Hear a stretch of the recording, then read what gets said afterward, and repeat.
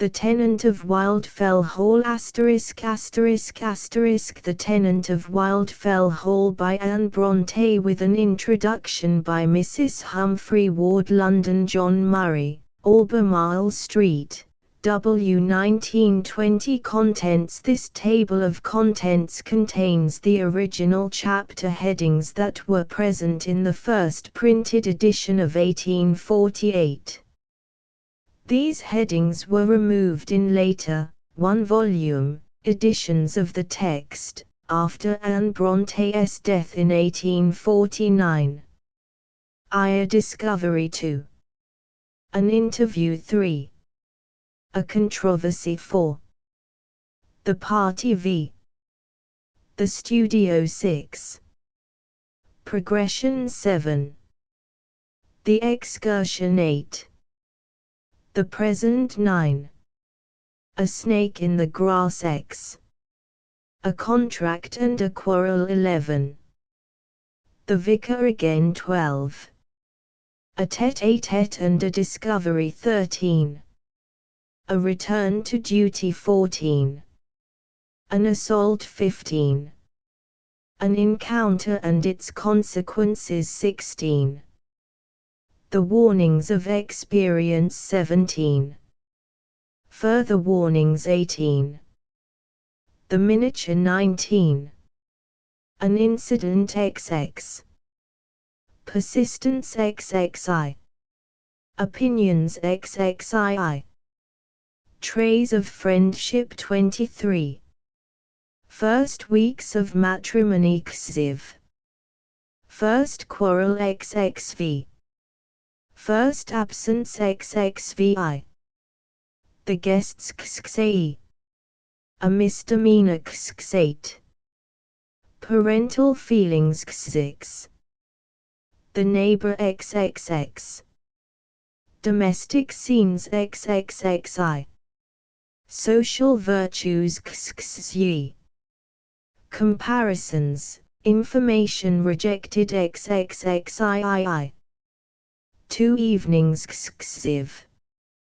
Concealment XXXV. Provocations XXXV. Dual Solitude XXAE.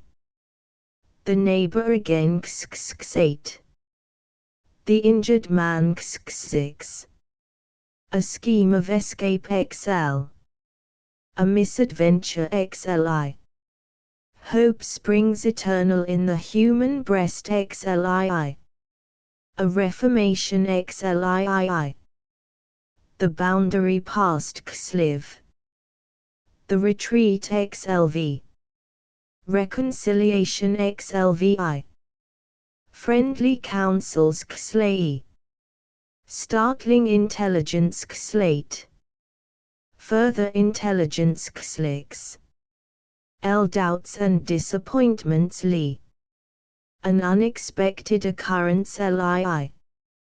Fluctuations LII.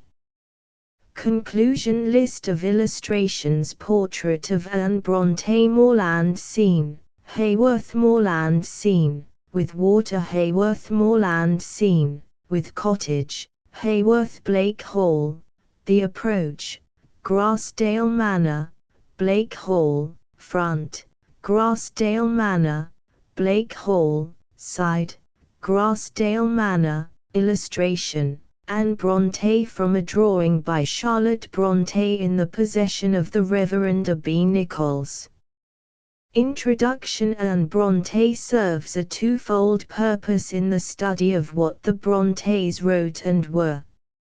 In the first place, her gentle and delicate presence, her sad, short story, her hard life and early death, enter deeply into the poetry and tragedy that have always been entwined with the memory of the Brontës, as women and as writers. In the second, the books and poems that she wrote serve as matter of comparison by which to test the greatness of her two sisters. She is the measure of their genius, like them, yet not with them. Many years after Anne's death, her brother-in-law protested against a supposed portrait of her, as giving a totally wrong impression of the dear, gentle Anne Brontë. Dear and gentle indeed she seems to have been through life, the youngest and prettiest of the sisters, with a delicate complexion, a slender neck, and small, pleasant features. Notwithstanding, she possessed in full the Brontë seriousness, the Brontë strength of will. When her father asked her at 4 years old what a little child like her wanted most, the tiny creature replied, "If it were not a Brontë it would be incredible, age and experience." When the 3 children started their island plays together in 1827, Anne, who was then 8, chose Guernsey for her imaginary island, and peopled it with Michael Sadler, Lord Bentinck, and Sir Henry Halford. She and Emily were constant companions, and there is evidence that they shared a common world of fancy from very early days to mature womanhood.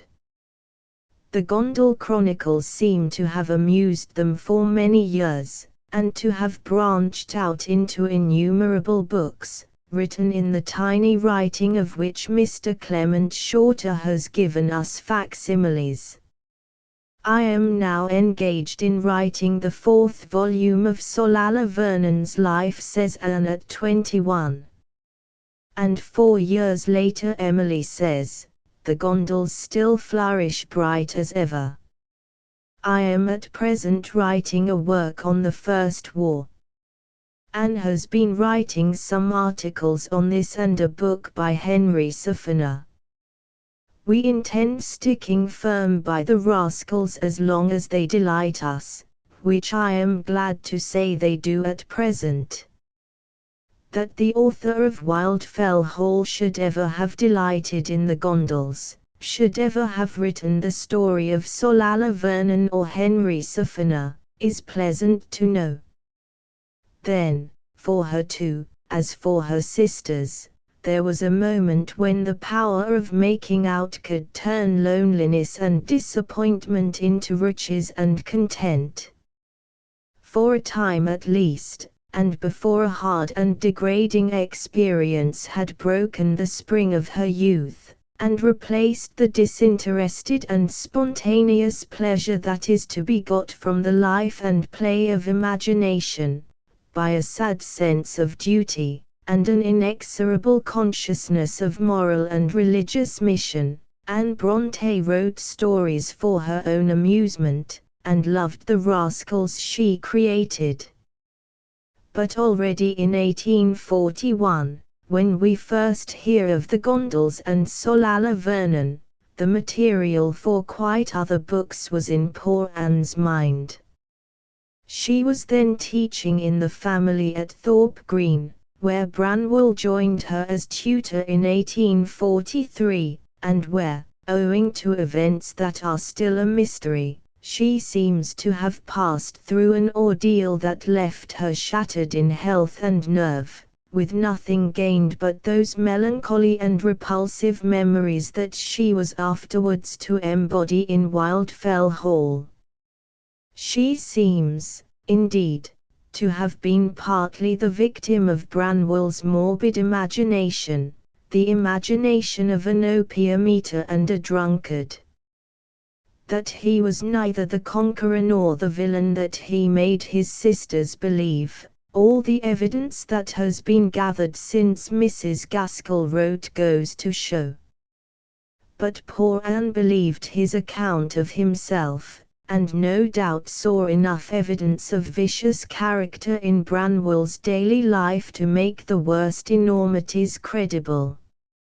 She seems to have passed the last months of her stay at Thorpe Green under a cloud of dread and miserable suspicion, and was thankful to escape from her situation in the summer of 1845. At the same moment Branwell was summarily dismissed from his tutorship, his employer, Mr. Robinson, writing a stern letter of complaint to Branwell's father, concerned no doubt with the young man's disorderly and intemperate habits. Mrs. Gaskell says, "The premature deaths of two at least of the sisters, all the great possibilities of their earthly lives snapped short, may be dated from midsummer 1845. The facts as we now know them hardly bear out so strong a judgment. There is nothing to show that Branwell's conduct was responsible in any way for Emily's illness and death, and Anne, in the contemporary fragment recovered by Mr. Shorter, gives a less tragic account of the matter. During my stay at Thorpe Green, she writes on the 31st of July 1845, I have had some very unpleasant and undreamt of experience of human nature. Branwell has been a tutor at Thorpe Green, and had much tribulation and ill health. We hope he will be better and do better in future." And at the end of the paper she says, sadly, forecasting the coming years, "I for my part cannot well be flatter or older in mind than I am now." This is the language of disappointment and anxiety, but it hardly fits the tragic story that Mrs. Gaskell believed. That story was, no doubt, the elaboration of Branwell's diseased fancy during the 3 years which elapsed between his dismissal from Thorpe Green and his death. He imagined a guilty romance with himself and his employer's wife for characters, and he imposed the horrid story upon his sisters. Opium and drink are the sufficient explanations, and no time need now be wasted upon unraveling the sordid mystery. But the vices of the brother, real or imaginary, have a certain importance in literature, because of the effect they produced upon his sisters. There can be no question that Branwell's opium madness, his bouts of drunkenness at the Black Bull, his violence at home, his free and coarse talk, and his perpetual boast of guilty secrets, influenced the imagination of his wholly pure and inexperienced sisters. Much of Wuthering Heights and all of Wildfell Hall show Branwell's mark, and there are many passages in Charlotte's books also where those who know the history of the parsonage can hear the voice of those sharp moral repulsions, those dismal moral questionings, to which Branwell's misconduct and ruin gave rise. Their brother's fate was an element in the genius of Emily and Charlotte which they were strong enough to assimilate, which may have done them some harm, and weakened in them certain delicate or sane perceptions, but was ultimately, by the strange alchemy of talent, far more profitable than hurtful, inasmuch as it troubled the waters of the soul, and brought them near to the more desperate realities of our frail, fallen humankind. But Anne was not strong enough, her gift was not vigorous enough, to enable her thus to transmute experience and grief. The probability is that when she left Thorpe Green in 1845 she was already suffering from that religious melancholy of which Charlotte discovered such piteous evidence among her papers after death. It did not much affect the writing of Agnes Grey, which was completed in 1846, and reflected the minor pains and discomforts of her teaching experience, but it combined with the spectacle of Branwell's increasing moral and physical decay to produce that bitter mandate of conscience under which she wrote The Tenant of Wildfell Hall. Hers was naturally a sensitive, reserved, and dejected nature. She hated her work, but would pursue it. It was written as a warning, so said Charlotte when, in the pathetic preface of 1850, she was endeavoring to explain to the public how a creature so gentle and so good as Acton Bell should have written such a book as Wildfell Hall. And in the second edition of Wildfell Hall, which appeared in 1848, Anne Brontë herself justified her novel in a preface which is reprinted in this volume for the first time. The little preface is a curious document. It has the same determined didactic tone which pervades the book itself, the same narrowness of view, and inflation of expression, an inflation which is really due not to any personal egotism in the writer, but rather to that very gentleness and inexperience which must yet nerve itself under the stimulus of religion to its disagreeable and repulsive task. I knew that such characters, as Huntingdon and his companions, do exist, and if I have warned one rash youth from following in their steps, the book has not been written in vain. If the story has given more pain than pleasure to any honest reader, the writer craves his pardon, for such was far from my intention. But at the same time she cannot promise to limit her ambition to the giving of innocent pleasure, or to the production of a perfect work of art. Time and talent so spent I should consider wasted and misapplied. God has given her unpalatable truths to speak, and she must speak them. The measure of misconstruction and abuse, therefore, which her book brought upon her she bore, says her sister, as it was her custom to bear whatever was unpleasant, with mild, steady patience. She was a very sincere and practical Christian, but the tinge of religious melancholy communicated a sad shade to her brief, blameless life. In spite of misconstruction and abuse, however, Wildfell Hall seems to have attained more immediate success than anything else written by the sisters before 1848, except Jane Eyre.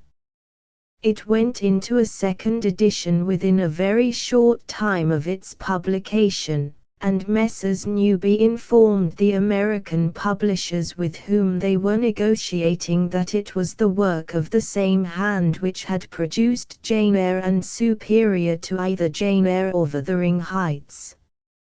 It was, indeed, the sharp practice connected with this astonishing judgment which led to the sisters' hurried journey to London in 1848, the famous journey when the two little ladies in black revealed themselves to Mr. Smith, and proved to him that they were not one Clara Bell, but two Miss Brontës. It was Anne's sole journey to London, her only contact with a world that was not Haworth, except that supplied by her school life at Roe Head and her two teaching engagements. And there was and is a considerable narrative ability, a sheer moral energy in Wildfell Hall which would not be enough, indeed, to keep it alive if it were not the work of a Brontë, but still betray its kinship and source. The scenes of Huntingdon's wickedness are less interesting but less improbable than the country house scenes of Jane Eyre. The story of his death has many true and touching passages. The last love scene is well, even in parts admirably, written. But the book's truth, so far as it is true, is scarcely the truth of imagination. It is rather the truth of a tract or a report. There can be little doubt that many of the pages are close transcripts from Branwell's conduct and language, so far as Anne's slighter personality enabled her to render her brother's temperament, which was more akin to Emily's than to her own. The same material might have been used by Emily or Charlotte. Emily, as we know, did make use of it in Wuthering Heights, but only after it had passed through that ineffable transformation, that mysterious, incommunicable heightening which makes and gives rank in literature. Some subtle, innate correspondence between eye and brain, between brain and hand, was present in Emily and Charlotte, and absent in Anne. There is no other account to be given of this or any other case of difference between serviceable talent and the high gifts of Delos and Patara's own Apollo. The same world of difference appears between her poems and those of her playfellow and comrade, Emily. If ever our descendants should establish the schools for writers which are even now threatened or attempted, they will hardly know perhaps any better than we what genius is, nor how it can be produced. But if they try to teach by example, then Anne and Emily Brontë are ready to their hand. Take the verses written by Emily at Roe Head which contain the lovely lines which I have already quoted in an earlier introduction. 1. Just before those lines there are 2 or 3 verses which it is worthwhile to compare with a poem of Anne's called Home. Emily was 16 at the time of writing, Anne about 21 or 22. Both sisters take for their motive the exile's longing thought of home. Emily's lines are full of faults, but they have the indefinable quality, here, no doubt, only in the bud, only as a matter of promise, which Anne's are entirely without.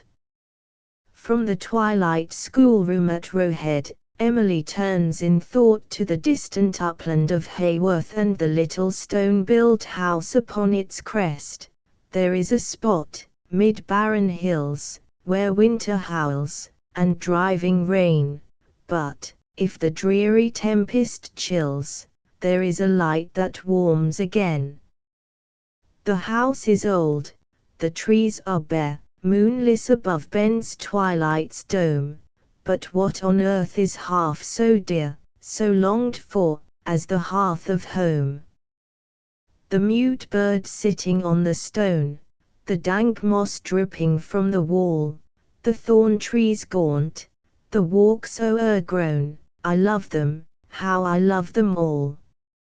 Anne's verses, written from one of the houses where she was a governess, express precisely the same feeling and movement of mind. But notice the instinctive rightness and swiftness of Emily's, the blurred weakness of Anne's, for yonder garden, fair and wide, with groves of evergreen, long winding walks, and borders trim, and velvet lawns between, restore to me that little spot, with grey walls compassed round, where knotted grass neglected lies, and weeds usurp the ground. Though all around this mansion high invites the foot to roam, and though its halls are fair within, oh, give me back my home. A similar parallel lies between Anne's lines Domestic Peace, a sad and true reflection of the terrible times with Branwell in 1846, and Emily's Wanderer from the Fold, while in Emily's last lines the daring spirit of the sister to whom the magic gift was granted separates itself forever from the gentle and accustomed piety of the sister to whom it was denied. Yet Anne's last lines, I hoped that with the brave and strong, have sweetness and sincerity, they have gained and kept a place in English religious verse, and they must always appeal to those who love the Brontës because, in the language of Christian faith and submission, they record the death of Emily and the passionate affection which her sisters bore her. and so we are brought back to the point from which we started. It is not as the writer of Wildfell Hall but as the sister of Charlotte and Emily Brontë, that Anne Brontë escapes oblivion, as the frail little one upon whom the other two lavished a tender and protecting care, who was a witness of Emily's death, and herself, within a few minutes of her own farewell to life, bade Charlotte take courage. When my thoughts turn to Anne, said Charlotte many years earlier, they always see her as a patient, persecuted stranger, more lonely, less gifted with the power of making friends even than I am. Later on, however, this power of making friends seems to have belonged to Anne in greater measure than to the others.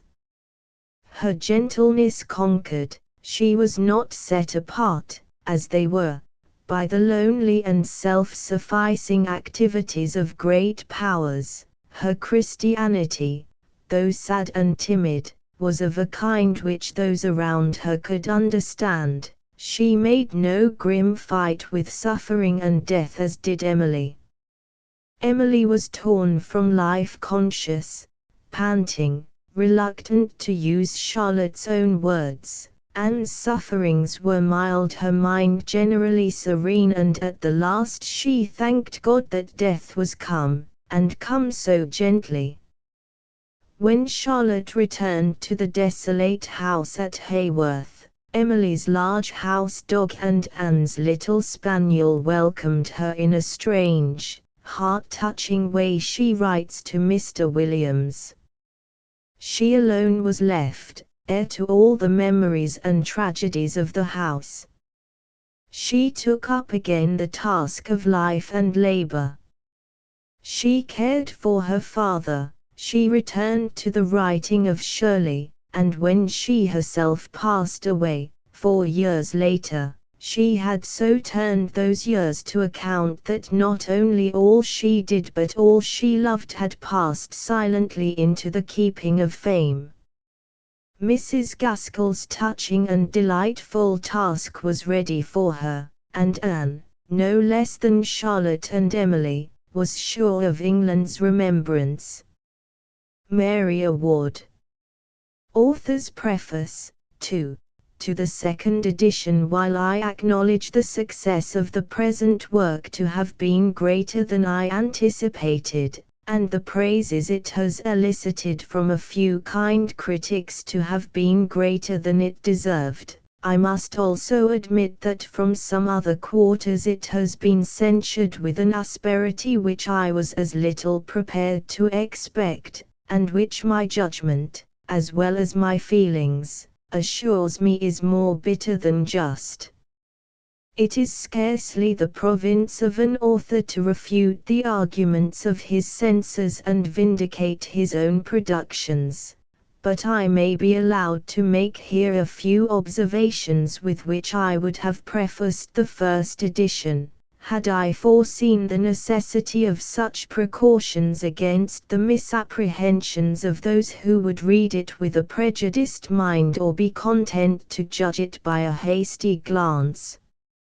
My object in writing the following pages was not simply to amuse the reader, neither was it to gratify my own taste, nor yet to ingratiate myself with the press and the public. I wished to tell the truth, for truth always conveys its own moral to those who are able to receive it.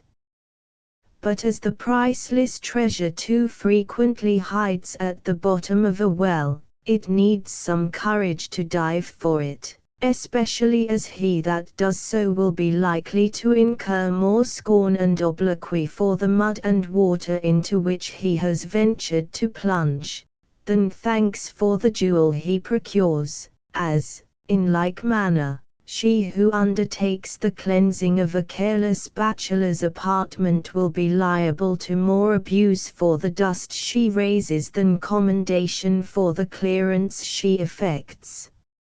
Let it not be imagined, however, that I consider myself competent to reform the errors and abuses of society, but only that I would fain contribute my humble quota towards so good a name, and if I can gain the public ear at all, I would rather whisper a few wholesome truths therein than much soft nonsense. As the story of Agnes Grey was accused of extravagant over-colouring in those very parts that were carefully copied from the life, with the most scrupulous avoidance of all exaggeration, so, in the present work, I find myself censured for depicting con amore, with a morbid love of the coarse, if not of the brutal, those scenes which, I will venture to say, have not been more painful for the most fastidious of my critics to read than they were for me to describe. I may have gone too far, in which case I shall be careful not to trouble myself or my readers in the same way again, but when we have to do with vice and vicious characters, I maintain it is better to depict them as they really are than as they would wish to appear. To represent a bad thing in its least offensive light is, doubtless, the most agreeable course for a writer of fiction to pursue, but is it the most honest, or the safest? Is it better to reveal the snares and pitfalls of life to the young and thoughtless traveler, or to cover them with branches and flowers? Oh, reader! If there were less of this delicate concealment of facts, this whispering, peace, peace when there is no peace, there would be less of sin and misery to the young of both sexes who are left to wring their bitter knowledge from experience. I would not be understood to suppose that the proceedings of the unhappy scapegrace, with his few profligate companions I have here introduced, are a specimen of the common practices of society. The case is an extreme one, as I trusted none would fail to perceive, but I know that such characters do exist, and if I have warned one rash youth from following in their steps, or prevented one thoughtless girl from falling into the very natural error of my heroine, the book has not been written in vain. But, at the same time, if any honest reader shall have derived more pain than pleasure from its perusal, and have closed the last volume with a disagreeable impression on his mind, I humbly crave his pardon, for such was far from my intention, and I will endeavor to do better another time, for I love to give innocent pleasure. Yet, be it understood, I shall not limit my ambition to this, or even to producing a perfect work of art. Time and talents so spent, I should consider wasted and misapplied. Such humble talents as God has given me I will endeavor to put to their greatest use. If I am able to amuse, I will try to benefit too, and when I feel it my duty to speak an unpalatable truth, with the help of God, I will speak it, though it be to the prejudice of my name and to the detriment of my readers' immediate pleasure as well as my own. One word more, and I have done. Respecting the author's identity, I would have it to be distinctly understood that Acton Bell is neither Currer nor Ellis Bell, and therefore let not his faults be attributed to them. As to whether the name be real or fictitious, it cannot greatly signify to those who know him only by his works. As little, I should think, can it matter whether the writer so designated is a man, or a woman, as one or two of my critics profess to have discovered.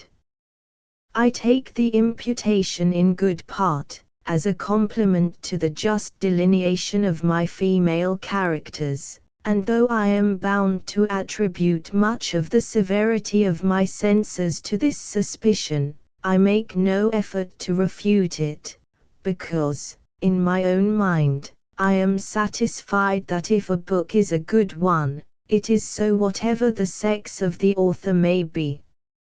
All novels are, or should be, written for both men and women to read, and I am at a loss to conceive how a man should permit himself to write anything that would be really disgraceful to a woman, or why a woman should be censured for writing anything that would be proper and becoming for a man.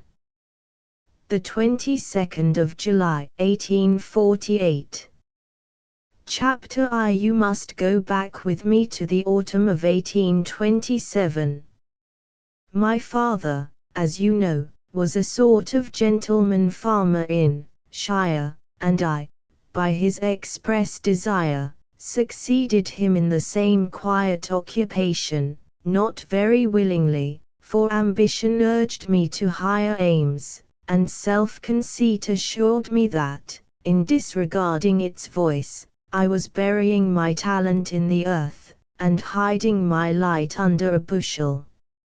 My mother had done her utmost to persuade me that I was capable of great achievements, but my father, who thought ambition was the surest road to ruin, and change but another word for destruction, would listen to no scheme for bettering either my own condition, or that of my fellow mortals.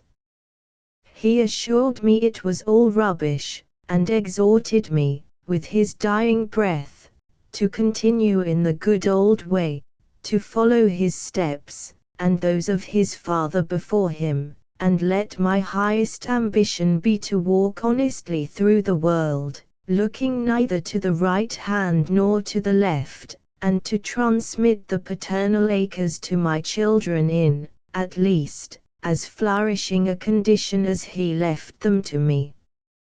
Well, an honest and industrious farmer is one of the most useful members of society, and if I devote my talents to the cultivation of my farm, and the improvement of agriculture in general, I shall thereby benefit, not only my own immediate connections and dependents, but, in some degree, mankind at large, hence I shall not have lived in vain.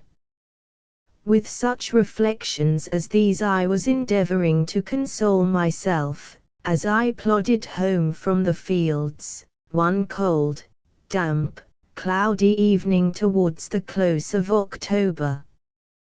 But the gleam of a bright red fire through the parlor window had more effect in cheering my spirits, and rebuking my thankless repinings, than all the sage reflections and good resolutions I had forced my mind to frame, for I was young then, remember, only 24, and had not acquired half the rule over my own spirit that I now possess, trifling as that may be. However, that haven of bliss must not be entered till I had exchanged my miry boots for a clean pair of shoes, and my rough surtout for a respectable coat, and made myself generally presentable before decent society, for my mother, with all her kindness, was vastly particular on certain points. In ascending to my room I was met upon the stairs by a smart, pretty girl of 19, with a tidy, dumpy figure, a round face, bright, blooming cheeks, glossy, clustering curls, and little merry brown eyes.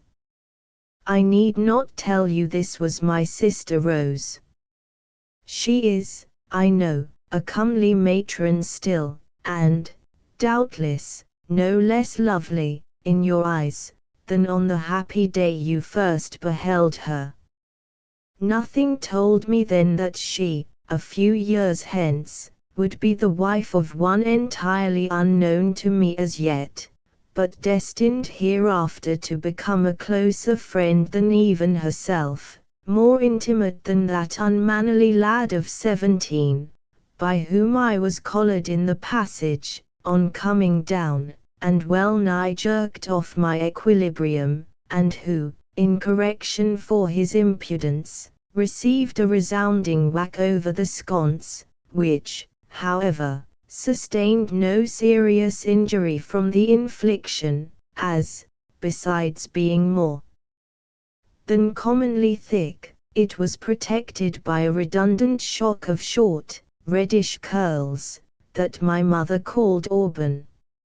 On entering the parlour we found that honoured lady seated in her armchair at the fireside, working away at her knitting, according to her usual custom, when she had nothing else to do.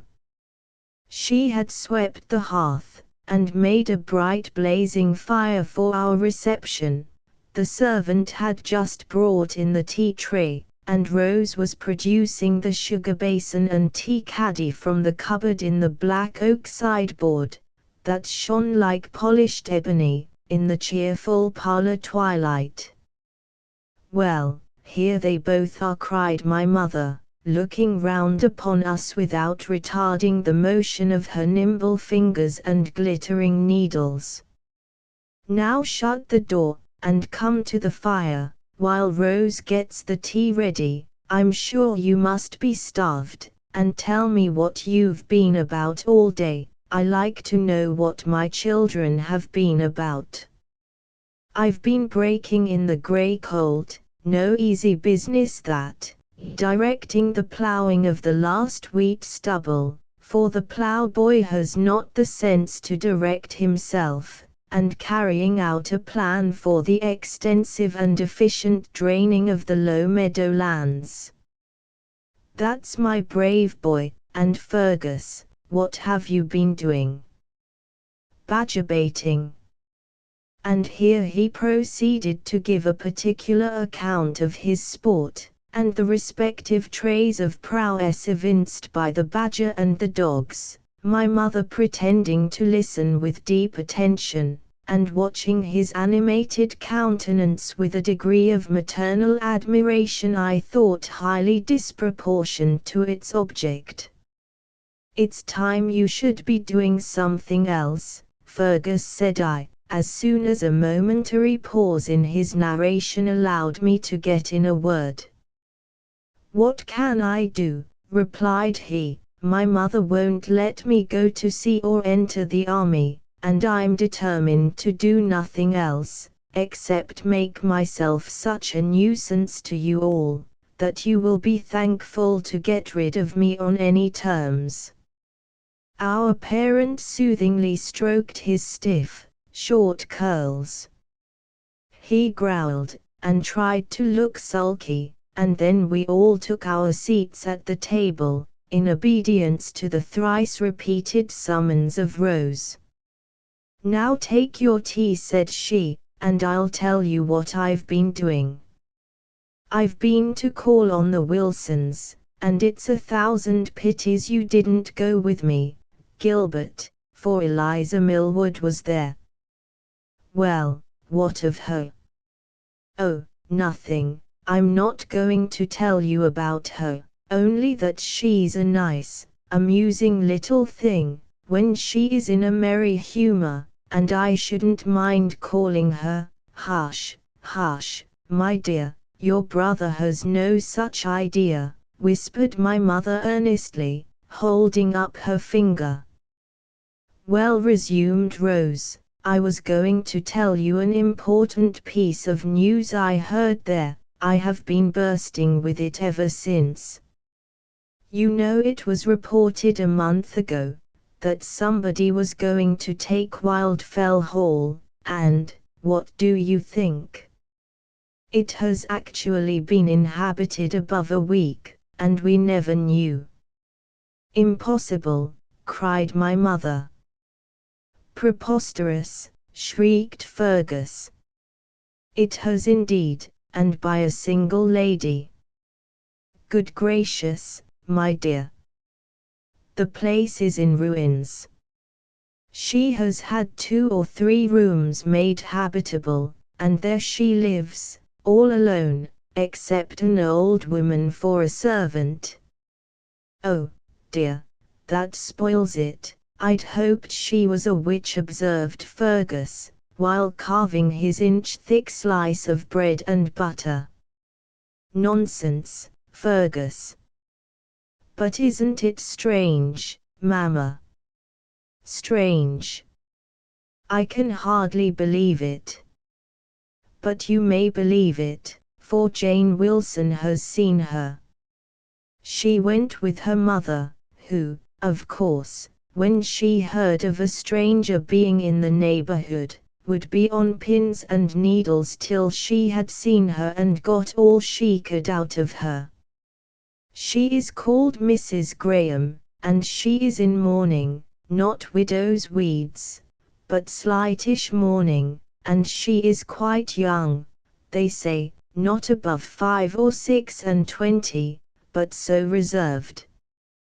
They tried all they could to find out who she was and where she came from, and all about her, but neither Mrs. Wilson, with her pertinacious and impertinent home thrusts, nor Miss Wilson, with her skillful maneuvering, could manage to elicit a single satisfactory answer, or even a casual remark, or chance expression calculated to allay their curiosity, or throw the faintest ray of light upon her history, circumstances, or connections. Moreover, she was barely civil to them, and evidently better pleased to say goodbye than "How do you do?" But Eliza Millwood says her father intends to call upon her soon, to offer some pastoral advice, which he fears she needs, as, though she is known to have entered the neighborhood early last week, she did not make her appearance at church on Sunday, and she, Eliza, that is, will beg to accompany him, and is sure she can succeed in wheedling something out of her. You know, Gilbert, she can do anything. And we should call some time, Mamma, it's only proper, you know. Of course, my dear. Poor thing. How lonely she must feel. And pray, be quick about it, and mind you bring me word how much sugar she puts in her tea, and what sort of caps and aprons she wears, and all about it, for I don't know how I can live till I know," said Fergus, very gravely. But if he intended the speech to be hailed as a masterstroke of wit, he signally failed, for nobody laughed. However, he was not much disconcerted at that, for when he had taken a mouthful of bread and butter and was about to swallow a gulp of tea, the humor of the thing burst upon him with such irresistible force, that he was obliged to jump up from the table, and rush snorting and choking from the room, and a minute after, was heard screaming in fearful agony in the garden. As for me, I was hungry, and contented myself with silently demolishing the tea, ham, and toast, while my mother and sister went on talking, and continued to discuss the apparent or non-apparent circumstances, and probable or improbable history of the mysterious lady. But I must confess that, after my brother's misadventure, I once or twice raised the cup to my lips, and put it down again without daring to taste the contents, lest I should injure my dignity by a similar explosion. The next day my mother and Rose hastened to pay their compliments to the fair recluse, and came back but little wiser than they went, though my mother declared she did not regret the journey, for if she had not gained much good, she flattered herself she had imparted some, and that was better, she had given some useful advice, which, she hoped, would not be thrown away, for Mrs. Graham, though she said little to any purpose, and appeared somewhat self-opinionated, seemed not incapable of reflection, though she did not know where she had been all her life, poor thing, for she betrayed a lamentable ignorance on certain points, and had not even the sense to be ashamed of it. "On what points, mother?" asked I. "On household matters, and all the little niceties of cookery, and such things, that every lady ought to be familiar with, whether she be required to make a practical use of her knowledge or not." I gave her some useful pieces of information, however, and several excellent receipts, the value of which she evidently could not appreciate, for she begged I would not trouble myself, as she lived in such a plain, quiet way, that she was sure she should never make use of them. "No matter, my dear," said I, "it is what every respectable female ought to know, and besides, though you are alone now, you will not be always so. You have been married, and probably, I might say almost certainly, will be again." "You are mistaken there," said she, almost haughtily. "I am certain I never shall." But I told her I knew better. "Some romantic young widow, I suppose," said I, "come there to end her days in solitude, and mourn in secret for the dear departed, but it won't last long."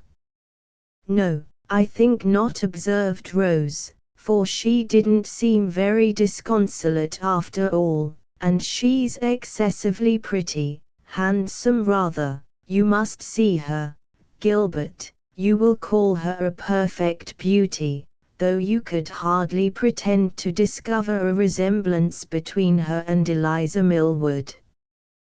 "Well, I can imagine many faces more beautiful than Eliza's, though not more charming. I allow she has small claims to perfection, but then, I maintain that, if she were more perfect, she would be less interesting." "And so you prefer her faults to other people's perfections?" "Just so, saving my mother's presence." "Oh, my dear Gilbert, what nonsense you talk. I know you don't mean it. It's quite out of the question," said my mother, getting up, and bustling out of the room, under pretense of household business, in order to escape the contradiction that was trembling on my tongue. After that Rose favored me with further particulars respecting Mrs. Graham. Her appearance, manners, and dress, and the very furniture of the room she inhabited, were all set before me, with rather more clearness and precision than I cared to see them, but, as I was not a very attentive listener, I could not repeat the description if I would. The next day was Saturday, and, on Sunday, everybody wondered whether or not the fair unknown would profit by the vicar's remonstrance, and come to church. I confess I looked with some interest myself towards the old family pew, appertaining to Wildfell Hall, where the faded crimson cushions and lining had been unpressed and unrenewed so many years, and the grim escutcheons, with their lugubrious borders of rusty black cloth, frowned so sternly from the wall above. And there I beheld a tall, ladylike figure, clad in black. Her face was towards me, and there was something in it which, once seen, invited me to look again. Her hair was raven black, and disposed in long glossy ringlets, a style of coiffure rather unusual in those days, but always graceful and becoming. Her complexion was clear and pale, her eyes I could not see, for, being bent upon her prayer book, they were concealed by their drooping lids and long black lashes, but the brows above were expressive and well-defined. The forehead was lofty and intellectual, the nose, a perfect aquiline, and the features, in general, unexceptionable, only there was a slight hollowness about the cheeks and eyes, and the lips, though finely formed, were a little too thin, a little too firmly compressed, and had something about them that betokened, I thought, no very soft or amiable temper, and I said in my heart, I would rather admire you from this distance, fair lady, than be the partner of your home. Just then she happened to raise her eyes, and they met mine. I did not choose to withdraw my gaze, and she turned again to her book, but with a momentary, indefinable expression of quiet scorn, that was inexpressibly provoking to me. She thinks me an impudent puppy, thought I. Humph, she shall change her mind before long, if I think it worth while. But then it flashed upon me that these were very improper thoughts for a place of worship, and that my behavior, on the present occasion, was anything but what it ought to be. Previous, however, to directing my mind to the service, I glanced round the church to see if any one had been observing me, but no, all, who were not attending to their prayer books, were attending to the strange lady, my good mother and sister among the rest, and Mrs. Wilson and her daughter, and even Eliza Millwood was slyly glancing from the corners of her eyes towards the object of general attraction. Then she glanced at me, simpered a little, and blushed, modestly looked at her prayer book, and endeavored to compose her features.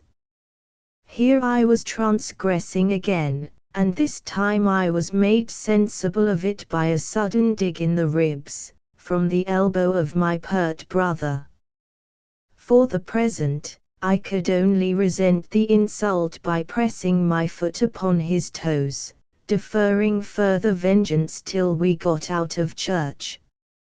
Now, Halford, before I close this letter, I'll tell you who Eliza Millwood was. She was the vicar's younger daughter, and a very engaging little creature, for whom I felt no small degree of partiality, and she knew it, though I had never come to any direct explanation, and had no definite intention of so doing, for my mother, who maintained there was no one good enough for me within 20 miles round, could not bear the thoughts of my marrying that insignificant little thing, who, in addition to her numerous other disqualifications, had not £20 to call her own.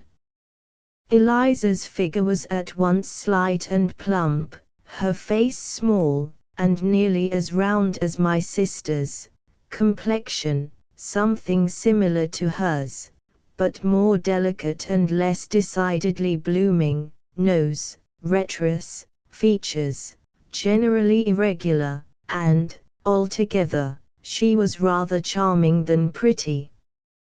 But her eyes, I must not forget those remarkable features, for therein her chief attraction lay, in outward aspect at least. They were long and narrow in shape, the irids black, or very dark brown, the expression various, and ever-changing, but always either preternaturally, I had almost said diabolically, wicked, or irresistibly bewitching, often both. Her voice was gentle and childish, her tread light and soft as that of a cat, but her manners more frequently resembled those of a pretty playful kitten, that is now pert and roguish, now timid and demure, according to its own sweet will.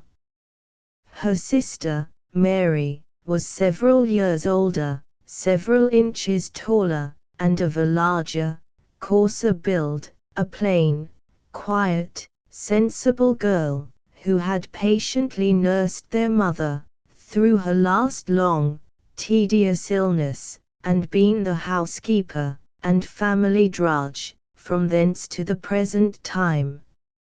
She was trusted and valued by her father, loved and courted by all dogs, cats, children, and poor people, and slighted and neglected by everybody else. The Reverend Michael Millwood himself was a tall, ponderous elderly gentleman, who placed a shovel hat above his large, square, massive-featured face, carried a stout walking stick in his hand, and encased his still powerful limbs in knee breeches and gaiters, or black silk stockings on state occasions. He was a man of fixed principles, strong prejudices, and regular habits, intolerant of dissent in any shape, acting under a firm conviction that his opinions were always right, and whoever differed from them must be either most deplorably ignorant, or wilfully blind. In childhood, I had always been accustomed to regard him with a feeling of reverential awe, but lately, even now, surmounted, for, though he had a fatherly kindness for the well-behaved, he was a strict disciplinarian, and had often sternly reproved our juvenile failings and peccadilloes, and moreover, in those days, whenever he called upon our parents, we had to stand up before him, and say our catechism, or repeat, "How doth the little busy bee," or some other hymn, or, worse than all, be questioned about his last text, and the heads of the discourse, which we never could remember. Sometimes, the worthy gentleman would reprove my mother for being over-indulgent to her sons, with a reference to old Eli, or David and Absalom, which was particularly galling to her feelings, and, very highly as she respected him, and all his sayings, I once heard her exclaim, "I wish to goodness he had a son himself." He wouldn't be so ready with his advice to other people then, he'd see what it is to have a couple of boys to keep in order. He had a laudable care for his own bodily health, kept very early hours, regularly took a walk before breakfast, was vastly particular about warm and dry clothing, had never been known to preach a sermon without previously swallowing a raw egg, albeit he was gifted with good lungs and a powerful voice, and was, generally, extremely particular about what he ate and drank, though by no means abstemious, and having a mode of dietary peculiar to himself, being a great despiser of tea and such slops, and a patron of malt liquors, bacon and eggs, ham, hung beef, and other strong meats, which agreed well enough with his digestive organs, and therefore were maintained by him to be good and wholesome for everybody, and confidently recommended to the most delicate convalescents or dyspeptics, who, if they failed to derive the promised benefit from his prescriptions, were told it was because they had not persevered, and if they complained of inconvenient results therefrom, were assured it was all fancy. I will just touch upon two other persons whom I have mentioned, and then bring this long letter to a close. These are Mrs. Wilson and her daughter. The former was the widow of a substantial farmer, a narrow-minded, tattling old gossip, whose character is not worth describing. She had two sons, Robert, a rough countrified farmer, and Richard, a retiring, studious young man, who was studying the classics with the vicar's assistants, preparing for college, with a view to enter the church. Their sister Jane was a young lady of some talents, and more ambition. She had, at her own desire, received a regular boarding school education, superior to what any member of the family had obtained before. She had taken the polish well, acquired considerable elegance of manners, quite lost her provincial accent, and could boast of more accomplishments than the vicar's daughters. She was considered a beauty besides, but never for a moment could she number me amongst her admirers. She was about 26, rather tall and very slender. Her hair was neither chestnut nor auburn, but a most decided bright, light red. Her complexion was remarkably fair and brilliant, her head small, neck long, chin well turned, but very short, lips thin and red, eyes clear hazel, quick and penetrating, but entirely destitute of poetry or feeling. She had, or might have had, many suitors in her own rank of life, but scornfully repulsed or rejected them all, for none but a gentleman could please her refined taste, and none but a rich one could satisfy her soaring ambition. One gentleman there was, from whom she had lately received some rather pointed attentions, and upon whose heart, name, and fortune, it was whispered, she had serious designs. This was Mr. Lawrence, the young squire, whose family had formerly occupied Wildfell Hall, but had deserted it, some 15 years ago, for a more modern and commodious mansion in the neighbouring parish. Now, Halford, I bid you adieu for the present. This is the first instalment of my debt. If the coin suits you, tell me so, and I'll send you the rest at my leisure. If you would rather remain my creditor than stuff your purse with such ungainly, heavy pieces, tell me still, and I'll pardon your bad taste, and willingly keep the treasure to myself. Yours immutably, Gilbert Markham. Chapter 2. I perceive, with joy, my most valued friend, that the cloud of your displeasure has passed away. The light of your countenance blesses me once more, and you desire the continuation of my story. Therefore, without more ado, you shall have it.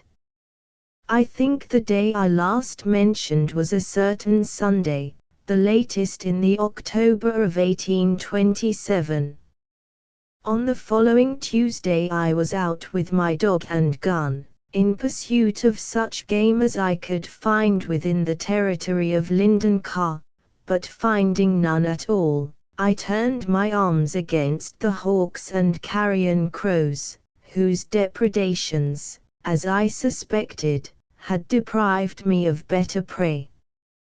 To this end I left the more frequented regions, the wooded valleys, the cornfields, and the meadowlands, and proceeded to mount the steep acclivity of Wildfell, the wildest and the loftiest eminence in our neighbourhood, where, as you ascend, the hedges, as well as the trees, become scanty and stunted, the former, at length, giving place to rough stone fences, partly greened over with ivy and moss, the latter to larches and Scotch fir trees, or isolated blackthorns.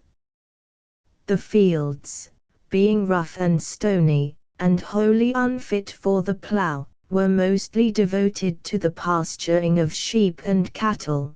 The soil was thin and poor. Bits of grey rock here and there peeped out from the grassy hillocks.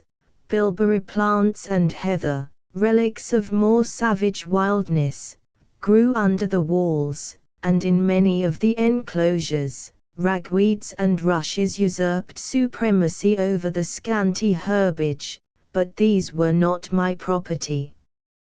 Near the top of this hill, about 2 miles from Linden Car, stood Wildfell Hall, a superannuated mansion of the Elizabethan era, built of dark grey stone, venerable and picturesque to look at, but doubtless cold and gloomy enough to inhabit, with its thick stone mullions and little latticed panes, its time-eaten air-holes, and its too lonely, too unsheltered situation, only shielded from the war of wind and weather by a group of Scotch firs, themselves half blighted with storms, and looking as stern and gloomy as the hall itself.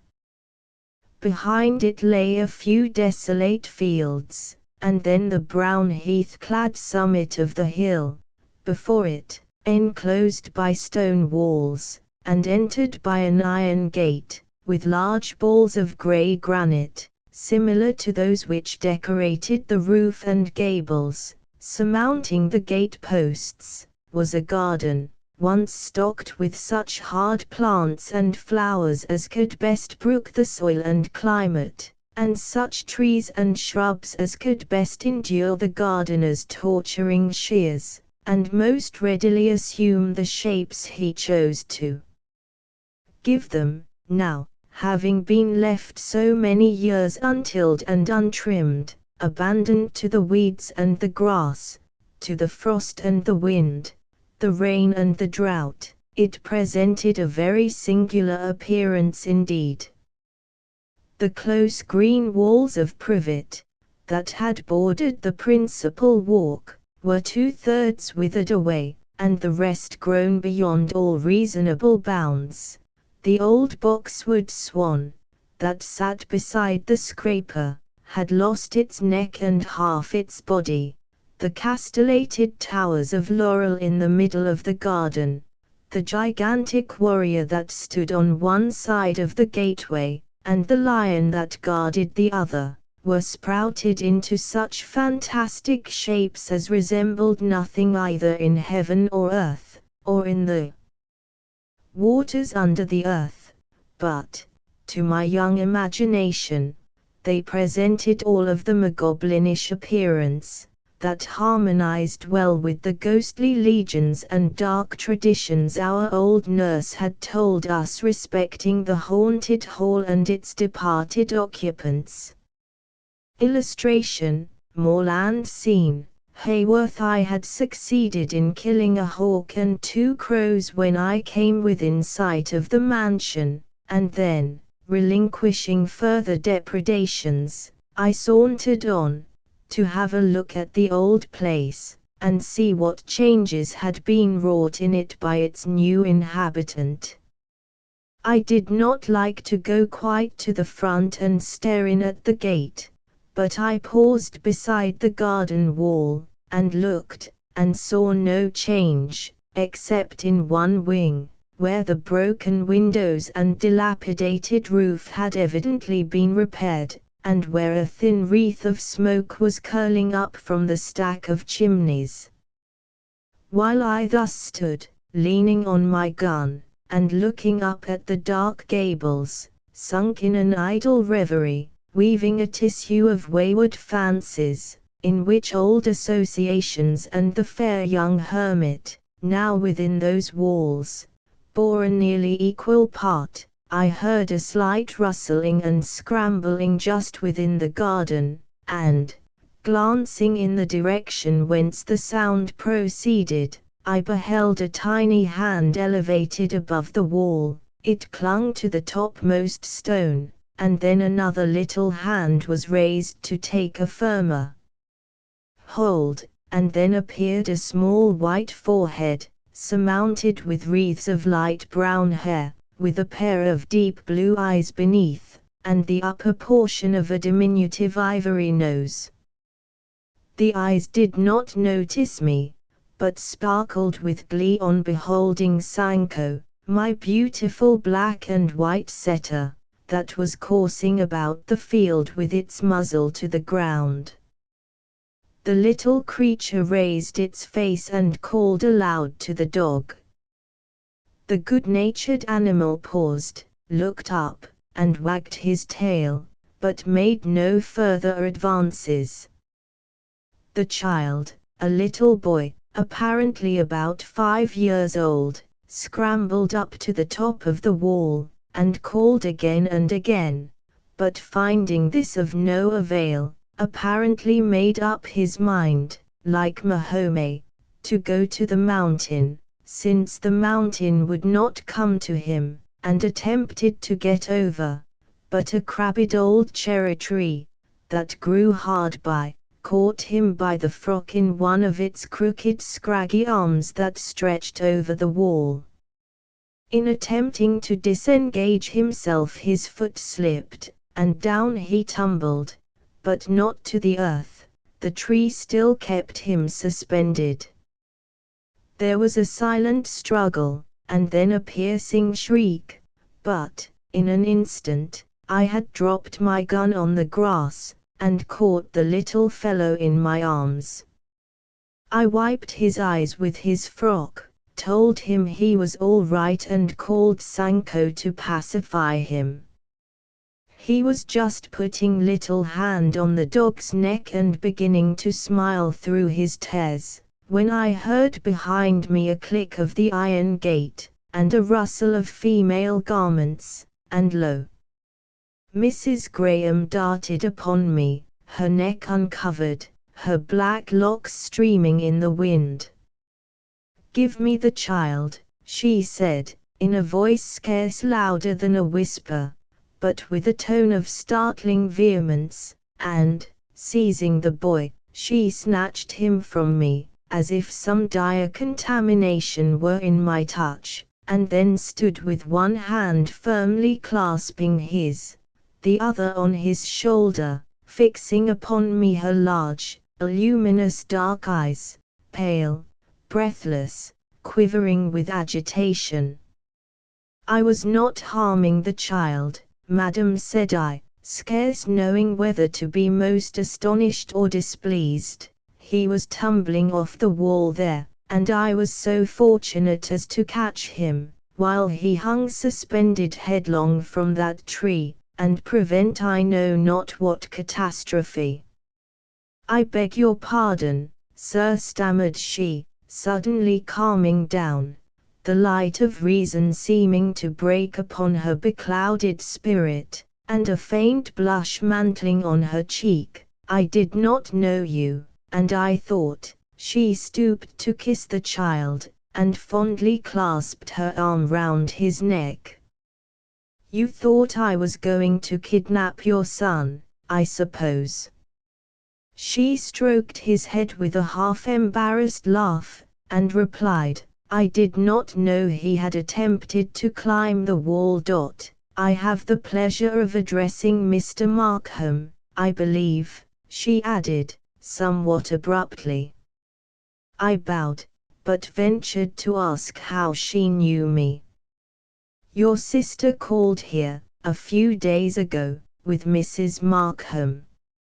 "Is the resemblance so strong then?" I asked, in some surprise, and not so greatly flattered at the idea as I ought to have been. "There is a likeness about the eyes and complexion, I think," replied she, somewhat dubiously surveying my face, "and I think I saw you at church on Sunday." I smiled. There was something either in that smile or the recollections it awakened that was particularly displeasing to her, for she suddenly assumed again that proud, chilly look that had so unspeakably roused my aversion at church, a look of repellent scorn, so easily assumed, and so entirely without the least distortion of a single feature, that, while there, it seemed like the natural expression of the face, and was the more provoking to me, because I could not think it affected. "Good morning, Mr. Markham," said she, and without another word or glance, she withdrew, with her child, into the garden, and I returned home, angry and dissatisfied. I could scarcely tell you why, and therefore will not attempt it. I only stayed to put away my gun and powder horn, and give some requisite directions to one of the farming men, and then repaired to the vicarage, to solace my spirit and soothe my ruffled temper with the company and conversation of Eliza Millwood. I found her, as usual, busy with some piece of soft embroidery. The mania for Berlin wools had not yet commenced, while her sister was seated at the chimney corner, with the cat on her knee, mending a heap of stockings. "Mary, Mary, put them away," Eliza was hastily saying, just as I entered the room. "Not I, indeed," was the phlegmatic reply, and my appearance prevented further discussion. "You're so unfortunate, Mr. Markham," observed the younger sister, with one of her arch, sidelong glances. "Papa's just gone out into the parish, and not likely to be back for an hour." "Never mind, I can manage to spend a few minutes with his daughters, if they'll allow me," said I, bringing a chair to the fire, and seating myself therein, without waiting to be asked. "Well, if you'll be very good and amusing, we shall not object." "Let your permission be unconditional, pray, for I came not to give pleasure, but to seek it," I answered. However, I thought it but reasonable to make some slight exertion to render my company agreeable, and what little effort I made, was apparently pretty successful, for Miss Eliza was never in a better humor. We seemed, indeed, to be mutually pleased with each other, and managed to maintain between us a cheerful and animated though not very profound conversation. It was little better than a tête-à-tête, for Miss Millwood never opened her lips, except occasionally to correct some random assertion or exaggerated expression of her sister's, and once to ask her to pick up the ball of cotton that had rolled under the table. I did this myself, however, as in duty bound. "Thank you, Mr. Markham," said she, as I presented it to her. "I would have picked it up myself, only I did not want to disturb the cat." "Mary, dear, that won't excuse you in Mr. Markham's eyes," said Eliza. "He hates cats, I dare say, as cordially as he does old maids, like all other gentlemen. Don't you, Mr. Markham?" "I believe it is natural for our unamiable sex to dislike the creatures," replied I, "for you ladies lavish so many caresses upon them." "Bless them, little darlings!" cried she, in a sudden burst of enthusiasm, turning round and overwhelming her sister's pet with a shower of kisses. "Don't, Eliza," said Miss Millwood, somewhat gruffly, as she impatiently pushed her away. But it was time for me to be going. Make what haste I would, I should still be too late for tea, and my mother was the soul of order and punctuality. My fair friend was evidently unwilling to bid me adieu. I tenderly squeezed her little hand at parting, and she repaid me with one of her softest smiles and most bewitching glances. I went home very happy, with a heart brimful of complacency for myself, and overflowing with love for Eliza. Chapter 3. 2 days after, Mrs. Graham called at Linden Car, contrary to the expectation of Rose, who entertained an idea that the mysterious occupant of Wildfell Hall would wholly disregard the common observances of civilized life, in which opinion she was supported by the Wilsons, who testified that neither their call nor the Millwoods had been returned as yet.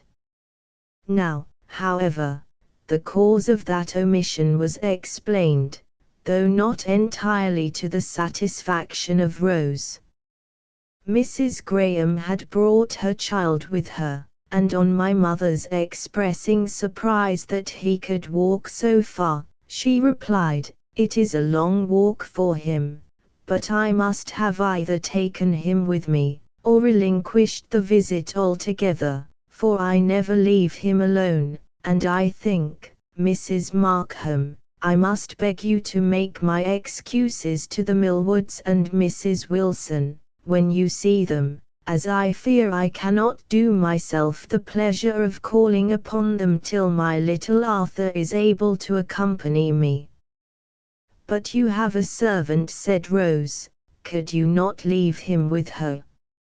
"She has her own occupations to attend to, and besides, she is too old to run after a child, and he is too mercurial to be tied to an elderly woman." "But you left him to come to church?" "Yes, once, but I would not have left him for any other purpose, and I think, in future, I must contrive to bring him with me, or stay at home."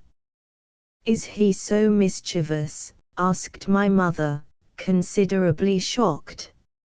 "No," replied the lady, sadly smiling, as she stroked the wavy locks of her son, who was seated on a low stool at her feet, "but he is my only treasure, and I am his only friend, so we don't like to be separated."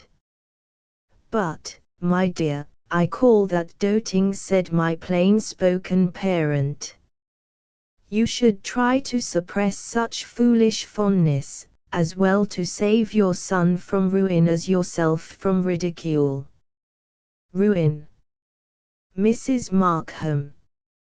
"Yes, it is spoiling the child. Even at his age, he ought not to be always tied to his mother's apron string, he should learn to be ashamed of it." "Mrs. Markham, I beg you will not say such things, in his presence, at least." "I trust my son will never be ashamed to love his mother," said Mrs. Graham, with a serious energy that startled the company. My mother attempted to appease her by an explanation, but she seemed to think enough had been said on the subject, and abruptly turned the conversation. "Just as I thought," said I to myself, "the lady's temper is none of the mildest, notwithstanding her sweet, pale face and lofty brow, where thought and suffering seem equally to have stamped their impress." All this time I was seated at a table on the other side of the room, apparently immersed in the perusal of a volume of the Farmer's Magazine, which I happened to have been reading at the moment of our visitor's arrival, and, not choosing to be over-civil, I had merely bowed as she entered, and continued my occupation as before. In a little while, however, I was sensible that someone was approaching me, with a light, but slow and hesitating tread. It was little Arthur, irresistibly attracted by my dog Sancho, that was lying at my feet. On looking up I beheld him standing about 2 yards off, with his clear blue eyes wistfully gazing on the dog, transfixed to the spot, not by fear of the animal, but by a timid disinclination to approach its master. A little encouragement, however, induced him to come forward. The child, though shy, was not sullen. In a minute he was kneeling on the carpet, with his arms round Sanko's neck, and, in a minute or two more, the little fellow was seated on my knee, surveying with eager interest the various specimens of horses, cattle, pigs, and model farms portrayed in the volume before me. I glanced at his mother now and then to see how she relished the new-sprung intimacy, and I saw, by the unquiet aspect of her eye, that for some reason or other she was uneasy at the child's position. "Arthur," said she, at length, "come here. You are troublesome to Mr. Markham, he wishes to read." "By no means, Mrs. Graham, pray let him stay. I am as much amused as he is," pleaded I. But still, with hand and eye, she silently called him to her side. "No, mamma," said the child, "let me look at these pictures first, and then I'll come and tell you all about them. We are going to have a small party on Monday, the 5th of November," said my mother, "and I hope you will not refuse to make one, Mrs. Graham. You can bring your little boy with you, you know. I dare say we shall be able to amuse him, and then you can make your own apologies to the Millwoods and Wilsons. They will all be here, I expect." "Thank you, I never go to parties." "Oh, but this will be quite a family concern, early hours, and nobody here but ourselves, and just the Millwoods and Wilsons, most of whom you already know, and Mr. Lawrence, your landlord, with whom you ought to make acquaintance." "I do know something of him, but you must excuse me this time, for the evenings, now, are dark and damp, and Arthur, I fear, is too delicate to risk exposure to their influence with impunity. We must defer the enjoyment of your hospitality till the return of longer days and warmer nights." Rose, now, at a hint from my mother, produced a decanter of wine, with accompaniments of glasses and cake, from the cupboard and the oak sideboard, and the refreshment was duly presented to the guests. They both partook of the cake, but obstinately refused the wine, in spite of their hostess's hospitable attempts to force it upon them. Arthur, especially, shrank from the ruby nectar as if in terror and disgust, and was ready to cry when urged to take it. "Never mind, Arthur," said his mamma, "Mrs. Markham thinks it will do you good, as you were tired with your walk, but she will not oblige you to take it. I dare say you will do very well without." "He detests the very sight of wine," she added, "and the smell of it almost makes him sick. I have been accustomed to make him swallow a little wine or weak spirits and water, by way of medicine, when he was sick, and, in fact, I have done what I could to make him hate them." Everybody laughed, except the young widow and her son. "Well, Mrs. Graham," said my mother, wiping the tears of merriment from her bright blue eyes, "well, you surprise me. I really gave you credit for having more sense. The poor child will be the veriest milksop that ever was sopped. Only think what a man you will make of him, if you persist in—" "I think it a very excellent plan," interrupted Mrs. Graham, with imperturbable gravity. "By that means I hope to save him from one degrading vice at least. I wish I could render the incentives to every other equally innoxious in his case." "But by such means," said I, "you will never render him virtuous. What is it that constitutes virtue, Mrs. Graham?" Is it the circumstance of being able and willing to resist temptation, or that of having no temptations to resist? Is he a strong man that overcomes great obstacles and performs surprising achievements, though by dint of great muscular exertion, and at the risk of some subsequent fatigue? Or he that sits in his chair all day, with nothing to do more laborious than stirring the fire, and carrying his food to his mouth? If you would have your son to walk honorably through the world, you must not attempt to clear the stones from his path, but teach him to walk firmly over them, not insist upon leading him by the hand, but let him learn to go alone. I will lead him by the hand, Mr. Markham, till he has strength to go alone, and I will clear as many stones from his path as I can, and teach him to avoid the rest, or walk firmly over them, as you say, for when I have done my utmost, in the way of clearance, there will still be plenty left to exercise all the agility, steadiness, and circumspection he will ever have.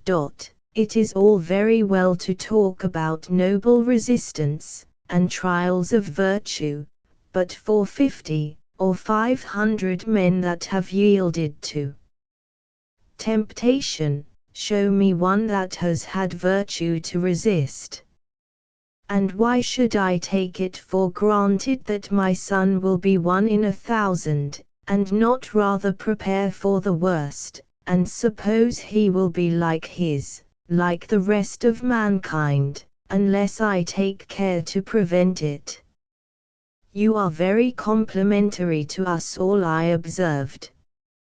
I know nothing about you, I speak of those I do know, and when I see the whole race of mankind, with a few rare exceptions, stumbling and blundering along the path of life, sinking into every pitfall, and breaking their shins over every impediment that lies in their way, shall I not use all the means in my power to ensure for him a smoother and a safer passage? Yes, but the surest means will be to endeavor to fortify him against temptation, not to remove it out of his way. I will do both, Mr. Markham. God knows he will have temptations enough to assail him, both from within and without, when I have done all I can to render vice as uninviting to him, as it is abominable in its own nature. I myself have had, indeed, but few incentives to what the world calls vice, but yet I have experienced temptations and trials of another kind, that have required, on many occasions, more watchfulness and firmness to resist than I have hitherto been able to muster against them.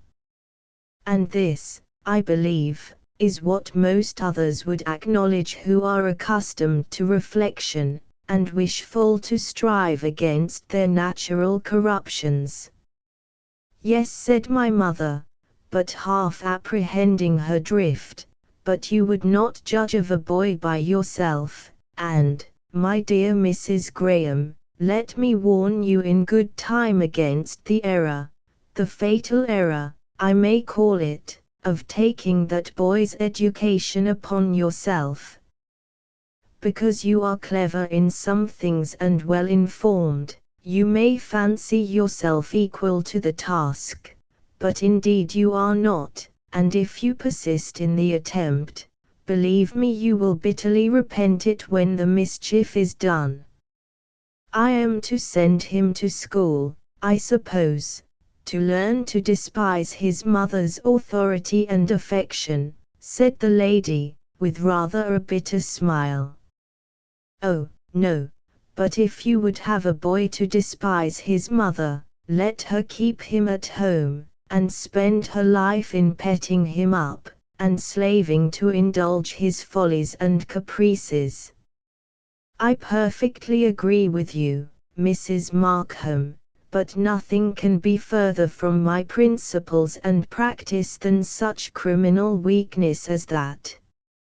Well, but you will treat him like a girl, you'll spoil his spirit, and make a mere Miss Nancy of him, you will, indeed, Mrs. Graham, whatever you may think.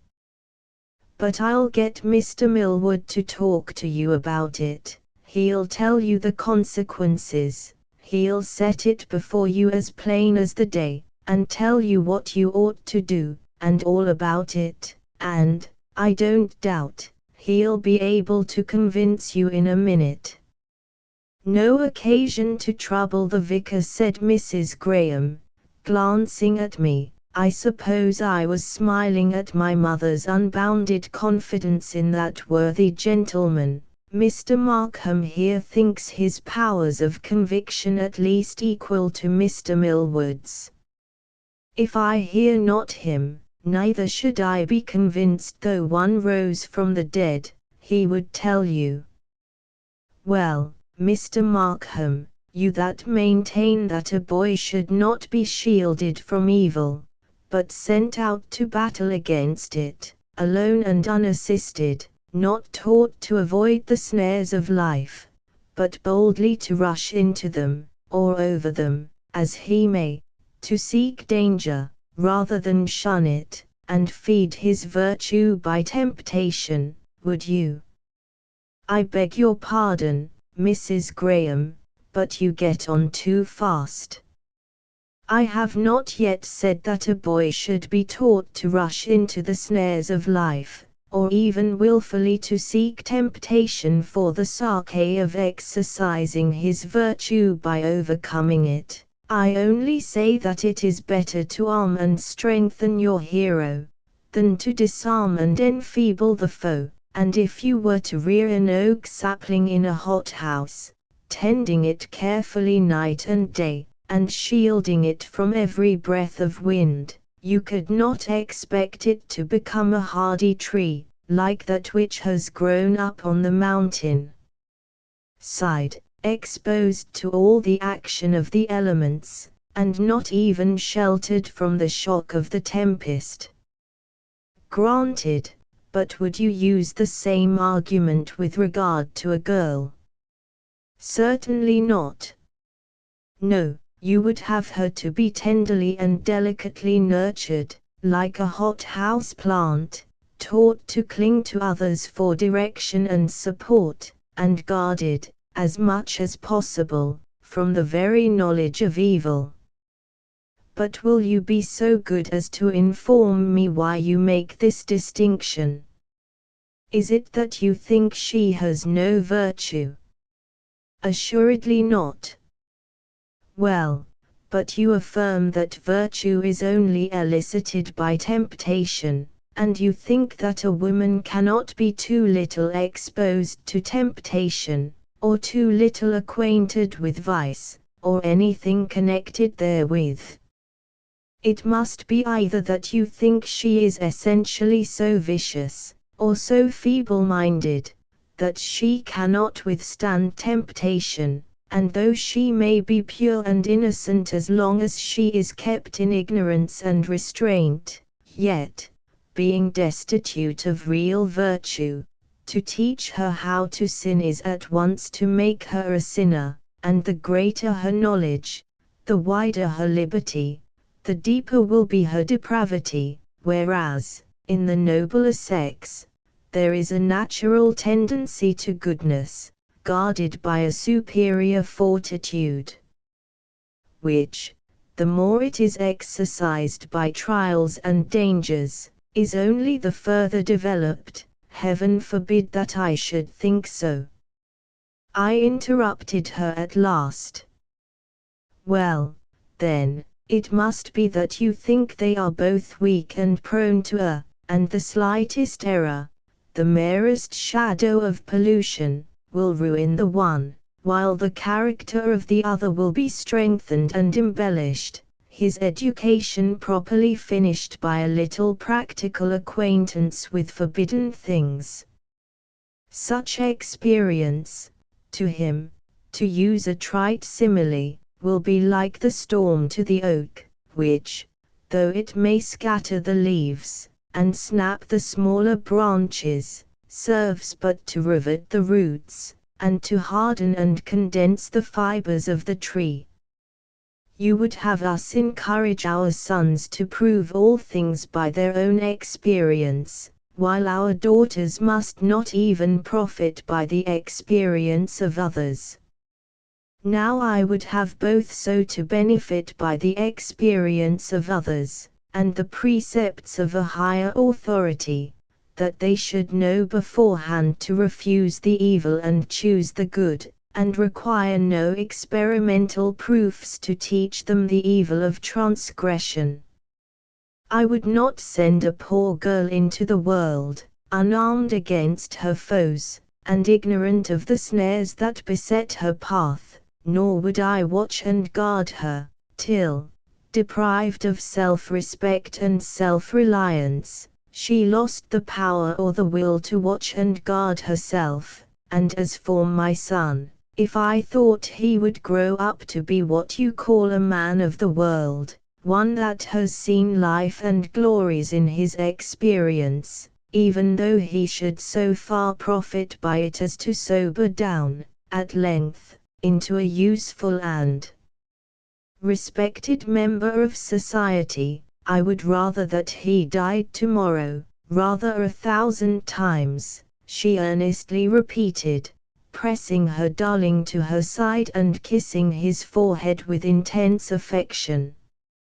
He had already left his new companion, and been standing for some time beside his mother's knee, looking up into her face, and listening in silent wonder to her incomprehensible discourse. "Well, you ladies must always have the last word, I suppose," said I, observing her rise, and begin to take leave of my mother. "You may have as many words as you please, only I can't stay to hear them." "No, that is the way. You hear just as much of an argument as you please, and the rest may be spoken to the wind. If you are anxious to say anything more on the subject," replied she, as she shook hands with Rose, "you must bring your sister to see me some fine day, and I'll listen, as patiently as you could wish, to whatever you please to say. I would rather be lectured by you than the vicar, because I should have less remorse in telling you, at the end of the discourse, that I preserve my own opinion precisely the same as at the beginning, as would be the case, I am persuaded, with regard to either logician." "Yes, of course," replied I, determined to be as provoking as herself. For when a lady does consent to listen to an argument against her own opinions, she is always predetermined to withstand it, to listen only with her bodily ears, keeping the mental organs resolutely closed against the strongest reasoning. "Good morning, Mr. Markham," said my fair antagonist, with a pitying smile, and deigning no further rejoinder, she slightly bowed, and was about to withdraw, but her son, with childish impertinence, arrested her by exclaiming, "Mamma, you have not shaken hands with Mr. Markham." She laughingly turned round and held out her hand. I gave it a spiteful squeeze, for I was annoyed at the continual injustice she had done me from the very dawn of our acquaintance. Without knowing anything about my real disposition and principles, she was evidently prejudiced against me, and seemed bent upon showing me that her opinions respecting me, on every particular, fell far below those I entertained of myself. I was naturally touchy, or it would not have vexed me so much.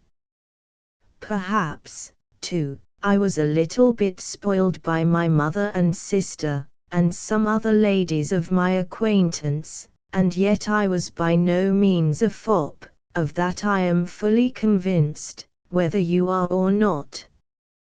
Chapter 4. Our party, on the 5th of November, passed off very well, in spite of Mrs. Graham's refusal to grace it with her presence.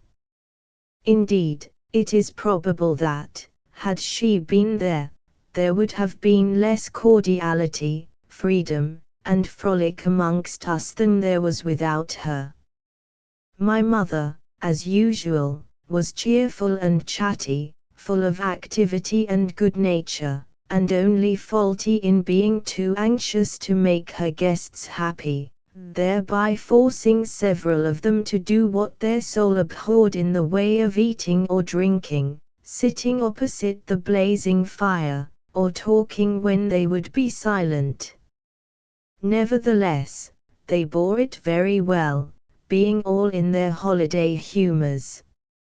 Mr. Millwood was mighty in important dogmas and sententious jokes, pompous anecdotes and oracular discourses, dealt out for the edification of the whole assembly in general, and of the admiring Mrs. Markham, the polite Mr. Lawrence, the sedate Mary Millwood, the quiet Richard Wilson, and the matter-of-fact Robert in particular, as being the most attentive listeners. Mrs. Wilson was more brilliant than ever, with her budgets of fresh news and old scandal, strung together with trivial questions and remarks, and oft-repeated observations, uttered apparently for the sole purpose of denying a moment's rest to her inexhaustible organs of speech. She had brought her knitting with her, and it seemed as if her tongue had laid a wager with her fingers, to outdo them in swift and ceaseless motion.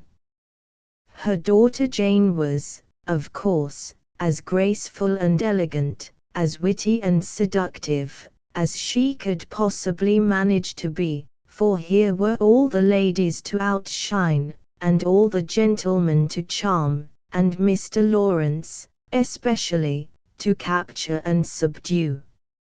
Her little arts to effect his subjugation were too subtle and impalpable to attract my observation, but I thought there was a certain refined affectation of superiority, and an ungenial self-consciousness about her, that negatived all her advantages, and after she was gone, Rose interpreted to me her various looks, words, and actions with a mingled acuteness and asperity that made me wonder, equally, at the lady's artifice and my sister's penetration, and ask myself if she too had an eye to the Squire, but never mind, Halford, she had not.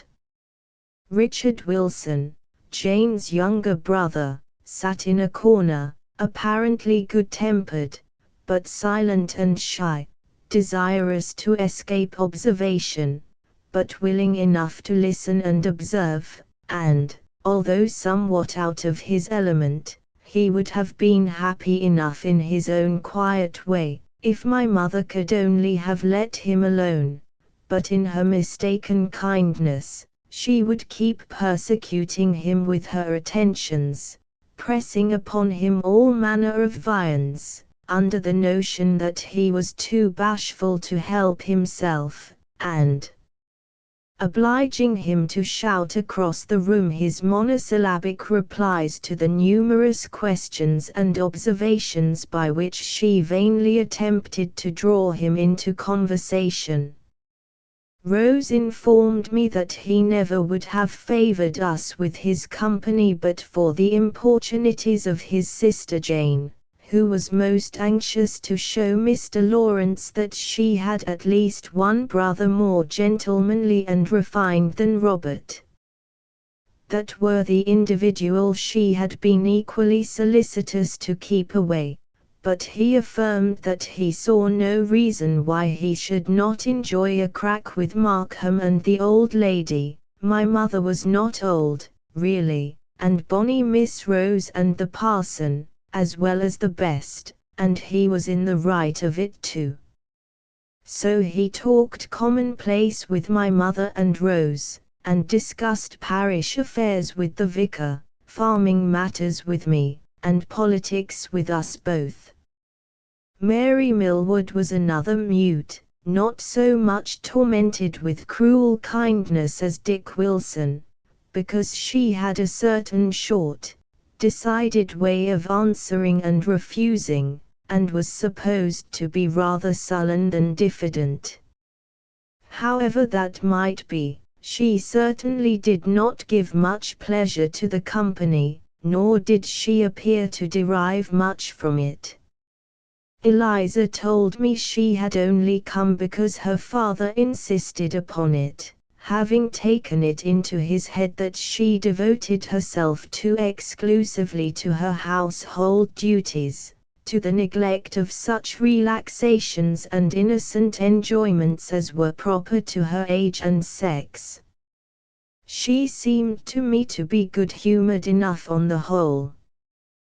Once or twice she was provoked to laughter by the wit or the merriment of some favoured individual amongst us, and then I observed she sought the eye of Richard Wilson, who sat over against her.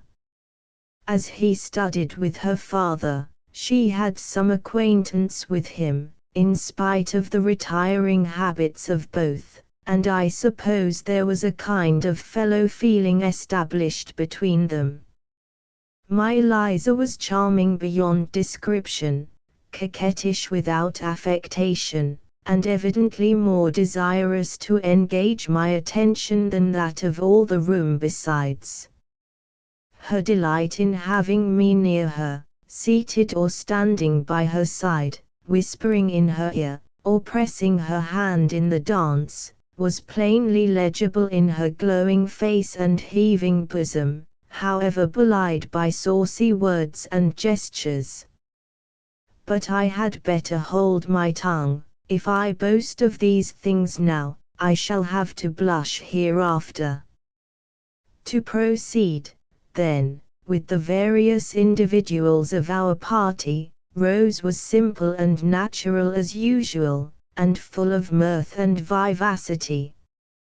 Fergus was impertinent and absurd, but his impertinence and folly served to make others laugh, if they did not raise himself in their estimation.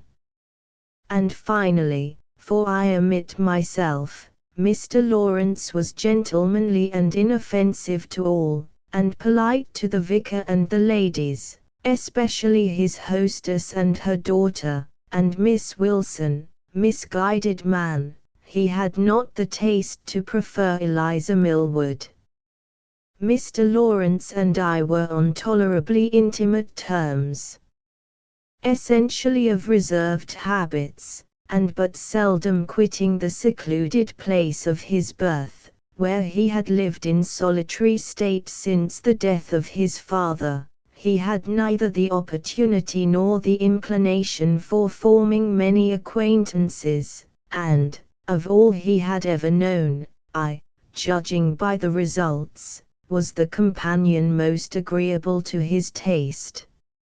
I liked the man well enough, but he was too cold, and shy, and self-contained, to obtain my cordial sympathies. A spirit of candor and frankness, when wholly unaccompanied with coarseness, he admired in others, but he could not acquire it himself. His excessive reserve upon all his own concerns was, indeed, provoking and chilly enough, but I forgave it, from a conviction that it originated less in pride and want of confidence in his friends, than in a certain morbid feeling of delicacy, and a peculiar diffidence, that he was sensible of, but wanted energy to overcome. His heart was like a sensitive plant, that opens for a moment in the sunshine, but curls up and shrinks into itself at the slightest touch of the finger, or the lightest breath of wind. And, upon the whole, Our intimacy was rather a mutual predilection than a deep and solid friendship, such as has since arisen between myself and you, Halford, whom, in spite of your occasional crustiness, I can liken to nothing so well as an old coat, unimpeachable in texture, but easy and loose, that has conformed itself to the shape of the wearer, and which he may use as he pleases, without being bothered with the fear of spoiling it, whereas Mr. Lawrence was like a new garment, all very neat and trim to look at, but so tight in the elbows, that you would fear to split the seams by the unrestricted motion of your arms, and so smooth and fine in surface that you scruple to expose it to a single drop of rain.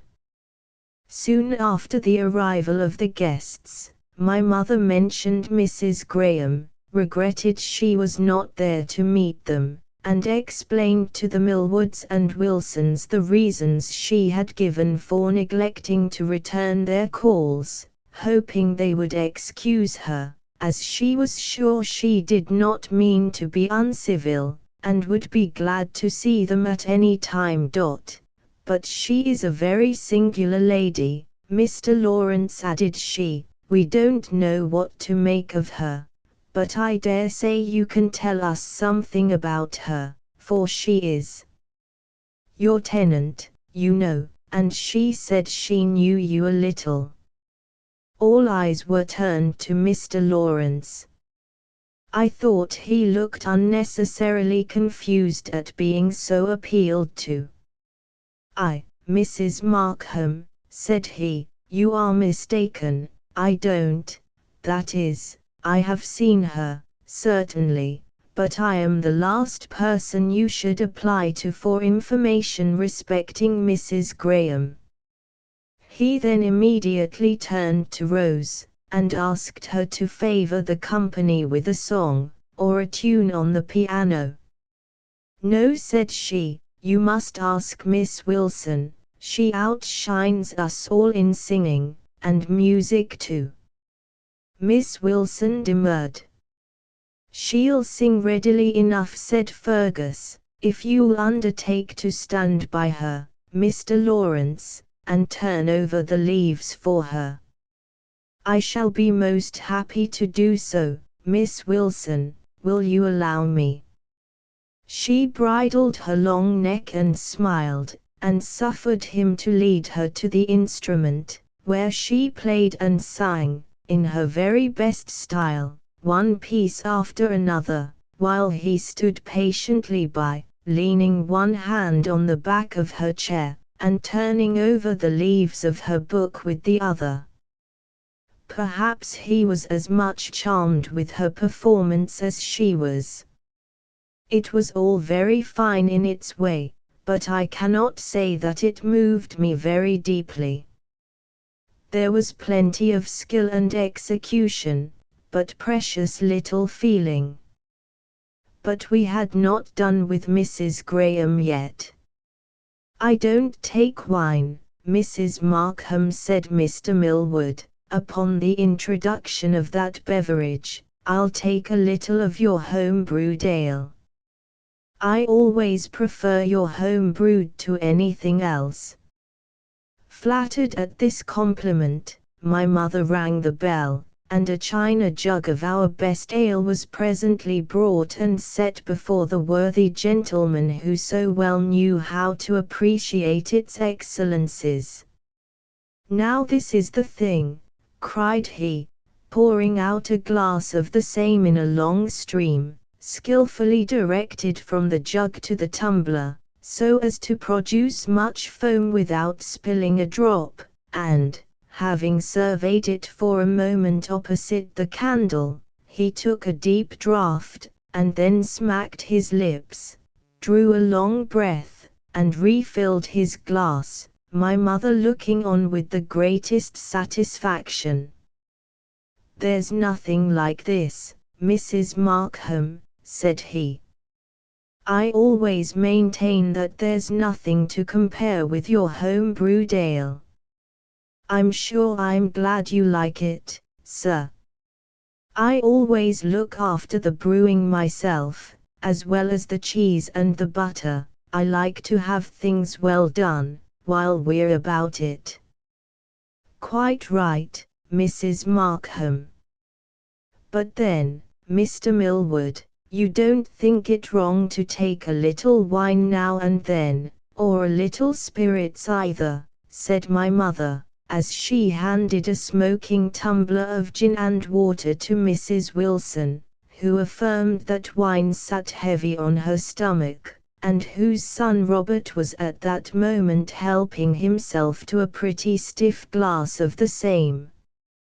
By no means, replied the oracle, with a Jove-like nod. These things are all blessings and mercies, if we only knew how to make use of them. But Mrs. Graham doesn't think so. You shall just hear now what she told us the other day. I told her I'd tell you. And my mother favored the company with a particular account of that lady's mistaken ideas and conduct regarding the matter in hand, concluding with, "Now, don't you think it is wrong?" "Wrong," repeated the vicar, with more than common solemnity, "criminal, I should say, criminal. Not only is it making a fool of the boy, but it is despising the gifts of Providence, and teaching him to trample them under his feet." He then entered more fully into the question, and explained at large the folly and impiety of such a proceeding. My mother heard him with profoundest reverence, and even Mrs. Wilson vouchsafed to rest her tongue for a moment, and listen in silence, while she complacently sipped her gin and water. Mr. Lawrence sat with his elbow on the table, carelessly playing with his half-empty wine-glass, and covertly smiling to himself. "But don't you think, Mr. Millward," suggested he, when at length that gentleman paused in his discourse, "that when a child may be naturally prone to intemperance, by the fault of its parents or ancestors, for instance, some precautions are advisable?" Now it was generally believed that Mr. Lawrence's father had shortened his days by intemperance. Some precautions, it may be, but temperance, sir, is one thing, and abstinence another.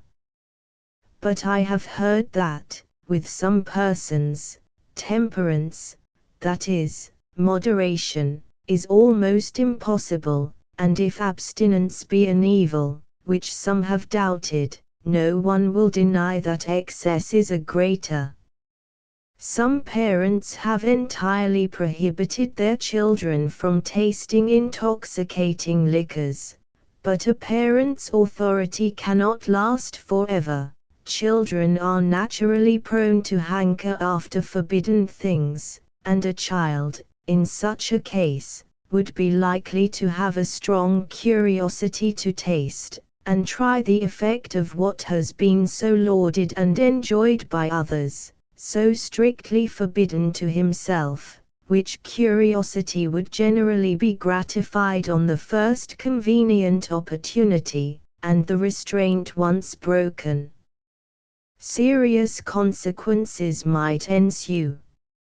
I don't pretend to be a judge of such matters, but it seems to me, that this plan of Mrs. Graham's, as you describe it, Mrs. Markham, extraordinary as it may be, is not without its advantages, for here you see the child is delivered at once from temptation, he has no secret curiosity, no hankering desire, he is as well acquainted with the tempting liquors as he ever wishes to be, and is thoroughly disgusted with them, without having suffered from their effects. And is that right, sir? Have I not proven to you how wrong it is, how contrary to Scripture and to reason, to teach a child to look with contempt and disgust upon the blessings of Providence, instead of to use them aright. You may consider laudanum a blessing of Providence, sir, replied Mr. Lawrence, smiling, and yet, you will allow that most of us had better abstain from it, even in moderation. But, added he, I would not desire you to follow out my simile too closely, in witness whereof I finish my glass. And take another, I hope, Mr. Lawrence, said my mother, pushing the bottle towards him. He politely declined, and pushing his chair a little away from the table, leant back towards me. I was seated a trifle behind, on the sofa beside Eliza Millward, and carelessly asked me if I knew Mrs. Graham. I have met her once or twice, I replied. What do you think of her? I cannot say that I like her much. She is handsome, or rather I should say distinguished and interesting, in her appearance, but by no means amiable, a woman liable to take strong prejudices, I should fancy, and stick to them through thick and thin, twisting everything into conformity with her own preconceived opinions, too hard, too sharp, too bitter for my taste. He made no reply, but looked down and bit his lip, and shortly after rose and sauntered up to Miss Wilson, as much repelled by me, I fancy, as attracted by her. I scarcely noticed it at the time, but afterwards I was led to recall this and other trifling facts, of a similar nature, to my remembrance, when, but I must not anticipate. We wound up the evening with dancing, our worthy pastor thinking it no scandal to be present on the occasion, though one of the village musicians was engaged to direct our evolutions with his violin. But Mary Millward obstinately refused to join us, and so did Richard Wilson, though my mother earnestly entreated him to do so, and even offered to be his partner. We managed very well without them, however. With a single set of quadrilles, and several country dances, we carried it on to a pretty late hour, and at length, having called upon our musician to strike up a waltz, I was just about to whirl Eliza round in that delightful dance, accompanied by Lawrence and Jane Wilson, and Fergus and Rose, when Mr. Millward interposed with, No, no, I don't allow that. Come, it's time to be going now. Oh, no, Papa, pleaded Eliza. High time, my girl, high time. Moderation in all things, remember. That's the plan, let your moderation be known unto all men. But in revenge I followed Eliza into the dimly lighted passage, where, under pretence of helping her on with her shawl, I fear I must plead guilty to snatching a kiss behind her father's back, while he was enveloping his throat and chin in the folds of a mighty comforter. But alas! In turning round, there was my mother close beside me. The consequence was, that no sooner were the guests departed, than I was doomed to a very serious remonstrance, which unpleasantly checked the galloping course of my spirits, and made a disagreeable close to the evening. My dear Gilbert, said she, I wish you wouldn't do so. You know how deeply I have your advantage at heart, how I love you and prize you above everything else in the world, and how much I long to see you well settled in life, and how bitterly it would grieve me to see you married to that girl, or any other in the neighborhood. What you see in her I don't know. It isn't only the want of money that I think about, nothing of the kind, but there's neither beauty, nor cleverness, nor goodness, nor anything else that's desirable. If you knew your own value, as I do, you wouldn't dream of it. Do wait a while and see. If you bind yourself to her, you'll repent it all your lifetime when you look round and see how many better there are. Take my word for it, you will. Well, mother, do be quiet. I hate to be lectured. I'm not going to marry yet, I tell you, but, dear me, mayn't I enjoy myself at all? Yes, my dear boy, but not in that way. Indeed, you shouldn't do such things. You would be wronging the girl, if she were what she ought to be, but I assure you she is as artful a little hussy as anybody need wish to see, and you'll get entangled in her snares before you know where you are. And if you do marry her, Gilbert, you'll break my heart, so there's an end of it. Well, don't cry about it, mother, said I, for the tears were gushing from her eyes. There, let that kiss efface the one I gave Eliza. Don't abuse her any more, and set your mind at rest, for I'll promise never, that is, I'll promise to think twice before I take any important step you seriously disapprove of. So saying, I lighted my candle, and went to bed, considerably quenched in spirit. Chapter V. It was about the close of the month, that, yielding at length to the urgent importunities of Rose, I accompanied her in a visit to Wildfell Hall. To our surprise, we were ushered into a room where the first object that met the eye was a painter's easel, with a table beside it covered with rolls of canvas, bottles of oil and varnish, palette, brushes, paints, and leaning against the wall were several sketches in various stages of progression, and a few finished paintings, mostly of landscapes and figures. I must make you welcome to my studio, said Mrs. Graham. There is no fire in the sitting room today, and it is rather too cold to show you into a place with an empty grate.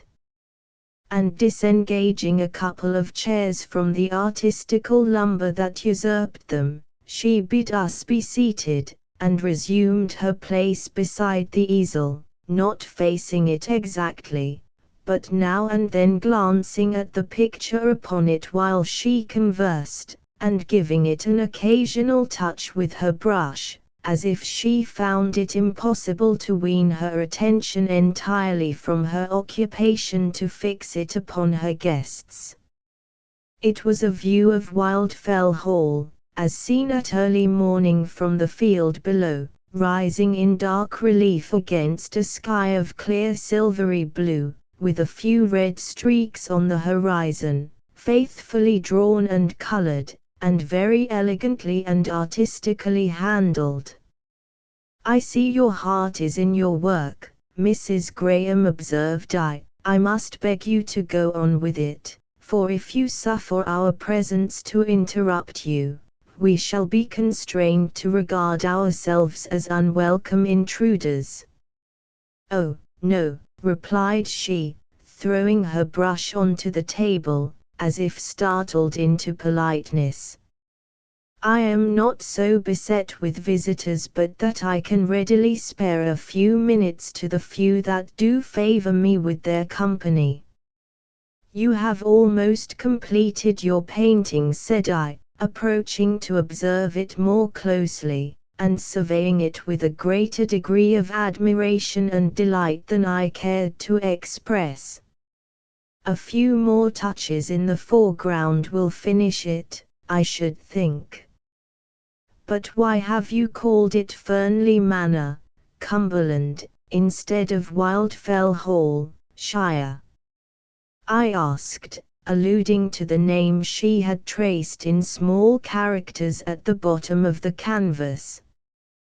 But immediately I was sensible of having committed an act of impertinence in so doing, for she coloured and hesitated, but after a moment's pause, with a kind of desperate frankness, she replied, "Because I have friends, acquaintances at least, in the world, from whom I desire my present abode to be concealed, and as they might see the picture, and might possibly recognize the style in spite of the false initials I have put in the corner, I take the precaution to give a false name to the place. Also, in order to put them on a wrong scent, if they should attempt to trace me out by it." "Then you don't intend to keep the picture," said I, anxious to say anything to change the subject. "No, I cannot afford to paint for my own amusement." "Mamma sends all her pictures to London," said Arthur, "and somebody sells them for her there, and sends us the money." In looking round upon the other pieces, I remarked a pretty sketch of Lindenhope from the top of the hill, another view of the old hall basking in the sunny haze of a quiet summer afternoon, and a simple but striking little picture of a child brooding, with looks of silent but deep and sorrowful regret, over a handful of withered flowers, with glimpses of dark low hills and autumnal fields behind it, and a dull beclouded sky above. "You see there is a sad dearth of subjects," observed the fair artist. "I took the old hall once on a moonlight night, and I suppose I must take it again on a snowy winter's day, and then again on a dark cloudy evening, for I really have nothing else to paint."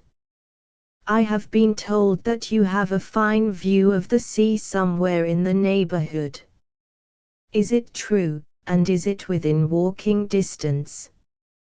"Yes, if you don't object to walking 4 miles, or nearly so, little short of 8 miles, there and back, and over a somewhat rough, fatiguing road." "In what direction does it lie?"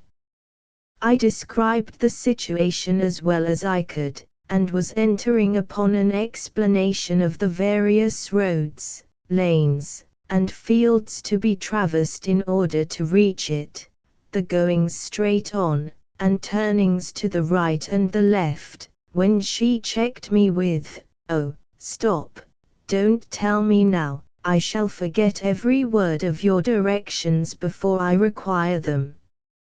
I shall not think about going till next spring, and then, perhaps, I may trouble you. At present we have the winter before us," and, she suddenly paused, with a suppressed exclamation, started up from her seat, and saying, "Excuse me one moment," hurried from the room, and shut the door behind her. Curious to see what had startled her so, I looked towards the window, for her eyes had been carelessly fixed upon it the moment before, and just beheld the skirts of a man's coat vanishing behind a large holly bush that stood between the window and the porch. "It's Mamma's friend," said Arthur. Rose and I looked at each other. "I don't know what to make of her at all," whispered Rose. The child looked at her in grave surprise. She straightway began to talk to him on indifferent matters, while I amused myself with looking at the pictures. There was one in an obscure corner that I had not before observed. It was a little child, seated on the grass with its lap full of flowers. The tiny features and large blue eyes, smiling through a shock of light brown curls, shaken over the forehead as it bent above its treasure, bore sufficient resemblance to those of the young gentleman before me to proclaim it a portrait of Arthur Graham in his early infancy. In taking this up to bring it to the light, I discovered another behind it, with its face to the wall. I ventured to take that up too. It was the portrait of a gentleman in the full prime of youthful manhood, handsome enough, and not badly executed, but if done by the same hand as the others, it was evidently some years before, for there was far more careful minuteness of detail, and less of that freshness of coloring and freedom of handling that delighted and surprised me in them. Nevertheless, I surveyed it with considerable interest. There was a certain individuality in the features and expression that stamped it, at once, a successful likeness. The bright blue eyes regarded the spectator with a kind of lurking drollery. You almost expected to see them wink. The lips, a little too voluptuously full, seemed ready to break into a smile. The warmly tinted cheeks were embellished with a luxuriant growth of reddish whiskers, while the bright chestnut hair, clustering in abundant, wavy curls, trespassed too much upon the forehead, and seemed to intimate that the owner thereof was prouder of his beauty than his intellect, as, perhaps, he had reason to be, and yet he looked no fool.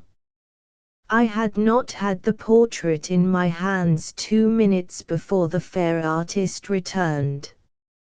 "Only someone come about the pictures," said she, in apology for her abrupt departure. I told him to wait. "I fear it will be considered an act of impertinence," I said, "to presume to look at a picture that the artist has turned to the wall. But may I ask—" "It is an act of very great impertinence, sir, and therefore I beg you will ask nothing about it, for your curiosity will not be gratified," replied she, attempting to cover the tartness of her rebuke with a smile. But I could see, by her flushed cheek and kindling eye, that she was seriously annoyed.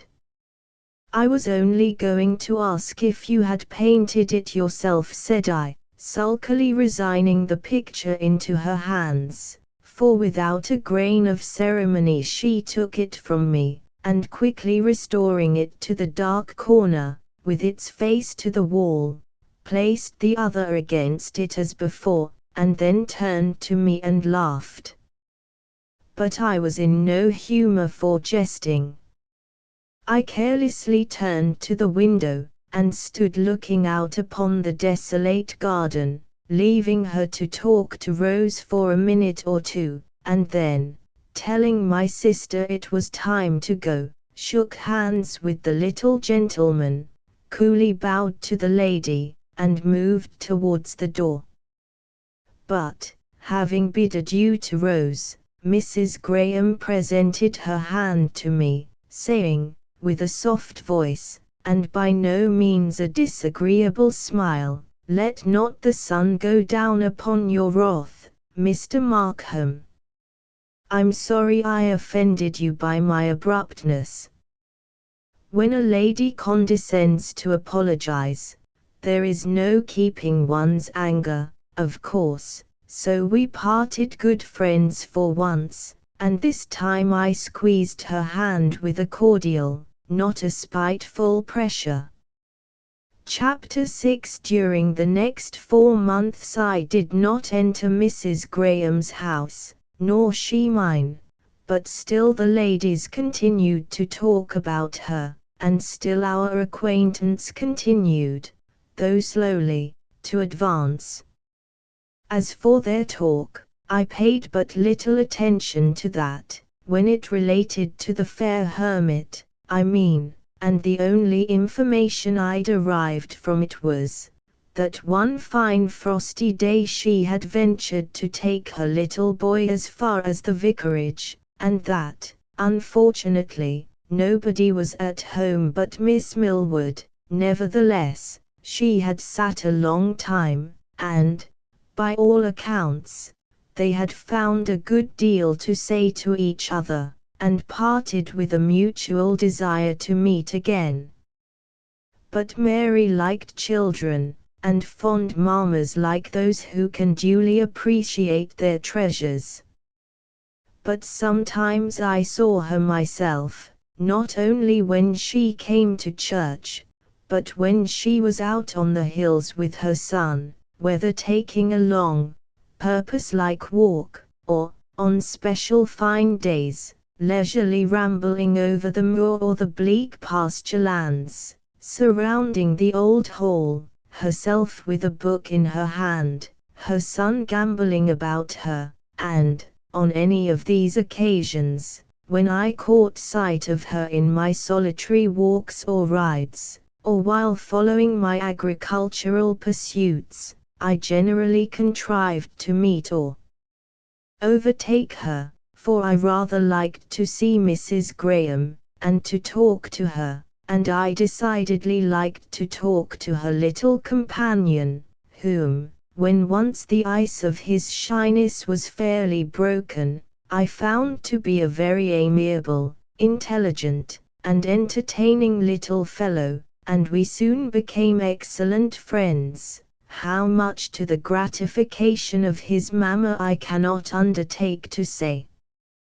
I suspected at first that she was desirous of throwing cold water on this growing intimacy, to quench, as it were, the kindling flame of our friendship, but discovering, at length, in spite of her prejudice against me, that I was perfectly harmless, and even well-intentioned, and that, between myself and my dog, her son derived a great deal of pleasure from the acquaintance that he would not otherwise have known, she ceased to object, and even welcomed my coming with a smile.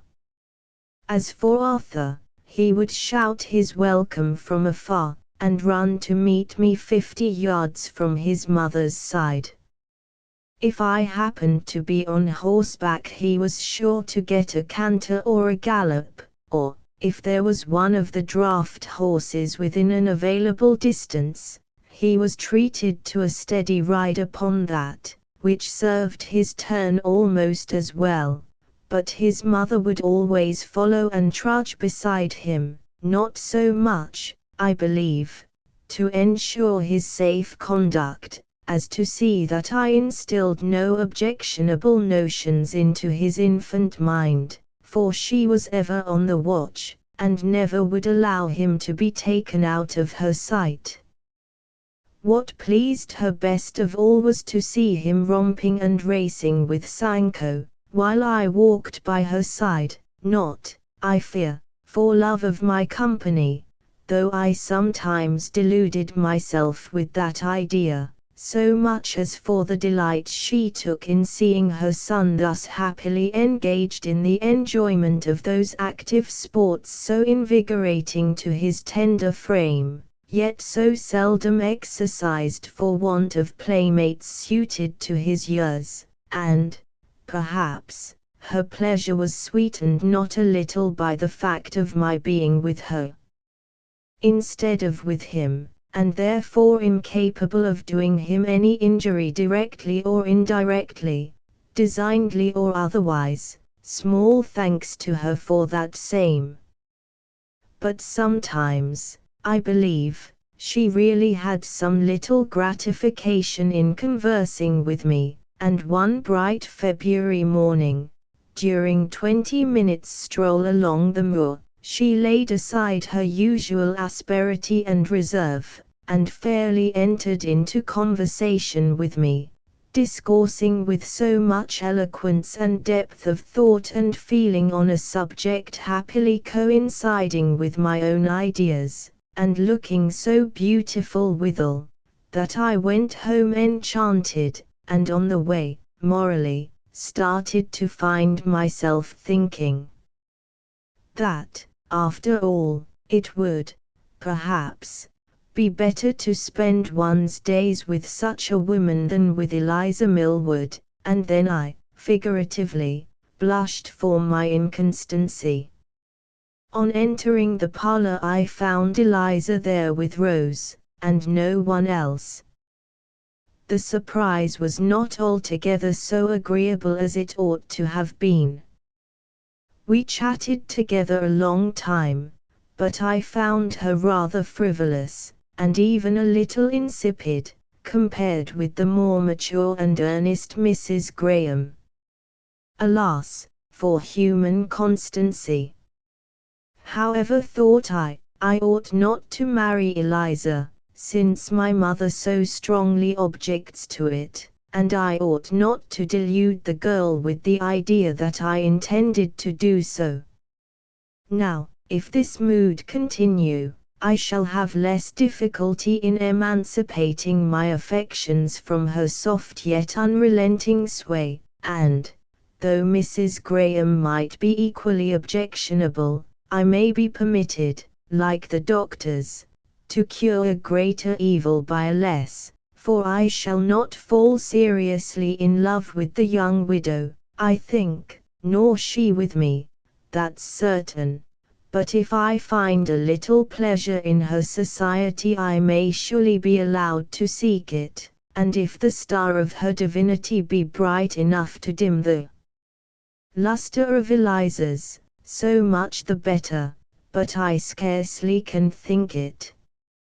And thereafter I seldom suffered a fine day to pass without paying a visit to Wildfell about the time my new acquaintance usually left her hermitage, but so frequently was I balked in my expectations of another interview, so changeable was she in her times of coming forth and in her places of resort, so transient were the occasional glimpses I was able to obtain, that I felt half inclined to think she took as much pains to avoid my company as I to seek hers, but this was too disagreeable a supposition to be entertained a moment after it could conveniently be dismissed. One calm, clear afternoon, however, in March, as I was superintending the rolling of the meadowland, and the repairing of a hedge in the valley, I saw Mrs. Graham down by the brook, with a sketchbook in her hand, absorbed in the exercise of her favourite art, while Arthur was putting on the time with constructing dams and breakwaters in the shallow, stony stream. I was rather in want of amusement, and so rare an opportunity was not to be neglected, so, leaving both meadow and hedge, I quickly repaired to the spot, but not before Sancho, who, immediately upon perceiving his young friend, scoured at full gallop the intervening space, and pounced upon him with an impetuous mirth that precipitated the child almost into the middle of the beck, but, happily, the stones preserved him from any serious wetting, while their smoothness prevented his being too much hurt to laugh at the untoward event. Mrs. Graham was studying the distinctive characters of the different varieties of trees in their winter nakedness, and copying, with a spirited, though delicate touch, their various ramifications. She did not talk much, but I stood and watched the progress of her pencil. It was a pleasure to behold it so dexterously guided by those fair and graceful fingers. But ere long their dexterity became impaired, they began to hesitate, to tremble slightly, and make false strokes, and then suddenly came to a pause, while their owner laughingly raised her face to mine, and told me that her sketch did not profit by my superintendence. Then said I, "I'll talk to Arthur till you've done." "I should like to have a ride, Mr. Markham, if Mamma will let me," said the child. "What on, my boy?" "I think there's a horse in that field," replied he, pointing to where the strong black mare was pulling the roller. "No, no, Arthur, it's too far," objected his mother. "But I promised to bring him safe back after a turn or two up and down the meadow," and when she looked at his eager face she smiled and let him go. It was the first time she had even allowed me to take him so much as half a field's length from her side.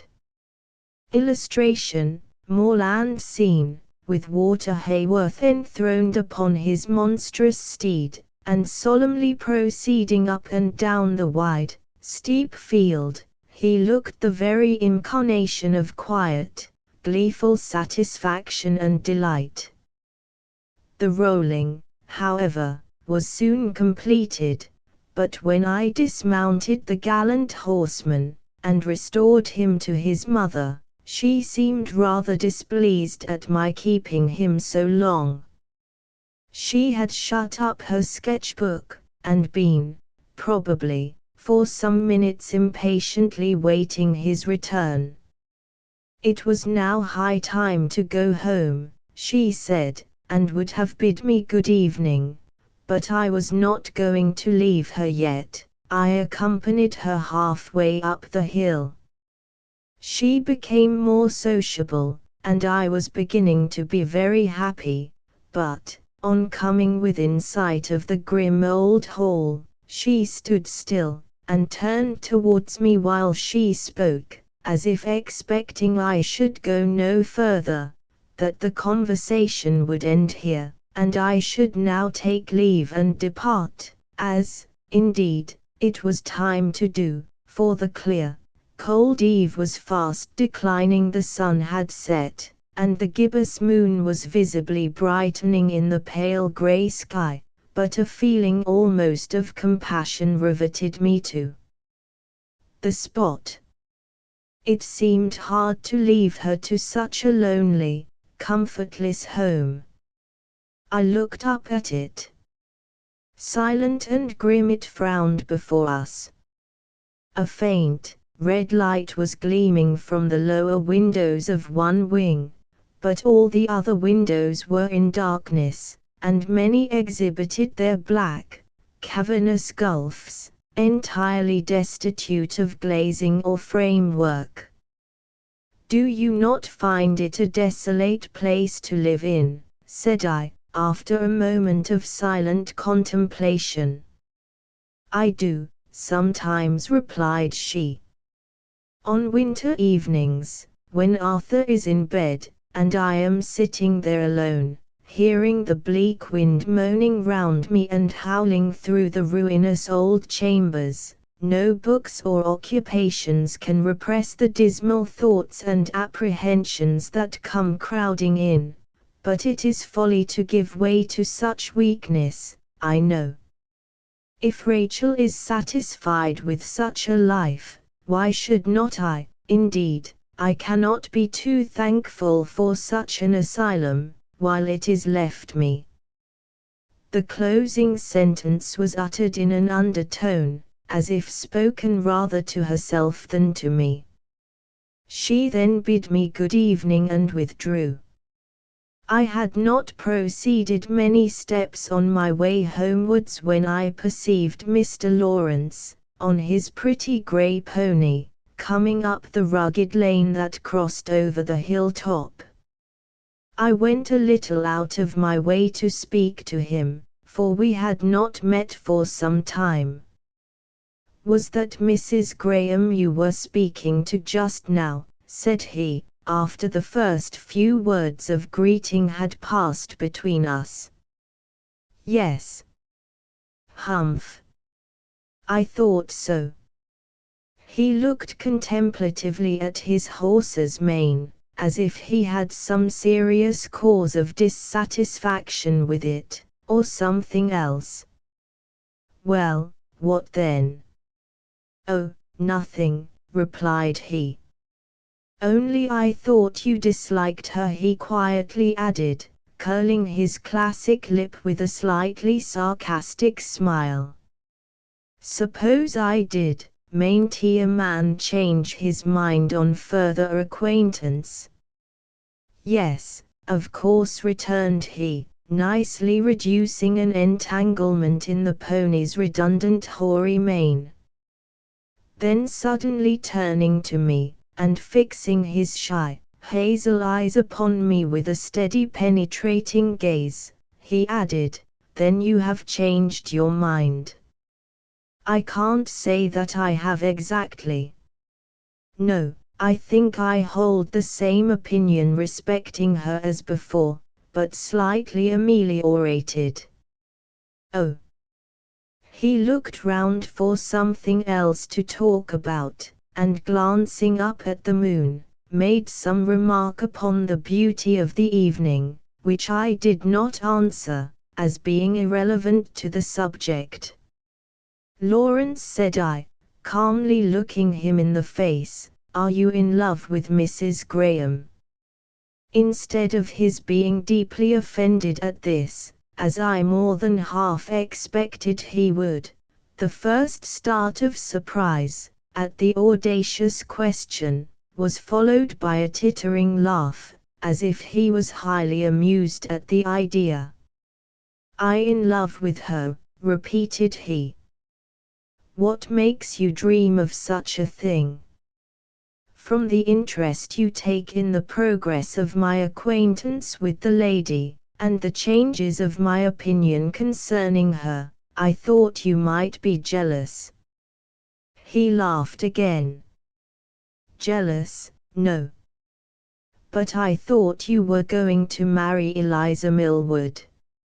You thought wrong, then. I am not going to marry either one or the other, that I know of. Then I think you'd better let them alone. Are you going to marry Jane Wilson? He colored, and played with the mane again, but answered, no, I think not. Then you had better let her alone. She won't let me alone, he might have said, but he only looked silly and said nothing for the space of half a minute, and then made another attempt to turn the conversation, and this time I let it pass, for he had borne enough. Another word on the subject would have been like the last atom that breaks the camel's back.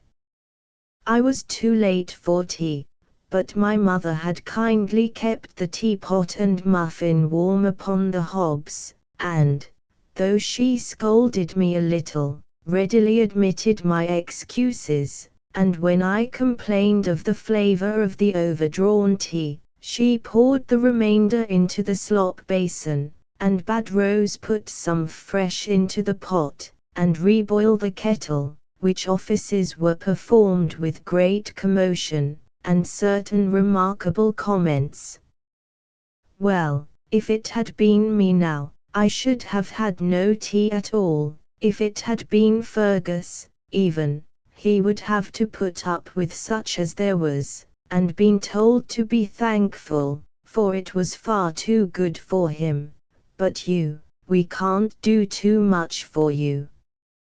It's always so, if there's anything particularly nice at table, Mamma winks and nods at me to abstain from it, and if I don't attend to that, she whispers, don't eat so much of that, Rose, Gilbert will like it for his supper. I'm nothing at all. In the parlor, it's come, Rose, put away your things, and let's have the room nice and tidy against they come in, and keep up a good fire, Gilbert likes a cheerful fire. In the kitchen, make that pie a large one, Rose, I dare say the boys'll be hungry, and don't put so much pepper in, they'll not like it, I'm sure, or, Rose, don't put so many spices in the pudding, Gilbert likes it plain, or, mind you put plenty of currants in the cake, Fergus liked plenty. If I say, well, Mamma, I don't, I'm told I ought not to think of myself. You know, Rose, In all household matters, we have only two things to consider: first, what's proper to be done, and, secondly, what's most agreeable to the gentlemen of the house. Anything will do for the ladies. And very good doctrine too, said my mother. Gilbert thinks so, I'm sure. Very convenient doctrine, for us, at all events, said I. But if you would really study my pleasure, mother, you must consider your own comfort and convenience a little more than you do. As for Rose, I have no doubt she'll take care of herself, and whenever she does make a sacrifice or perform a remarkable act of devotedness, she'll take good care to let me know the extent of it. But for you, I might sink into the grossest condition of self-indulgence and carelessness about the wants of others, from the mere habit of being constantly cared for myself, and having all my wants anticipated or immediately supplied, while left in total ignorance of what is done for me, if Rose did not enlighten me now and then, and I should receive all your kindness as a matter of course, and never know how much I owe you. Ah, and you never will know, Gilbert, till you're married. Then, when you've got some trifling, self-conceited girl like Eliza Millward, careless of everything but her own immediate pleasure and advantage, or some misguided, obstinate woman, like Mrs. Graham, ignorant of her principal duties, and clever only in what concerns her least to know, then you'll find the difference. It will do me good, mother. I was not sent into the world merely to exercise the good capacities and good feelings of others, was I, but to exert my own towards them, and when I marry, I shall expect to find more pleasure in making my wife happy and comfortable, than in being made so by her. I would rather give than receive. Oh, that's all nonsense, my dear. It's mere boys' talk that.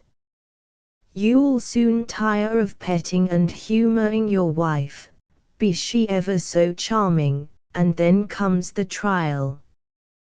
Well, then, we must bear one another's burdens. Then you must fall each into your proper place. You'll do your business, and she, if she's worthy of you, will do hers. But it's your business to please yourself, and hers to please you.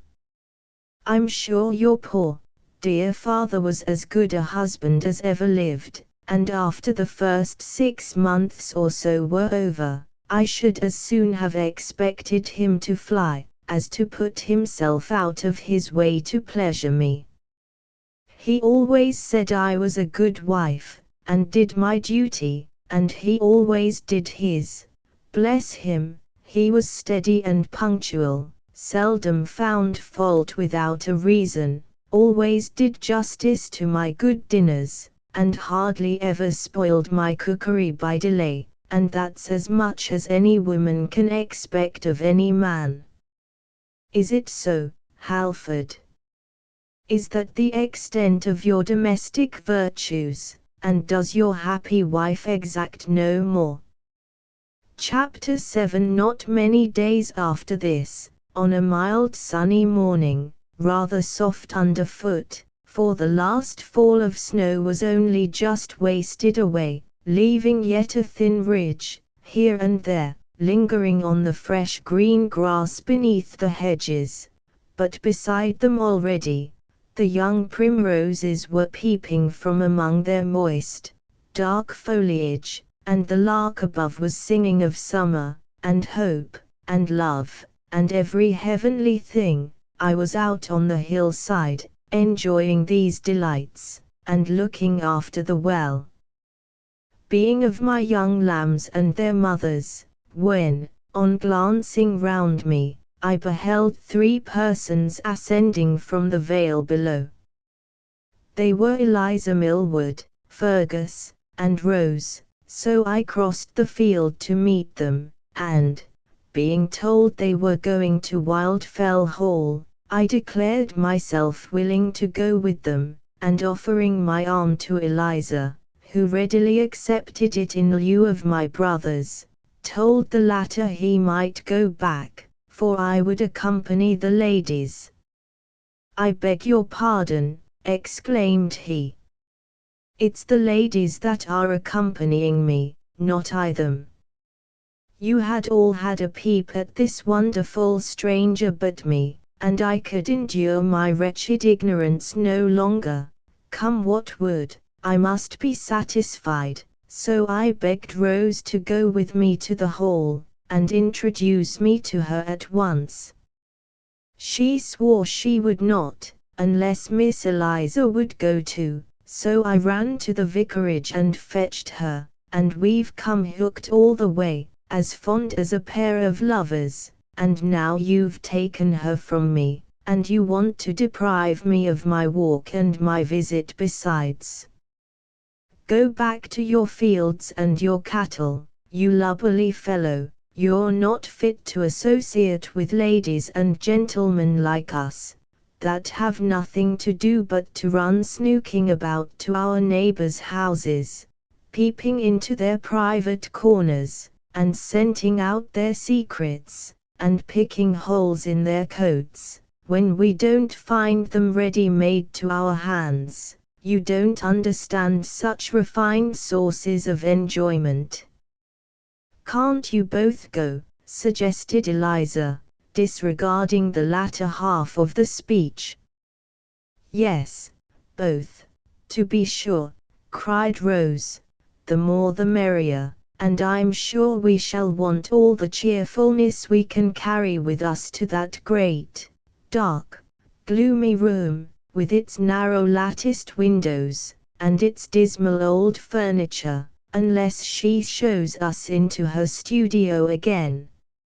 So we went all in a body, and the meagre old maid-servant, that opened the door, ushered us into an apartment such as Rose had described to me as the scene of her first introduction to Mrs. Graham, a tolerably spacious and lofty room, but obscurely lighted by the old-fashioned windows, the ceiling, panels, and chimney-piece of grim black oak, the latter elaborately but not very tastefully carved, with tables and chairs to match, an old bookcase on one side of the fireplace, stocked with a motley assemblage of books, and an elderly cabinet piano on the other. The lady was seated in a stiff, high-backed armchair, with a small round table, containing a desk and a work-basket on one side of her, and her little boy on the other, who stood leaning his elbow on her knee, and reading to her, with wonderful fluency, from a small volume that lay in her lap, while she rested her hand on his shoulder, and abstractedly played with the long, wavy curls that fell on his ivory neck. They struck me as forming a pleasing contrast to all the surrounding objects, but of course their position was immediately changed on our entrance.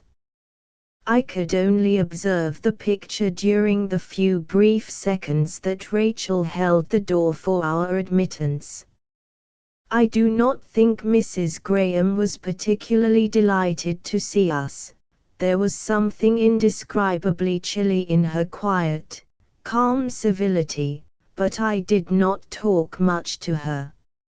Seating myself near the window, a little back from the circle, I called Arthur to me, and he and I and Sancho amused ourselves very pleasantly together, while the two young ladies baited his mother with small talk, and Fergus sat opposite with his legs crossed and his hands in his breeches pockets, leaning back in his chair, and staring now up at the ceiling, now straight forward at his hostess, in a manner that made me strongly inclined to kick him out of the room, now whistling sotto voce to himself a snatch of a favorite air, now interrupting the conversation, or filling up a pause, as the case might be, with some most impertinent question or remark.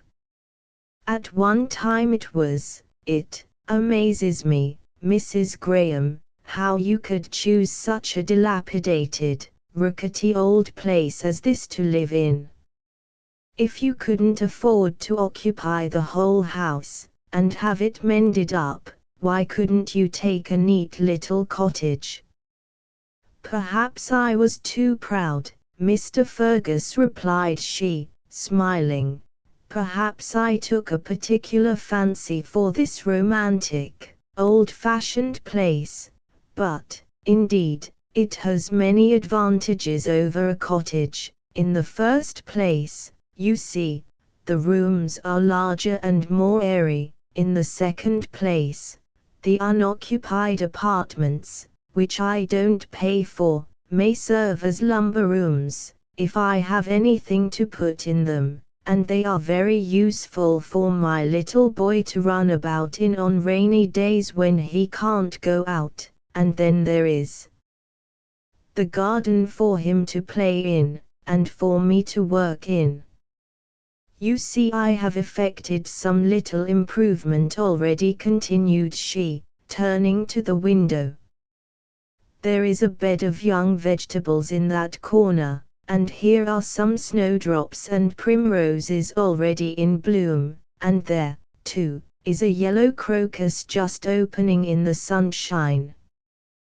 But then how can you bear such a situation, your nearest neighbors 2 miles distant, and nobody looking in or passing by?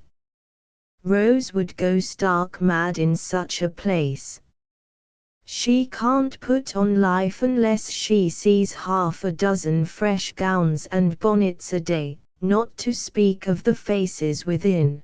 But you might sit watching at these windows all day long, and never see so much as an old woman carrying her eggs to market. I am not sure the loneliness of the place was not one of its chief recommendations. I take no pleasure in watching people pass the windows, and I like to be quiet. Oh, as good as to say you wish we would all of us mind our own business, and let you alone. No, I dislike an extensive acquaintance, but if I have a few friends, of course I am glad to see them occasionally. No one can be happy in eternal solitude. Therefore, Mr. Fergus, if you choose to enter my house as a friend, I will make you welcome. If not, I must confess, I would rather you kept away. She then turned and addressed some observation to Rose or Eliza. And, Mrs. Graham, said he again, 5 minutes after, we were disputing, as we came along, a question that you can readily decide for us, as it mainly regarded yourself, and, indeed, we often hold discussions about you, for some of us have nothing better to do than to talk about our neighbors' concerns, and we, the indigenous plants of the soil, have known each other so long, and talked each other over so often, that we are quite sick of that game, so that a stranger coming amongst us makes an invaluable addition to our exhausted sources of amusement. Well, the question, or questions, you are requested to solve. Hold your tongue, Fergus, cried Rose, in a fever of apprehension and wrath. I won't, I tell you. The questions you are requested to solve are these: first, concerning your birth, extraction, and previous residence. Some will have it that you are a foreigner, and some an Englishwoman, some a native of the North Country, and some of the South, Some say, well, Mr. Fergus, I'll tell you. I'm an Englishwoman, and I don't see why anyone should doubt it, and I was born in the country, neither in the extreme north nor south of our happy isle, and in the country I have chiefly passed my life, and now I hope you are satisfied, for I am not disposed to answer any more questions at present. Except this, no, not one more, laughed she, and, instantly quitting her seat, she sought refuge at the window by which I was seated, and, in very desperation, to escape my brother's persecutions, endeavored to draw me into conversation. Mr. Markham, said she, her rapid utterance and heightened color too plainly evincing her disquietude, have you forgotten the fine sea view we were speaking of some time ago?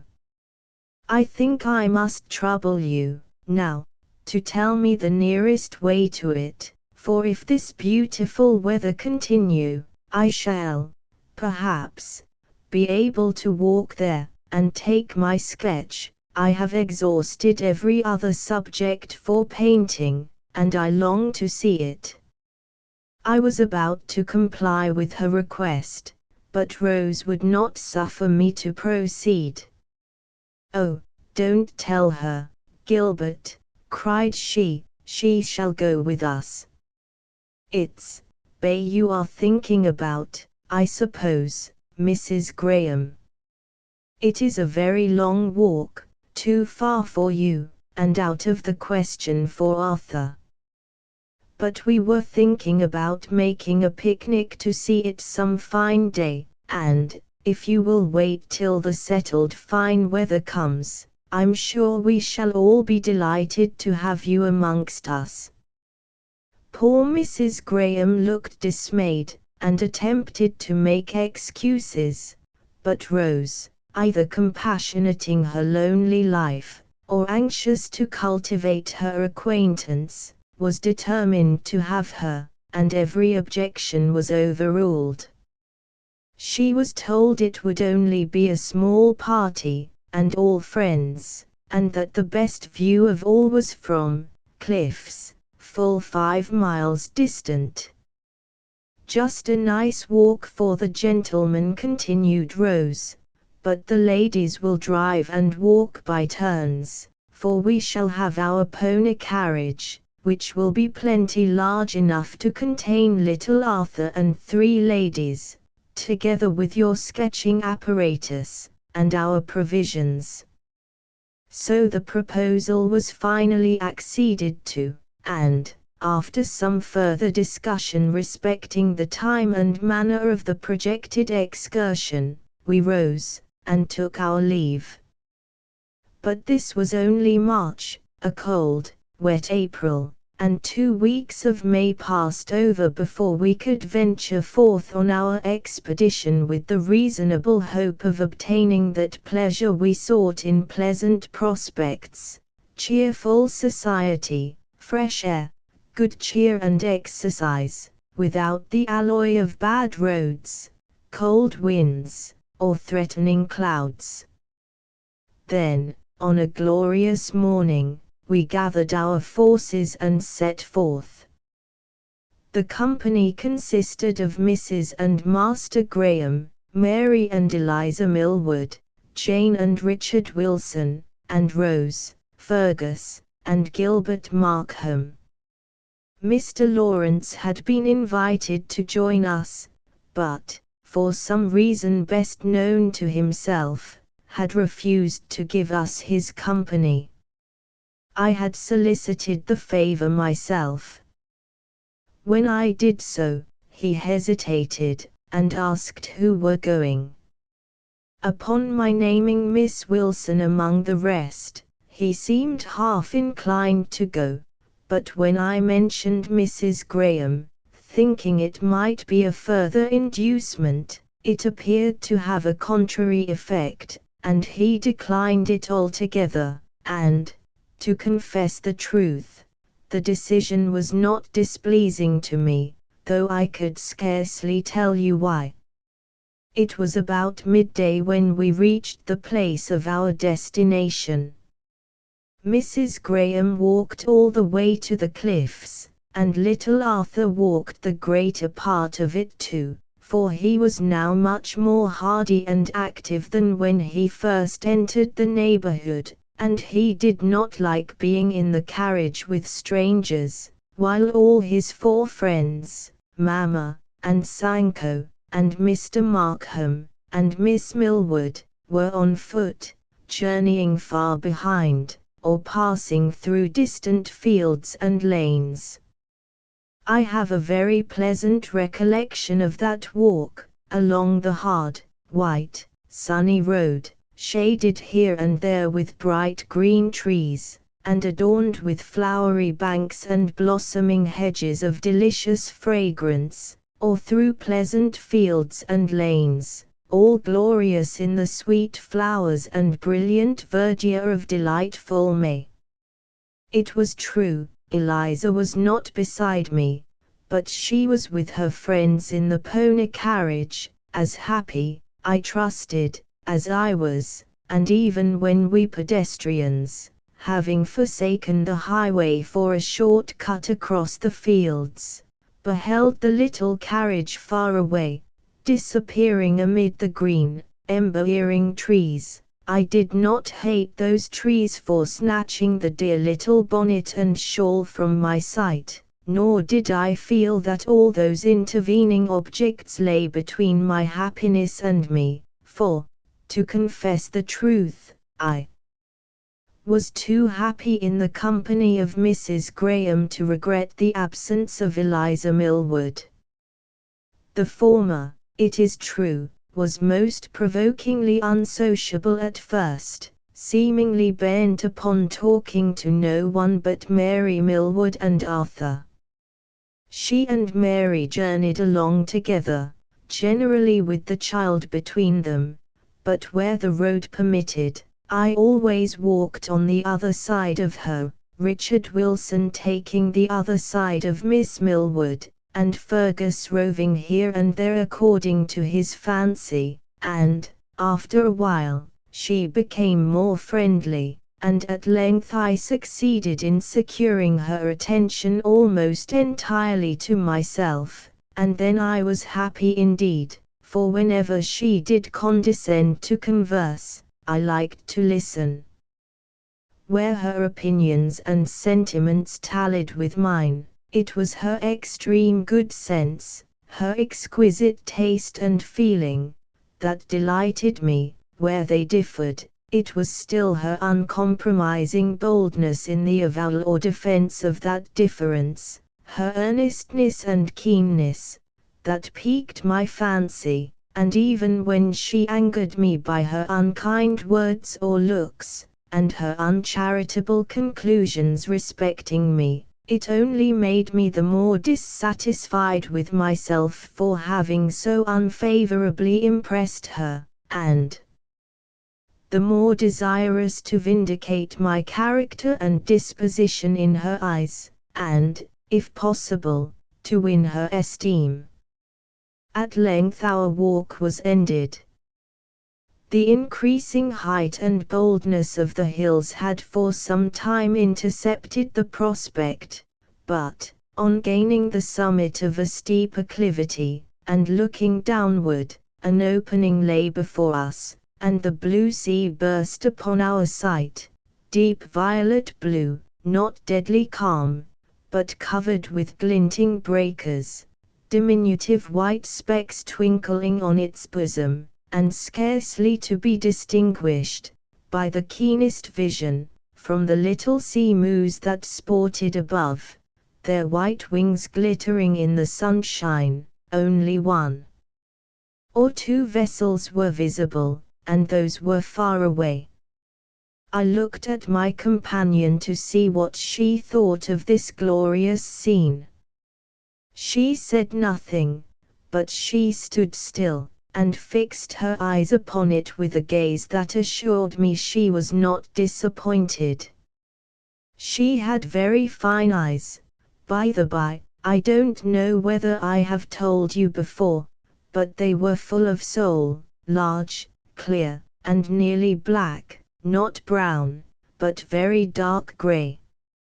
A cool, reviving breeze blew from the sea, soft, pure, salubrious. It waved her drooping ringlets, and imparted a livelier color to her usually too pallid lip and cheek. She felt its exhilarating influence, and so did I. I felt it tingling through my frame, but dared not give way to it while she remained so quiet. There was an aspect of subdued exhilaration in her face, that kindled into almost a smile of exalted, glad intelligence as her eye met mine. Never had she looked so lovely, never had my heart so warmly cleaved to her as now. Had we been left 2 minutes longer standing there alone, I cannot answer for the consequences. Happily for my discretion, perhaps for my enjoyment during the remainder of the day, we were speedily summoned to the repast, a very respectable collation, which Rose, assisted by Miss Wilson and Eliza, who, having shared her seat in the carriage, had arrived with her a little before the rest, had set out upon an elevated platform overlooking the sea, and sheltered from the hot sun by a shelving rock and overhanging trees. Mrs. Graham seated herself at a distance from me. Eliza was my nearest neighbor. She exerted herself to be agreeable, in her gentle, unobtrusive way, and was, no doubt, as fascinating and charming as ever, if I could only have felt it.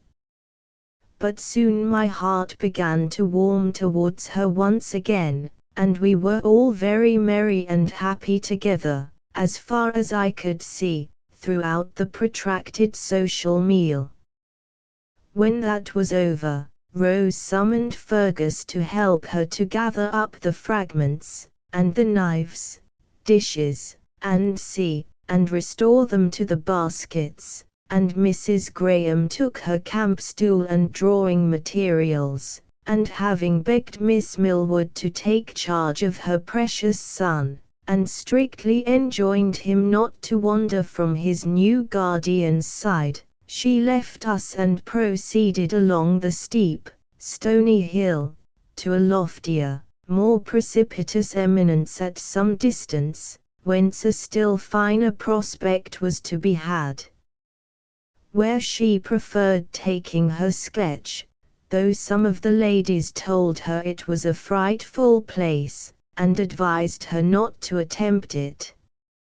When she was gone, I felt as if there was to be no more fun, though it is difficult to say what she had contributed to the hilarity of the party. No jests, and little laughter, had escaped her lips, but her smile had animated my mirth, a keen observation or a cheerful word from her had insensibly sharpened my wits, and thrown an interest over all that was done and said by the rest. Even my conversation with Eliza had been enlivened by her presence, though I knew it not, and now that she was gone, Eliza's playful nonsense ceased to amuse me, nay, grew wearisome to my soul, and I grew weary of amusing her. I felt myself drawn by an irresistible attraction to that distant point where the fair artist sat and plied her solitary task, and not long did I attempt to resist it, while my little neighbor was exchanging a few words with Miss Wilson. I rose and cannily slipped away.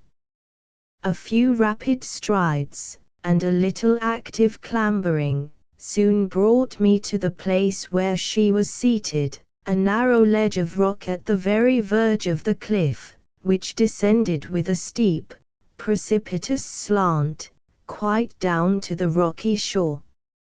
She did not hear me coming. The falling of my shadow across her paper gave her an electric start, and she looked hastily round. Any other lady of my acquaintance would have screamed under such a sudden alarm. "Oh, I didn't know it was you. Why did you startle me so?" said she, somewhat testily. "I hate anybody to come upon me so unexpectedly." "Why, what did you take me for?" said I. "If I had known you were so nervous, I would have been more cautious, but, well, never mind." "What did you come for? Are they all coming?" "No, this little ledge could scarcely contain them all." "I'm glad, for I'm tired of talking." "Well, then, I won't talk. I'll only sit and watch your drawing." "Oh, but you know I don't like that." "Then I'll content myself with admiring this magnificent prospect." She made no objection to this, and, for some time, sketched away in silence. But I could not help stealing a glance, now and then, from the splendid view at our feet to the elegant white hand that held the pencil, and the graceful neck and glossy raven curls that drooped over the paper. Now, thought I, if I had but a pencil and a morsel of paper, I could make a lovelier sketch than hers, admitting I had the power to delineate faithfully what is before me.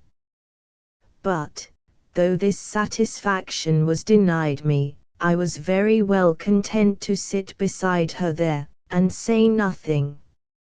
"Are you there still, Mr. Markham?" said she at length, looking round upon me, for I was seated a little behind on a mossy projection of the cliff.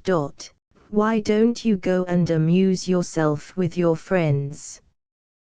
"Because I am tired of them, like you, and I shall have enough of them tomorrow, or at any time hence, but you I may not have the pleasure of seeing again for I know not how long." "What was Arthur doing when you came away?" "He was with Miss Millward, where you left him, all right, but hoping Mamma would not be long away." "You didn't entrust him to me, by the by," I grumbled, though I had the honor of a much longer acquaintance.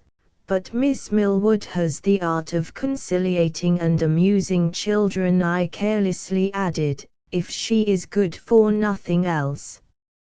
"Miss Millward has many estimable qualities, which such as you cannot be expected to perceive or appreciate." "Will you tell Arthur that I shall come in a few minutes?" "If that be the case, I will wait, with your permission, till those few minutes are past, and then I can assist you to descend this difficult path." "Thank you, I always manage best, on such occasions, without assistance. But, at least, I can carry your stool and sketchbook."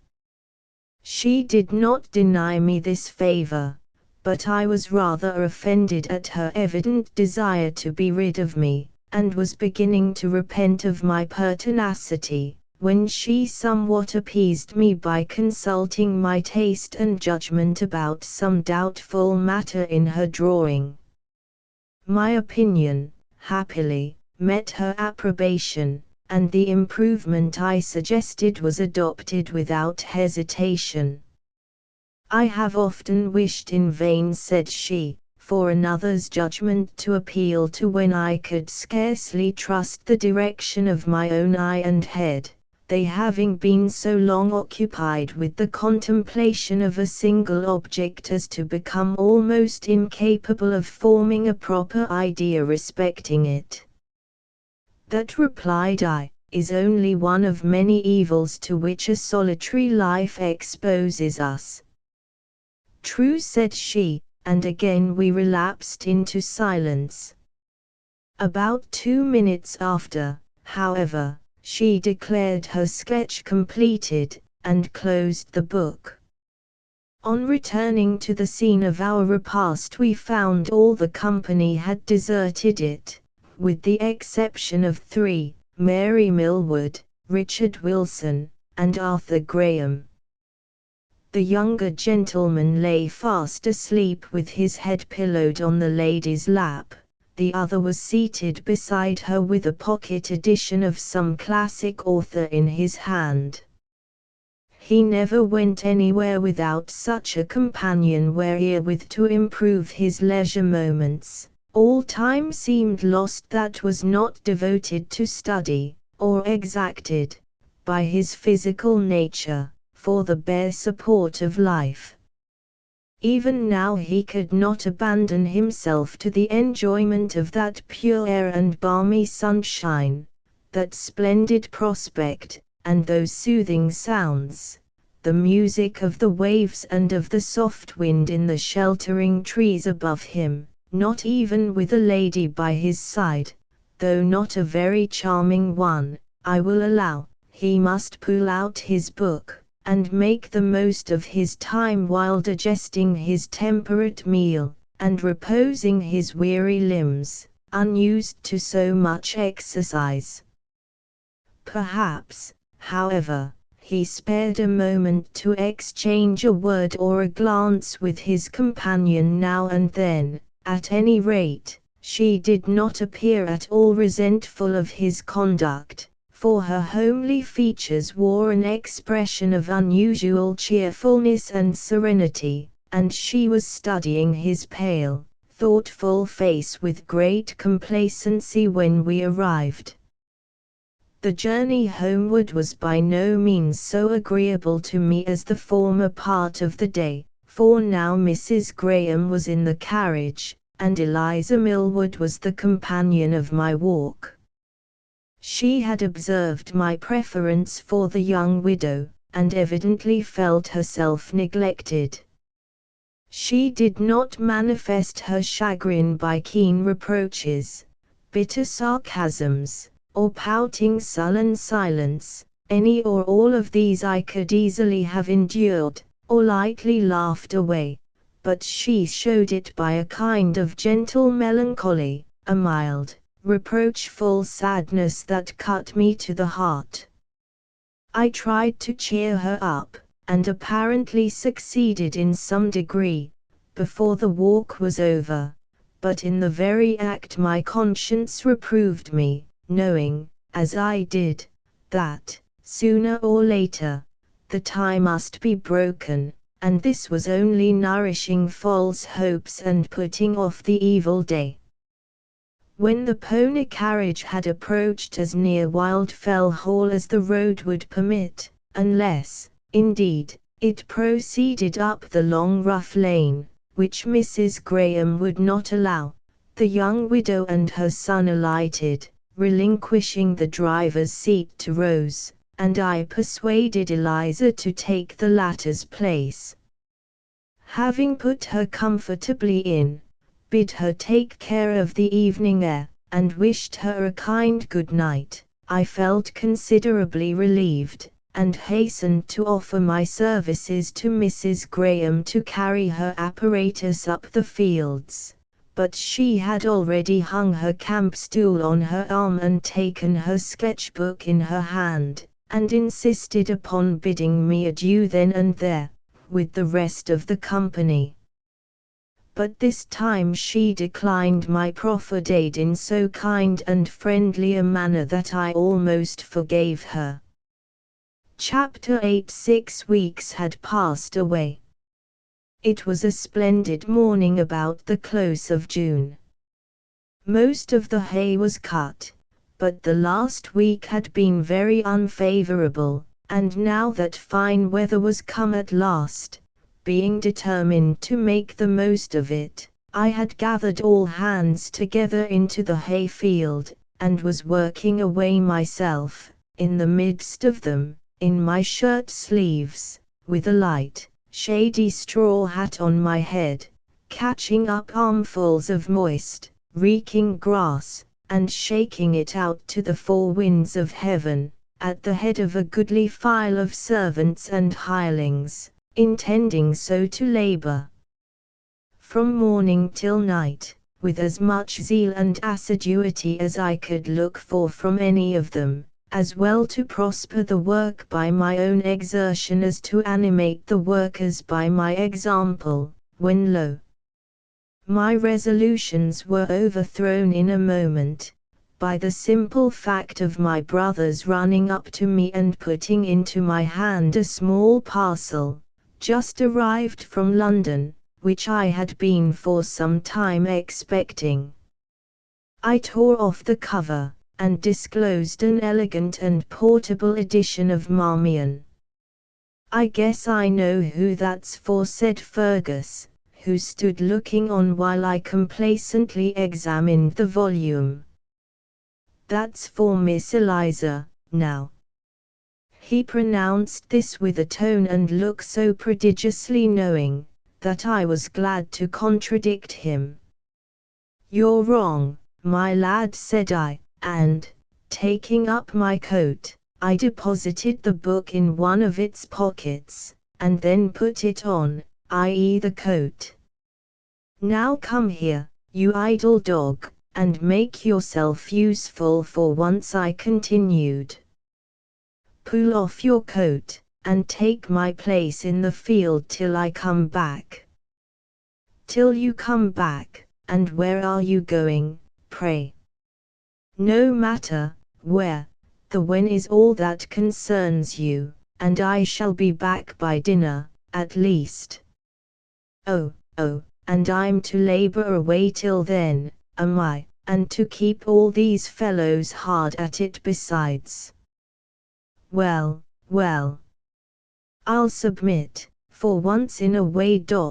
Come, my lads, you must look sharp, I'm come to help you now, and woe be to that man, or woman either, that pauses for a moment amongst you, whether to stare about him, to scratch his head, or blow his nose. No pretext will serve, nothing but work in the sweat of your face, and see, leaving him thus haranguing the people, more to their amusement than edification. I returned to the house, and, having made some alteration in my toilet, hastened away to Wildfell Hall, with the book in my pocket, for it was destined for the shelves of Mrs. Graham.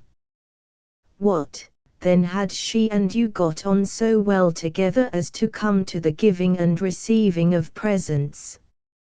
Not precisely, old buck. This was my first experiment in that line, and I was very anxious to see the result of it. We had met several times since the Bay excursion, and I had found she was not averse to my company, provided I confined my conversation to the discussion of abstract matters, or topics of common interest.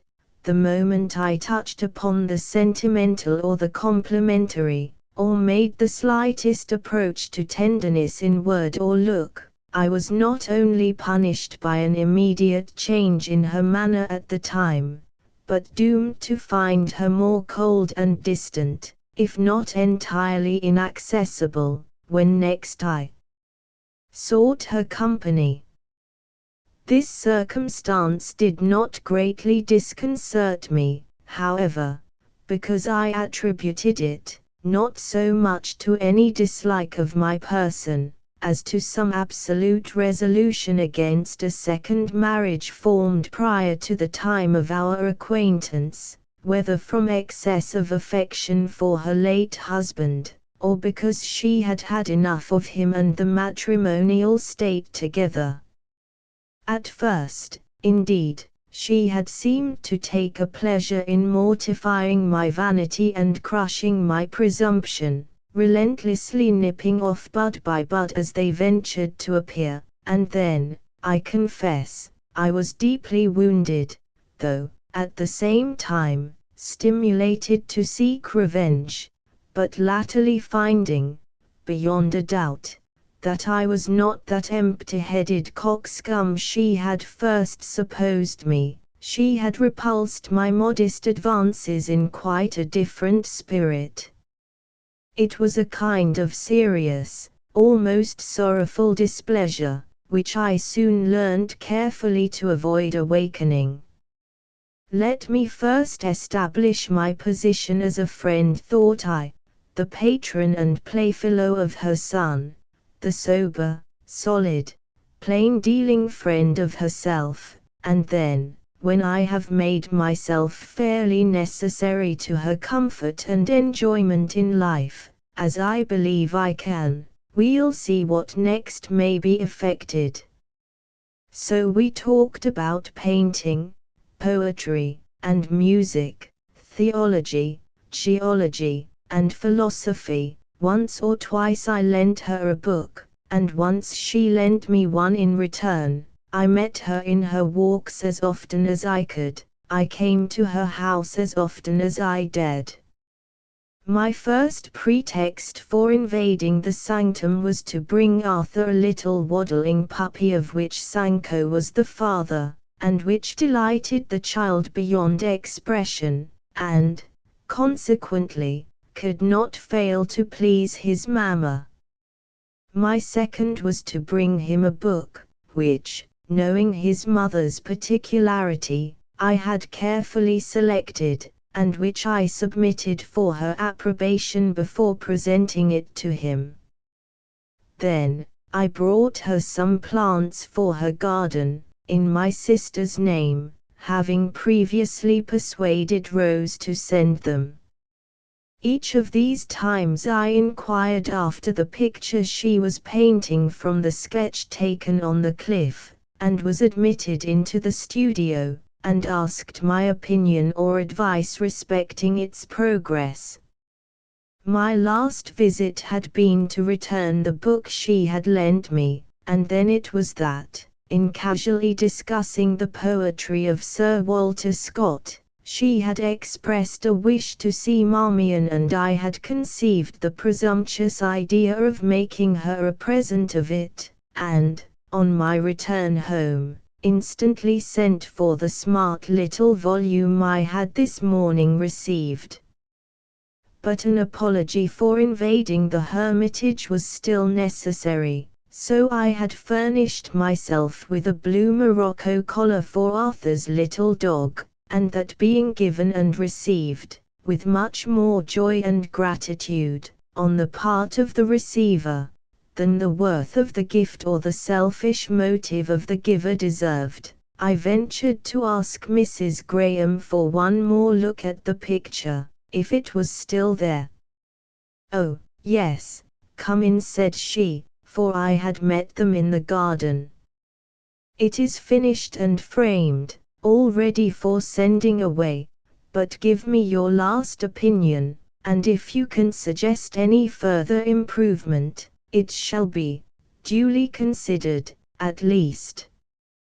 The picture was strikingly beautiful. It was the very scene itself, transferred as if by magic to the canvas, but I expressed my approbation in guarded terms, and few words, for fear of displeasing her. She, however, attentively watched my looks, and her artist's pride was gratified, no doubt, to read my heartfelt admiration in my eyes. But, while I gazed, I thought upon the book, and wondered how it was to be presented. My heart failed me, but I determined not to be such a fool as to come away without having made the attempt. It was useless waiting for an opportunity, and useless trying to concoct a speech for the occasion. The more plainly and naturally the thing was done, the better, I thought, so I just looked out of the window to screw up my courage, and then pulled out the book, turned round, and put it into her hand, with this short explanation: "You were wishing to see Marmion, Mrs. Graham, and here it is, if you will be so kind as to take it." A momentary blush suffused her face, perhaps a blush of sympathetic shame for such an awkward style of presentation. She gravely examined the volume on both sides, then silently turned over the leaves, knitting her brows the while, in serious cogitation, then closed the book, and turning from it to me, quietly asked the price of it. I felt the hot blood rush to my face. "I'm sorry to offend you, Mr. Markham," said she, "but unless I pay for the book, I cannot take it." And she laid it on the table. "Why cannot you?" "Because," she paused, and looked at the carpet. "Why cannot you?" I repeated, with a degree of irascibility that roused her to lift her eyes and look me steadily in the face. "Because I don't like to put myself under obligations that I can never repay. I am obliged to you already for your kindness to my son, but his grateful affection and your own good feelings must reward you for that." "Nonsense!" ejaculated I. She turned her eyes on me again, with a look of quiet, grave surprise, that had the effect of a rebuke, whether intended for such or not. "Then you won't take the book?" I asked, more mildly than I had yet spoken. "I will gladly take it, if you will let me pay for it." I told her the exact price, and the cost of the carriage besides, in as calm a tone as I could command, for, in fact, I was ready to weep with disappointment and vexation. She produced her purse, and coolly counted out the money, but hesitated to put it into my hand. Attentively regarding me, in a tone of soothing softness, she observed, "You think yourself insulted, Mr. Markham. I wish I could make you understand that I do understand you perfectly," I said. "You think that if you were to accept that trifle from me now, I should presume upon it hereafter, but you are mistaken. If you will only oblige me by taking it, believe me, I shall build no hopes upon it, and consider this no precedent for future favors, and it is nonsense to talk about putting yourself under obligations to me when you must know that in such a case the obligation is entirely on my side, the favor on yours." "Well, then, I'll take you at your word," she answered, with a most angelic smile, returning the odious money to her purse. "But remember—" "I will remember what I have said, but do not you punish my presumption by withdrawing your friendship entirely from me, or expect me to atone for it by being more distant than before," said I, extending my hand to take leave, for I was too much excited to remain. "Well, then, let us be as we were," replied she, frankly placing her hand in mine, and while I held it there, I had much difficulty to refrain from pressing it to my lips, but that would be suicidal madness. I had been bold enough already, and this premature offering had well nigh given the death blow to my hopes. It was with an agitated, burning heart and brain that I hurried homewards, regardless of that scorching noonday sun, forgetful of everything but her I had just left, regretting nothing but her impenetrability, and my own precipitancy and want of tact, fearing nothing but her hateful resolution, and my inability to overcome it, hoping nothing. But halt, I will not bore you with my conflicting hopes and fears, my serious cogitations and resolves. Chapter 9. Though my affections might now be said to be fairly weaned from Eliza Millward, I did not yet entirely relinquish my visits to the vicarage, because I wanted, as it were, to let her down easy, without raising much sorrow, or incurring much resentment, or making myself the talk of the parish, and besides, if I had wholly kept away, the vicar, who looked upon my visits as paid chiefly, if not entirely, to himself, would have felt himself decidedly affronted by the neglect. But when I called there the day after my interview with Mrs. Graham, he happened to be from home, a circumstance by no means so agreeable to me now as it had been on former occasions. Miss Millward was there, it is true, but she, of course, would be little better than an nonentity. However, I resolved to make my visit a short one, and to talk to Eliza in a brotherly, friendly sort of way, such as our long acquaintance might warrant me in assuming, and which, I thought, could neither give offence nor serve to encourage false hopes. It was never my custom to talk about Mrs. Graham either to her or anyone else, but I had not been seated 3 minutes before she brought that lady onto the carpet herself in a rather remarkable manner. "Oh, Mr. Markham," said she, with a shocked expression and voice subdued almost to a whisper, "what do you think of these shocking reports about Mrs. Graham? Can you encourage us to disbelieve them?" "What reports?" "Ah, now, you know," she slyly smiled and shook her head. "I know nothing about them." "What in the world do you mean, Eliza?" "Oh, don't ask me, I can't explain it." She took up the cambric handkerchief which she had been beautifying with a deep lace border, and began to be very busy. "What is it, Miss Millward, what does she mean?" said I, appealing to her sister, who seemed to be absorbed in the hemming of a large, coarse sheet. "I don't know," replied she.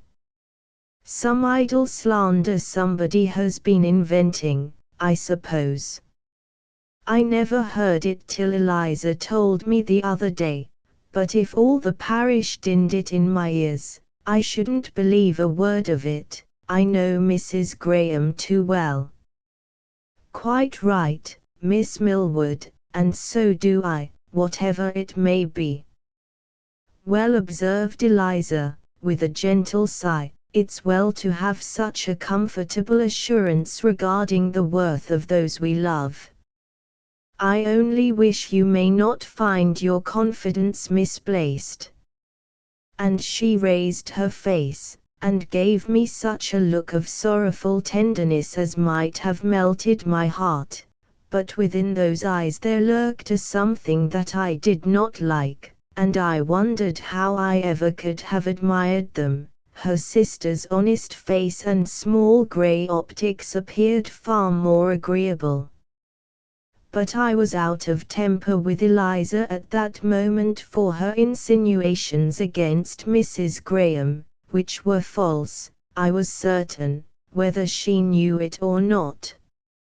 I said nothing more on the subject, however, at the time, and but little on any other, for, finding I could not well recover my equanimity, I presently rose and took leave, excusing myself under the plea of business at the farm, and to the farm I went, not troubling my mind one whit about the possible truth of these mysterious reports, but only wondering what they were, by whom originated, and on what foundations raised, and how they could the most effectually be silenced or disproved.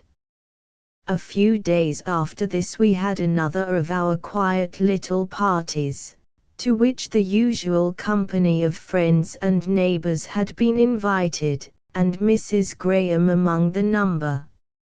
She could not now absent herself under the plea of dark evenings or inclement weather, and, greatly to my relief, she came.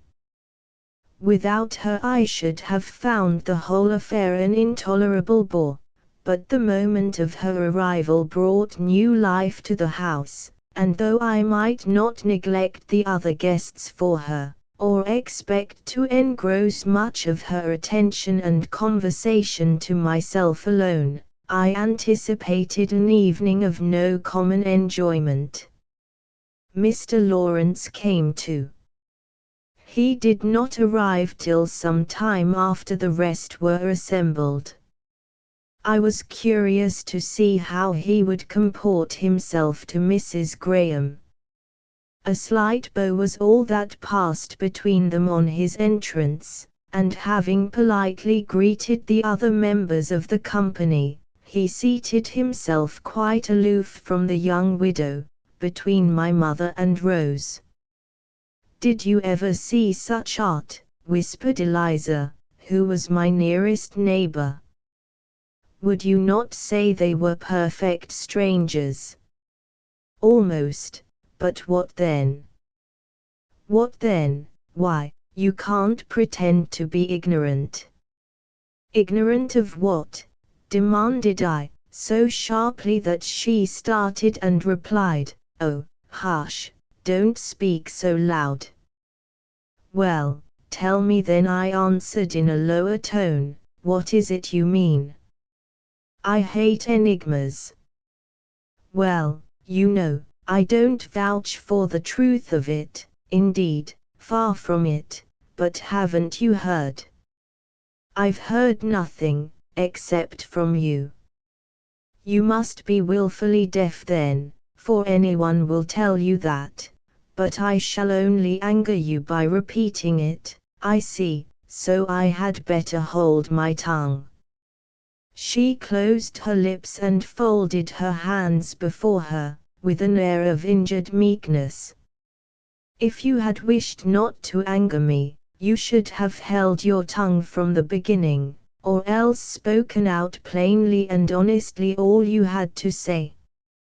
She turned aside her face, pulled out her handkerchief, rose, and went to the window, where she stood for some time, evidently dissolved in tears. I was astounded, provoked, ashamed, not so much of my harshness as for her childish weakness. However, no one seemed to notice her, and shortly after we were summoned to the tea table. In those parts it was customary to sit to the table at tea time on all occasions, and make a meal of it, for we dined early. On taking my seat, I had Rose on one side of me and an empty chair on the other. "May I sit by you?" said a soft voice at my elbow. "If you like," was the reply, and Eliza slipped into the vacant chair. Then, looking up in my face with a half-sad, half-playful smile, she whispered, "You're so stern, Gilbert." I handed down her tea with a slightly contemptuous smile, and said nothing, for I had nothing to say. "What have I done to offend you?" said she, more plaintively. "I wish I knew." "Come, take your tea, Eliza, and don't be foolish," responded I, handing her the sugar and cream. Just then there arose a slight commotion on the other side of me, occasioned by Miss Wilson's coming to negotiate an exchange of seats with Rose. "Will you be so good as to exchange places with me, Miss Markham?" said she, "for I don't like to sit by Mrs. Graham. If your mamma thinks proper to invite such persons to her house, she cannot object to her daughter's keeping company with them." This latter clause was added in a sort of soliloquy when Rose was gone, but I was not polite enough to let it pass. "Will you be so good as to tell me what you mean, Miss Wilson?" said I. The question startled her a little, but not much. "Why, Mr. Markham," replied she, coolly, having quickly recovered her self-possession, "it surprises me rather that Mrs. Markham should invite such a person as Mrs. Graham to her house, but, perhaps, she is not aware that the lady's character is considered scarcely respectable." "She is not, nor am I, and therefore you would oblige me by explaining your meaning a little further."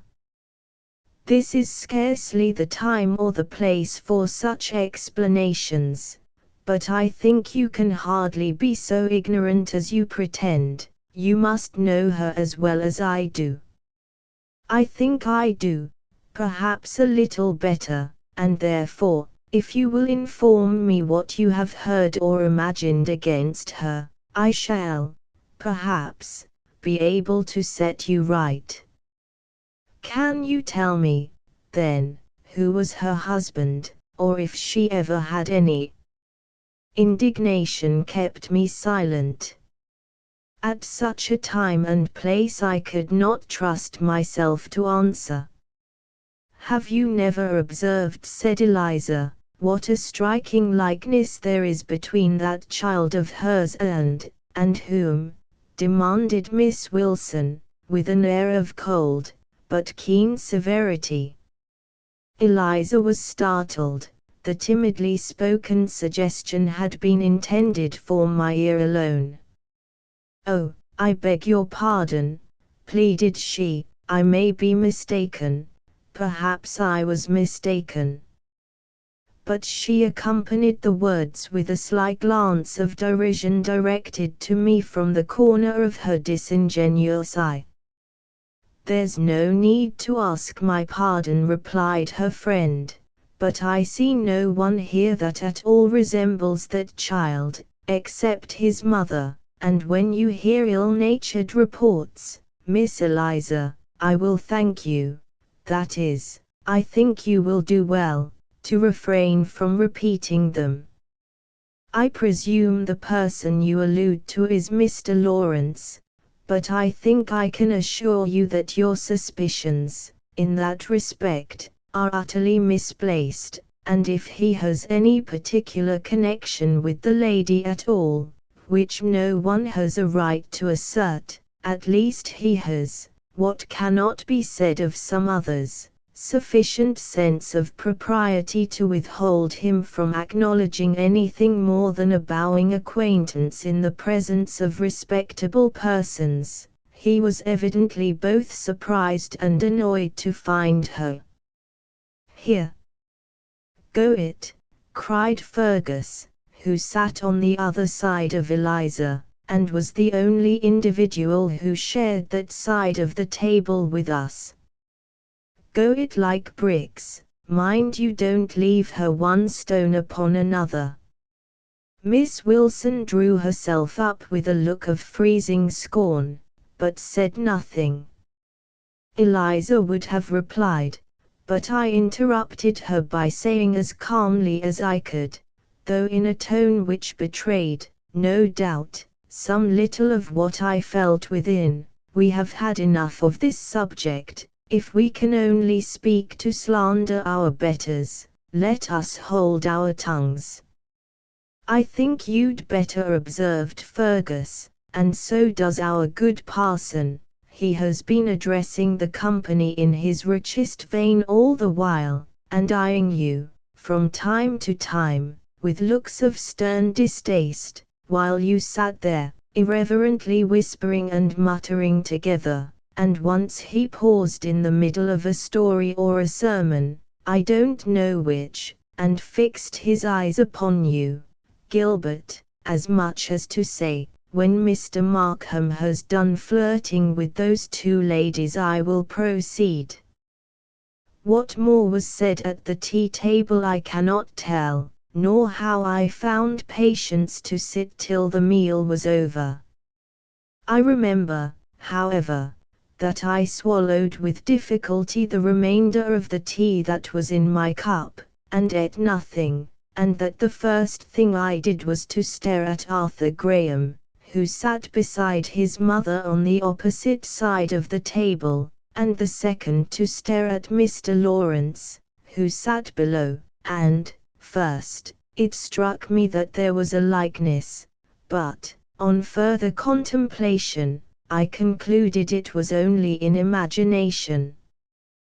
Both, it is true, had more delicate features and smaller bones than commonly fall to the lot of individuals of the rougher sex, and Lawrence's complexion was pale and clear, and Arthur's delicately fair, but Arthur's tiny, somewhat snubby nose could never become so long and straight as Mr. Lawrence's, and the outline of his face, though not full enough to be round, and too finely converging to the small, dimpled chin to be square, could never be drawn out to the long oval of the others, while the child's hair was evidently of a lighter, warmer tint than the elder gentleman's had ever been, and his large, clear blue eyes, though prematurely serious at times, were utterly dissimilar to the shy hazel eyes of Mr. Lawrence,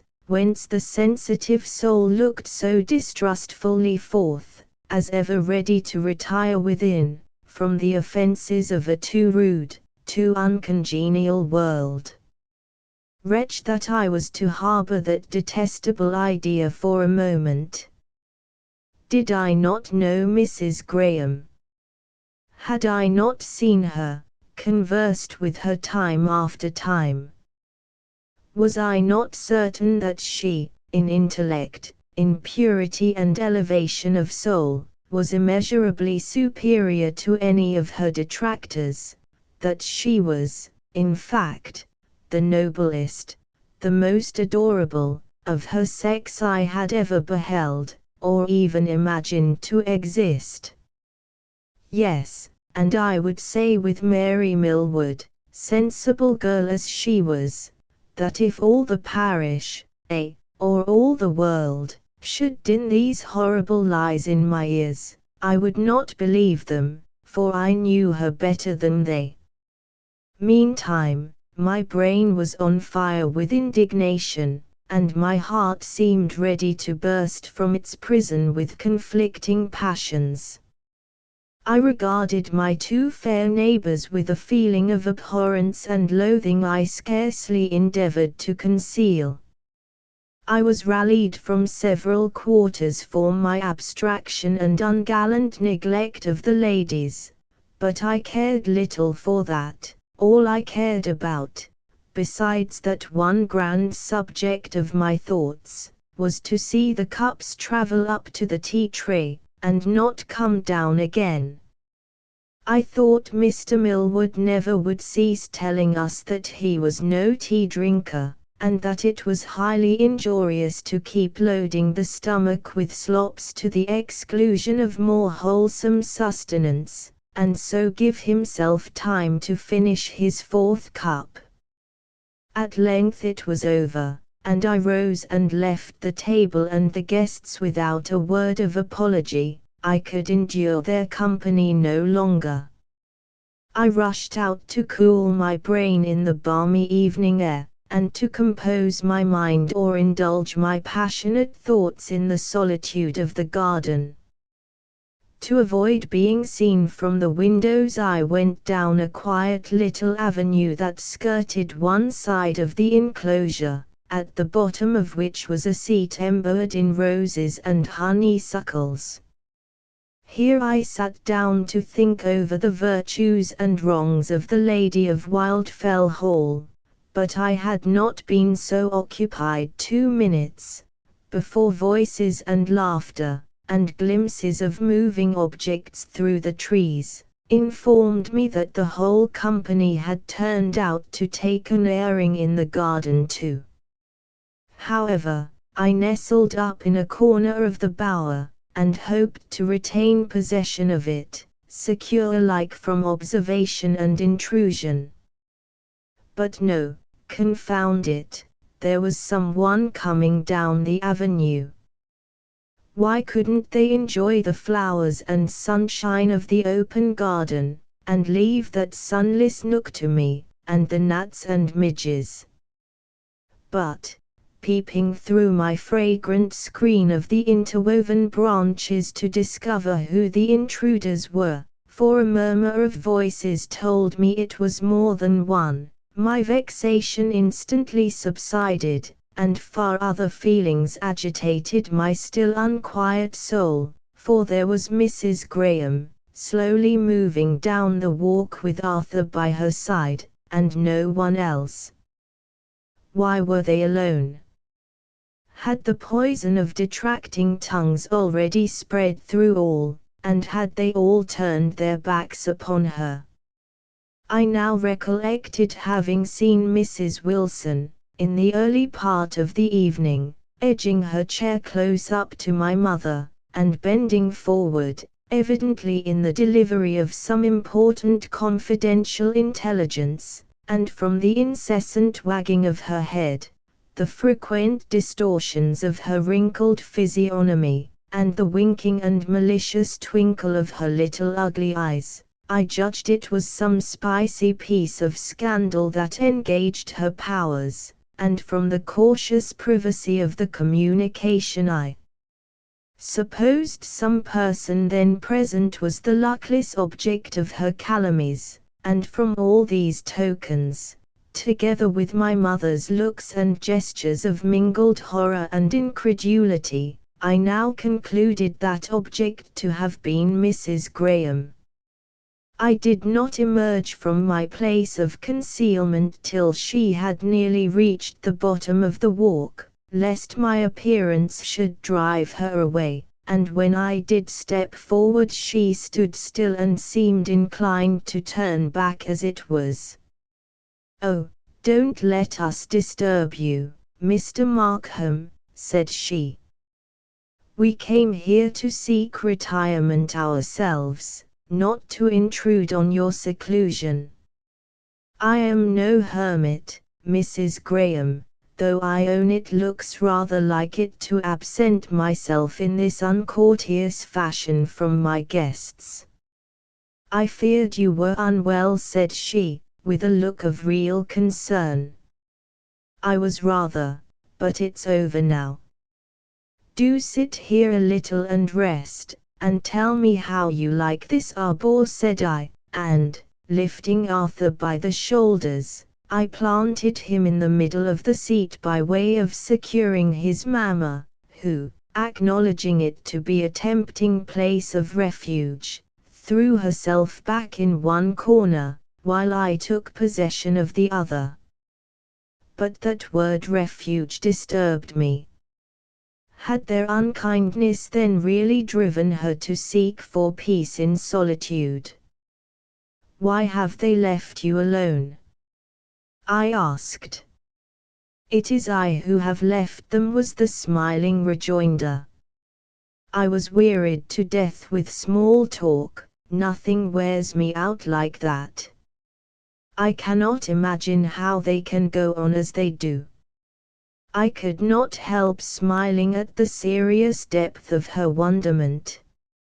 "Is it that they think it a duty to be continually talking?" pursued she, "and so never pause to think, but fill up with aimless trifles and vain repetitions when subjects of real interest fail to present themselves? Or do they really take a pleasure in such discourse?"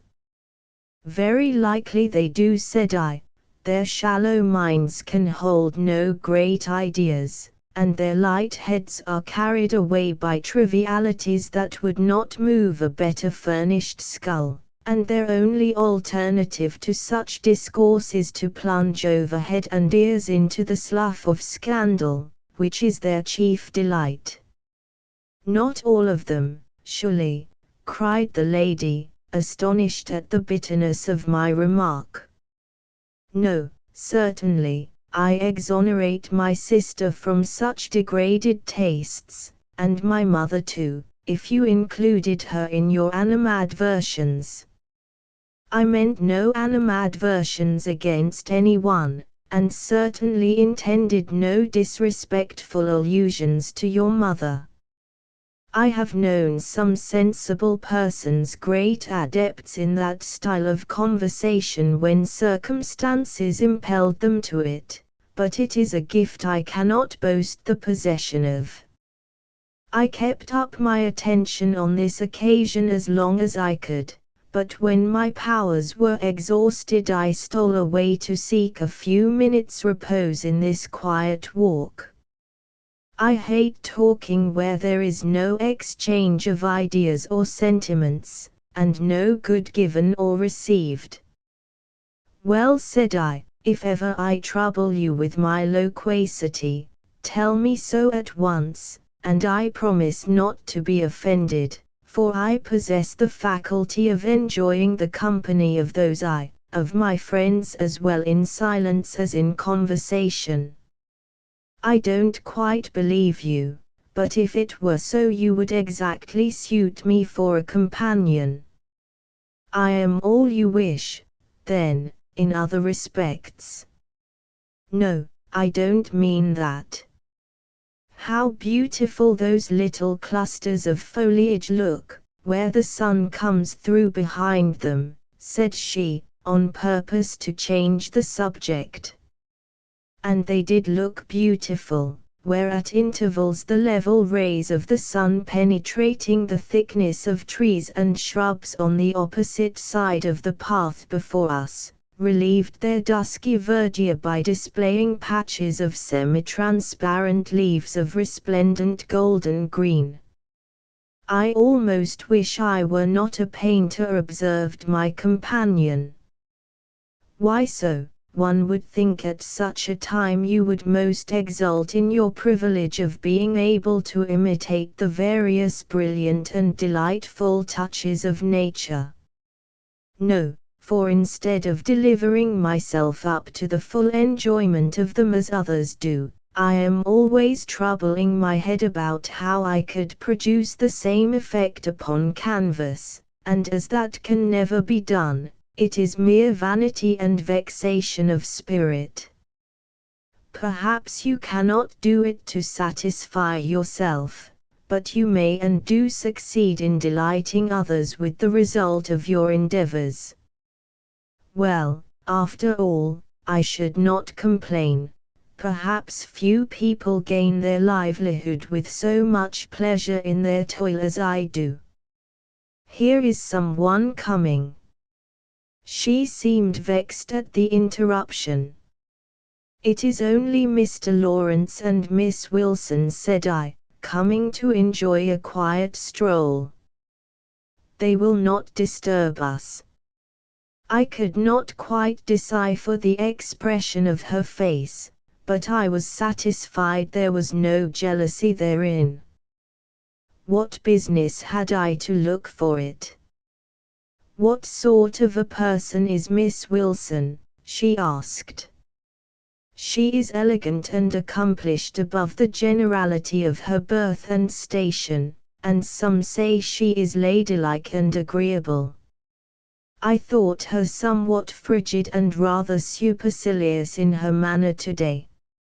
Very likely she might be so to you. She has possibly taken a prejudice against you, for I think she regards you in the light of a rival. Me? Impossible, Mr. Markham, said she, evidently astonished and annoyed. Well, I know nothing about it, returned I, rather doggedly, for I thought her annoyance was chiefly against myself. The pair had now approached within a few paces of us. Our arbour was set snugly back in a corner, before which the avenue at its termination turned off into the more airy walk along the bottom of the garden. As they approached this, I saw, by the aspect of Jane Wilson, that she was directing her companion's attention to us, and, as well by her cold, sarcastic smile as by the few isolated words of her discourse that reached me, I knew full well that she was impressing him with the idea that we were strongly attached to each other. I noticed that he colored up to the temples, gave us one furtive glance in passing, and walked on, looking grave, but seemingly offering no reply to her remarks. It was true, then, that he had some designs upon Mrs. Graham, and, were they honorable, he would not be so anxious to conceal them. She was blameless, of course, but he was detestable beyond all count. While these thoughts flashed through my mind, my companion abruptly rose, and calling her son, said they would now go in quest of the company, and departed up the avenue. Doubtless she had heard or guessed something of Miss Wilson's remarks, and therefore it was natural enough she should choose to continue the tête-à-tête no longer, especially as at that moment my cheeks were burning with indignation against my former friend, the token of which she might mistake for a blush of stupid embarrassment. For this I owed Miss Wilson yet another grudge, and still the more I thought upon her conduct the more I hated her. It was late in the evening before I joined the company.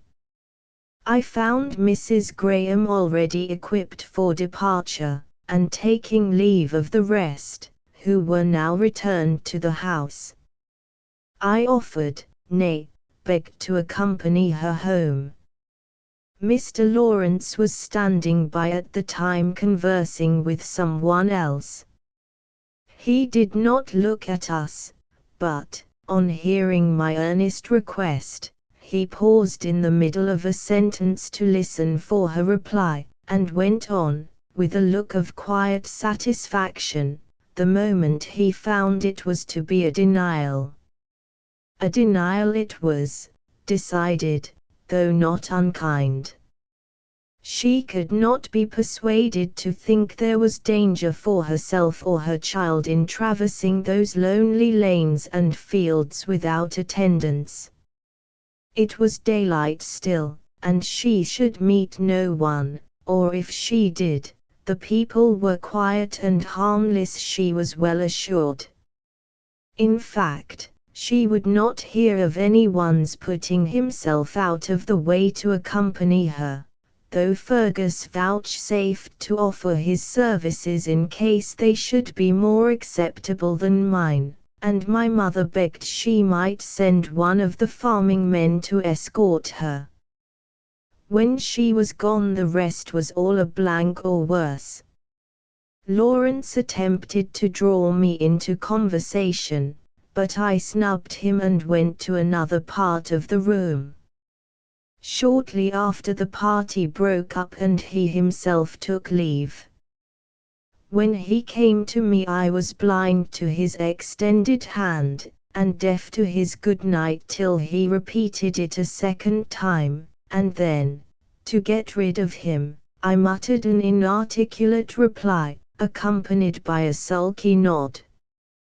"What is the matter, Markham?" whispered he.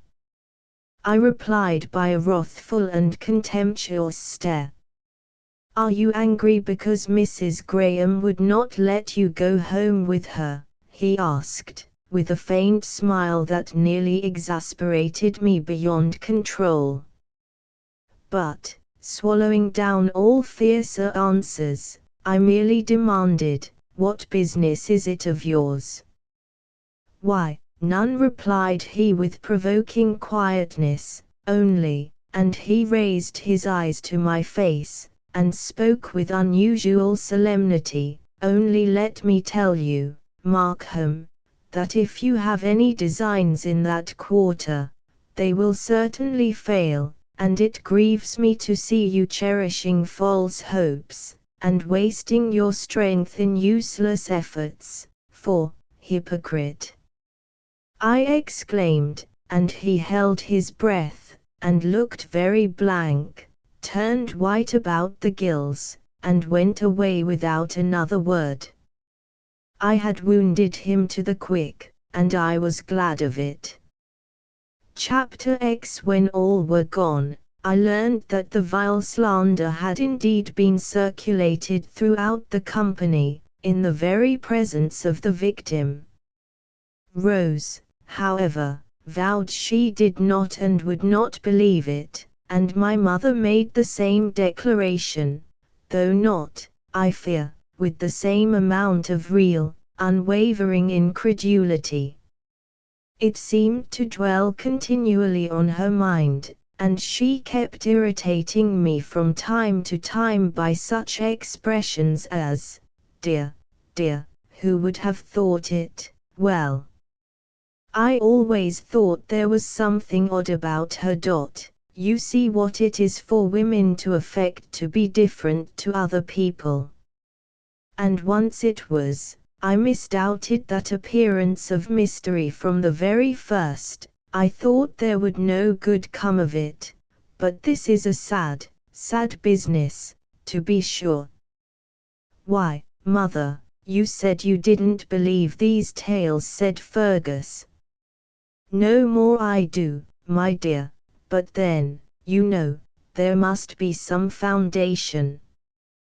"The foundation is in the wickedness and falsehood of the world," said I, "and in the fact that Mr. Lawrence has been seen to go that way once or twice of an evening, and the village gossips say he goes to pay his addresses to the strange lady, and the scandal-mongers have greedily seized the rumor, to make it the basis of their own infernal structure." "Well, but, Gilbert, there must be something in her manner to countenance such reports." "Did you see anything in her manner?" "No, certainly, but then, you know, I always said there was something strange about her. I believe it was on that very evening that I ventured on another invasion of Wildfell Hall. From the time of our party, which was upwards of a week ago, I had been making daily efforts to meet its mistress in her walks, and always disappointed. She must have managed it so on purpose, had nightly kept revolving in my mind some pretext for another call. At length I concluded that the separation could be endured no longer. By this time, you will see, I was pretty far gone, and, taking from the bookcase an old volume that I thought she might be interested in, though, from its unsightly and somewhat dilapidated condition, I had not yet ventured to offer it for perusal, I hastened away, but not without sundry misgivings as to how she would receive me, or how I could summon courage to present myself with so slight an excuse. But, perhaps, I might see her in the field or the garden, and then there would be no great difficulty. It was the formal knocking at the door, with the prospect of being gravely ushered in by Rachel, to the presence of a surprised, uncordial mistress, that so greatly disturbed me. My wish, however, was not gratified. Mrs. Graham herself was not to be seen, but there was Arthur playing with his frolicsome little dog in the garden. I looked over the gate and called him to me. He wanted me to come in, but I told him I could not without his mother's leave. "I'll go and ask her," said the child. "No, no, Arthur, you mustn't do that, but if she's not engaged, just ask her to come here a minute. Tell her I want to speak to her." He ran to perform my bidding, and quickly returned with his mother. How lovely she looked with her dark ringlets streaming in the light summer breeze, her fair cheek slightly flushed, and her countenance radiant with smiles. "Dear Arthur, what did I not owe to you for this and every other happy meeting? Through him I was at once delivered from all formality, and terror, and constraint. In love affairs, there is no mediator like a merry, simple-hearted child, ever ready to cement divided hearts, to span the unfriendly gulf of custom, to melt the ice of cold reserve, and overthrow the separating walls of dread formality and pride." "Well, Mr. Markham, what is it?" said the young mother, accosting me with a pleasant smile. "I want you to look at this book, and, if you please, to take it, and peruse it at your leisure. I make no apology for calling you out on such a lovely evening, though it be for a matter of no greater importance." "Tell him to come in, mamma," said Arthur. "Would you like to come in?" asked the lady. "Yes, I should like to see your improvements in the garden, and how your sister's roots have prospered in my charge," added she, as she opened the gate. And we sauntered through the garden, and talked of the flowers, the trees, and the book, and then of other things. The evening was kind and genial, and so was my companion. By degrees I waxed more warm and tender than, perhaps, I had ever been before, but still I said nothing tangible, and she attempted no repulse, until, in passing a moss rose tree that I had brought her some weeks since, in my sister's name, she plucked a beautiful half-open bud and bade me give it to Rose. "May I not keep it myself?" I asked. "No, but here is another for you." Instead of taking it quietly, I likewise took the hand that offered it, and looked into her face. She let me hold it for a moment, and I saw a flash of ecstatic brilliance in her eye, a glow of glad excitement on her face. I thought my hour of victory was come, but instantly a painful recollection seemed to flash upon her. A cloud of anguish darkened her brow, a marble paleness blanched her cheek and lip. There seemed a moment of inward conflict, and, with a sudden effort, she withdrew her hand, and retreated a step or two back. "Now, Mr. Markham," said she, with a kind of desperate calmness, "I must tell you plainly that I cannot do with this. I like your company, because I am alone here, and your conversation pleases me more than that of any other person. But if you cannot be content to regard me as a friend, a plain, cold, motherly, or sisterly friend, I must beg you to leave me now, and let me alone hereafter. In fact, we must be strangers for the future. I will, then, be your friend, or brother, or anything you wish, if you will only let me continue to see you, but tell me why I cannot be anything more." There was a perplexed and thoughtful pause. "Is it in consequence of some rash vow?" "It is something of the kind," she answered. "Some day I may tell you, but at present you had better leave me, and never, Gilbert, put me to the painful necessity of repeating what I have just now said to you," she earnestly added, giving me her hand in serious kindness. How sweet, how musical my own name sounded in her mouth. "I will not," I replied. "But you pardon this offense?" "On condition that you never repeat it." "And may I come to see you now and then?" "Perhaps, occasionally, provided you never abuse the privilege. I make no empty promises, but you shall see. The moment you do, our intimacy is at an end, that's all. And will you always call me Gilbert? It sounds more sisterly, and it will serve to remind me of our contract. She smiled, and once more bid me go, and at length I judged it prudent to obey, and she re-entered the house and I went down the hill. But as I went, the tramp of horses' hoofs fell on my ear, and broke the stillness of the dewy evening, and, looking towards the lane, I saw a solitary equestrian coming up. Inclining to dusk as it was, I knew him at a glance. It was Mr. Lawrence on his grey pony. I flew across the field, leaped the stone fence, and then walked down the lane to meet him.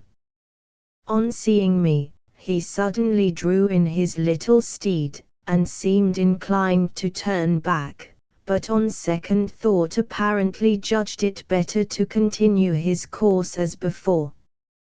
He accosted me with a slight bow, and, edging close to the wall, endeavored to pass on, but I was not so minded.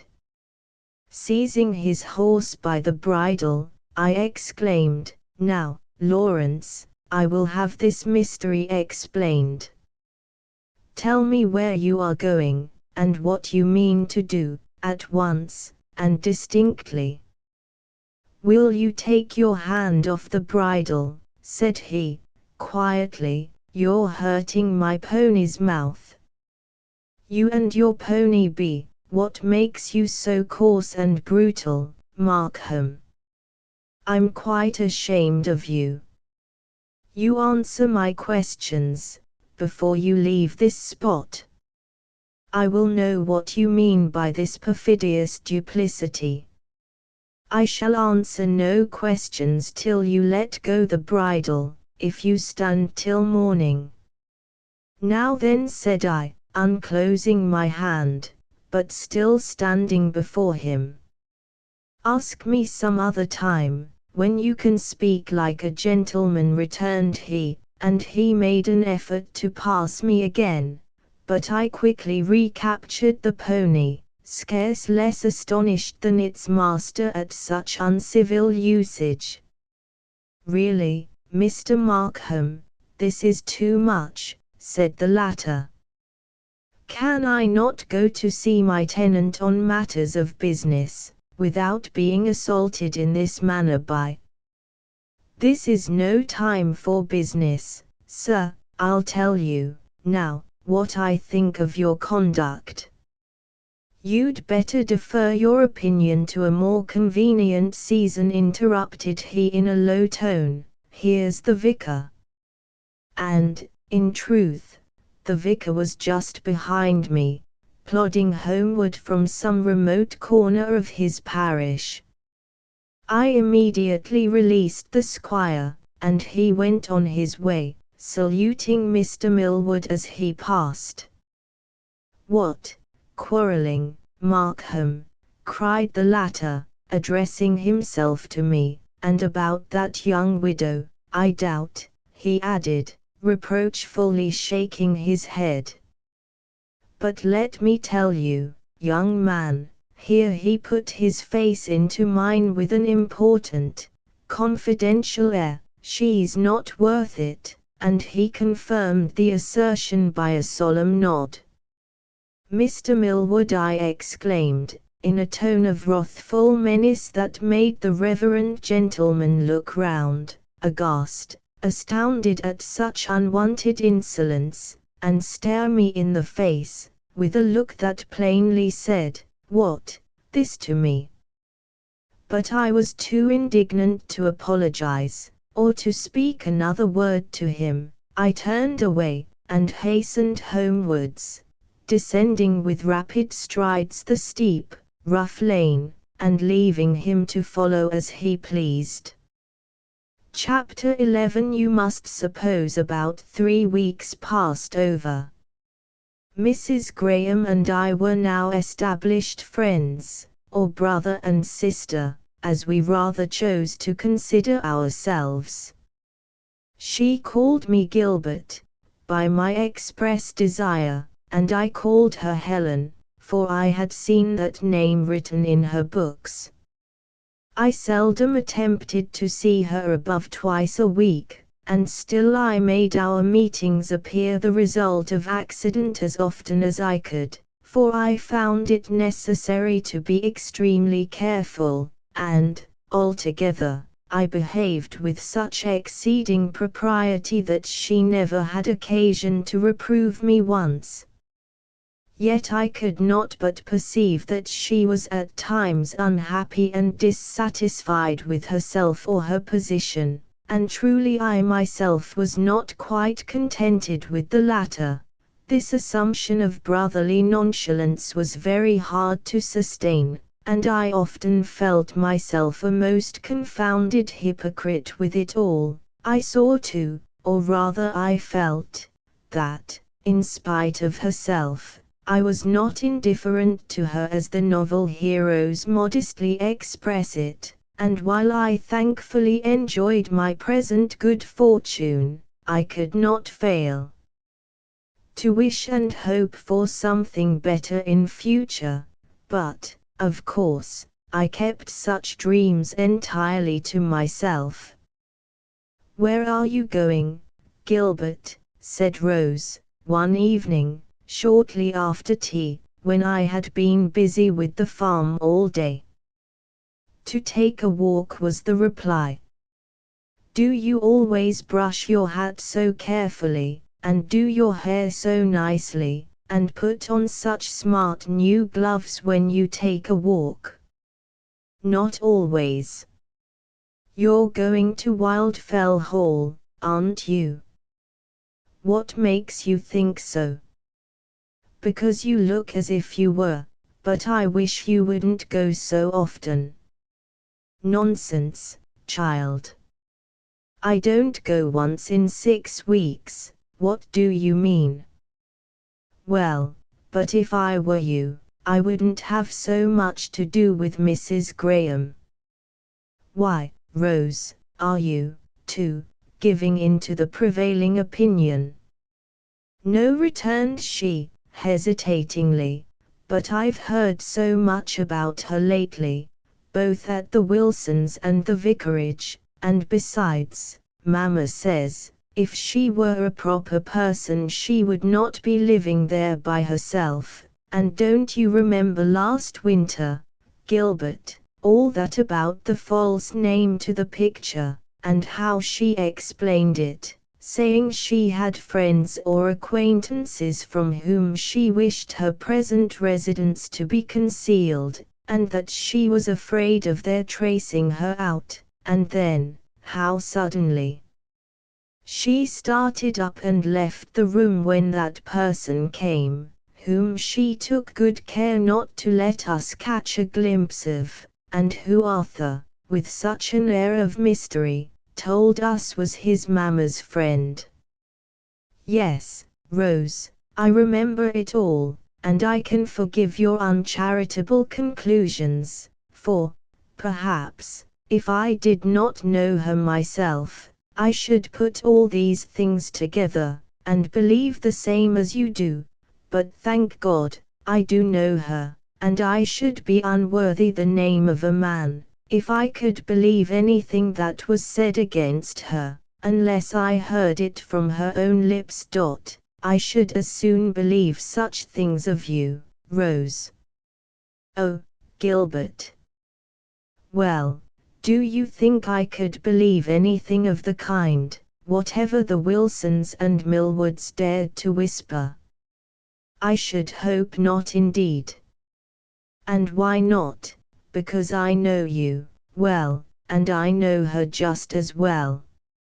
"Oh, no, you know nothing of her former life, and last year, at this time, you did not know that such a person existed." "No matter. There is such a thing as looking through a person's eyes into the heart, and learning more of the height, and breadth, and depth of another's soul in 1 hour than it might take you a lifetime to discover, if he or she were not disposed to reveal it, or if you had not the sense to understand it. Then you are going to see her this evening. To be sure I am. But what would Mamma say, Gilbert? Mamma needn't know. But she must know some time, if you go on. Go on, there's no going on in the matter. Mrs. Graham and I are two friends, and will be, and no man breathing shall hinder it, or has a right to interfere between us. But if you knew how they talk you would be more careful, for her sake as well as for your own. Jane Wilson thinks your visits to the old hall but another proof of her depravity. Confound Jane Wilson. And Eliza Millward is quite grieved about you. I hope she is. But I wouldn't, if I were you. Wouldn't what? How do they know that I go there? There's nothing hid from them, they spy out everything. Oh, I never thought of this, and so they dare to turn my friendship into food for further scandal against her. That proves the falsehood of their other lies, at all events, if any proof were wanting. Mind you contradict them, Rose, whenever you can. But they don't speak openly to me about such things, it is only by hints and innuendos, and by what I hear others say, that I knew what they think. Well, then, I won't go today, as it's getting latish. But oh, deuce take their cursed, envenomed tongues! I muttered, in the bitterness of my soul. And just at that moment the vicar entered the room. We had been too much absorbed in our conversation to observe his knock. After his customary cheerful and fatherly greeting of Rose, who was rather a favorite with the old gentleman, he turned somewhat sternly to me. Well, sir, said he, you're quite a stranger. It is, let me see, he continued, slowly, as he deposited his ponderous bulk in the armchair that Rose officiously brought towards him. It is just 6 weeks, by my reckoning, since you darkened my door. He spoke it with emphasis, and struck his stick on the floor. Is it, sir? Said I. It is so.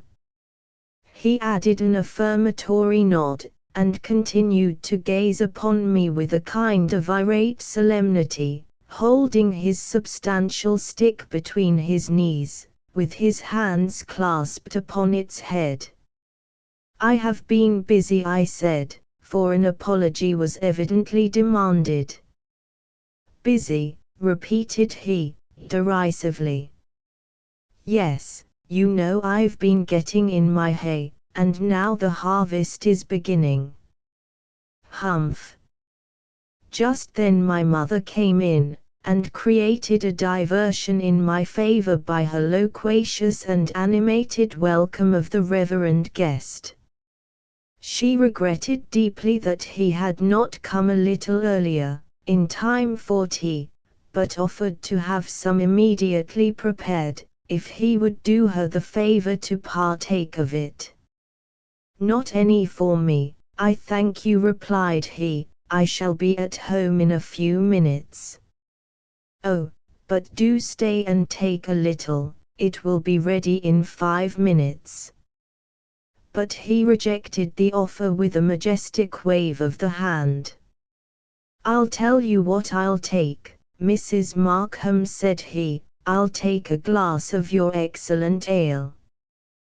With pleasure, cried my mother, proceeding with alacrity to pull the bell and order the favored beverage. "I thought," continued he, "I'd just look in upon you as I passed, and taste your home-brewed ale. I've been to call on Mrs. Graham." "Have you, indeed?" He nodded gravely, and added with awful emphasis, "I thought it incumbent upon me to do so." "Really?" ejaculated my mother. "Why so, Mr. Millward?" asked I. He looked at me with some severity, and turning again to my mother, repeated, "I thought it incumbent upon me," and struck his stick on the floor again. My mother sat opposite, an awestruck but admiring auditor.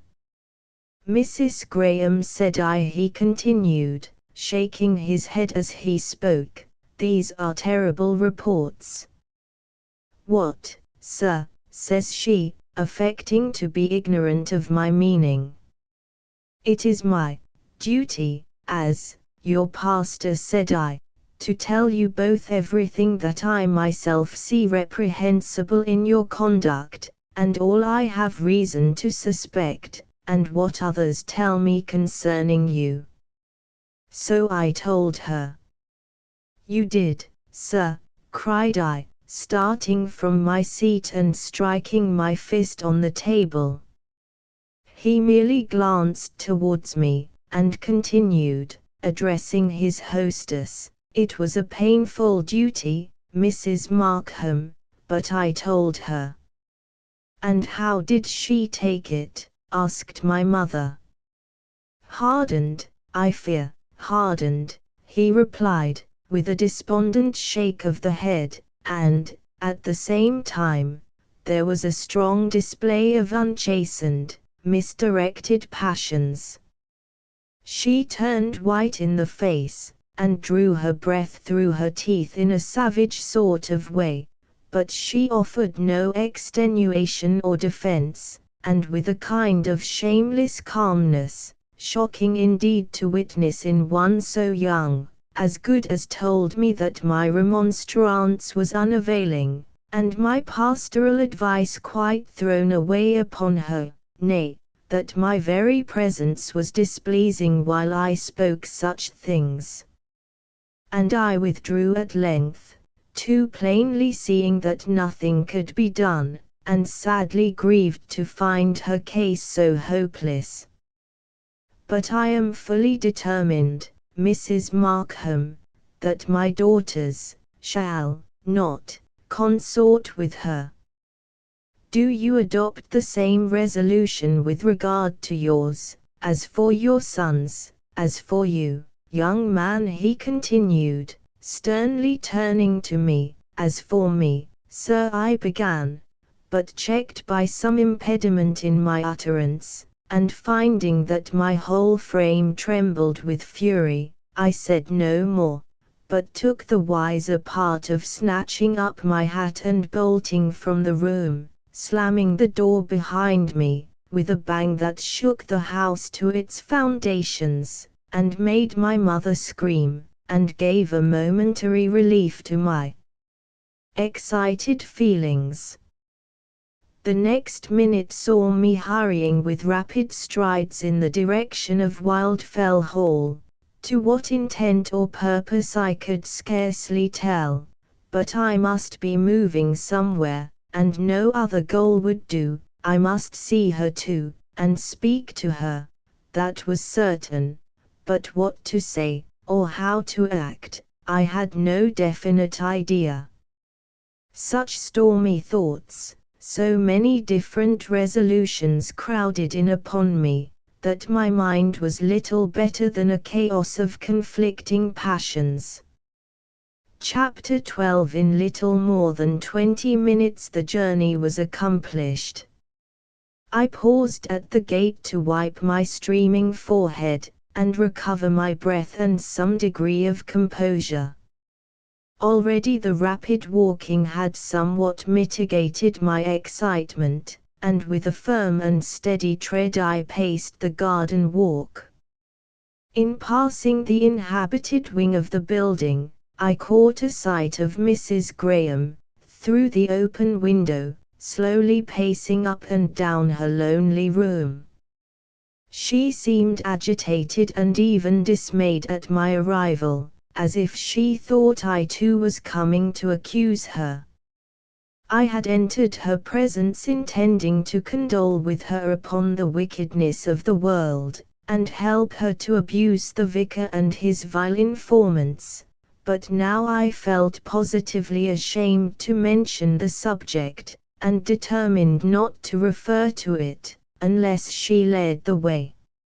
"I am come at an unseasonable hour," said I, assuming a cheerfulness I did not feel, in order to reassure her, "but I won't stay many minutes." She smiled upon me, faintly it is true, but most kindly, I had almost said thankfully, as her apprehensions were removed. "How dismal you are, Helen. Why have you no fire?" I said, looking round on the gloomy apartment. "It is summer yet," she replied. "But we always have a fire in the evenings, if we can bear it, and you especially require one in this cold house and dreary room.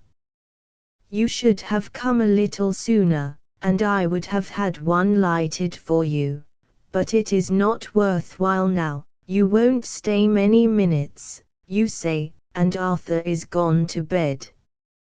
But I have a fancy for a fire, nevertheless.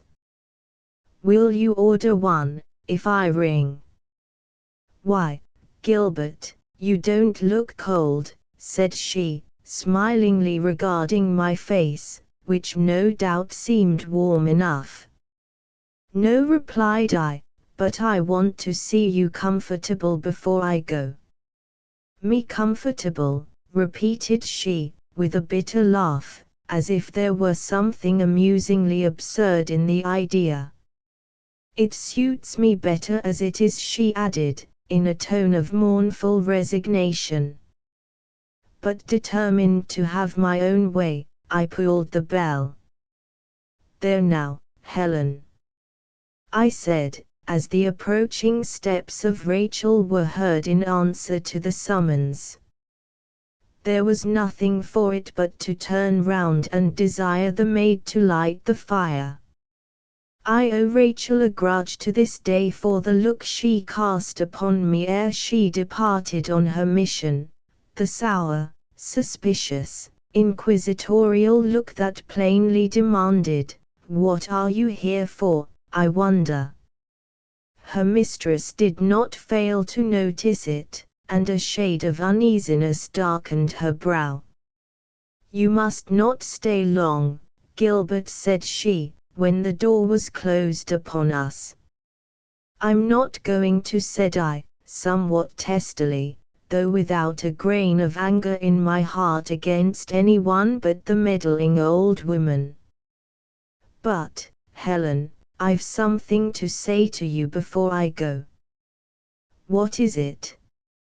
"No, not now. I don't know yet precisely what it is, or how to say it," replied I, with more truth than wisdom, and then, fearing lest she should turn me out of the house, I began talking about indifferent matters in order to gain time. Meanwhile Rachel came in to kindle the fire, which was soon effected by thrusting a red-hot poker between the bars of the grate, where the fuel was already disposed for ignition.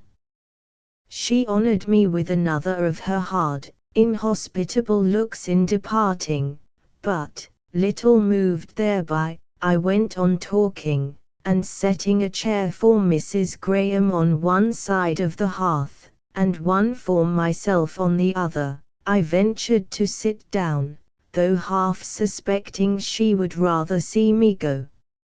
In a little while we both relapsed into silence, and continued for several minutes gazing abstractedly into the fire, she intent upon her own sad thoughts, and I reflecting how delightful it would be to be seated thus beside her with no other presence to restrain our intercourse, not even that of Arthur, our mutual friend, without whom we had never met before. If only I could venture to speak my mind, and disburden my full heart of the feelings that had so long oppressed it, and which it now struggled to retain, with an effort that it seemed impossible to continue much longer, and revolving the pros and cons for opening my heart to her there and then, and imploring a return of affection, the permission to regard her thenceforth as my own, and the right and the power to defend her from the calumnies of malicious tongues. On the one hand, I felt a newborn confidence in my powers of persuasion, a strong conviction that my own fervor of spirit would grant me eloquence, that my very determination, the absolute necessity for succeeding, that I felt must win me what I sought, while, on the other, I feared to lose the ground I had already gained with so much toil and skill, and destroy all future hope by one rash effort, when time and patience might have won success. It was like setting my life upon the cast of a die, and yet I was ready to resolve upon the attempt. At any rate, I would entreat the explanation she had half promised to give me before. I would demand the reason of this hateful barrier, this mysterious impediment to my happiness, and, as I trusted, to her own. But while I considered in what manner I could best frame my request, my companion, wakened from her reverie with a scarcely audible sigh, and looking towards the window, where the blood-red harvest moon, just rising over one of the grim, fantastic evergreens, was shining in upon us, said, "Gilbert, it is getting late." "I see," said I, "you want me to go, I suppose." "I think you ought. If my kind neighbors get to know of this visit, as no doubt they will not turn it much to my advantage." It was with what the vicar would doubtless have called a savage sort of smile that she said this. "Let them turn it as they will," said I. "What are their thoughts to you or me, so long as we are satisfied with ourselves, and each other? Let them go to the deuce with their vile constructions and their lying inventions." This outburst brought a flush of color to her face. "You have heard, then, what they say of me?" "I heard some detestable falsehoods, but none but fools would credit them for a moment, Helen, so don't let them trouble you." "I did not think Mr. Millward a fool, and he believes it all.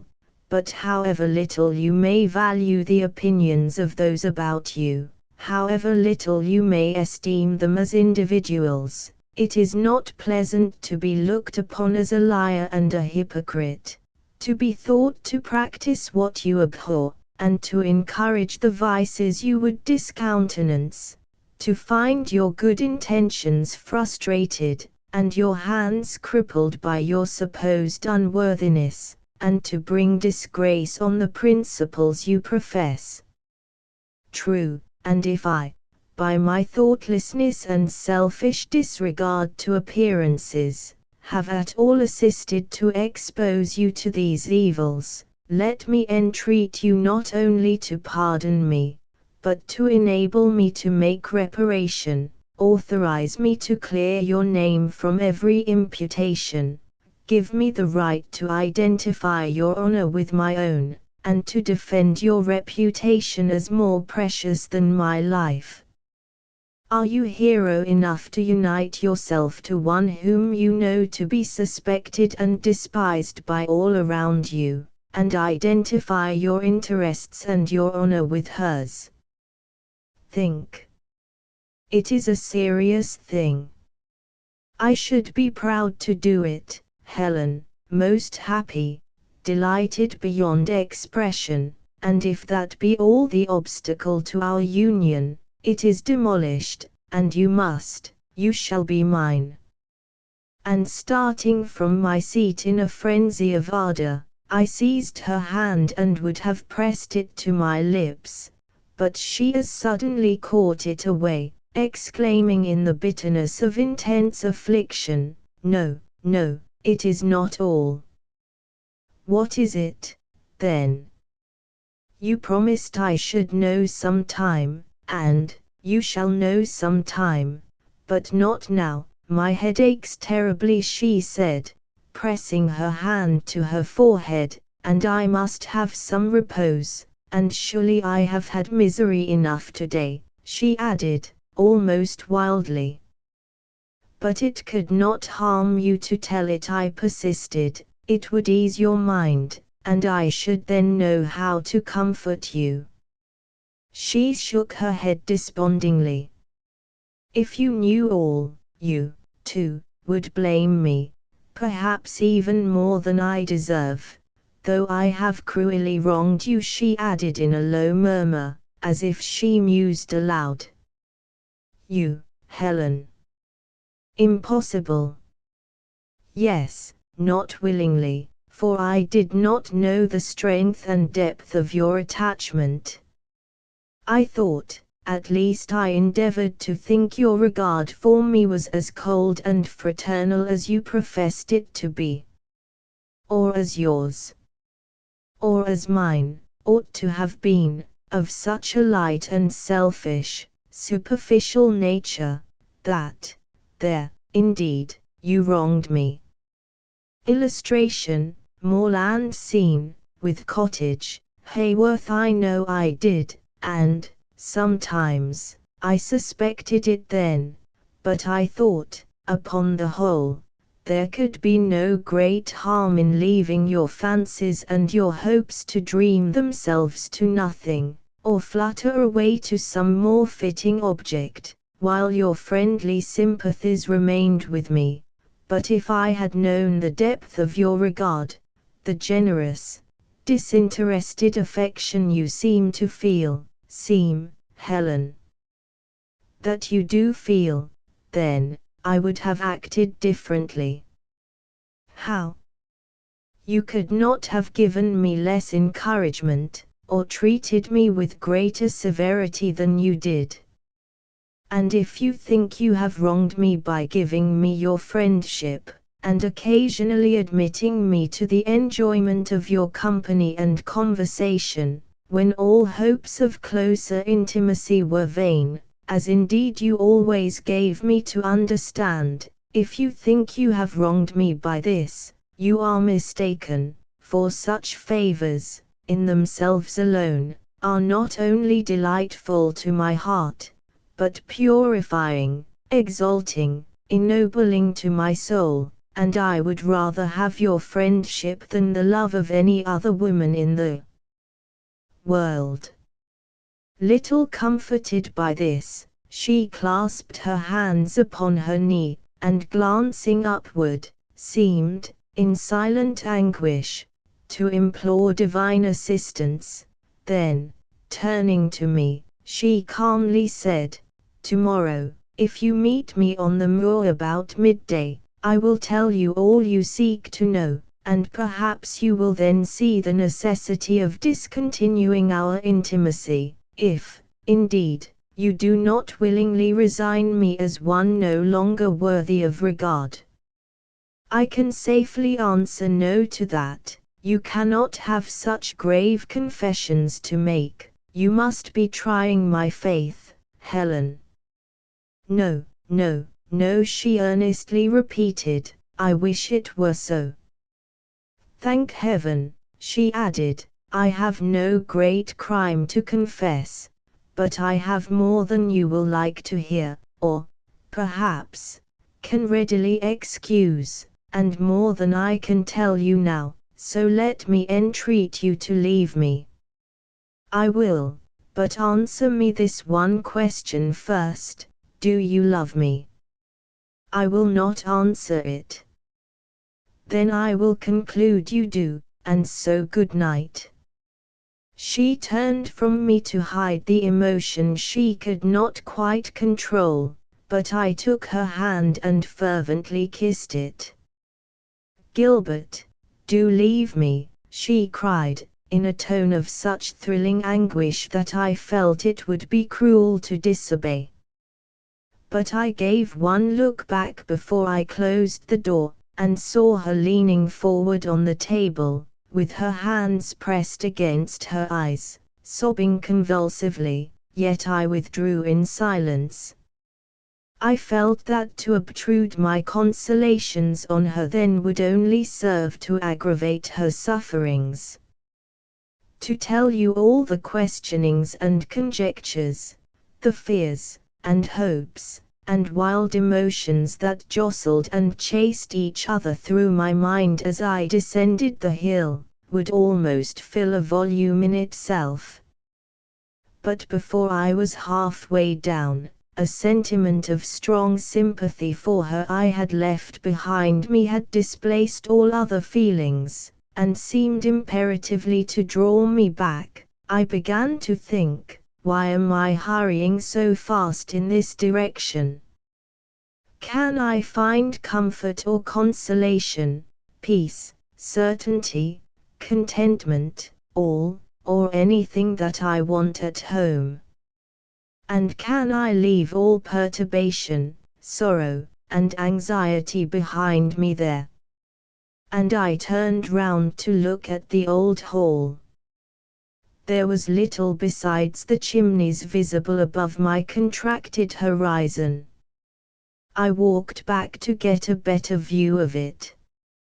When it rose in sight, I stood still a moment to look, and then continued moving towards the gloomy object of attraction. Something called me nearer, nearer still, and why not, pray?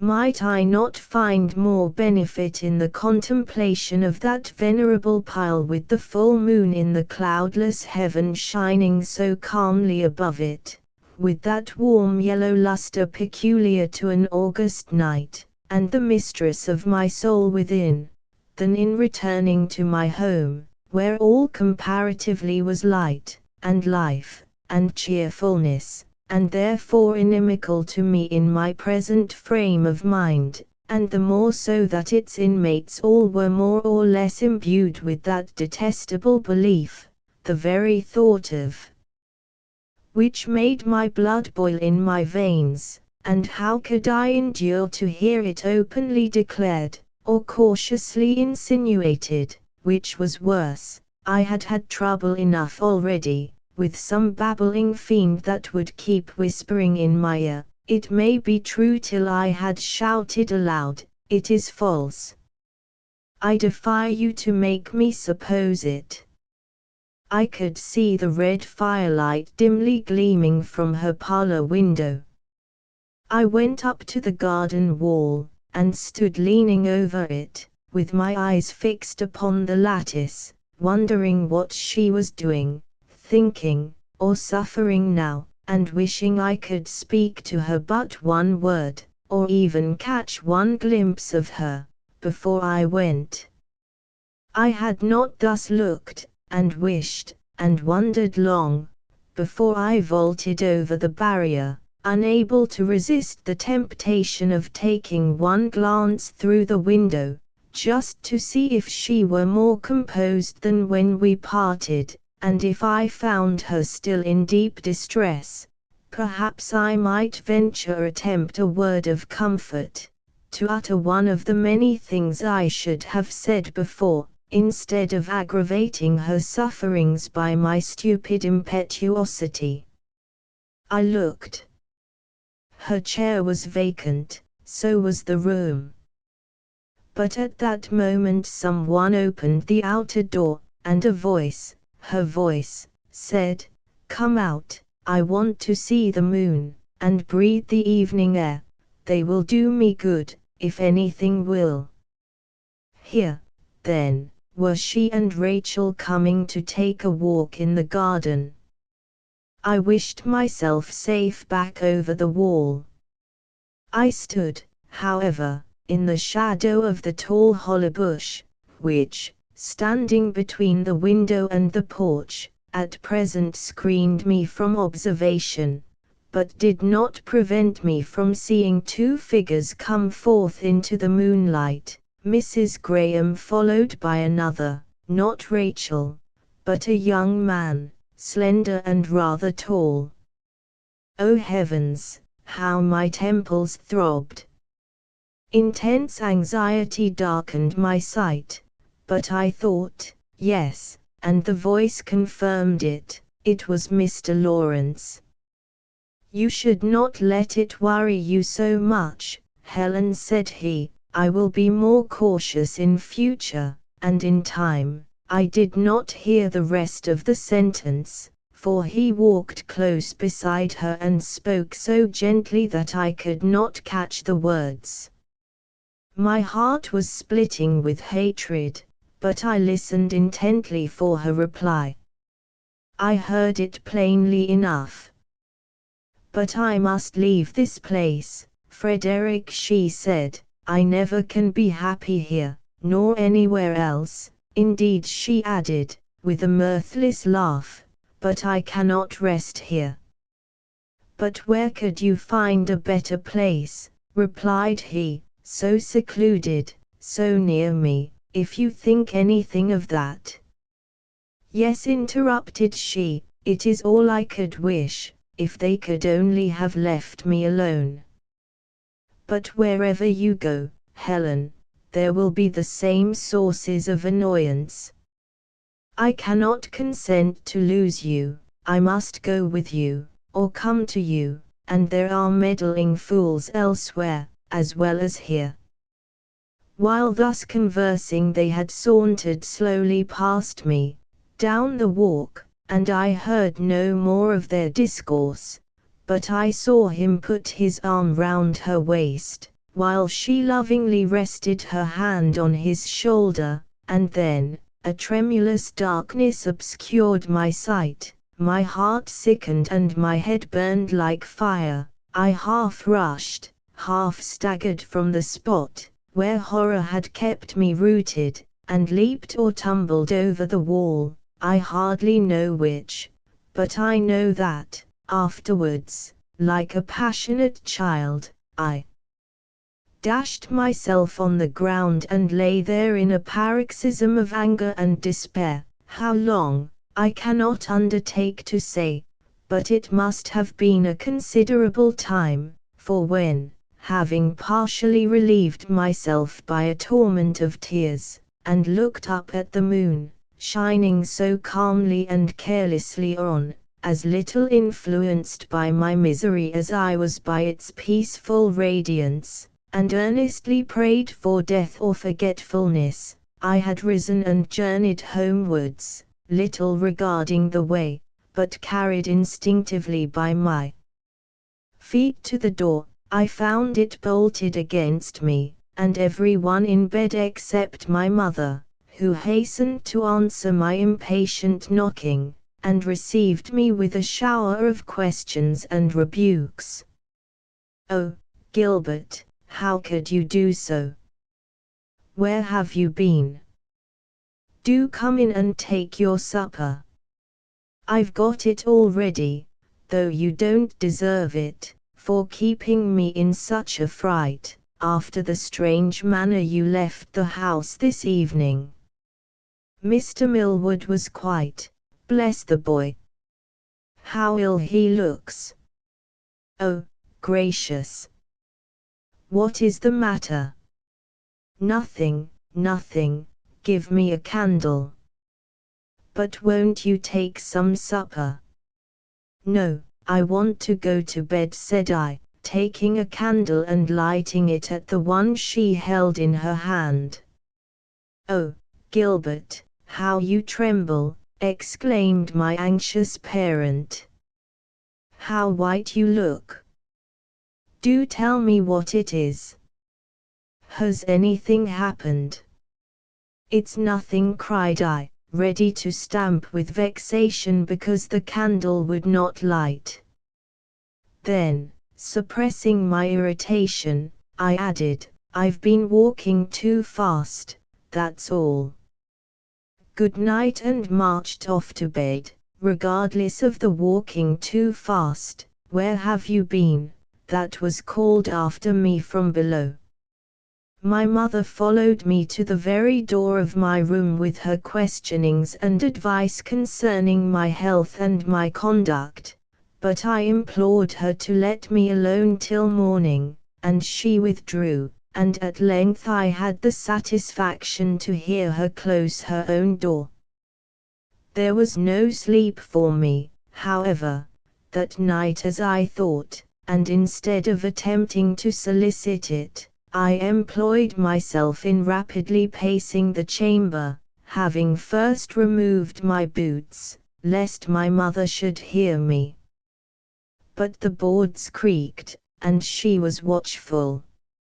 I had not walked above a quarter of an hour before she was at the door again. "Gilbert, why are you not in bed? You said you wanted to go." "Confound it. I'm going," said I, "but why are you so long about it? You must have something on your mind. For heaven's sake, let me alone, and get to bed yourself. Can it be that Mrs. Graham that distresses you so?" "No, no, I tell you, it's nothing." "I wish to goodness it mayn't," murmured she, with a sigh, as she returned to her own apartment, while I threw myself on the bed, feeling most undutifully disaffected towards her for having deprived me of what seemed the only shadow of a consolation that remained, and chained me to that wretched couch of thorns. Never did I endure so long, so miserable a night as that. And yet it was not wholly sleepless. Towards morning my distracting thoughts began to lose all pretensions to coherency, and shape themselves into confused and feverish dreams, and, at length, there followed an interval of unconscious slumber. But then the dawn of bitter recollection that succeeded, the waking to find life a blank, and worse than a blank, teeming with torment and misery, not a mere barren wilderness, but full of thorns and briars, to find myself deceived, duped, hopeless, my affections trampled upon, my angel not an angel, and my friend a fiend incarnate, it was worse than if I had not slept at all.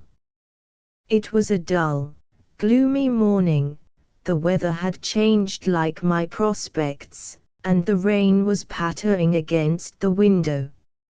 I rose, nevertheless, and went out, not to look after the farm, though that would serve as my excuse, but to cool my brain, and regain, if possible, a sufficient degree of composure to meet the family at the morning meal without exciting inconvenient remarks.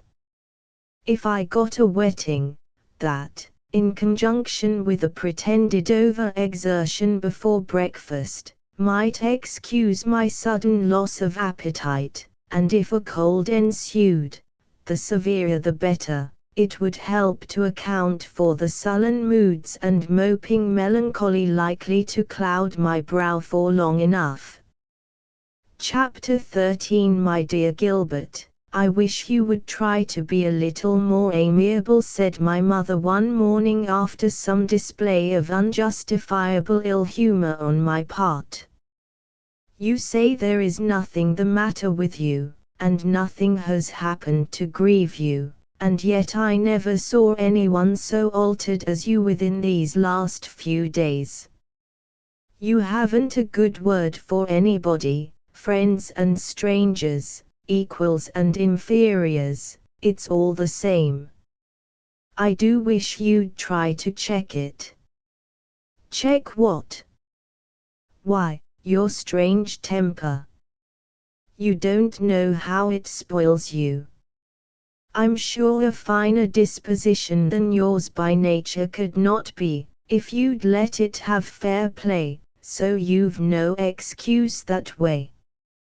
While she thus remonstrated, I took up a book, and laying it open on the table before me, pretended to be deeply absorbed in its perusal, for I was equally unable to justify myself and unwilling to acknowledge my errors, and I wished to have nothing to say on the matter.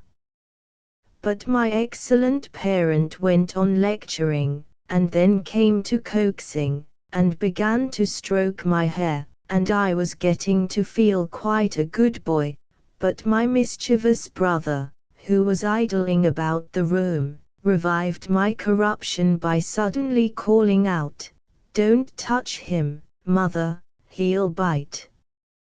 He's a very tiger in human form." I've given him up for my part, fairly disowned him, cast him off, root and branch. It's as much as my life is worth to come within 6 yards of him. The other day he nearly fractured my skull for singing a pretty, inoffensive love song, on purpose to amuse him. "Oh, Gilbert, how could you?" exclaimed my mother.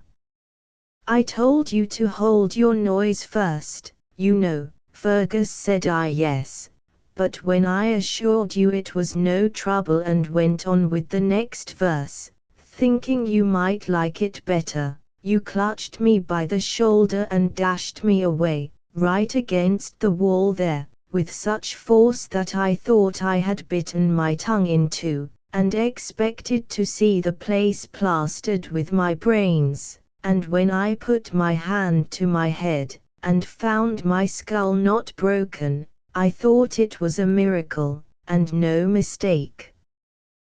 But, poor fellow," added he, with a sentimental sigh, "his heart's broken, that's the truth of it, and his head's—" "Will you be silent now?" cried I, starting up, and eyeing the fellow so fiercely that my mother, thinking I meant to inflict some grievous bodily injury, laid her hand on my arm, and besought me to let him alone, and he walked leisurely out, with his hands in his pockets, singing provokingly, "Shall I, because a woman's fair, and see I'm not going to defile my fingers with him," said I, in answer to the maternal intercession. "I wouldn't touch him with the tongs."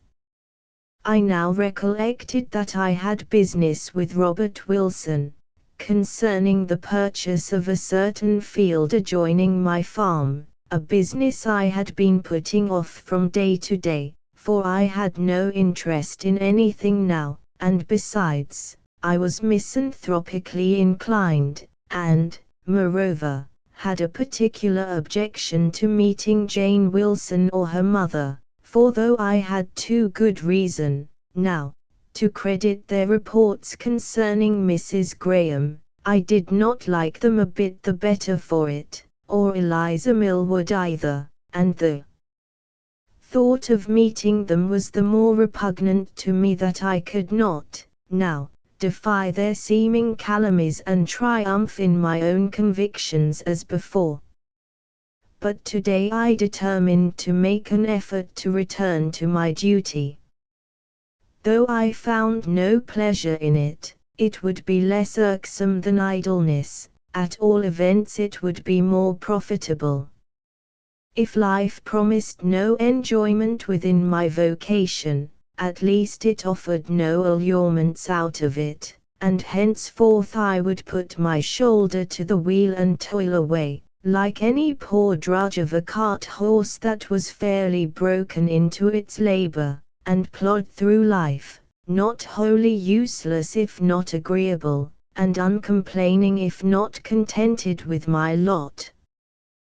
Thus resolving, with a kind of sullen resignation, if such a term may be allowed, I wended my way to Rycott Farm, scarcely expecting to find its owner within at this time of day, but hoping to learn in what part of the premises he was most likely to be found. Absent he was, but expected home in a few minutes, and I was desired to step into the parlor and wait. Mrs. Wilson was busy in the kitchen, but the room was not empty, and I scarcely checked an involuntary recoil as I entered it, for there sat Miss Wilson chattering with Eliza Millward. However, I determined to be cool and civil. Eliza seemed to have made the same resolution on her part. We had not met since the evening of the tea party, but there was no visible emotion either of pleasure or pain, no attempt at pathos, no display of injured pride. She was cool in temper, civil in demeanor. There was even an ease and cheerfulness about her air and manner that I made no pretension to, but there was a depth of malice in her too expressive eye that plainly told me I was not forgiven, for, though she no longer hoped to win me to herself, she still hated her rival, and evidently delighted to wreak her spite on me. On the other hand, Miss Wilson was as affable and courteous as heart could wish, and though I was in no very conversable humor myself, the two ladies between them managed to keep up a pretty continuous fire of small talk. But Eliza took advantage of the first convenient pause to ask if I had lately seen Mrs. Graham, in a tone of merely casual inquiry, but with a sidelong glance, intended to be playfully mischievous, really, brimful and running over with malice. "Not lately," I replied, in a careless tone, but sternly repelling her odious glances with my eyes, for I was vexed to feel the color mounting to my forehead, despite my strenuous efforts to appear unmoved. "What, are you beginning to tire already? I thought so noble a creature would have power to attach you for a year at least." "I would rather not speak of her now." "Ah, then you are convinced, at last, of your mistake. You have at length discovered that your divinity is not quite the immaculate. I desired you not to speak of her, Miss Eliza." "Oh, I beg your pardon. I perceive Cupid's arrows have been too sharp for you. The wounds, being more than skin deep, are not yet healed, and bleed afresh at every mention of the loved one's name." "Say, rather," interposed Miss Wilson, "that Mr. Markham feels that name is unworthy to be mentioned in the presence of right-minded females." "I wonder, Eliza, you should think of referring to that unfortunate person. You might know the mention of her would be anything but agreeable to anyone here present." How could this be borne? I rose and was about to clap my hat upon my head and burst away, in wrathful indignation from the house, but recollecting, just in time to save my dignity, the folly of such a proceeding, and how it would only give my fair tormentors a merry laugh at my expense, for the sake of one I acknowledged in my own heart to be unworthy of the slightest sacrifice, though the ghost of my former reverence and love so hung about me still, that I could not bear to hear her name aspersed by others, I merely walked to the window, and having spent a few seconds invisibly biting my lips and sternly repressing the passionate heavings of my chest, I observed to Miss Wilson, that I could see nothing of her brother, and added that, as my time was precious, it would perhaps be better to call again tomorrow, at some time when I should be sure to find him at home.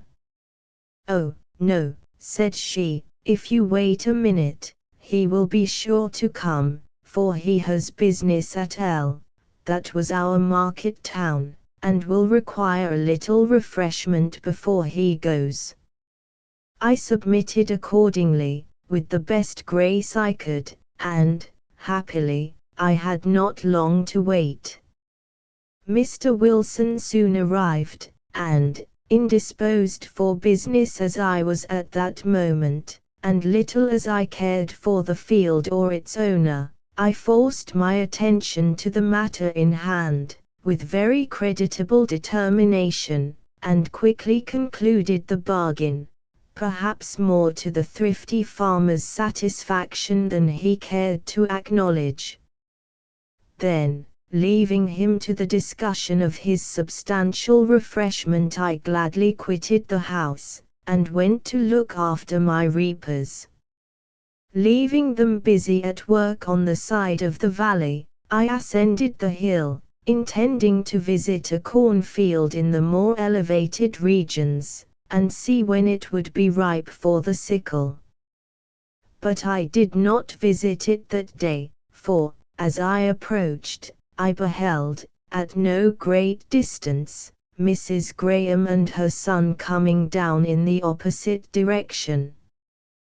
They saw me, and Arthur already was running to meet me, but I immediately turned back and walked steadily homeward, for I had fully determined never to encounter his mother again, and regardless of the shrill voice in my ear, calling upon me to wait a moment, I pursued the even tenor of my way, and he soon relinquished the pursuit as hopeless, or was called away by his mother.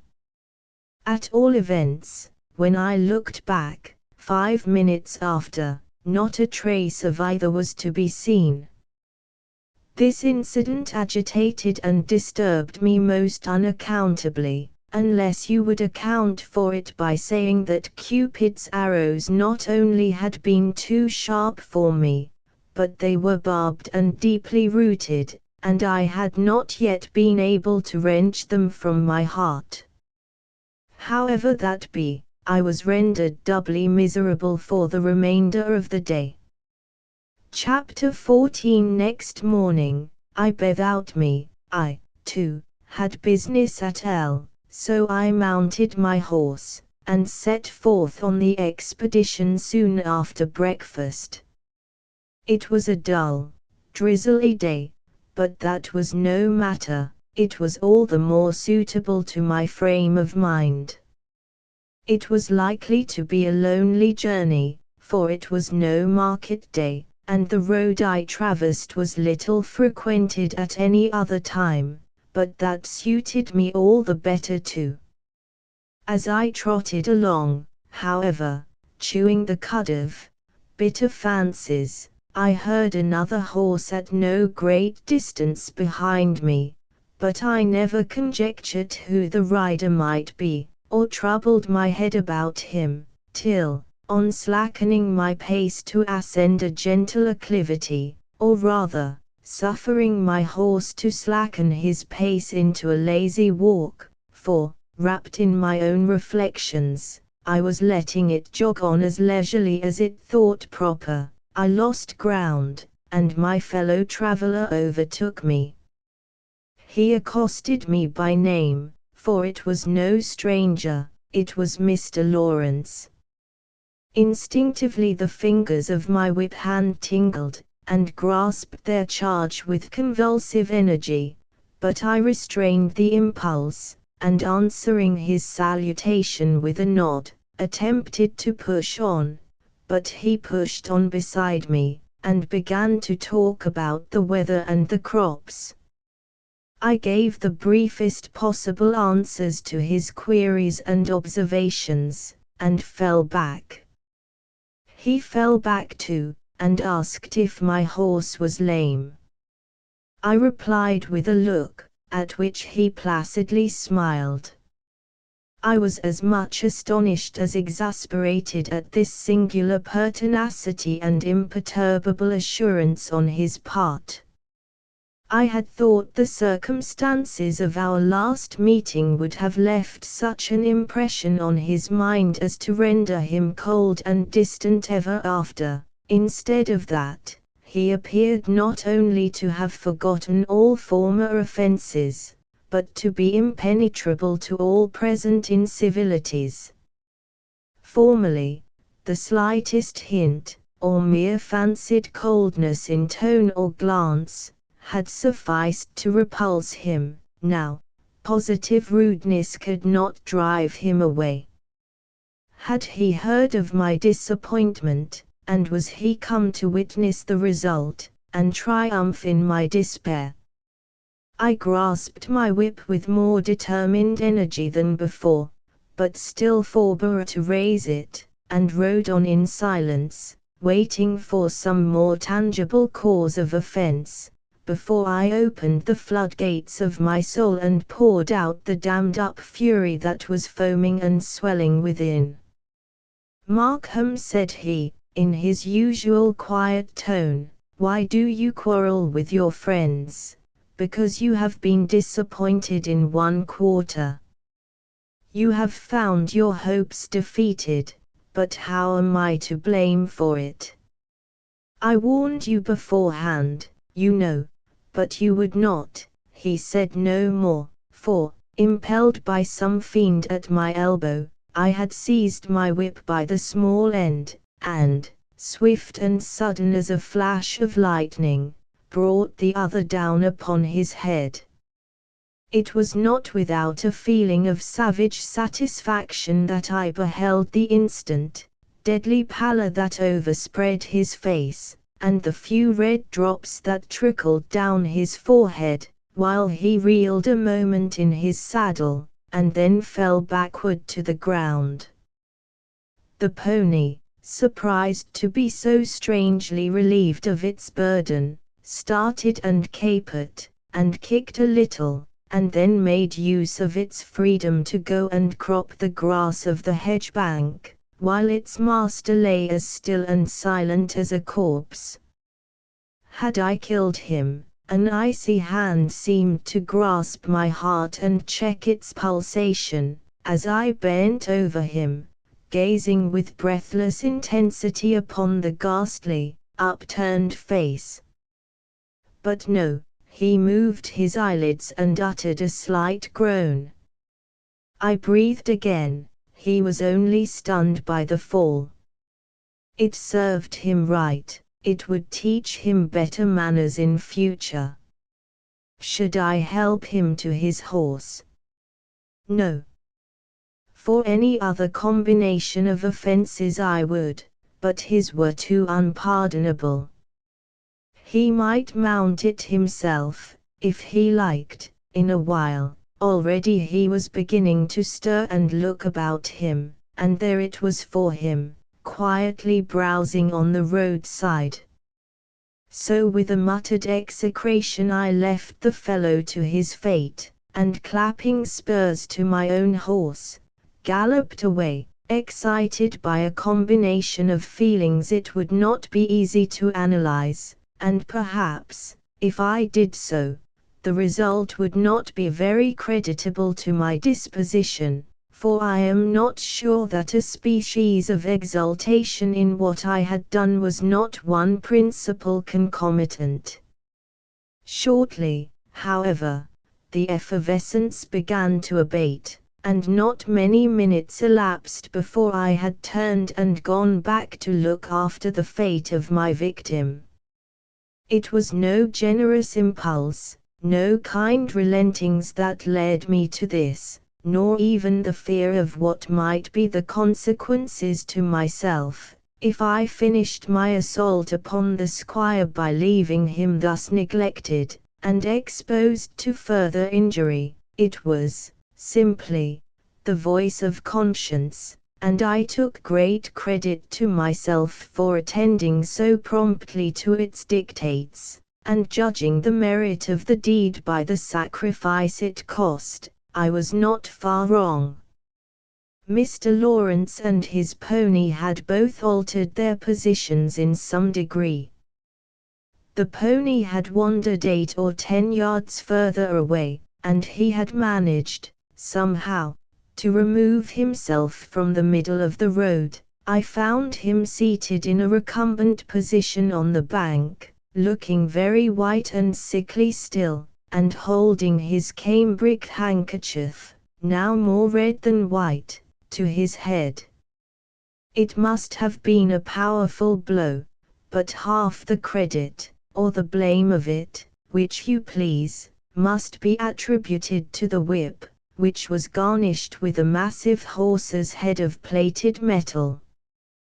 The grass, being sodden with rain, afforded the young gentleman a rather inhospitable couch. His clothes were considerably bemired, and his hat was rolling in the mud on the other side of the road. But his thoughts seemed chiefly bent upon his pony, on which he was wistfully gazing, half in helpless anxiety, and half in hopeless abandonment to his fate. I dismounted, however, and having fastened my own animal to the nearest tree, first picked up his hat, intending to clap it on his head, but either he considered his head unfit for a hat, or the hat, in its present condition, unfit for his head, for shrinking away the one, he took the other from my hand, and scornfully cast it aside. "It's good enough for you," I muttered. My next good office was to catch his pony and bring it to him, which was soon accomplished, for the beast was quiet enough in the main, and only winced and flirted a trifle till I got hold of the bridle. But then, I must see him in the saddle. "Here, you fellow, scoundrel, dog, give me your hand, and I'll help you to mount." No, he turned from me in disgust. I attempted to take him by the arm. He shrank away as if there had been contamination in my touch. "What, you won't? Well, you may sit there till doomsday, for what I care. But I suppose you don't want to lose all the blood in your body. I'll just condescend to bind that up for you. Let me alone, if you please." "Humph, with all my heart. You may go to the D.L., if you choose, and say I sent you." But before I abandoned him to his fate, I flung his pony's bridle over a stake in the hedge, and threw him my handkerchief, as his own was now saturated with blood. He took it and cast it back to me in abhorrence and contempt, with all the strength he could muster. It wanted but this to fill the measure of his offences.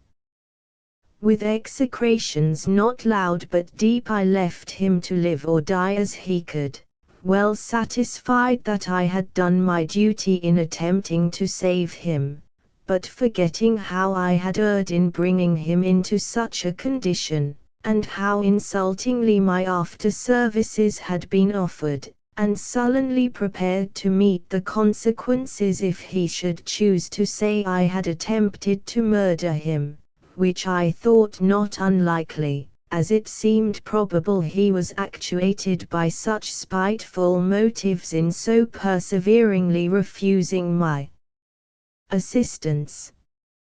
Having remounted my horse, I just looked back to see how he was getting on, before I rode away.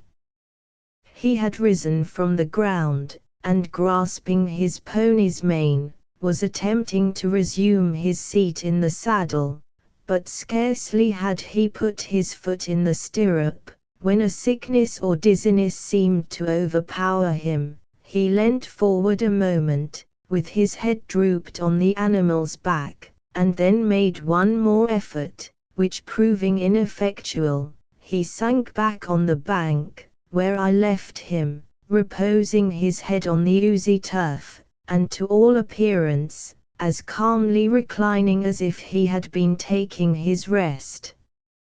on his sofa at home. I ought to have helped him in spite of himself, to have bound up the wound he was unable to stanch, and insisted upon getting him on his horse and seeing him safe home, but, besides my bitter indignation against himself, there was the question what to say to his servants, and what to my own family. Either I should have to acknowledge the deed, which would set me down as a madman, unless I acknowledged the motive too, and that seemed impossible, or I must get up a lie, which seemed equally out of the question, especially as Mr. Lawrence would probably reveal the whole truth, and thereby bring me to tenfold disgrace, unless I were villain enough, presuming on the absence of witnesses, to persist in my own version of the case, and make him out a still greater scoundrel than he was. No, he had only received a cut above the temple, and perhaps a few bruises from the fall, or the hoofs of his own pony, that could not kill him if he lay there half the day, and, if he could not help himself, surely someone would be coming by. It would be impossible that a whole day should pass and no one traverse the road but ourselves. As for what he might choose to say hereafter, I would take my chance about it. If he told lies, I would contradict him. If he told the truth, I would bear it as best I could. I was not obliged to enter into explanations further than I thought proper. Perhaps he might choose to be silent on the subject, for fear of raising inquiries as to the cause of the quarrel, and drawing the public attention to his connection with Mrs. Graham, which, whether for her sake or his own, he seemed so very desirous to conceal. Thus reasoning, I trotted away to the town, where I duly transacted my business, and performed various little commissions for my mother and Rose, with very laudable exactitude, considering the different circumstances of the case. In returning home, I was troubled with sundry misgivings about the unfortunate Lawrence. The question, what if I should find him lying still on the damp earth, fairly dying of cold and exhaustion, or already stark and chill, thrust itself most unpleasantly upon my mind, and the appalling possibility pictured itself with painful vividness to my imagination as I approached the spot where I had left him. But no, thank heaven, both man and horse were gone, and nothing was left to witness against me but two objects, unpleasant enough in themselves to be sure, and presenting a very ugly, not to say murderous appearance. In one place, the hat saturated with rain and coated with mud, indented and broken above the brim by that villainous whip handle; in another, the crimson handkerchief, soaking in a deeply tinctured pool of water, for much rain had fallen in the interim. Bad news flies fast. It was hardly 4 o'clock when I got home, but my mother gravely accosted me with, "Oh, Gilbert, such an accident. Rose has been shopping in the village, and she's heard that Mr. Lawrence has been thrown from his horse and brought home dying." This shocked me a trifle, as you may suppose, but I was comforted to hear that he had frightfully fractured his skull and broken a leg, for, assured of the falsehood of this, I trusted the rest of the story was equally exaggerated, and when I heard my mother and sister so feelingly deploring his condition, I had considerable difficulty in preventing myself from telling them the real extent of the injuries, as far as I knew them. "You must go and see him tomorrow," said my mother. "Or today," suggested Rose. "There's plenty of time, and you can have the pony, as your horse is tired."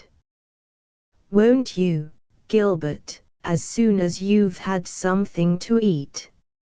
"No, no, how can we tell that it isn't all a false report?" "It's highly I'm sure it isn't, for the village is all alive about it, and I saw 2 people that had seen others that had seen the man that found him." "That sounds far-fetched, but it isn't so when you think of it." "Well, but Lawrence is a good rider. It is not likely he would fall from his horse at all, and if he did, it is highly improbable he would break his bones in that way. It must be a gross exaggeration at least." "No, but the horse kicked him, or something." "What, his quiet little pony?" "How do you know it was that?" "He seldom rides any other." "At any rate," said my mother, "you will call tomorrow. Whether it be true or false, exaggerated or otherwise, we shall like to know how he is." "Fergus may go." "Why not you?" "He has more time." "I am busy just now." "Oh, but, Gilbert, how can you be so composed about it? You won't mind business for an hour or 2 in a case of this sort, when your friend is at the point of death?" "He is not, I tell you." "For anything you know, he may be. You can't tell till you have seen him. At all events, he must have met with some terrible accident, and you ought to see him. He'll take it very unkind if you don't." "Confound it! I can't. He and I have not been on good terms of late." "Oh, my dear boy. Surely you are not so unforgiving as to carry your little differences to such a length as—" "Little differences, indeed," I muttered. "Well, but only remember the occasion." "Think how?" Well, don't bother me now, I'll see about it," I replied.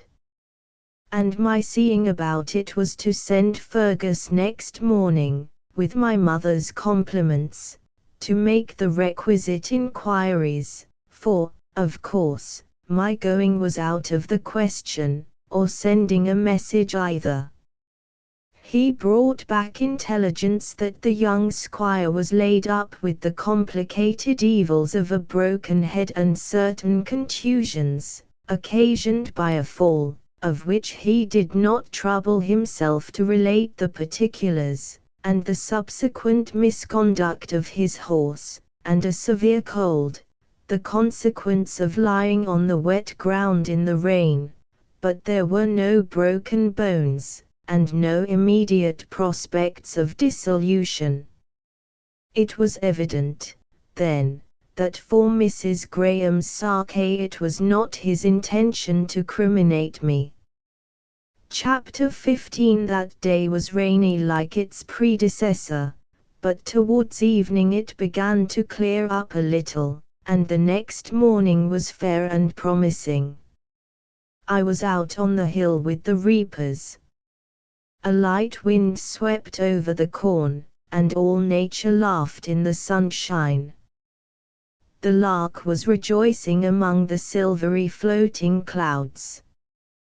The late rain had so sweetly freshened and cleared the air, and washed the sky, and left such glittering gems on branch and blade, that not even the farmers could have the heart to blame it. But no ray of sunshine could reach my heart, no breeze could freshen it, nothing could fill the void my faith, and hope, and joy in Helen Graham had left, or drive away the keen regrets and bitter dregs of lingering love that still oppressed it. While I stood with folded arms abstractedly gazing on the undulating swell of the corn, not yet disturbed by the reapers, something gently pulled my skirts, and a small voice, no longer welcome to my ears, aroused me with the startling words, "Mr. Markham, Mamma wants you." "Wants me, Arthur?" "Yes." "Why do you look so queer?" said he, half laughing, half frightened at the unexpected aspect of my face in suddenly turning towards him, "and why have you kept so long away? Come. Won't you come?" "I'm busy just now," I replied, scarce knowing what to answer. He looked up in childish bewilderment, but before I could speak again the lady herself was at my side.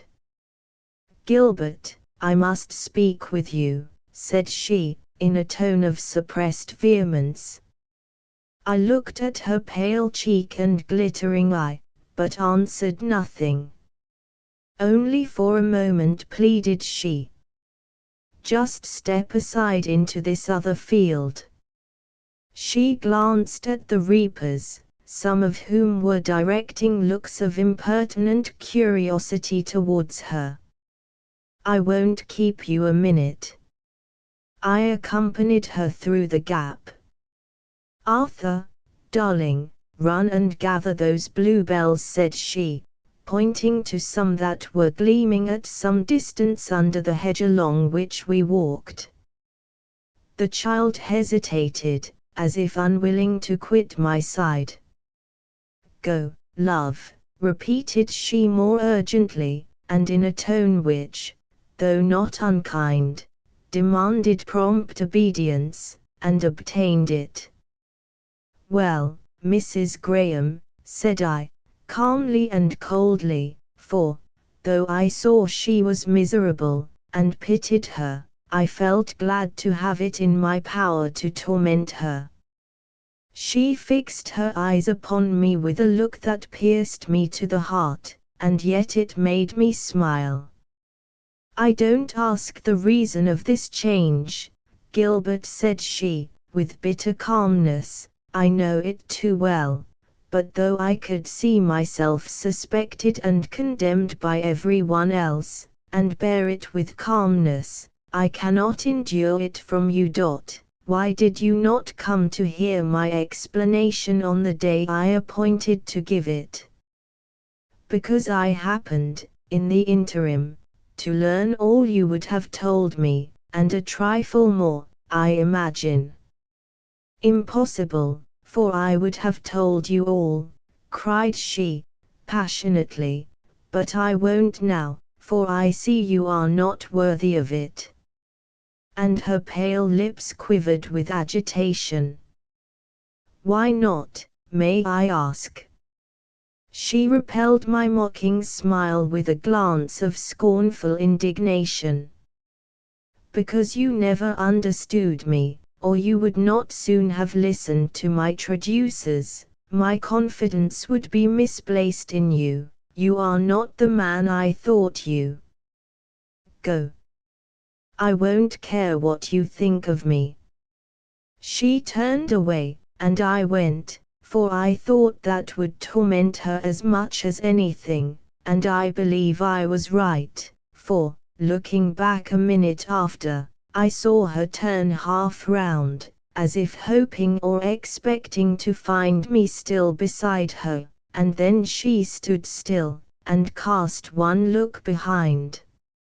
It was a look less expressive of anger than of bitter anguish and despair, but I immediately assumed an aspect of indifference, and affected to be gazing carelessly around me, and I suppose she went on, for after lingering a while to see if she would come back or call, I ventured one more glance, and saw her a good way off, moving rapidly up the field, with little Arthur running by her side and apparently talking as he went, but she kept her face averted from him, as if to hide some uncontrollable emotion. And I returned to my business. But I soon began to regret my precipitancy in leaving her so soon. It was evident she loved me. Probably she was tired of Mr. Lawrence, and wished to exchange him for me, and if I had loved and reverenced her less to begin with, the preference might have gratified and amused me, but now the contrast between her outward seeming and her inward mind, as I supposed, between my former and my present opinion of her, was so harrowing, so distressing to my feelings, that it swallowed up every lighter consideration. But still I was curious to know what sort of an explanation she would have given me, or would give now, if I pressed her for it, how much she would confess, and how she would endeavor to excuse herself. I longed to know what to despise, and what to admire in her, how much to pity, and how much to hate, and, what was more, I would know. I would see her once more, and fairly satisfy myself in what light to regard her, before we parted. Lost to me she was, forever, of course, but still I could not bear to think that we had parted, for the last time, with so much unkindness and misery on both sides. That last look of hers had sunk into my heart. I could not forget it. But what a fool I was! Had she not deceived me, injured me, blighted my happiness for life? Well, I'll see her, however was my concluding resolve, but not today. Today and tonight she may think upon her sins, and be as miserable as she will. Tomorrow I will see her once again, and know something more about her. The interview may be serviceable to her, or it may not. At any rate, it will give a breath of excitement to the life she has doomed to stagnation, and may calm with certainty some agitating thoughts.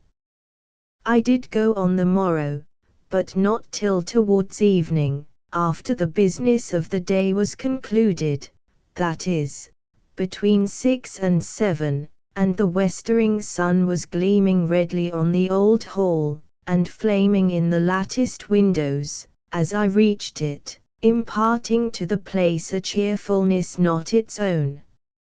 I need not dilate upon the feelings with which I approached the shrine of my former divinity, that spot teeming with 1,000 delightful recollections and glorious dreams, all darkened now by one disastrous truth. Rachel admitted me into the parlor, and went to call her mistress, for she was not there, but there was her desk left open on the little round table beside the high-backed chair, with a book laid upon it. Her limited but choice collection of books was almost as familiar to me as my own, but this volume I had not seen before. I took it up. It was Sir Humphrey Davy's Last Days of a Philosopher, and on the first leaf was written, Frederick Lawrence. I closed the book, but kept it in my hand, and stood facing the door, with my back to the fireplace, calmly waiting her arrival, for I did not doubt she would come. And soon I heard her step in the hall. My heart was beginning to throb, but I checked it with an internal rebuke, and maintained my composure, outwardly at least. She entered, calm, pale, collected. "To what am I indebted for this favor, Mr. Markham?" said she, with such severe but quiet dignity as almost disconcerted me, But I answered with a smile, and impudently enough, "Well, I am come to hear your explanation." "I told you I would not give it," said she. "I said you were unworthy of my confidence." "Oh, very well," replied I, moving to the door. "Stay a moment," said she. "This is the last time I shall see you, don't go just yet." I remained, awaiting her further commands. "Tell me," resumed she, "on what grounds you believe these things against me, who told you, and what did they say?" I paused a moment. She met my eye as unflinchingly as if her bosom had been steeled with conscious innocence. She was resolved to know the worst, and determined to dare it too. "I can crush that bold spirit," thought I.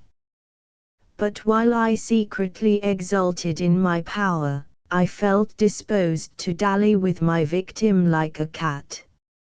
Showing her the book that I still held in my hand, and pointing to the name on the fly-leaf, but fixing my eye upon her face, I asked, "Do you know that gentleman?" "Of course I do," replied she, and a sudden flush suffused her features, whether of shame or anger I could not tell. It rather resembled the latter. "What next, sir? How long is it since you saw him? Who gave you the right to catechise me on this or any other subject?" "Oh, no one. It's quite at your option whether to answer or not. And now, let me ask, have you heard what has lately befallen this friend of yours? Because, if you have not, I will not be insulted, Mr. Markham," cried she, almost infuriated at my manner. "So you had better leave the house at once, if you came only for that." "I did not come to insult you, I came to hear your explanation." "And I tell you I won't give it," retorted she, pacing the room in a state of strong excitement, with her hands clasped tightly together, breathing short, and flashing fires of indignation from her eyes. "I will not condescend to explain myself to one that can make a jest of such horrible suspicions, and be so easily led to entertain them." "I do not make a jest of them, Mrs. Graham," returned I, dropping at once my tone of taunting sarcasm. "I heartily wish I could find them a jesting matter. And as to being easily led to suspect, God only knows what a blind, incredulous fool I have hitherto been, perseveringly shutting my eyes and stopping my ears against everything that threatened to shake my confidence in you, till proof itself confounded my infatuation." "What proof, sir?" "Well, I'll tell you. You remember that evening when I was here last?" "I do." "Even then you dropped some hints that might have opened the eyes of a wiser man, but they had no such effect upon me. I went on trusting and believing, hoping against hope, and adoring where I could not comprehend. It so happened, however, that after I left you I turned back, drawn by pure depth of sympathy and ardor of affection, not daring to intrude my presence openly upon you, but unable to resist the temptation of catching one glimpse through the window, just to see how you were, for I had left you apparently in great affliction, and I partly blamed my own want of forbearance and discretion as the cause of it. If I did wrong, love alone was my incentive, and the punishment was severe enough, for it was just as I had reached that tree, that you came out into the garden with your friend. Not choosing to show myself, under the circumstances, I stood still, in the shadow, till you had both passed by. And how much of our conversation did you hear? I heard quite enough, Helen. And it was well for me that I did hear it, for nothing less could have cured my infatuation. I always said and thought, that I would never believe a word against you, unless I heard it from your own lips. All the hints and affirmations of others I treated as malignant, baseless slanders. Your own self-accusations I believed to be overstrained, and all that seemed unaccountable in your position I trusted that you could account for if you chose. Mrs. Graham had discontinued her walk. She leant against one end of the chimney-piece, opposite that near which I was standing, with her chin resting on her closed hand, her eyes, no longer burning with anger, but gleaming with restless excitement, sometimes glancing at me while I spoke, then coursing the opposite wall, or fixed upon the carpet. You should have come to me after all, said she, and heard what I had to say in my own justification. It was ungenerous and wrong to withdraw yourself so secretly and suddenly, immediately after such ardent protestations of attachment, without ever assigning a reason for the change. You should have told me all, no matter how bitterly. It would have been better than this silence. To what end should I have done so? You could not have enlightened me further, on the subject which alone concerned me, nor could you have made me discredit the evidence of my senses. I desired our intimacy to be discontinued at once, as you yourself had acknowledged would probably be the case if I knew all, but I did not wish to upbraid you, though, as you also acknowledged, you had deeply wronged me. Yes, you have done me an injury you can never repair, or any other either. You have blighted the freshness and promise of youth, and made my life a wilderness. I might live 100 years, but I could never recover from the effects of this withering blow, and never forget it. Hereafter, you smile, Mrs. Graham, said I, suddenly stopping short, checked in my passionate declamation by unutterable feelings to behold her actually smiling at the picture of the ruin she had wrought. Did I, replied she, looking seriously up, I was not aware of it. If I did, it was not for pleasure at the thoughts of the harm I had done you.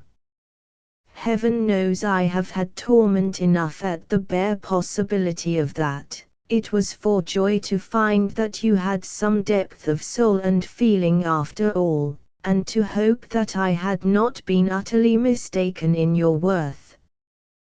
But smiles and tears are so alike with me. They are neither of them confined to any particular feelings. I often cry when I am happy, and smile when I am sad. She looked at me again, and seemed to expect a reply, but I continued silent. Would you be very glad, resumed she, to find that you were mistaken in your conclusions? How can you ask it, Helen? I don't say I can clear myself altogether, said she, speaking low and fast, while her heart beat visibly and her bosom heaved with excitement, but would you be glad to discover I was better than you think me? Anything that could in the least degree tend to restore my former opinion of you, to excuse the regard I still feel for you, and alleviate the pangs of unutterable regret that accompany it, would be only too gladly, too eagerly received.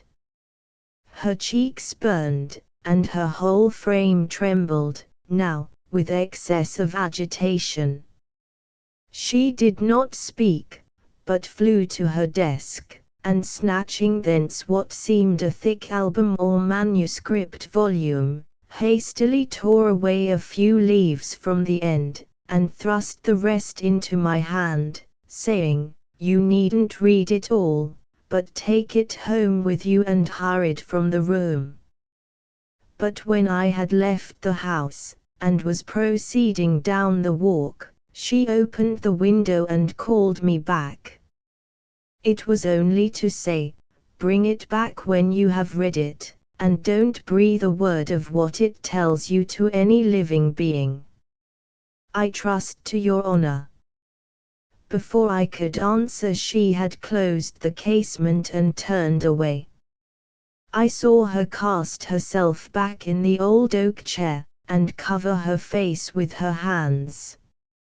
Her feelings had been wrought to a pitch that rendered it necessary to seek relief in tears.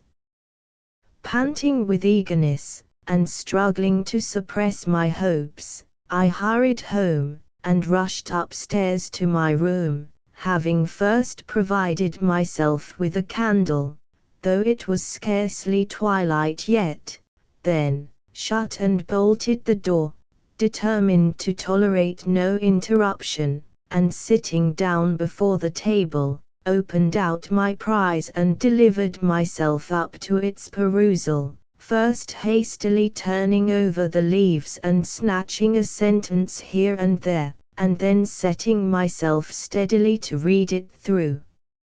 I have it now before me, and though you could not, of course, peruse it with half the interest that I did, I know you would not be satisfied with an abbreviation of its contents, and you shall have the whole, save, perhaps, a few passages here and there of merely temporary interest to the writer, or such as would serve to encumber the story rather than elucidate it. It begins somewhat abruptly, thus, but we will reserve its commencement for another chapter. Chapter 16, the 1st of June, 1821. We have just returned to Stanningley, that is, we returned some days ago, and I am not yet settled, and feel as if I never should be. We left town sooner than was intended, in consequence of my uncle's indisposition. I wonder what would have been the result if we had stayed the full time. I am quite ashamed of my new-sprung distaste for country life. All my former occupations seem so tedious and dull, my former amusements so insipid and unprofitable. I cannot enjoy my music, because there is no one to hear it. I cannot enjoy my walks, because there is no one to meet. I cannot enjoy my books, because they have not power to arrest my attention. My head is so haunted with the recollections of the last few weeks, that I cannot attend to them. My drawing suits me best, for I can draw and think at the same time. And if my productions cannot now be seen by anyone but myself, and those who do not care about them, they, possibly, may be, hereafter. But, then, there is one face I am always trying to paint or to sketch, and always without success, and that vexes me. As for the owner of that face, I cannot get him out of my mind, and, indeed, I never try. I wonder whether he ever thinks of me, and I wonder whether I shall ever see him again. And then might follow a train of other wonderments, questions for time and fate to answer, concluding with, supposing all the rest be answered in the affirmative, I wonder whether I shall ever repent it. As my aunt would tell me I should, if she knew what I was thinking about. How distinctly I remember our conversation that evening before our departure for town, when we were sitting together over the fire, my uncle having gone to bed with a slight attack of the gout. "Helen," said she, after a thoughtful silence, "do you ever think about marriage?" "Yes, aunt, often." "And do you ever contemplate the possibility of being married yourself, or engaged, before the season is over?" "Sometimes, but I don't think it at all likely that I ever shall." "Why so?" "Because, I imagine, there must be only a very, very few men in the world that I should like to marry, and of those few, it is 10 to 1 I may never be acquainted with one, or if I should, it is 20 to 1 he may not happen to be single, or to take a fancy to me." "That is no argument at all."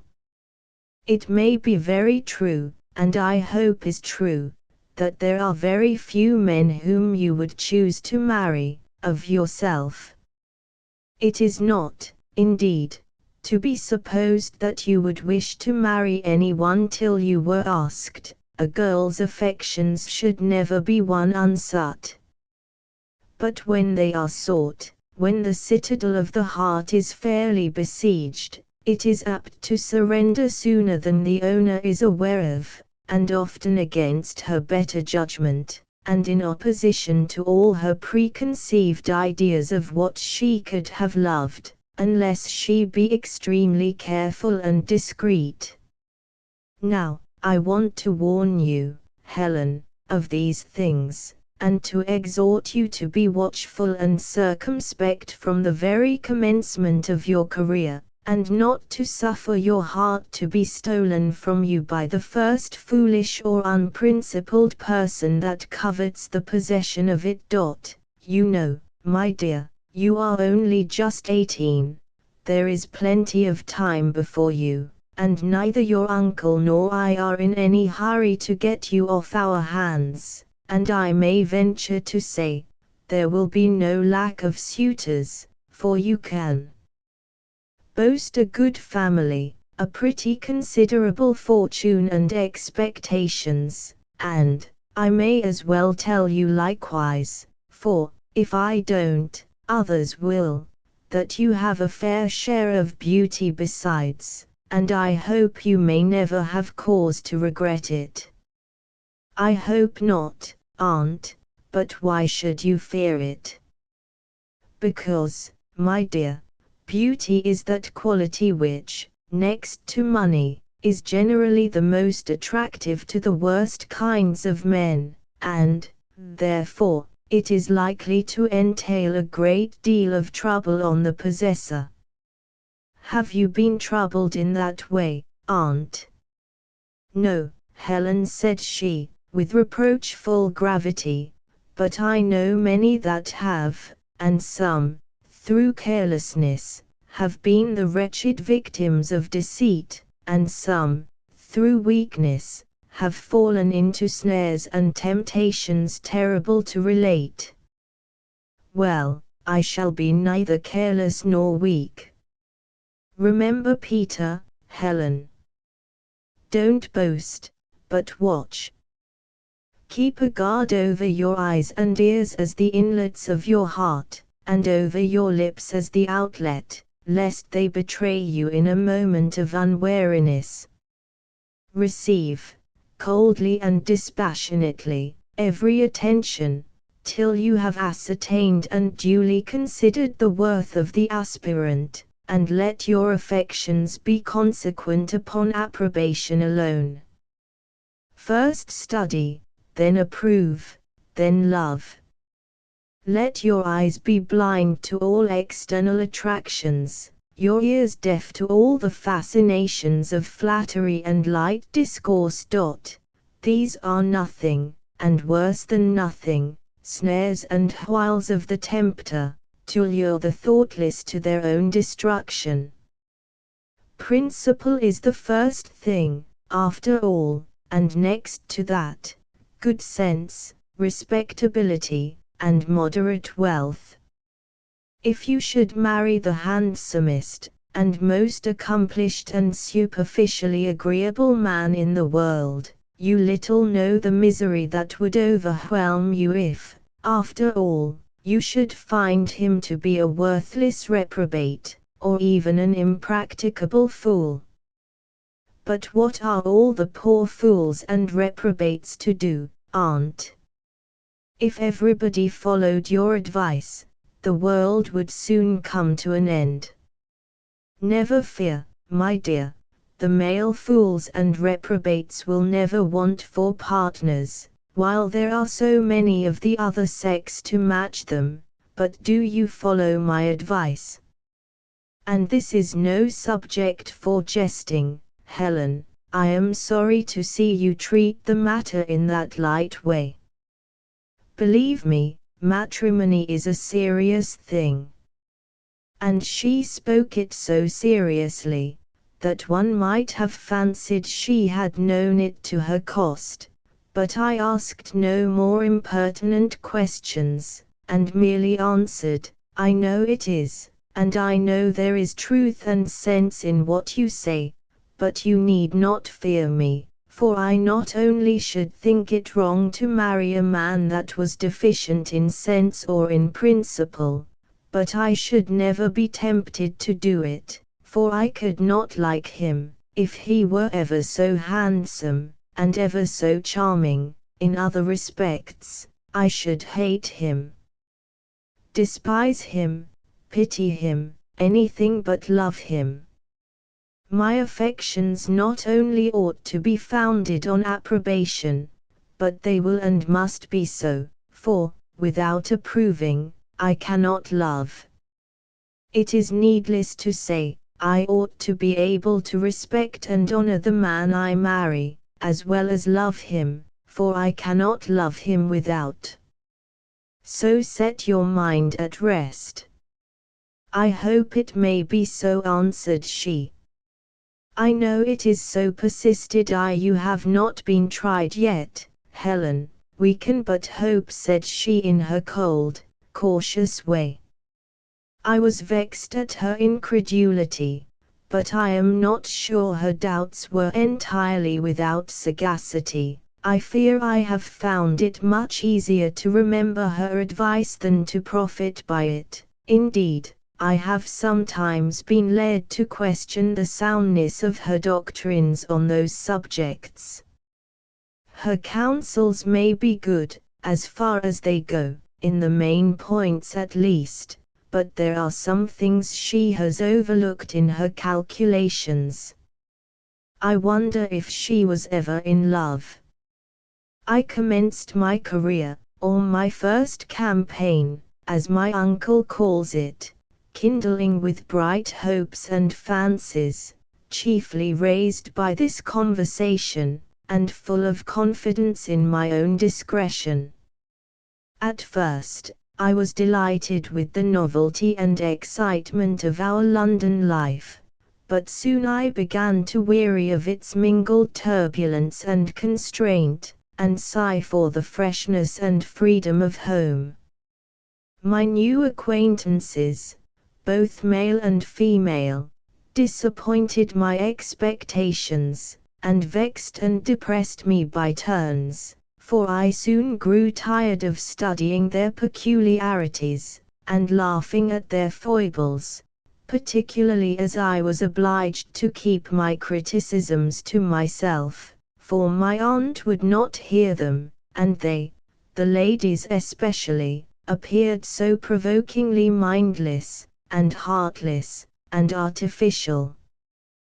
The gentlemen seemed better, but, perhaps, it was because I knew them less, perhaps, because they flattered me, but I did not fall in love with any of them, and, if their attentions pleased me one moment, they provoked me the next, because they put me out of humor with myself, by revealing my vanity and making me fear I was becoming like some of the ladies I so heartily despised.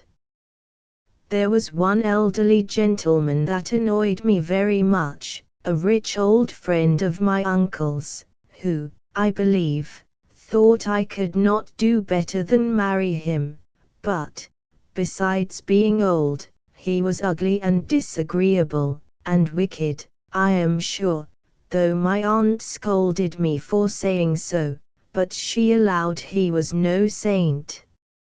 And there was another, less hateful, but still more tiresome, because she favored him, and was always thrusting him upon me, and sounding his praises in my ears, Mr. Boreham by name, Boreham, as I prefer spelling it, for a terrible bore he was. I shudder still at the remembrance of his voice, drone, drone, drone, in my ear, while he sat beside me, prosing away by the half-hour together, and beguiling himself with the notion that he was improving my mind by useful information, or impressing his dogmas upon me and reforming my errors of judgment, or perhaps that he was talking down to my level, and amusing me with entertaining discourse. Yet he was a decent man enough in the main, I dare say, and if he had kept his distance, I never would have hated him.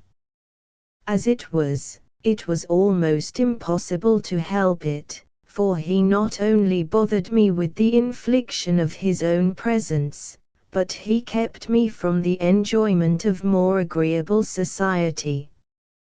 One night, however, at a ball, he had been more than usually tormenting, and my patience was quite exhausted. It appeared as if the whole evening was fated to be insupportable. I had just had one dance with an empty-headed coxcomb, and then Mr. Boreham had come upon me and seemed determined to cling to me for the rest of the night. He never danced himself, and there he sat, poking his head in my face, and impressing all beholders with the idea that he was a confirmed, acknowledged lover, my aunt looking complacently on all the time, and wishing him Godspeed. In vain I attempted to drive him away by giving a loose to my exasperated feelings, even to positive rudeness. Nothing could convince him that his presence was disagreeable. Sullen silence was taken for rapt attention, and gave him greater room to talk. Sharp answers were received as smart sallies of girlish vivacity, that only required an indulgent rebuke, and flat contradictions were but as oil to the flames, calling forth new strains of argument to support his dogmas, and bringing down upon me endless floods of reasoning to overwhelm me with conviction. But there was one present who seemed to have a better appreciation of my frame of mind. A gentleman stood by, who had been watching our conference for some time, evidently much amused at my companion's remorseless pertinacity and my manifest annoyance, and laughing to himself at the asperity and uncompromising spirit of my replies. At length, however, he withdrew, and went to the lady of the house, apparently for the purpose of asking an introduction to me, for, shortly after, they both came up, and she introduced him as Mr. Huntingdon, the son of a late friend of my uncle's. He asked me to dance.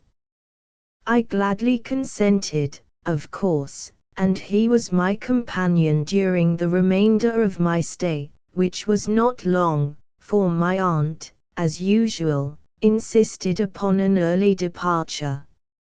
I was sorry to go, for I had found my new acquaintance a very lively and entertaining companion. There was a certain graceful ease and freedom about all he said and did, that gave a sense of repose and expansion to the mind, after so much constraint and formality as I had been doomed to suffer. There might be, it is true, a little too much careless boldness in his manner and address, but I was in so good a humor, and so grateful for my late deliverance from Mr. Boreham, that it did not anger me. "Well, Helen, how do you like Mr. Boreham now?" said my aunt, as we took our seats in the carriage and drove away. "Worse than ever," I replied. She looked displeased, but said no more on that subject. "Who was the gentleman you danced with last?" resumed she, after a pause, "that was so officious in helping you on with your shawl?" "He was not officious at all, aunt. He never attempted to help me, till he saw Mr. Boreham coming to do so, and then he stepped laughingly forward and said, 'Come, I'll preserve you from that infliction.'" "Who was it, I ask?" said she, with frigid gravity. "It was Mr. Huntingdon, the son of uncle's old friend." "I have heard your uncle speak of young Mr. Huntingdon. I've heard him say, he's a fine lad, that young Huntingdon, but a bit wildish, I fancy. So I'd have you beware." "What does a bit wildish mean?" I inquired. "It means destitute of principle, and prone to every vice that is common to youth. But I've heard uncle say he was a sad wild fellow himself, when he was young." She sternly shook her head. "He was jesting then, I suppose," said I, "and here he was speaking at random. At least, I cannot believe there is any harm in those laughing blue eyes." "False reasoning, Helen," said she, with a sigh. "Well, we ought to be charitable, you know, aunt. Besides, I don't think it is false. I am an excellent physiognomist, and I always judge of people's characters by their looks, not by whether they are handsome or ugly, but by the general cast of the countenance. For instance, I should know by your countenance that you were not of a cheerful, sanguine disposition, and I should know by Mr. Wilmot's, that he was a worthless old reprobate, and by Mr. Boreham's, that he was not an agreeable companion, and by Mr. Huntingdon's, that he was neither a fool nor a knave, though, possibly, neither a sage nor a saint. But that is no matter to me, as I am not likely to meet him again, unless as an occasional partner in the ballroom." It was not so, however, for I met him again next morning.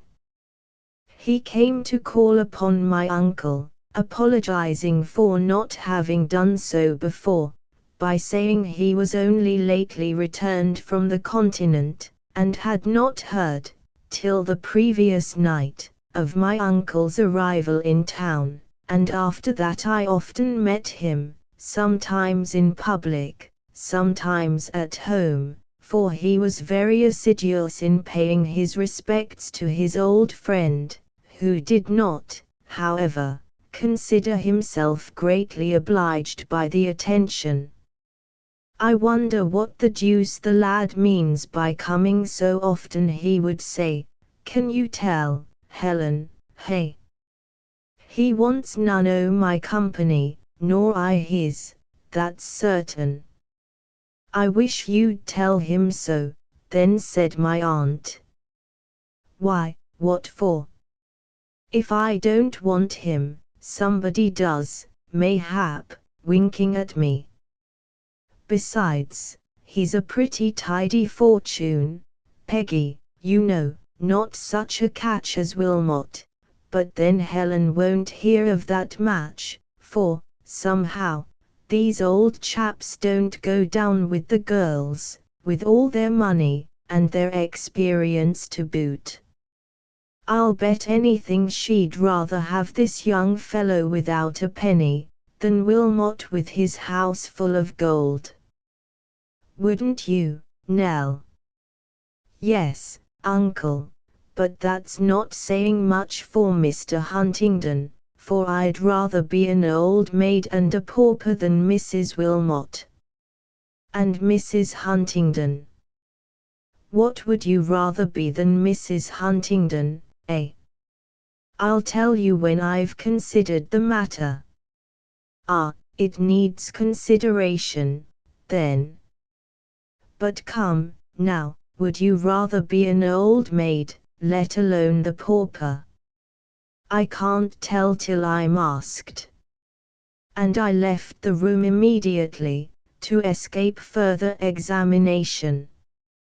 But 5 minutes after, in looking from my window, I beheld Mr. Boreham coming up to the door.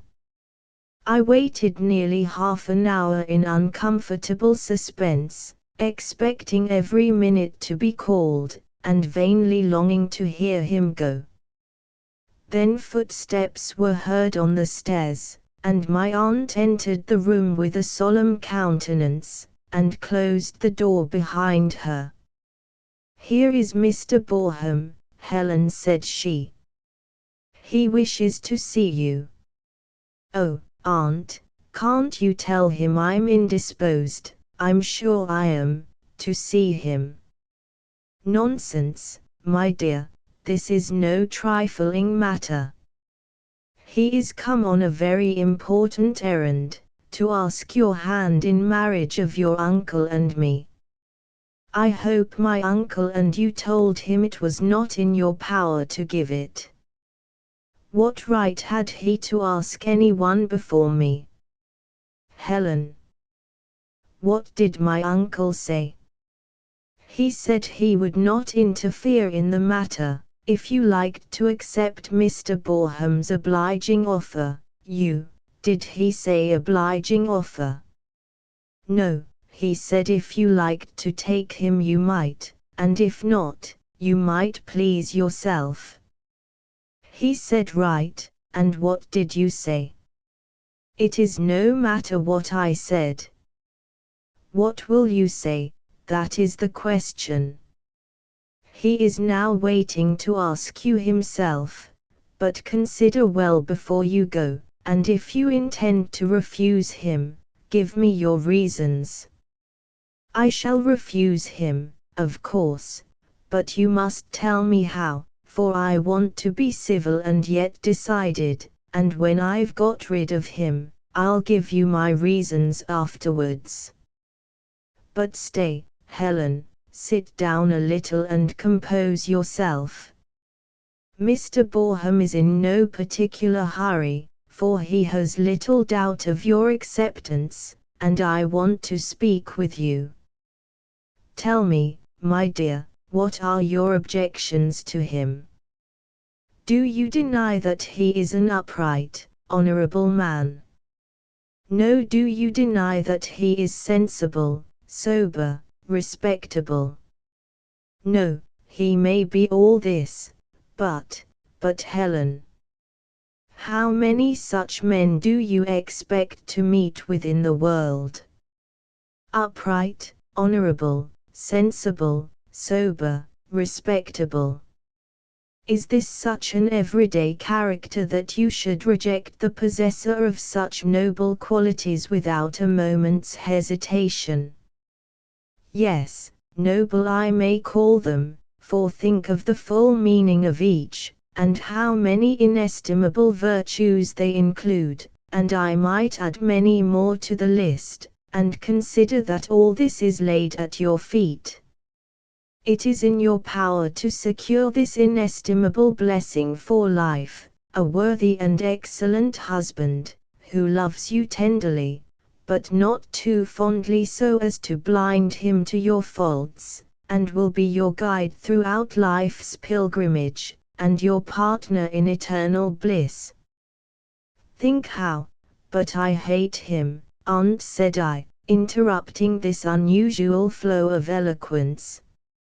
Hate him, Helen. Is this a Christian spirit? You hate him. And he's so good a man. I don't hate him as a man, but as a husband. As a man, I love him so much that I wish him a better wife than I, one as good as himself, or better, if you think that possible, provided she could like him, but I never could, and therefore, but why not? What objection do you find?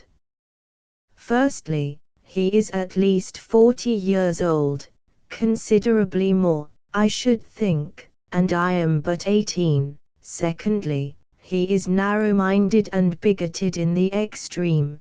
Thirdly, his tastes and feelings are wholly dissimilar to mine. Fourthly, his looks, voice, and manner are particularly displeasing to me. And, finally, I have an aversion to his whole person that I never can surmount. Then you ought to surmount it.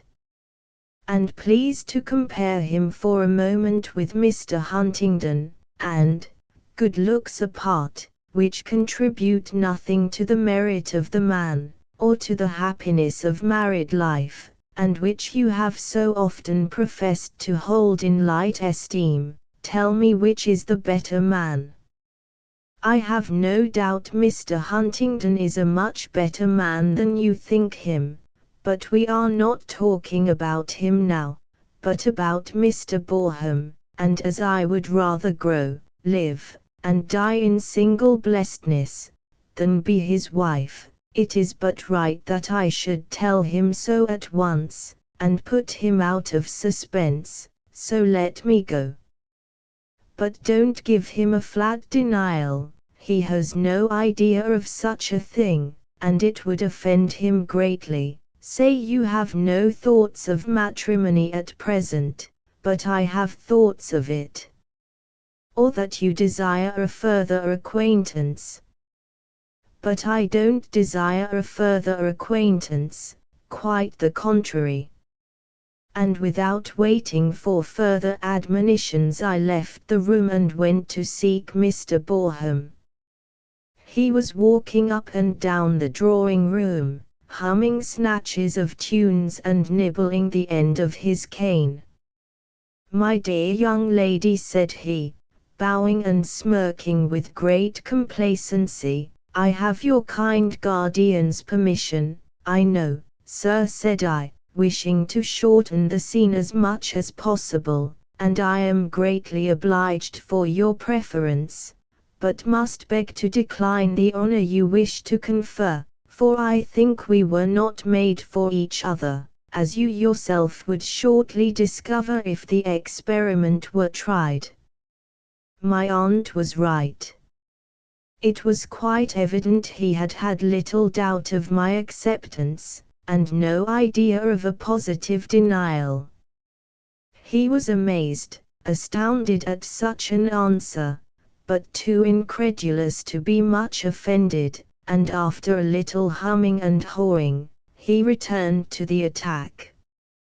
"I know, my dear, that there exists a considerable disparity between us in years, in temperament, and perhaps some other things, but let me assure you, I shall not be severe to mark the faults and foibles of a young and ardent nature such as yours, and while I acknowledge them to myself, and even rebuke them with all a father's care, believe me, no youthful lover could be more tenderly indulgent towards the object of his affections than I to you, and, on the other hand, let me hope that my more experienced years and graver habits of reflection will be no disparagement in your eyes, as I shall endeavor to make them all conducive to your happiness.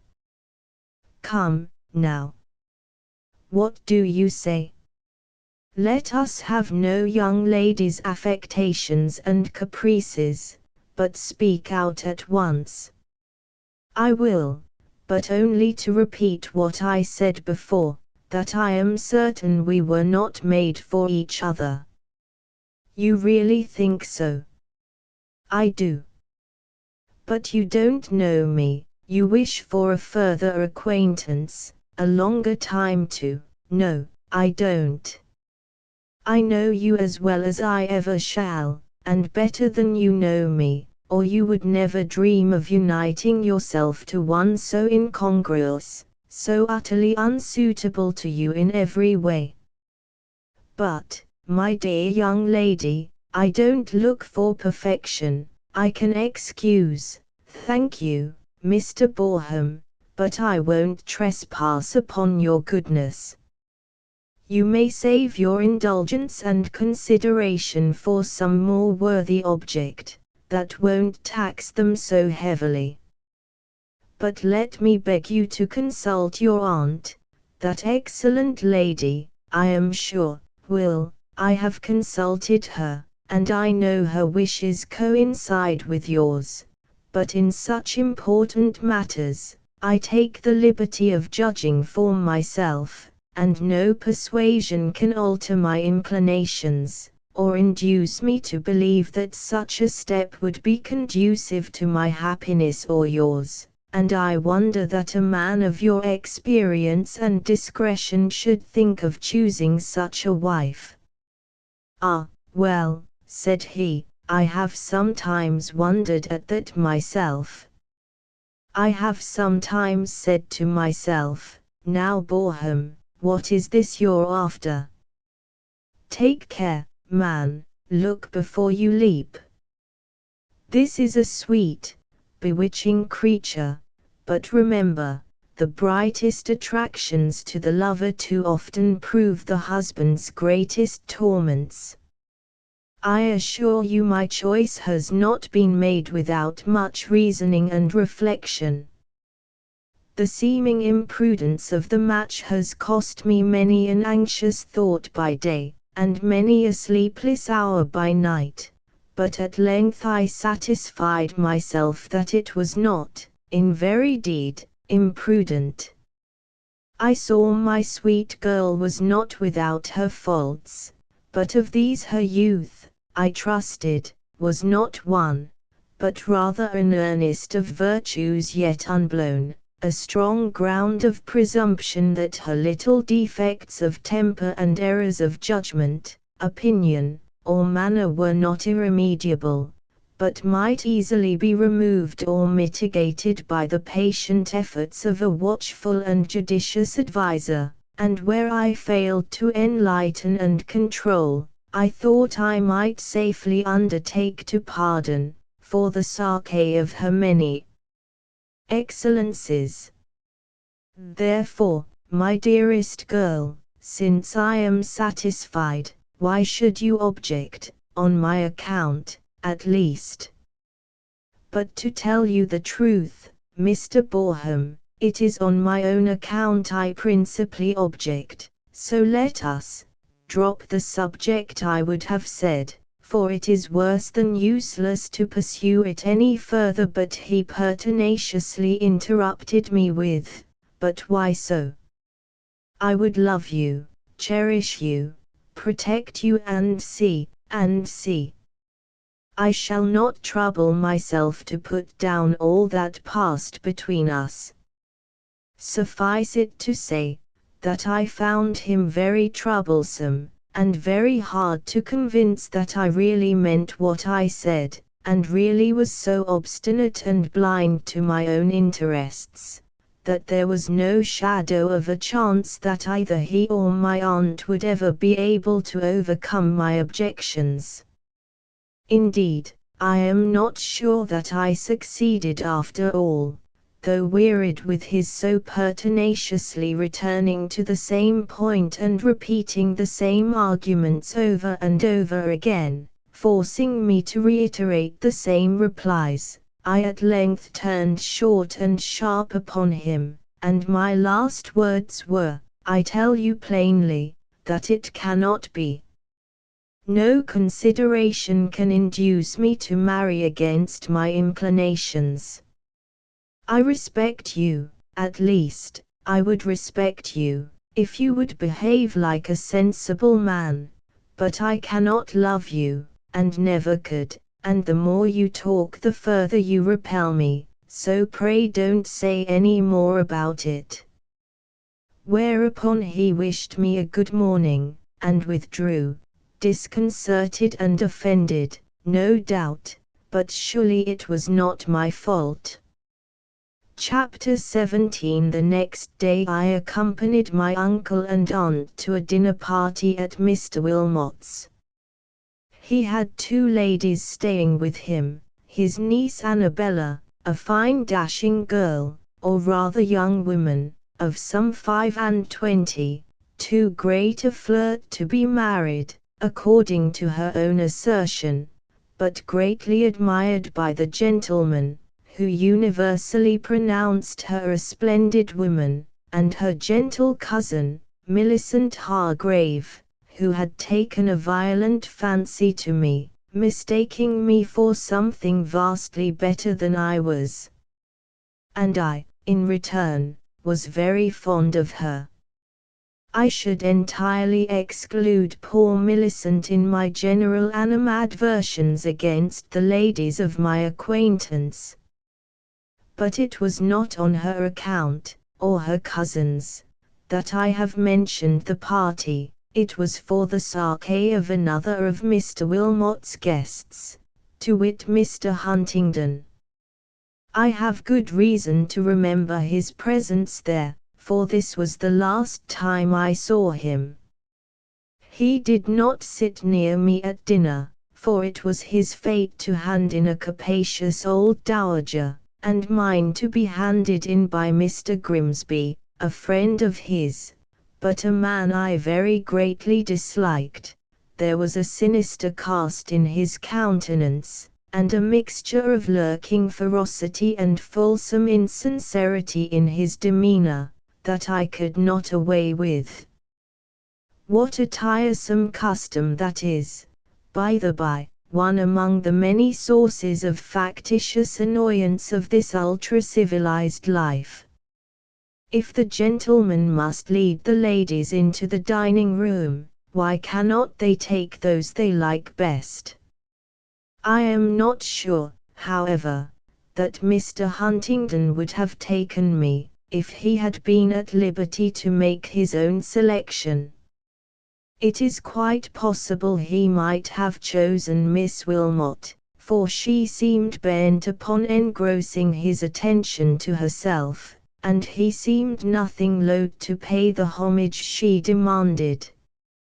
I thought so, at least, when I saw how they talked and laughed, and glanced across the table, to the neglect and evident umbrage of their respective neighbours, and afterwards, as the gentleman joined us in the drawing-room, when she, immediately upon his entrance, loudly called upon him to be the arbiter of a dispute between herself and another lady, and he answered the summons with alacrity, and decided the question without a moment's hesitation in her favour, though, to my thinking, she was obviously in the wrong, and then stood chatting familiarly with her and a group of other ladies, while I sat with Millicent Hargrave at the opposite end of the room, looking over the latter's drawings, and aiding her with my critical observations and advice,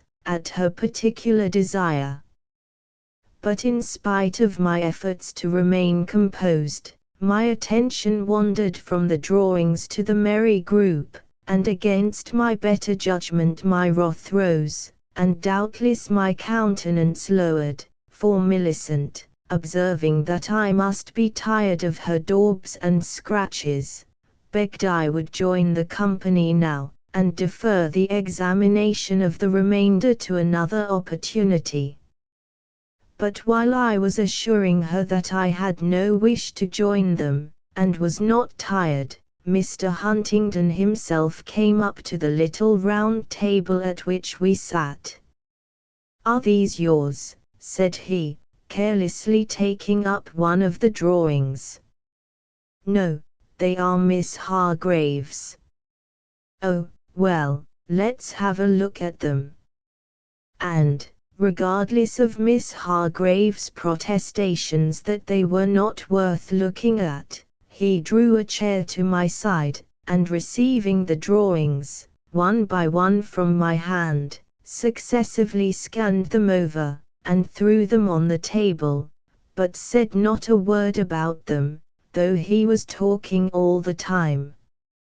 I don't know what Millicent Hargrave thought of such conduct, but I found his conversation extremely interesting, though, as I afterwards discovered, when I came to analyze it, it was chiefly confined to quizzing the different members of the company present, and albeit he made some clever remarks, and some excessively droll ones, I do not think the whole would appear anything very particular, if written here, without the adventitious aids of look, and tone, and gesture, and that ineffable but indefinite charm, which cast a halo over all he did and said, and which would have made it a delight to look in his face, and hear the music of his voice, if he had been talking positive nonsense, and which, moreover, made me feel so bitter against my aunt when she put a stop to this enjoyment, by coming composedly forward, under pretence of wishing to see the drawings, that she cared and knew nothing about, and while making believe to examine them, addressing herself to Mr. Huntingdon, with one of her coldest and most repellent aspects, and beginning a series of the most commonplace and formidably formal questions and observations, on purpose to wrest his attention from me, on purpose to vex me, as I thought, and having now looked through the portfolio, I left them to their tête-à-tête, and seated myself on a sofa, quite apart from the company, never thinking how strange such conduct would appear, but merely to indulge, at first, the vexation of the moment, and subsequently to enjoy my private thoughts. But I was not left long alone, for Mr. Wilmot, of all men the least welcome, took advantage of my isolated position to come and plant himself beside me. I had flattered myself that I had so effectually repulsed his advances on all former occasions, that I had nothing more to apprehend from his unfortunate predilection, but it seems I was mistaken, so great was his confidence, either in his wealth or his remaining powers of attraction, and so firm his conviction of feminine weakness, that he thought himself warranted to return to the siege, which he did with renovated ardor, enkindled by the quantity of wine he had drunk, a circumstance that rendered him infinitely the more disgusting. But greatly as I abhorred him at that moment, I did not like to treat him with rudeness, as I was now his guest, and had just been enjoying his hospitality, and I was no hand at a polite but determined rejection, nor would it have greatly availed me if I had, for he was too coarse-minded to take any repulse that was not as plain and positive as his own effrontery. The consequence was, that he waxed more fulsomely tender, and more repulsively warm, and I was driven to the very verge of desperation, and about to say I know not what, when I felt my hand, that hung over the arm of the sofa, suddenly taken by another and gently but fervently pressed. Instinctively, I guessed who it was, and, on looking up, was less surprised than delighted to see Mr. Huntingdon smiling upon me. It was like turning from some purgatorial fiend to an angel of light, come to announce that the season of torment was past. "Helen," said he He frequently called me Helen, and I never resented the freedom. I want you to look at this picture. Mr. Wilmot will excuse you a moment, I'm sure. I rose with alacrity. He drew my arm within his, and led me across the room to a splendid painting of Van Dyck's that I had noticed before, but not sufficiently examined.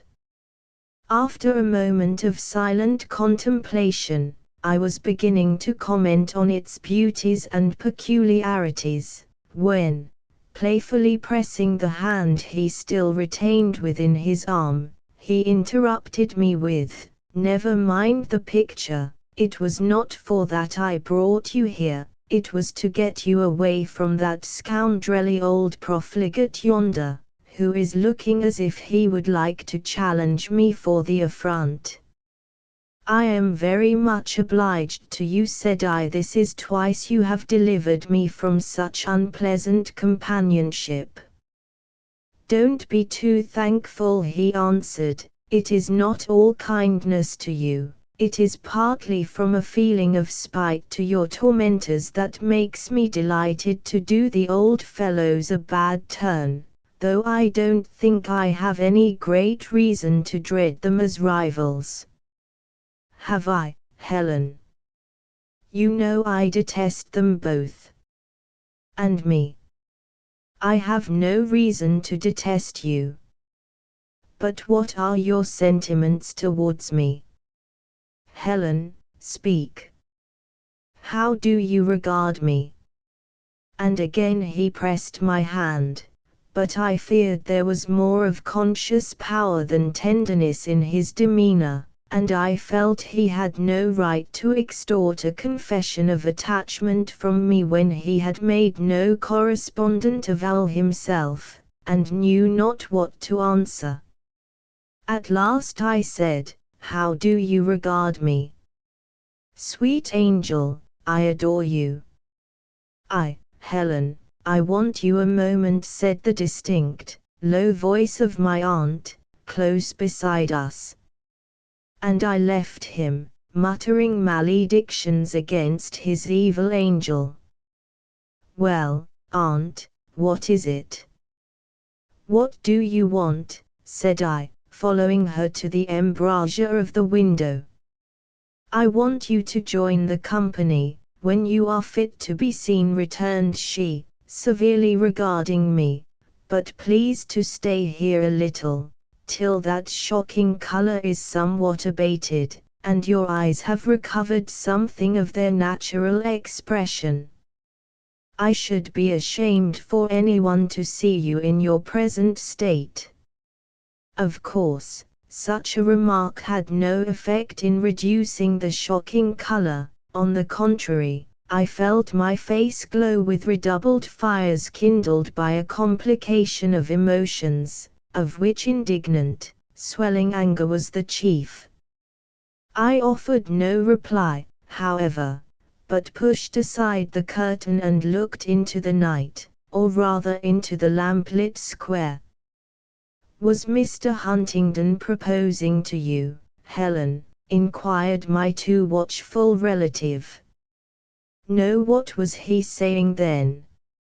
"I heard something very like it."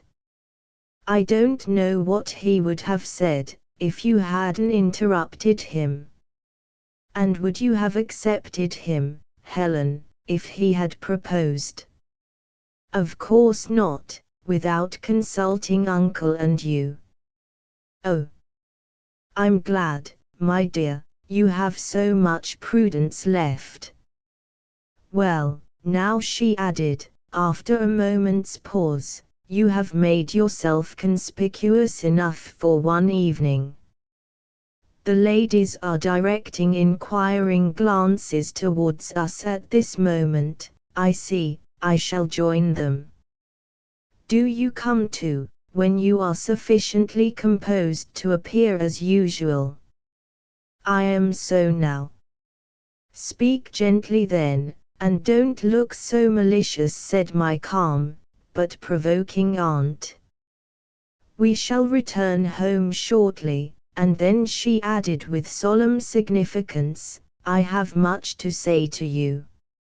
So I went home prepared for a formidable lecture. Little was said by either party in the carriage during our short transit homewards, but when I had entered my room and thrown myself into an easy chair, to reflect on the events of the day, my aunt followed me thither, and having dismissed Rachel, who was carefully stowing away my ornaments, closed the door, and placing a chair beside me, or rather at right angles with mine, sat down. With due deference I offered her my more commodious seat. She declined it, and thus opened the conference.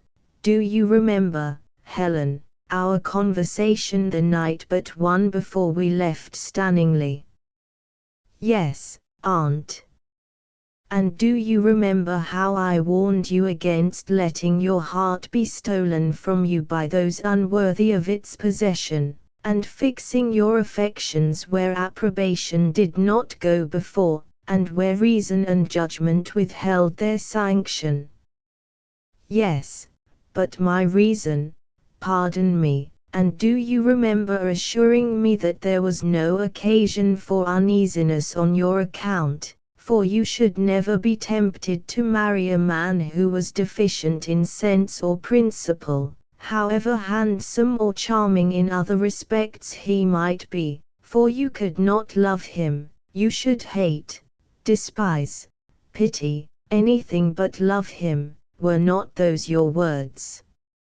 "Yes, but, and did you not say that your affection must be founded on approbation, and that, unless you could approve and honor and respect, you could not love?" "Yes, but I do approve, and honor, and respect." "How so, my dear?"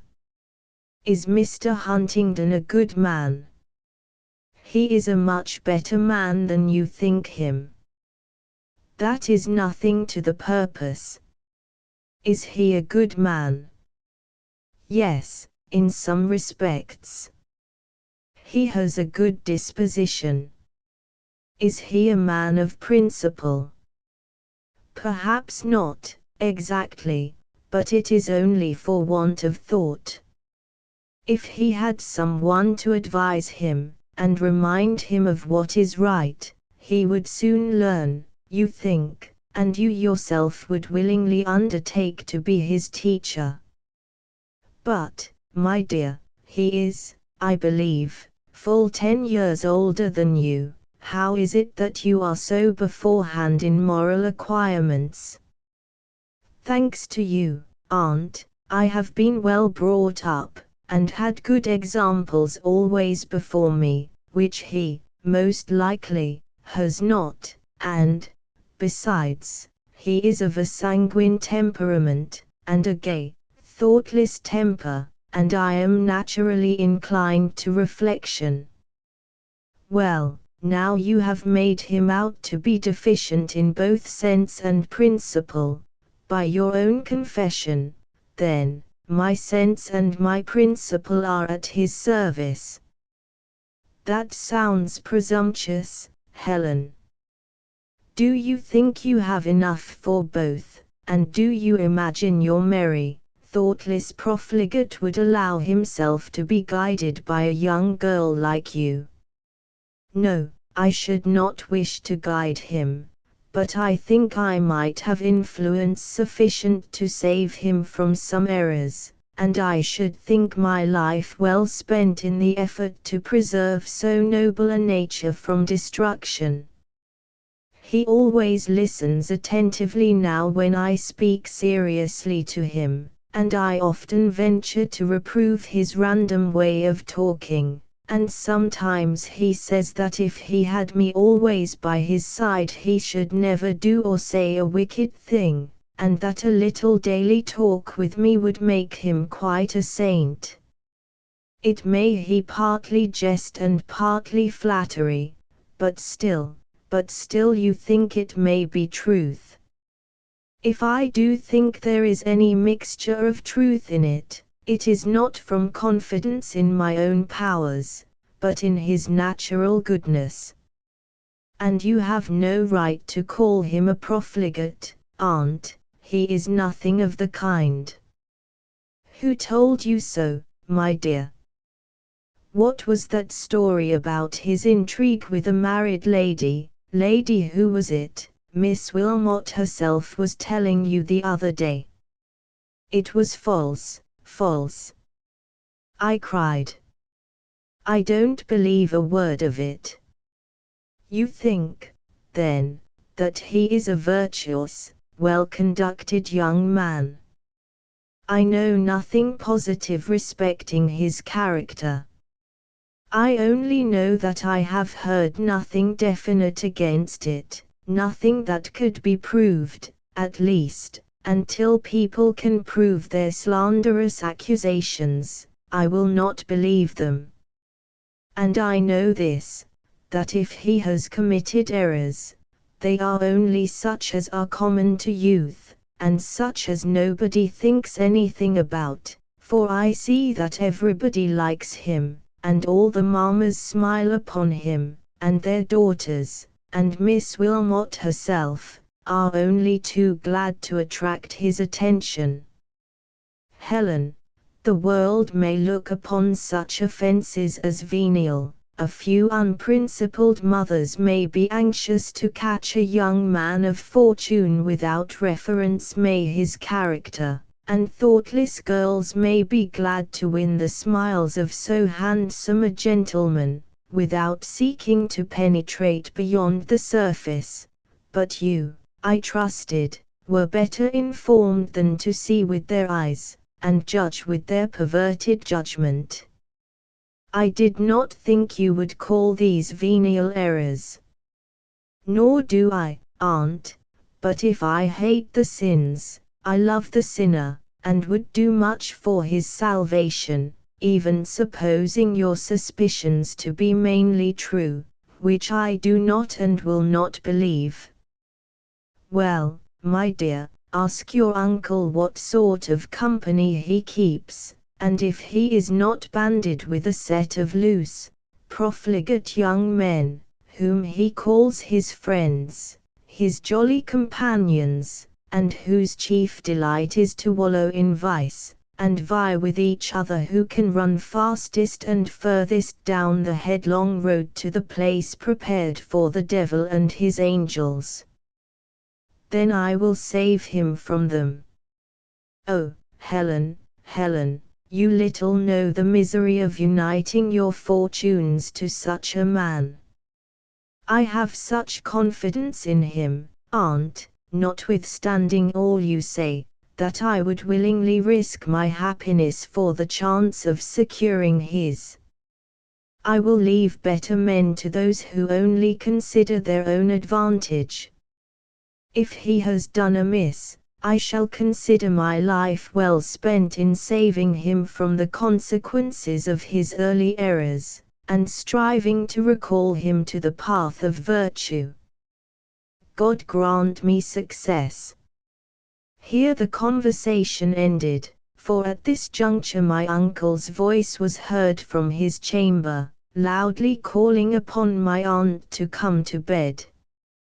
He was in a bad humour that night, for his gout was worse. It had been gradually increasing upon him ever since we came to town, and my aunt took advantage of the circumstance next morning to persuade him to return to the country immediately, without waiting for the close of the season. His physician supported and enforced her arguments, and contrary to her usual habits, she so hurried the preparations for removal, as much for my sake as my uncle's, I think, that in a very few days we departed, and I saw no more of Mr. Huntingdon. My aunt flatters herself I shall soon forget him. Perhaps she thinks I have forgotten him already, for I never mention his name, and she may continue to think so, till we meet again, if ever that should be. I wonder if it will.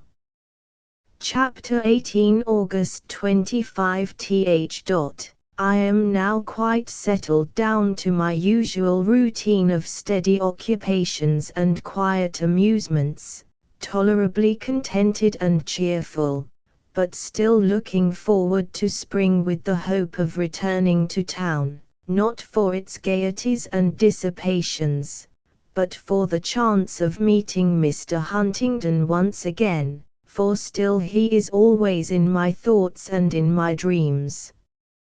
In all my employments, whatever I do, or see, or hear, has an ultimate reference to him. Whatever skill or knowledge I acquire is some day to be turned to his advantage or amusement. Whatever new beauties in nature or art I discover are to be depicted to meet his eye, or stored in my memory to be told him at some future period. This, at least, is the hope that I cherish, the fancy that lights me on my lonely way. It may be only an ignis fatuus, after all, but it can do no harm to follow it with my eyes and rejoice in its luster, as long as it does not lure me from the path I ought to keep, and I think it will not, for I have thought deeply on my aunt's advice, and I see clearly, now, the folly of throwing myself away on one that is unworthy of all the love I have to give, and incapable of responding to the best and deepest feelings of my inmost heart, so clearly, that even if I should see him again, and if he should remember me and love me still, which, alas, is too little probable, considering how he is situated, and by whom surrounded, and if he should ask me to marry him, I am determined not to consent until I know for certain whether my aunt's opinion of him or mine is nearest the truth, for if mine is altogether wrong, it is not he that I love, it is a creature of my own imagination. But I think it is not wrong, no, there is a secret something, an inward instinct that assures me I am right. There is essential goodness in him, and what delight to unfold it. If he has wandered, what bliss to recall him. If he is now exposed to the baneful influence of corrupting and wicked companions, what glory to deliver him from them. Oh! If I could but believe that heaven has designed me for this. Today is the 1st of September, but my uncle has ordered the gamekeeper to spare the partridges till the gentlemen come. What gentlemen? I asked when I heard it. A small party he had invited to shoot. His friend Mr. Wilmot was one, and my aunt's friend, Mr. Boreham, another. This struck me as terrible news at the moment, but all regret and apprehension vanished like a dream when I heard that Mr. Huntingdon was actually to be a third. My aunt is greatly against his coming, of course. She earnestly endeavored to dissuade my uncle from asking him, but he, laughing at her objections, told her it was no use talking, for the mischief was already done. He had invited Huntingdon and his friend Lord Loughborough before we left London, and nothing now remained but to fix the day for their coming. So he is safe, and I am sure of seeing him. I cannot express my joy. I find it very difficult to conceal it from my aunt, but I don't wish to trouble her with my feelings till I know whether I ought to indulge them or not. If I find it my absolute duty to suppress them, they shall trouble no one but myself, and if I can really feel myself justified in indulging this attachment, I can dare anything, even the anger and grief of my best friend, for its object, surely, I shall soon know. But they are not coming till about the middle of the month. We are to have 2 lady visitors also. Mr. Wilmot is to bring his niece and her cousin Millicent. I suppose my aunt thinks the latter will benefit me by her society, and the salutary example of her gentle deportment and lowly and tractable spirit, and the former I suspect she intends as a species of counter-attraction to win Mr. Huntingdon's attention from me. I don't thank her for this, but I shall be glad of Millicent's company. She is a sweet, good girl, and I wish I were like her, more like her, at least, than I am. Asterisk asterisk asterisk asterisk asterisk 19th. They are come. They came the day before yesterday.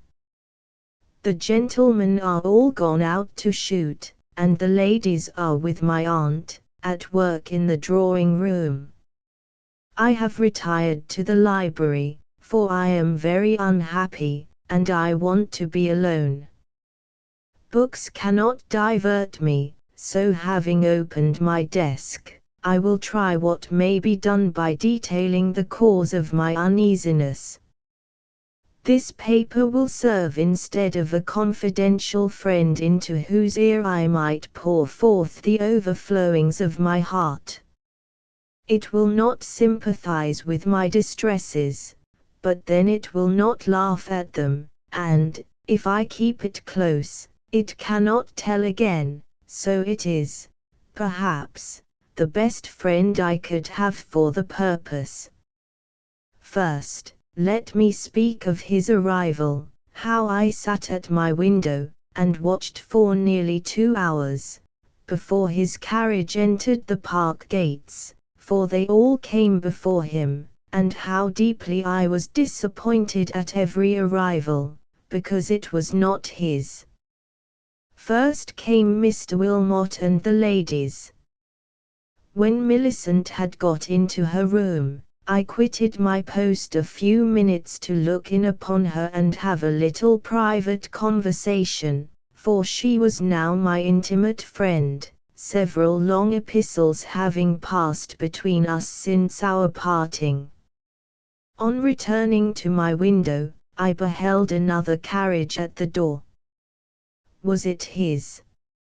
No, it was Mr. Boreham's plain dark chariot, and there stood he upon the steps, carefully superintending the dislodging of his various boxes and packages. What a collection! One would have thought he projected a visit of 6 months at least. A considerable time after, came Lord Loughborough in his barouche. Is he one of the profligate friends, I wonder? I should think not, for no one could call him a jolly companion, I'm sure, and, besides, he appears too sober and gentlemanly in his demeanour to merit such suspicions. He is a tall, thin, gloomy-looking man, apparently between 30 and 40, and of a somewhat sickly, careworn aspect. At last, Mr. Huntingdon's light phaeton came bowling merrily up the lawn. I had but a transient glimpse of him, for the moment it stopped, he sprang out over the side onto the portico steps, and disappeared into the house. I now submitted to be dressed for dinner, a duty which Rachel had been urging upon me for the last 20 minutes, and when that important business was completed, I repaired to the drawing-room, where I found Mr. and Miss Wilmot and Millicent Hargrave already assembled.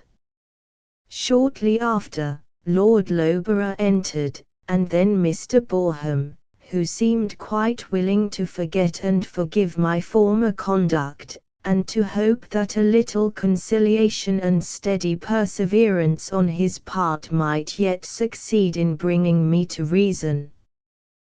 While I stood at the window, conversing with Millicent, he came up to me, and was beginning to talk in nearly his usual strain, when Mr. Huntingdon entered the room. "How will he greet me, I wonder?" said my bounding heart, and, instead of advancing to meet him, I turned to the window to hide or subdue my emotion. But having saluted his host and hostess, and the rest of the company, he came to me, ardently squeezed my hand, and murmured he was glad to see me once again. At that moment dinner was announced. My aunt desired him to take Miss Hargrave into the dining-room, and odious Mr. Wilmot, with unspeakable grimaces, offered his arm to me, and I was condemned to sit between himself and Mr. Boreham. But afterwards, when we were all again assembled in the drawing-room, I was indemnified for so much suffering by a few delightful minutes of conversation with Mr. Huntingdon. In the course of the evening, Miss Wilmot was called upon to sing and play for the amusement of the company, and I to exhibit my drawings, and, though he likes music, and she is an accomplished musician, I think I am right in affirming that he paid more attention to my drawings than to her music. So far so good, but hearing him pronounce, sotto voce, but with peculiar emphasis, concerning one of the pieces, "This is better than all," I looked up, curious to see which it was, and, to my horror, beheld him complacently gazing at the back of the picture. It was his own face that I had sketched there and forgotten to rub out. To make matters worse, in the agony of the moment, I attempted to snatch it from his hand, but he prevented me, and exclaiming, "No, by George, I'll keep it," placed it against his waistcoat and buttoned his coat upon it with a delighted chuckle. Then, drawing a candle close to his elbow, he gathered all the drawings to himself, as well what he had seen as the others, and muttering, "I must look at both sides now," he eagerly commenced an examination, which I watched, at first, with tolerable composure, in the confidence that his vanity would not be gratified by any further discoveries, for, though I must plead guilty to having disfigured the backs of several with abortive attempts to delineate that too fascinating physiognomy, I was sure that, with that one unfortunate exception, I had carefully obliterated all such witnesses of my infatuation. But the pencil frequently leaves an impression upon cardboard that no amount of rubbing can efface. Such, it seems, was the case with most of these, and, I confess, I trembled when I saw him holding them so close to the candle, and poring so intently over the seeming blanks, but still, I trusted he would not be able to make out these dim traces to his own satisfaction. I was mistaken, however. Having ended his scrutiny, he quietly remarked, "I perceive the backs of young ladies' drawings, like the postscripts of their letters, are the most important and interesting part of the concern." Then, leaning back in his chair, he reflected a few minutes in silence, complacently smiling to himself, and while I was concocting some cutting speech wherewith to check his gratification, he rose, and passing over to where Annabella Wilmot sat vehemently coquetting with Lord Loughborough, seated himself on the sofa beside her, and attached himself to her for the rest of the evening. So then thought I, he despises me, because he knows I love him. And the reflection made me so miserable I knew not what to do. Millicent came and began to admire my drawings, and make remarks upon them, but I could not talk to her, I could talk to no one, and, upon the introduction of tea, I took advantage of the open door and the slight diversion caused by its entrance to slip out, for I was sure I could not take any, and take refuge in the library. My aunt sent Thomas in quest of me, to ask if I were not coming to tea, but I bade him say I should not take any tonight, and, happily, she was too much occupied with her guests to make any further inquiries at the time.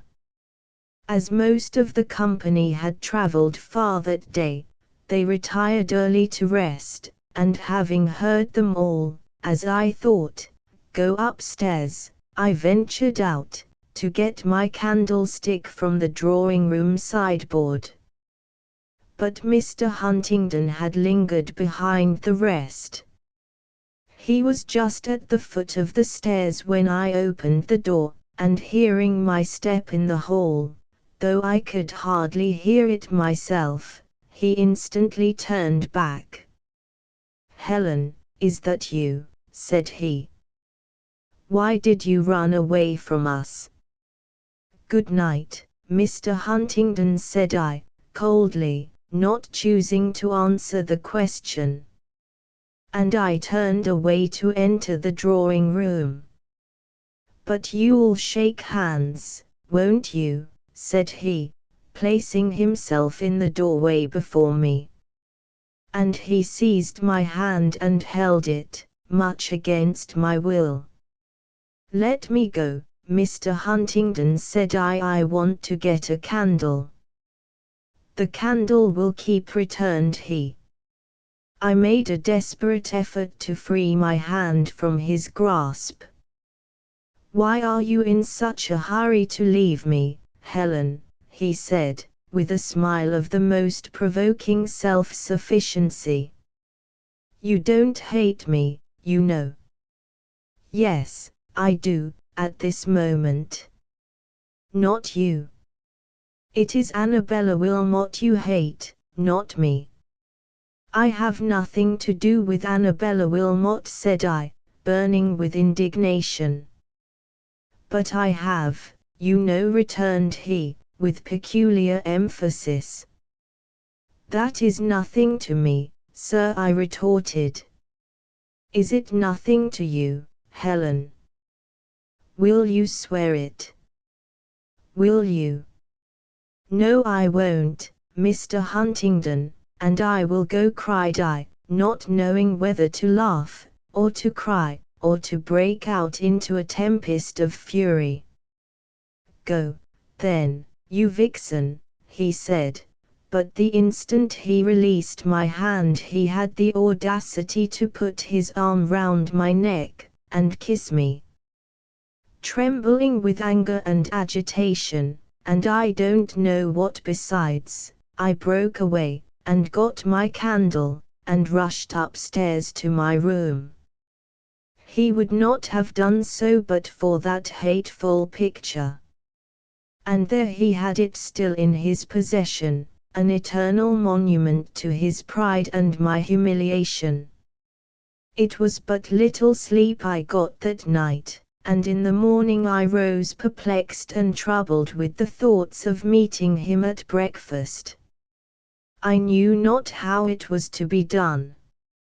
An assumption of dignified, cold indifference would hardly do, after what he knew of my devotion, to his face, at least. Yet something must be done to check his presumption. I would not submit to be tyrannized over by those bright, laughing eyes. And, accordingly, I received his cheerful morning salutation as calmly and coldly as my aunt could have wished, and defeated with brief answers his one or two attempts to draw me into conversation, while I comported myself with unusual cheerfulness and complaisance towards every other member of the party, especially Annabella Wilmot, and even her uncle and Mr. Boreham were treated with an extra amount of civility on the occasion, not from any motives of coquetry, but just to show him that my particular coolness and reserve arose from no general ill humor or depression of spirits. He was not, however, to be repelled by such acting as this. He did not talk much to me, but when he did speak it was with a degree of freedom and openness, and kindliness too, that plainly seemed to intimate he knew his words were music to my ears, and when his looks met mine it was with a smile, presumptuous, it might be, but oh, so sweet, so bright, so genial, that I could not possibly retain my anger. Every vestige of displeasure soon melted away beneath it like morning clouds before the summer sun. Soon after breakfast all the gentlemen save one, with boyish eagerness, set out on their expedition against the hapless partridges, my uncle and Mr. Wilmot on their shooting ponies, Mr. Huntingdon and Lord Loughborough on their legs, the one exception being Mr. Boreham, who, in consideration of the rain that had fallen during the night, thought it prudent to remain behind a little and join them in a while when the sun had dried the grass. And he favoured us all with a long and minute disquisition upon the evils and dangers attendant upon damp feet, delivered with the most imperturbable gravity, amid the jeers and laughter of Mr. Huntingdon and my uncle, who, leaving the prudent sportsman to entertain the ladies with his medical discussions, sallied forth with their guns, bending their steps to the stables first, to have a look at the horses and let out the dogs. Not desirous of sharing Mr. Boreham's company for the whole of the morning, I betook myself to the library, and there brought forth my easel and began to paint. The easel and the painting apparatus would serve as an excuse for abandoning the drawing-room if my aunt should come to complain of the desertion, and besides I wanted to finish the picture.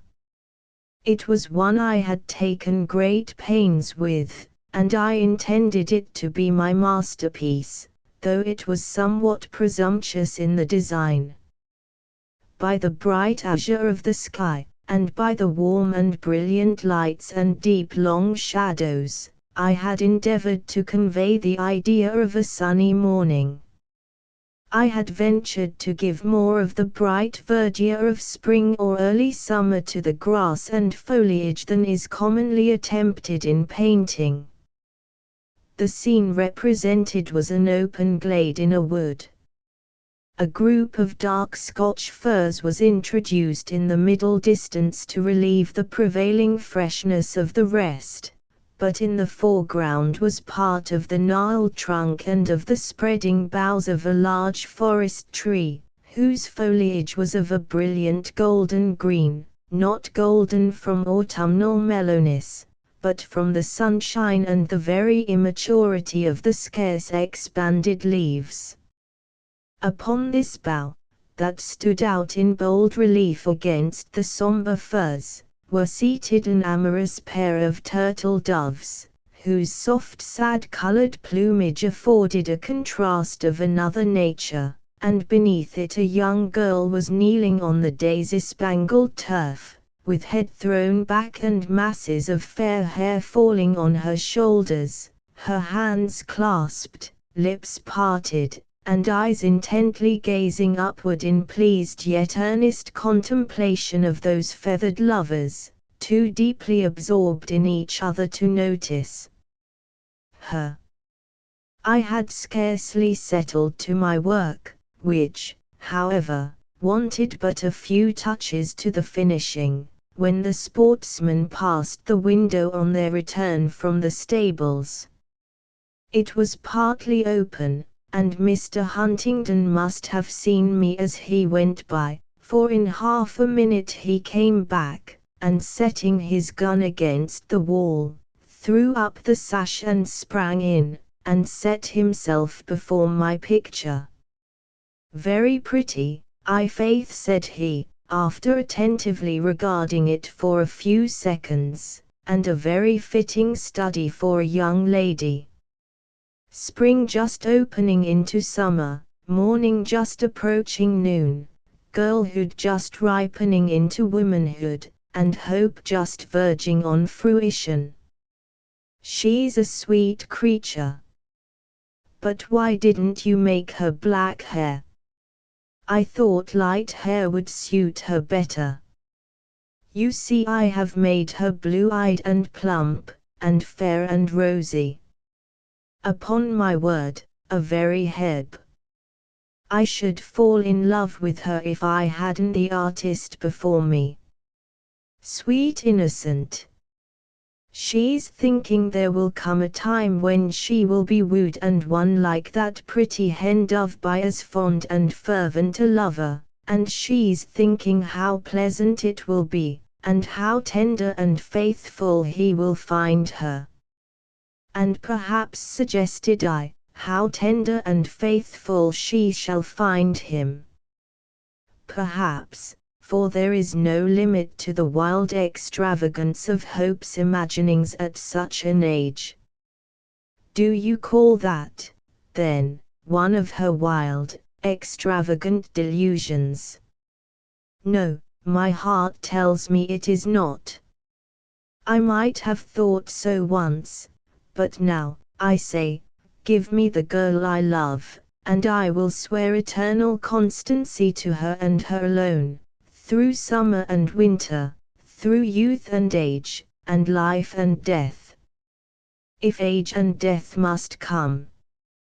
He spoke this in such serious earnest that my heart bounded with delight, but the minute after he changed his tone, and asked, with a significant smile, if I had any more portraits. "No," replied I, reddening with confusion and wrath. But my portfolio was on the table. He took it up, and coolly sat down to examine its contents. "Mr. Huntingdon, those are my unfinished sketches," cried I, "and I never let anyone see them." And I placed my hand on the portfolio to wrest it from him, but he maintained his hold, assuring me that he liked unfinished sketches of all things. "But I hate them to be seen," returned I. "I can't let you have it, indeed." "Let me have its bowels then," said he, and just as I wrenched the portfolio from his hand, he deftly abstracted the greater part of its contents, and after turning them over a moment he cried out, "Bless my stars, here's another," and slipped a small oval of ivory paper into his waistcoat pocket, a complete miniature portrait that I had sketched with such tolerable success as to be induced to color it with great pains and care. But I was determined he should not keep it. "Mr. Huntingdon," cried I insist upon having that back. It is mine, and you have no right to take it. Give it me directly, I'll never forgive you if you don't." But the more vehemently I insisted, the more he aggravated my distress by his insulting, gleeful laugh. At length, however, he restored it to me, saying, "Well, well, since you value it so much, I'll not deprive you of it." To show him how I valued it, I tore it in two and threw it into the fire. He was not prepared for this.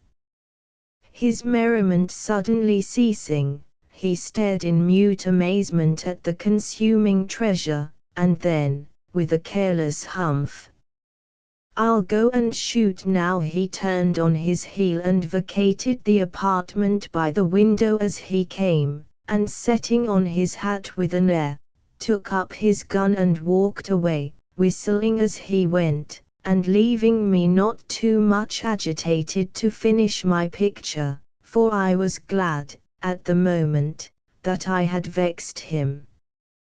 When I returned to the drawing-room, I found Mr. Boreham had ventured to follow his comrades to the field, and shortly after lunch, to which they did not think of returning, I volunteered to accompany the ladies in a walk, and show Annabella and Millicent the beauties of the country. We took a long ramble, and re-entered the park just as the sportsmen were returning from their expedition.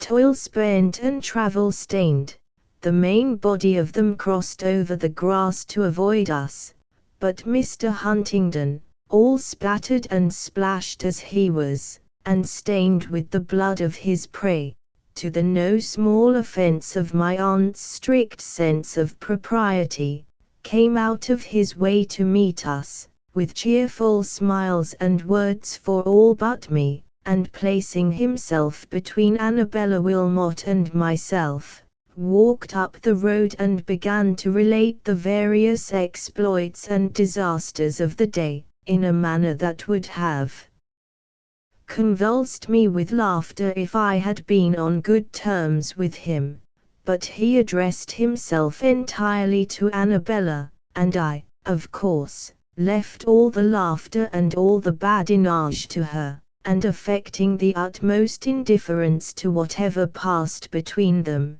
walked along a few paces apart, and looking every way but theirs, while my aunt and Millicent went before, linked arm in arm and gravely discoursing together. At length Mr. Huntingdon turned to me, and addressing me in a confidential whisper, said, "Helen, why did you burn my picture?" "Because I wished to destroy it," I answered, with an asperity it is useless now to lament. "Oh, very good," was the reply. "If you don't value me, I must turn to somebody that will." I thought it was partly in jest, a half-playful mixture of mock resignation and pretended indifference, but immediately he resumed his place beside Miss Wilmot, and from that hour to this, during all that evening, and all the next day, and the next, and the next, and all this morning, the 22nd, he has never given me one kind word or one pleasant look, never spoken to me, but from pure necessity, never glanced towards me but with a cold, unfriendly look I thought him quite incapable of assuming. My aunt observes the change, and though she has not inquired the cause or made any remark to me on the subject, I see it gives her pleasure. Miss Wilmot observes it, too, and triumphantly ascribes it to her own superior charms and blandishments, but I am truly miserable, more so than I like to acknowledge to myself. Pride refuses to aid me. It has brought me into the scrape, and will not help me out of it. He meant no harm, it was only his joyous, playful spirit, and I, by my acrimonious resentment, so serious, so disproportioned to the offence, have so wounded his feelings, so deeply offended him, that I fear he will never forgive me, and all for a mere jest. He thinks I dislike him, and he must continue to think so. I must lose him forever, and Annabella may win him, and triumph as she will. But it is not my loss nor her triumph that I deplore so greatly as the wreck of my fond hopes for his advantage, and her unworthiness of his affection, and the injury he will do himself by trusting his happiness to her. She does not love him, she thinks only of herself. She cannot appreciate the good that is in him, she will neither see it, nor value it, nor cherish it. She will neither deplore his faults nor attempt their amendment, but rather aggravate them by her own. And I doubt whether she will not deceive him after all. I see she is playing double between him and Lord Loughborough, and while she amuses herself with the lively Huntingdon, she tries her utmost to enslave his moody friend, and should she succeed in bringing both to her feet, the fascinating commoner will have but little chance against the lordly peer. If he observes her artful byplay, it gives him no uneasiness, but rather adds new zest to his diversion by opposing a stimulating check to his otherwise too easy conquest. Messrs. Wilmot and Boreham have severally taken occasion by his neglect of me to renew their advances, and if I were like Annabella and some others I should take advantage of their perseverance to endeavour to pique him into a revival of affection, but, justice and honesty apart, I could not bear to do it. I am annoyed enough by their present persecutions without encouraging them further, and even if I did it would have precious little effect upon him. He sees me suffering under the condescending attentions and prosaic discourses of the one, and the repulsive obtrusions of the other, without so much as a shadow of commiseration for me, or resentment against my tormentors. He never could have loved me, or he would not have resigned me so willingly, and he would not go on talking to everybody else so cheerfully as he does, laughing and jesting with Lord Loughborough and my uncle, teasing Millicent Hargrave, and flirting with Annabella Wilmot, as if nothing were on his mind. Oh! Why can't I hate him? I must be infatuated, or I should scorn to regret him as I do. But I must rally all the powers I have remaining, and try to tear him from my heart.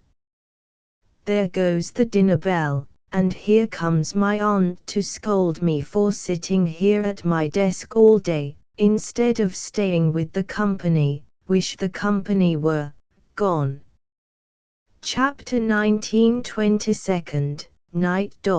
What have I done? And what will be the end of it? I cannot calmly reflect upon it, I cannot sleep. I must have recourse to my diary again. I will commit it to paper tonight, and see what I shall think of it tomorrow. I went down to dinner resolving to be cheerful and well conducted, and kept my resolution very creditably, considering how my head ached and how internally wretched I felt. I don't know what is come over me of late, my very energies, both mental and physical, must be strangely impaired, or I should not have acted so weakly in many respects as I have done, but I have not been well this last day or two. I suppose it is with sleeping and eating so little, and thinking so much, and being so continually out of humor. But to return. I was exerting myself to sing and play for the amusement, and at the request, of my aunt and Millicent, before the gentlemen came into the drawing-room. Miss Wilmot never likes to waste her musical efforts on ladies' ears alone. Millicent had asked for a little Scotch song, and I was just in the middle of it when they entered. The first thing Mr. Huntingdon did was to walk up to Annabella. "Now, Miss Wilmot, "Won't you give us some music tonight?" said he. "Do now. I know you will, when I tell you that I have been hungering and thirsting all day for the sound of your voice. Come." The piano's vacant. It was, for I had quitted it immediately upon hearing his petition. Had I been endowed with a proper degree of self-possession, I should have turned to the lady myself, and cheerfully joined my entreaties to his, whereby I should have disappointed his expectations, if the affront had been purposely given, or made him sensible of the wrong, if it had only arisen from thoughtlessness. But I felt it too deeply to do anything but rise from the music stool, and throw myself back on the sofa, suppressing with difficulty the audible expression of the bitterness I felt within. I knew Annabella's musical talents were superior to mine, but that was no reason why I should be treated as a perfect nonentity. The time and the manner of his asking her appeared like a gratuitous insult to me, and I could have wept with pure vexation. Meantime, she exultingly seated herself at the piano, and favored him with two of his favorite songs, in such superior style that even I soon lost my anger in admiration, and listened with a sort of gloomy pleasure to the skillful modulations of her full-toned and powerful voice, so judiciously aided by her rounded and spirited touch. And while my ears drank in the sound, my eyes rested on the face of her principal auditor, and derived an equal or superior delight from the contemplation of his speaking countenance, as he stood beside her, that eye and brow lighted up with keen enthusiasm, and that sweet smile passing and appearing like gleams of sunshine on an April day. No wonder he should hunger and thirst to hear her sing. I now forgave him from my heart his reckless slight of me, and I felt ashamed at my pettish resentment of such a trifle, ashamed too of those bitter envious pangs that gnawed my inmost heart, in spite of all this admiration and delight. "There now," said she, playfully running her fingers over the keys when she had concluded the second song. "What shall I give you next?" But in saying this she looked back at Lord Loughborough, who was standing a little behind, leaning against the back of a chair, an attentive listener, experiencing, to judge by his countenance, much the same feelings of mingled pleasure and sadness as I did. But the look she gave him plainly said, "Do you choose for me now? I have done enough for him, and will gladly exert myself to gratify you." And thus encouraged, his lordship came forward, and turning over the music, presently set before her a little song that I had noticed before, and read more than once, with an interest arising from the circumstance of my connecting it in my mind with the reigning tyrant of my thoughts. And now, with my nerves already excited and half unstrung, I could not hear those words so sweetly warbled forth without some symptoms of emotion I was not able to suppress. Tears rose unbidden to my eyes, and I buried my face in the sofa pillow that they might flow unseen while I listened. The air was simple, sweet, and sad. It is still running in my head, and so are the words, "Farewell to thee." But not farewell to all my fondest thoughts of thee, within my heart they still shall dwell, and they shall cheer and comfort me. O beautiful, and full of grace! If thou hadst never met mine eye, I had not dreamed a living face could fancied charms so far outvie. If I may ne'er behold again that form and face so dear to me, nor hear thy voice, still would I fain preserve, for I, their memory. That voice, the magic of whose tone can wake an echo in my breast, creating feelings that, alone, can make my tranced spirit blessed. That laughing eye, whose sunny beam my memory would not cherish less, and oh, that smile, eye whose joyous gleam no mortal languish can express. Adieu. But let me cherish, still, the hope with which I cannot part. Contempt may wound, and coldness chill, but still it lingers in my heart. And who can tell but heaven, at last, may answer all my thousand prayers, and bid the future pay the past with joy for anguish, smiles for tears. When it ceased, I longed for nothing so much as to be out of the room.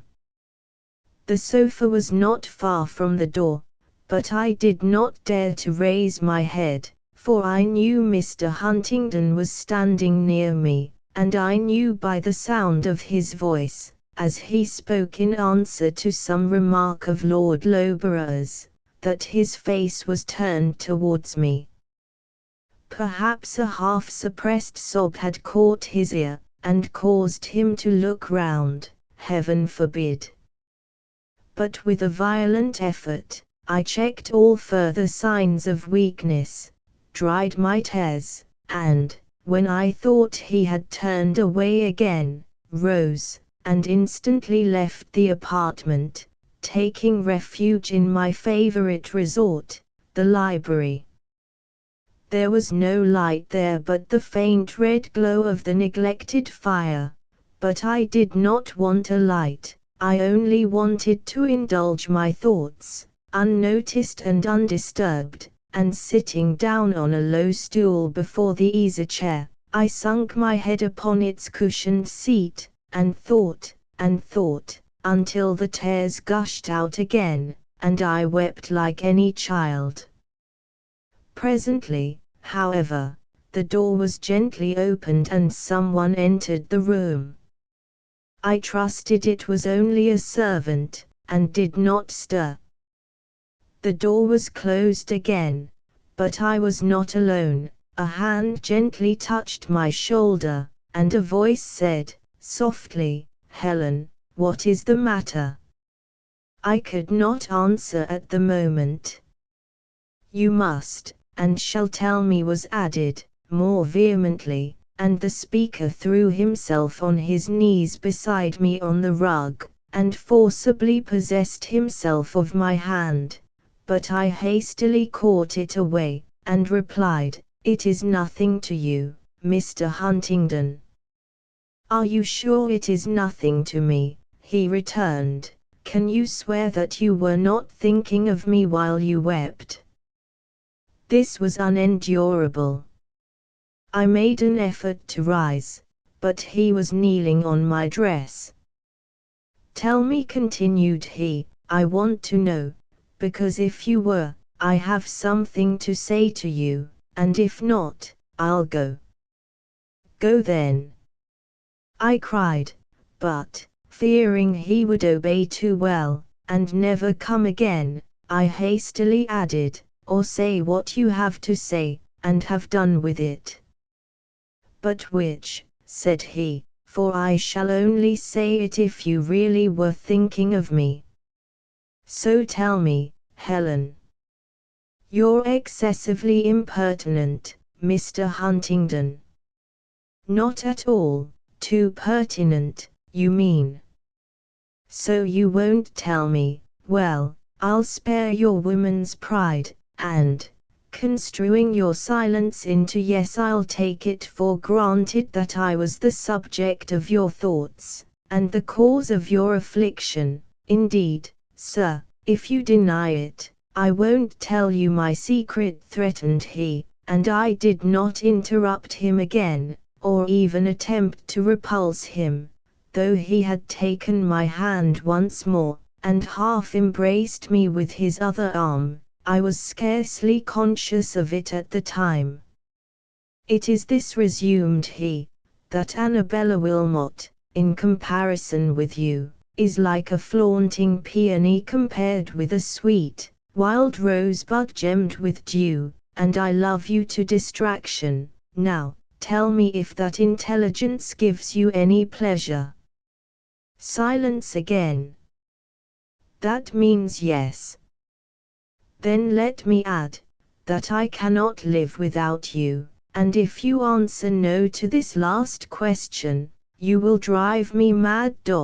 Will you bestow yourself upon me? You will," he cried, nearly squeezing me to death in his arms.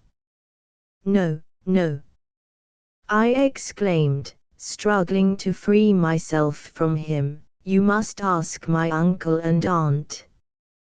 They won't refuse me, if you don't." "I'm not so sure of that. My aunt dislikes you." "But you don't, Helen. Say you love me, and I'll go." "I wish you would go," I replied. "I will, this instant, if you'll only say you love me." "You know I do," I answered. And again he caught me in his arms, and smothered me with kisses. At that moment my aunt opened wide the door, and stood before us, candle in hand, in shocked and horrified amazement, gazing alternately at Mr. Huntingdon and me, for we had both started up, and now stood wide enough asunder. But his confusion was only for a moment. Rallying in an instant, with the most enviable assurance, he began, "I beg 10,000 pardons, Mrs. Maxwell. Don't be too severe upon me. I've been asking your sweet niece to take me for better, for worse, and she, like a good girl, informs me she cannot think of it without her uncle's and aunt's consent. So let me implore you not to condemn me to eternal wretchedness. If you favor my cause, I am safe, for Mr. Maxwell, I am certain, can refuse you nothing." "We will talk of this tomorrow, sir," said my aunt, coldly. "It is a subject that demands mature and serious deliberation. At present, you had better return to the drawing-room." "But meantime," pleaded he, "let me commend my cause to your most indulgent." "No indulgence for you, Mr. Huntingdon, must come between me and the consideration of my niece's happiness." "Ah, true. I know she is an angel, and I am a presumptuous dog to dream of possessing such a treasure, but, nevertheless, I would sooner die than relinquish her in favor of the best man that ever went to heaven, and as for her happiness, I would sacrifice my body and soul.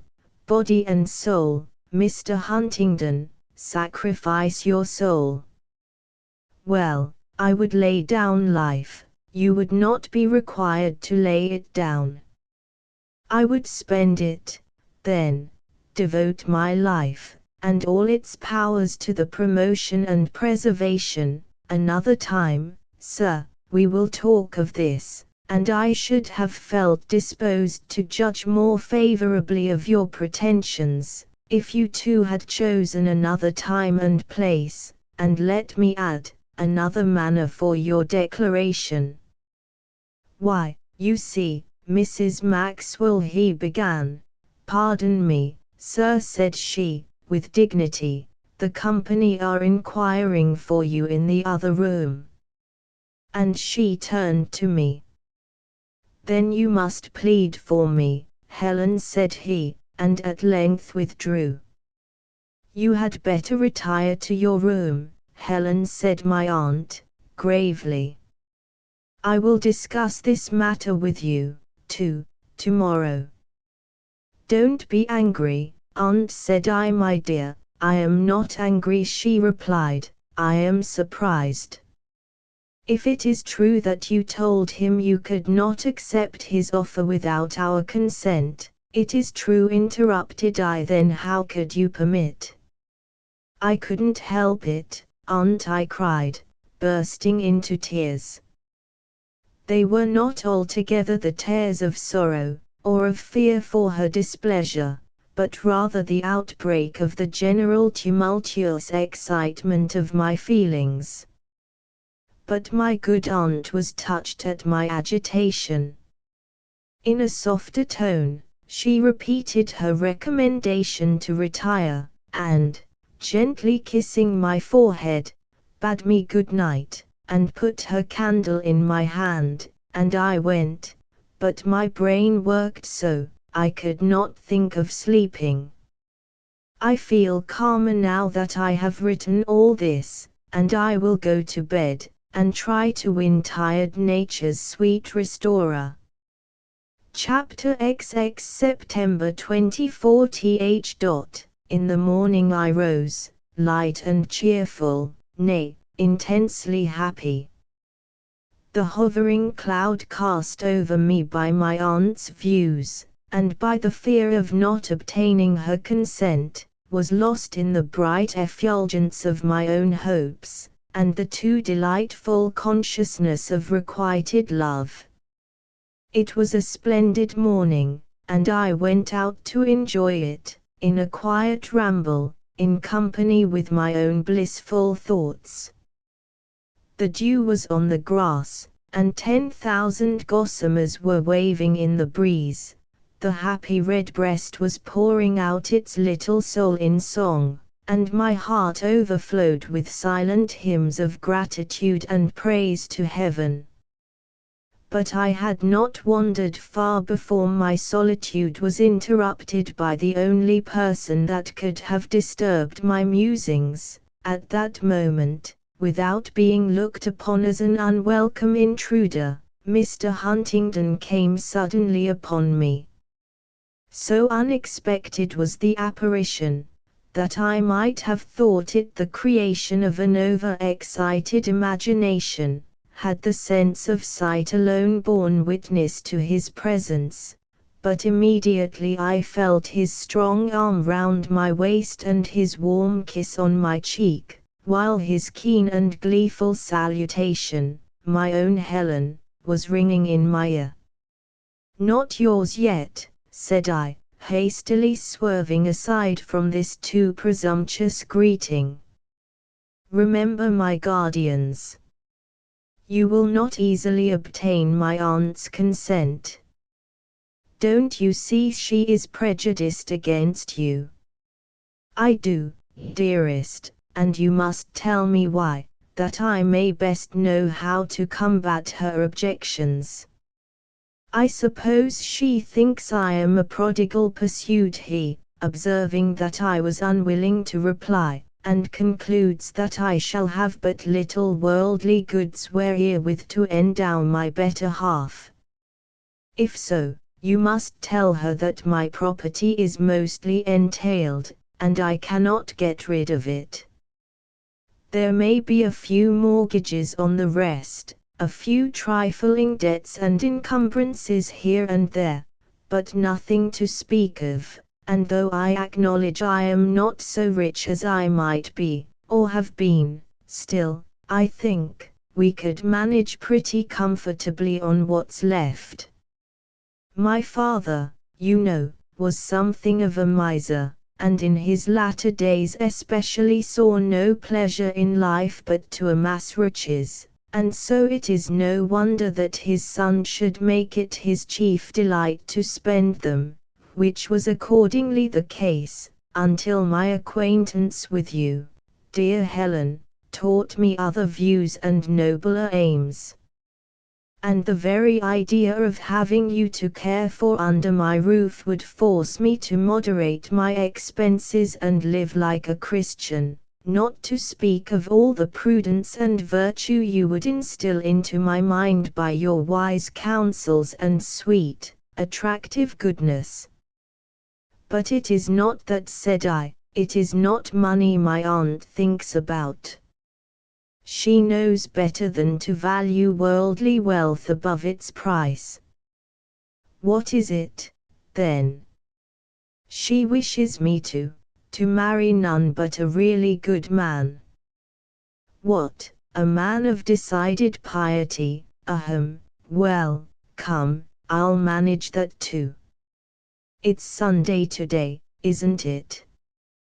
I'll go to church morning, afternoon, and evening, and comport myself in such a godly sort that she shall regard me with admiration and sisterly love, as a brand plucked from the burning.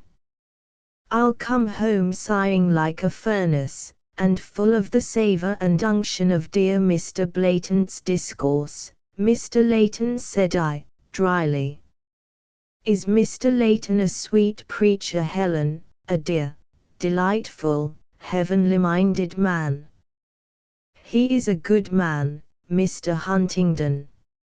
I wish I could say half as much for you. Oh, I forgot, you are a saint, too. I crave your pardon, dearest, but don't call me Mr. Huntingdon, my name is Arthur. I'll call you nothing, for I'll have nothing at all to do with you if you talk in that way any more. If you really mean to deceive my aunt as you say, you are very wicked, and if not, you are very wrong to jest on such a subject. I stand corrected, said he, concluding his laugh with a sorrowful sigh.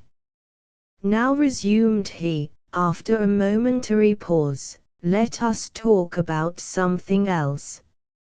And come nearer to me, Helen, and take my arm, and then I'll let you alone. I can't be quiet while I see you walking there. I complied, but said we must soon return to the house. No one will be down to breakfast yet, for long enough, he answered. You spoke of your guardians just now, Helen, but is not your father still living? Yes, but I always look upon my uncle and aunt as my guardians, for they are so indeed, though not in name. My father has entirely given me up to their care. I have never seen him since dear Mamma died, when I was a very little girl, and my aunt, at her request, offered to take charge of me, and took me away to Stanningley, where I have remained ever since, and I don't think he would object to anything for me that she thought proper to sanction. But would he sanction anything to which she thought proper to object? No, I don't think he cares enough about me. He is very much to blame, but he doesn't know what an angel he has for his daughter, which is all the better for me, as, if he did, he would not be willing to part with such a treasure. And Mr. Huntingdon, said I suppose you know I am not an heiress. He protested he had never given it a thought, and begged I would not disturb his present enjoyment by the mention of such uninteresting subjects. I was glad of this proof of disinterested affection, for Annabella Wilmot is the probable heiress to all her uncle's wealth, in addition to her late father's property, which she has already in possession. I now insisted upon retracing our steps to the house, but we walked slowly, and went on talking as we proceeded. I need not repeat all we said, let me rather refer to what passed between my aunt and me, after breakfast, when Mr. Huntingdon called my uncle aside, no doubt to make his proposals, and she beckoned me into another room, where she once more commenced a solemn remonstrance, which, however, entirely failed to convince me that her view of the case was preferable to my own. "You judge him uncharitably, aunt. I know," said I. "His very friends are not half so bad as you represent them. There is Walter Hargrave, Millicent's brother, for one. He is but a little lower than the angels, if half she says of him is true. She is continually talking to me about him, and lauding his many virtues to the skies." "You will form a very inadequate estimate of a man's character," replied she, "if you judge by what a fond sister says of him.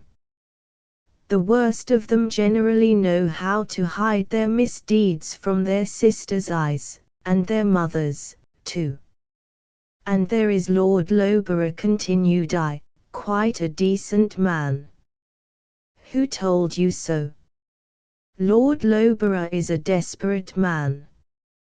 He has dissipated his fortune in gambling and other things, and is now seeking an heiress to retrieve it."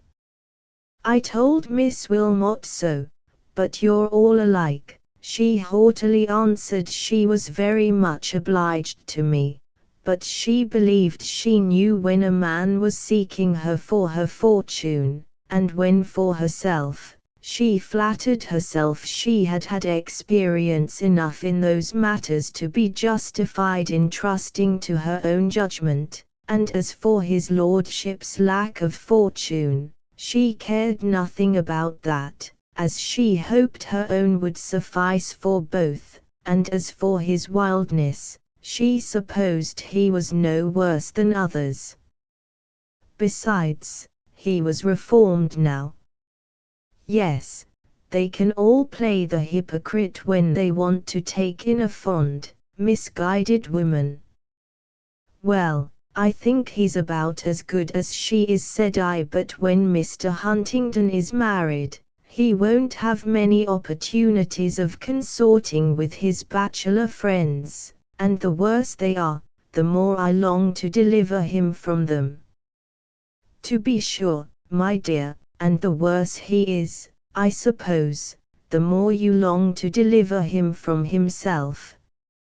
"Yes, provided he is not incorrigible, that is, the more I long to deliver him from his faults, to give him an opportunity of shaking off the adventitious evil got from contact with others worse than himself, and shining out in the unclouded light of his own genuine goodness, to do my utmost to help his better self against his worse, and make him what he would have been if he had not, from the beginning, had a bad, selfish, miserly father, who, to gratify his own sordid passions, restricted him in the most innocent enjoyments of childhood and youth, and so disgusted him with every kind of restraint, and a foolish mother who indulged him to the top of his bent, deceiving her husband for him, and doing her utmost to encourage those germs of folly and vice it was her duty to suppress,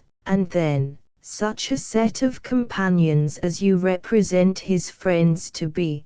Poor man," said she, sarcastically, "his kind have greatly wronged him." "They have," cried I, "and they shall wrong him no more. His wife shall undo what his mother did." "Well," said she, after a short pause, "I must say, Helen, I thought better of your judgment than this, and your taste too. How you can love such a man I cannot tell, or what pleasure you can find in his company, for what fellowshipeth light with darkness, or he that believeth with an infidel? He is not an infidel, and I am not light, and he is not darkness. His worst and only vice is thoughtlessness. And thoughtlessness," pursued my aunt, "may lead to every crime, and will but poorly excuse our errors in the sight of God. Mr. Huntingdon, I suppose, is not without the common faculties of men. He is not so light-headed as to be irresponsible. His Maker has endowed him with reason and conscience as well as the rest of us. The Scriptures are open to him as well as to others, and if he hear not them, neither will he hear though one rose from the dead. And remember, Helen, continued she, solemnly, the wicked shall be turned into hell, and they that forget God. And suppose, even, that he should continue to love you, and you him, and that you should pass through life together with tolerable comfort, how will it be in the end, when you see yourselves parted forever, you, perhaps, taken into eternal bliss, and he cast into the lake that burneth with unquenchable fire, there forever too? Not forever, I exclaimed, only till he has paid the uttermost farthing, for if any man's work abide not the fire, he shall suffer loss, yet himself shall be saved. But so as by fire, and he that is able to subdue all things to himself will have all men to be saved, and will, in the fullness of time, gather together in one all things in Christ Jesus, who tasted death for every man, and in whom God will reconcile all things to himself, whether they be things in earth or things in heaven. Oh, Helen, where did you learn all this? In the Bible, Aunt. I have searched it through, and found nearly 30 passages, all tending to support the same theory. And is that the use you make of your Bible? And did you find no passages tending to prove the danger and the falsity of such a belief? No, I found, indeed, some passages that, taken by themselves, might seem to contradict that opinion, but they will all bear a different construction to that which is commonly given, and in most the only difficulty is in the word which we translate everlasting or eternal. I don't know the Greek, but I believe it strictly means for ages, and might signify either endless or long enduring. And as for the danger of the belief, I would not publish it abroad if I thought any poor wretch would be likely to presume upon it to his own destruction. But it is a glorious thought to cherish in one's own heart, and I would not part with it for all the world can give. Here our conference ended, for it was now high time to prepare for church. Every one attended the morning service, except my uncle, who hardly ever goes, and Mr. Wilmot, who stayed at home with him to enjoy a quiet game of cribbage. In the afternoon Miss Wilmot and Lord Loughborough likewise excused themselves from attending, but Mr. Huntingdon vouchsafed to accompany us again. Whether it was to ingratiate himself with my aunt I cannot tell, but, if so, he certainly should have behaved better. I must confess, I did not like his conduct during service at all. Holding his prayer book upside down, or open at any place but the right, he did nothing but stare about him, unless he happened to catch my aunt's eye or mine, and then he would drop his own on his book, with a puritanical air of mock solemnity that would have been ludicrous, if it had not been too provoking. Once, during the sermon, after attentively regarding Mr. Layton for a few minutes, he suddenly produced his gold pencil case and snatched up a Bible. Perceiving that I observed the movement, he whispered that he was going to make a note of the sermon, but instead of that, as I sat next him, I could not help seeing that he was making a caricature of the preacher, giving to the respectable, pious, elderly gentleman the air and aspect of a most absurd old hypocrite. And yet, upon his return, he talked to my aunt about the sermon with a degree of modest, serious discrimination that tempted me to believe he had really attended to and profited by the discourse. Just before dinner my uncle called me into the library for the discussion of a very important matter, which was dismissed in few words. "Now, Nell," said he, "this young Huntingdon has been asking for you. What must I say about it?" Your aunt would answer no, but what say you? I say yes, uncle, replied I, without a moment's hesitation, for I had thoroughly made up my mind on the subject. Very good, cried he. Now that's a good honest answer, wonderful for a girl. Well, I'll write to your father tomorrow.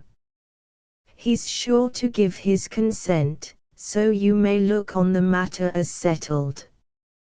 You'd have done a deal better if you'd taken Wilmot, I can tell you, but that you won't believe.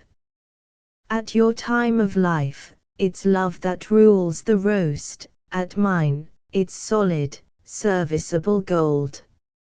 I suppose now, you'd never dream of looking into the state of your husband's finances, or troubling your head about settlements, or anything of that sort. I don't think I should. Well, be thankful, then, that you've wiser heads to think for you. I haven't had time, yet, to examine thoroughly into this young rascal's affairs, but I see that a great part of his father's fine property has been squandered away, but still, I think, there's a pretty fair share of it left, and a little careful nursing may make a handsome thing of it yet, and then we must persuade your father to give you a decent fortune, as he has only one besides yourself to care for, and, if you behave well, who knows but what I may be induced to remember you in my will," continued he, putting his fingers to his nose, with a knowing wink. "Thanks, uncle, for that and all your kindness," replied I. "Well, and I questioned this young spark on the matter of settlements," continued he, "and he seemed disposed to be generous enough on that point." "I knew he would," said I, "but pray don't trouble your head, or his, or mine about that, for all I have will be his, and all he has will be mine, and what more could either of us require?" And I was about to make my exit, but he called me back. "Stop, stop," cried he, "we haven't mentioned the time yet. When must it be?" "Your aunt would put it off till the Lord knows when, but he is anxious to be bound as soon as may be. He won't hear of waiting beyond next month, and you, I guess, will be of the same mind, so, not at all, uncle, on the contrary, I should like to wait till after Christmas, at least." "Oh, pooh, pooh, never tell me that tale, I know better," cried he, and he persisted in his incredulity. "Nevertheless, it is quite true. I am in no hurry at all. How can I be, when I think of the momentous change that awaits me, and of all I have to leave? It is happiness enough to know that we are to be united, and that he really loves me, and I may love him as devotedly, and think of him as often as I please." However, I insisted upon consulting my aunt about the time of the wedding, for I determined her counsels should not be utterly disregarded, and no conclusions on that particular are come to yet. Chapter XXI October 1 St. All is settled now. My father has given his consent, and the time is fixed for Christmas, by a sort of compromise between the respective advocates for hurry and delay. Millicent Hargrave is to be one bridesmaid and Annabella Wilmot the other. Not that I am particularly fond of the latter, but she is an intimate of the family, and I have not another friend.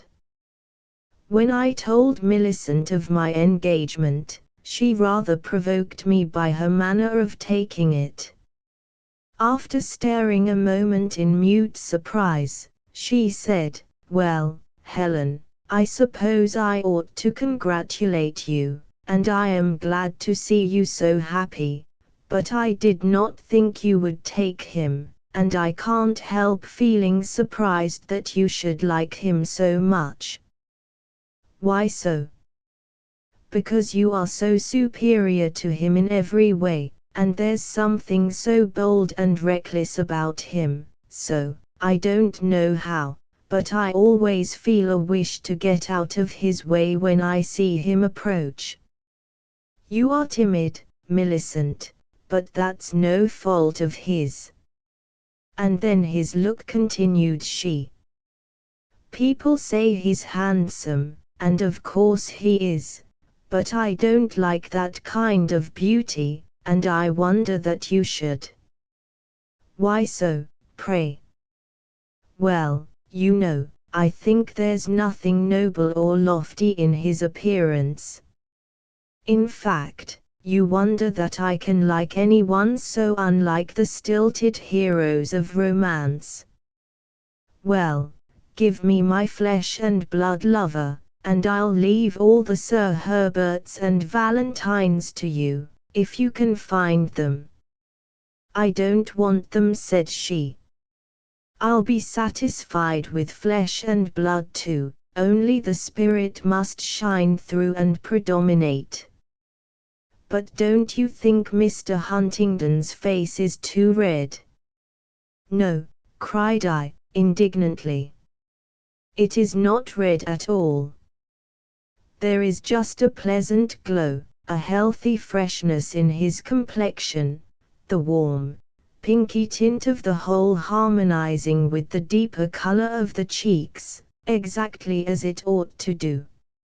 I hate a man to be red and white, like a painted doll, or all sickly white, or smoky black, or cadaverous yellow." "Well, tastes differ, but I like pale or dark," replied she. "But, to tell you the truth, Helen, I had been deluding myself with the hope that you would one day be my sister.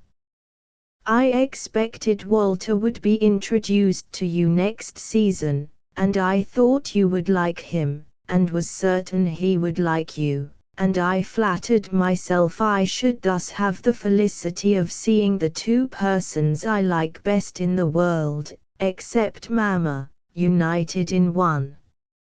He mayn't be exactly what you would call handsome, but he's far more distinguished looking, and nicer and better than Mr. Huntingdon, and I'm sure you would say so, if you knew him." "Impossible, Millicent." "You think so, because you're his sister, and, on that account, I'll forgive you, but nobody else should so disparage Arthur Huntingdon to me with impunity." Miss Wilmot expressed her feelings on the subject almost as openly. "And so, Helen," said she, coming up to me with a smile of no amiable import, "you are to be Mrs. Huntingdon, I suppose?" "Yes," replied I. "Don't you envy me?" "Oh, dear, no," she exclaimed. "I shall probably be Lady Loughborough some day, and then you know, dear, I shall be in a capacity to inquire, don't you envy me?" Henceforth I shall envy no one, returned I. Indeed. Are you so happy then? Said she, thoughtfully, and something very like a cloud of disappointment shadowed her face. And does he love you? I mean, does he idolize you as much as you do him? She added, fixing her eyes upon me with ill-disguised anxiety for the reply. I don't want to be idolized, I answered, but I am well assured that he loves me more than anybody else in the world, as I do him. Exactly, said she, with a nod. I wish. She paused. What do you wish? Asked I, annoyed at the vindictive expression of her countenance.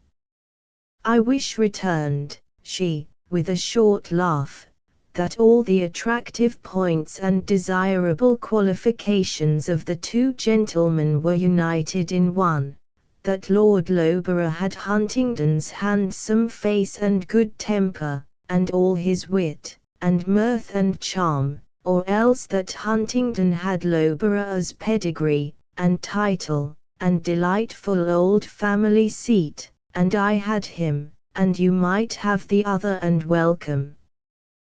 Thank you, dear Annabella, I am better satisfied with things as they are, for my own part, and for you, I wish you were as well content with your intended as I am with mine, said I, and it was true enough, for, though vexed at first at her unamiable spirit, her frankness touched me, and the contrast between our situations was such, that I could well afford to pity her and wish her well. Mr. Huntingdon's acquaintances appear to be no better pleased with our approaching union than mine. This morning's post brought him letters from several of his friends, during the perusal of which, at the breakfast table, he excited the attention of the company by the singular variety of his grimaces. But he crushed them all into his pocket, with a private laugh, and said nothing till the meal was concluded. Then, while the company were hanging over the fire or loitering through the room, previous to settling to their various morning avocations, he came and leant over the back of my chair, with his face in contact with my curls, and commencing with a quiet little kiss, poured forth the following complaints into my ear. Helen, you witch, do you know that you've entailed upon me the curses of all my friends? I wrote to them the other day, to tell them of my happy prospects, and now, instead of a bundle of congratulations, I've got a pocket full of bitter execrations and reproaches. There's not one kind wish for me, or one good word for you, among them all. They say there'll be no more fun now, no more merry days and glorious nights, and all my fault. I am the first to break up the jovial band, and others, in pure despair, will follow my example. I was the very life and prop of the community, they do me the honor to say, and I have shamefully betrayed my trust. You may join them again, if you like, said I, somewhat piqued at the sorrowful tone of his discourse. I should be sorry to stand between any man, or body of men, and so much happiness, and perhaps I can manage to do without you, as well as your poor deserted friends. Bless you, no, murmured he. It's all for love or the world well lost with me. Let them go to where they belong, to speak politely. But if you saw how they abuse me, Helen, you would love me all the more for having ventured so much for your sake. He pulled out his crumpled letters. I thought he was going to show them to me, and told him I did not wish to see them.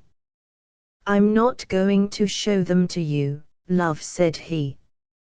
They're hardly fit for a lady's eyes, the most part of them.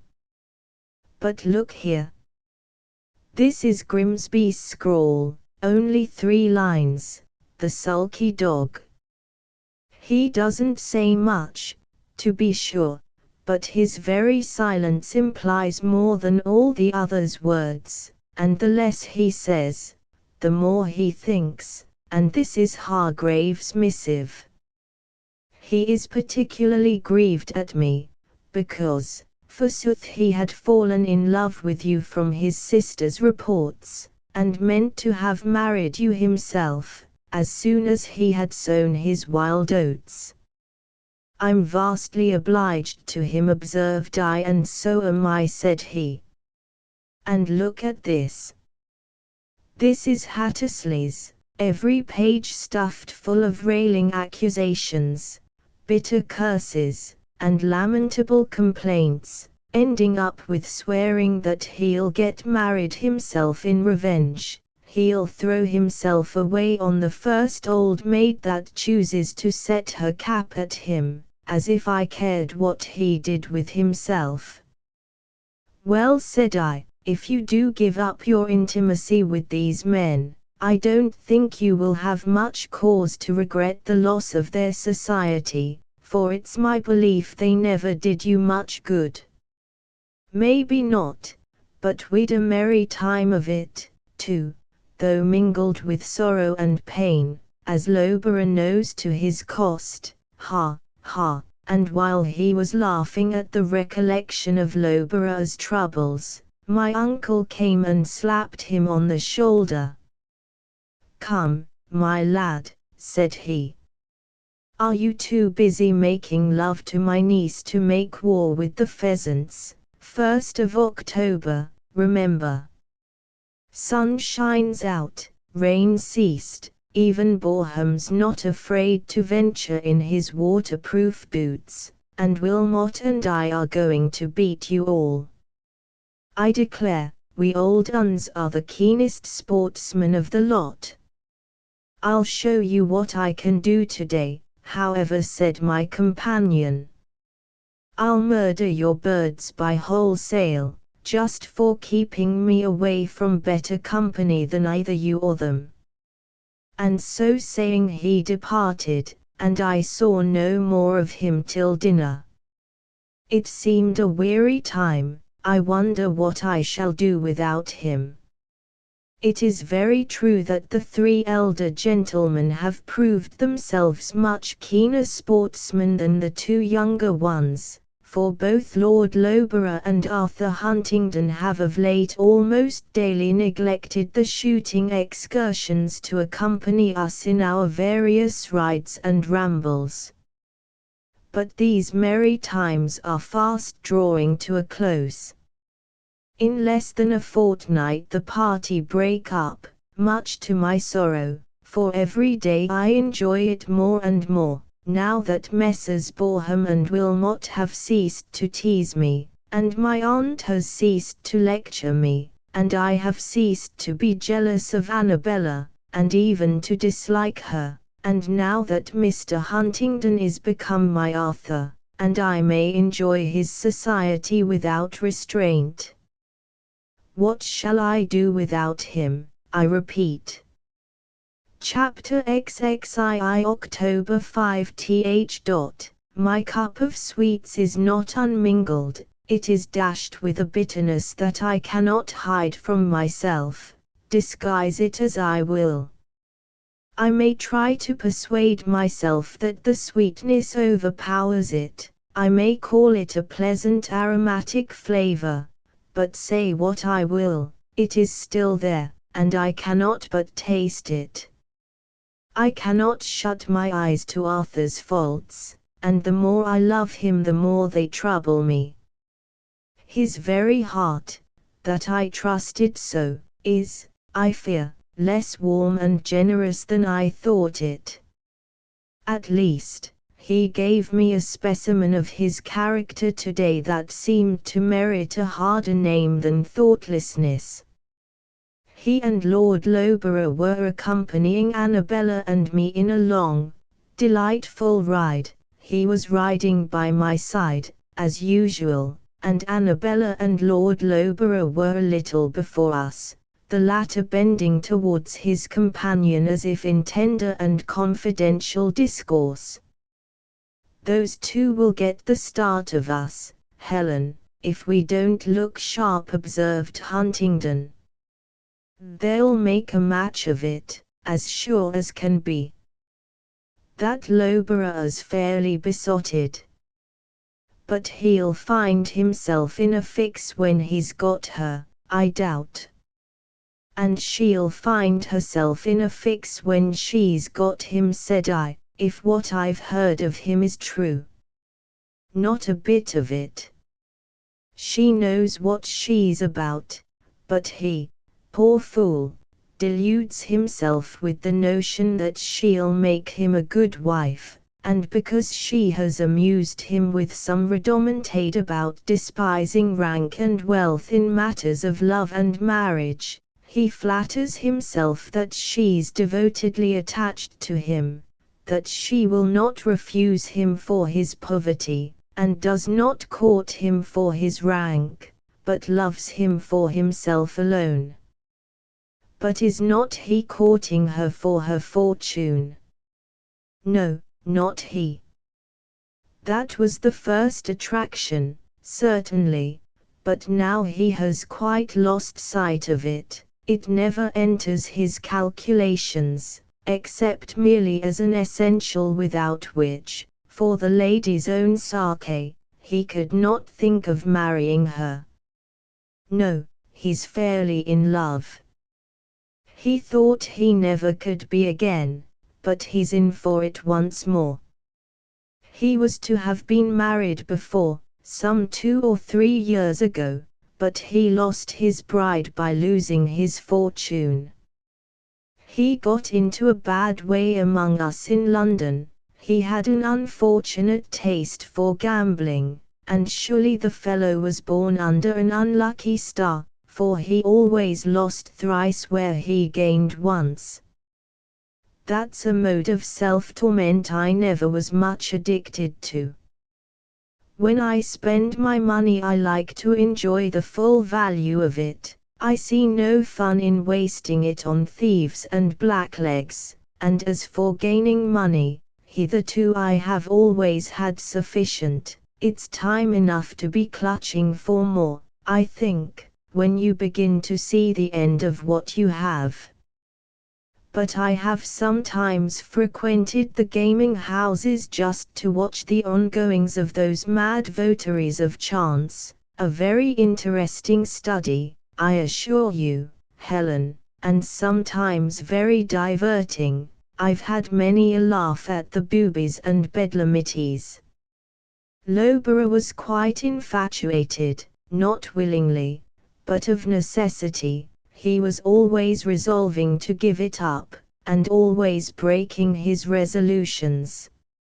Every venture was the just once more. If he gained a little, he hoped to gain a little more next time, and if he lost, it would not do to leave off at that juncture. He must go on till he had retrieved that last misfortune. At least, bad luck could not last forever, and every lucky hit was looked upon as the dawn of better times, till experience proved the contrary.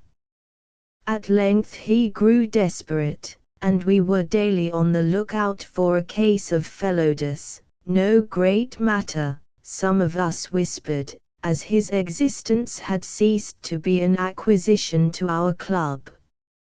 At last, however, he came to a check. He made a large stake, which he determined should be the last, whether he lost or won. He had often so determined before, to be sure, and as often broken his determination, and so it was this time. He lost, and while his antagonist smilingly swept away the stakes, he turned chalky white, drew back in silence, and wiped his forehead. I was present at the time, and while he stood with folded arms and eyes fixed on the ground, I knew well enough what was passing in his mind. "Is it to be the last, Loughborough?" said I, stepping up to him. "The last but one," he answered, with a grim smile, and then, rushing back to the table, he struck his hand upon it, and, raising his voice high above all the confusion of jingling coins and muttered oaths and curses in the room, he swore a deep and solemn oath that, come what would, this trial should be the last, and imprecated unspeakable curses on his head if ever he should shuffle a card or rattle a dice box again. He then doubled his former stake, and challenged anyone present to play against him. Grimsby instantly presented himself. Loughborough glared fiercely at him, for Grimsby was almost as celebrated for his luck as he was for his ill fortune. However, they fell to work. But Grimsby had much skill and little scruple, and whether he took advantage of the other's trembling, blinded eagerness to deal unfairly by him, I cannot undertake to say, but Loughborough lost again, and fell dead sick. "You'd better try once more," said Grimsby, leaning across the table. And then he winked at me. "I've nothing to try with," said the poor devil, with a ghastly smile. "Oh, Huntingdon will lend you what you want," said the other. "No, you heard my oath," answered Loughborough, turning away in quiet despair. And I took him by the arm and led him out. "Is it to be the last, Loughborough?" I asked, when I got him into the street. "The last," he answered, somewhat against my expectation.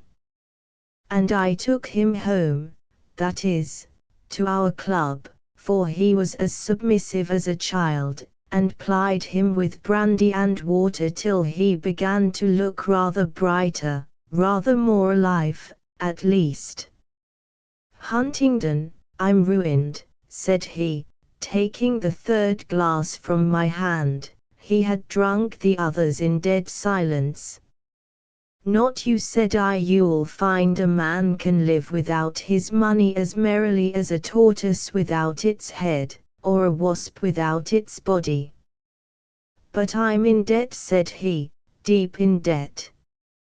And I can never, never get out of it." "Well, what of that?